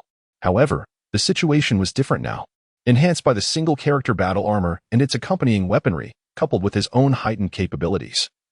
This Shadow Slash tore through the void with a piercing shriek, reaching Yuan Yehui in an instant. The speed was so remarkable that she had no time to raise her arm in defense. Agile type. Speed preceding attack. An assault executed at such velocity is indeed the most terrifying. Yet, an unexpected scene unfolded. Yuan Yehui's battle armor suddenly shifted in hue, transforming from yellow to black, her entire form morphing into a plume of dark mist. In an instant, a cloud of black fog enveloped much of the battlefield, obscuring the view for the spectators outside. Yuan Yehui's figure shrank instantaneously, evading Tingtung's seemingly inevitable strike. What is this? Tingtung was taken aback, feeling as though he were ensnared in a quagmire, unable to discern his surroundings. A domain? Yet, this was clearly not of the same system as his previous spirit abilities. Dual spirit. In the waiting area, Long Yu and the commentator Fanga simultaneously uttered these two words. Chapter 107. Absolute dominance indeed. As the saying goes, the observer sees clearly. They all witnessed the moment the black veil descended. A pair of obsidian wings unfurled from Yuan Yehui's back, and her battle armor's color shifted to black, her long dark red hair cascading down. The rapidity of these transformations left the majority of the audience bewildered, yet Fanger's exclamation of dual spirit filled them with astonishment. In both the Douluo Continent and the Xingluo Continent, tales of dual spirits abound, yet for the vast majority, witnessing a dual spirit in person is nearly impossible. At this moment, Yuan Yehui revealed her dual spirit, an occurrence that could hardly fail to astonish. Beneath the shroud of darkness, internal energies surged violently. Yet the outside world remained oblivious to the situation within. Long Wei furrowed her brow, armed with a spirit alloy battle armor and bolstered by her dual martial souls. The chasm between her and Tingtung had widened considerably, especially given that her martial soul was evidently superior to his. Among the 8 kings of the Monster Academy, Long Wei believed that apart from herself, none could hope to defeat Yuan Yehui. In the midst of the dark canopy, Tingtung's initial instinct was to move at high speed, choosing a direction and unleashing his concealed shadow soul skill before darting away. His foremost objective was to escape the oppressive darkness. Remaining within it would render him exceedingly passive. The dark canopy imposed significant restrictions on his speed and, more critically, dulled his senses, making it impossible to gauge his opponent's actions. How could he continue to fight under such circumstances? Nevertheless, he felt no trepidation, for he was clad in his battle armor. As he retreated swiftly, the armor's protective shield activated, safeguarding his body. With a thunderous boom, Tingtung felt a jolt reverberate through him, yet rather than alarm, a surge of exhilaration coursed through his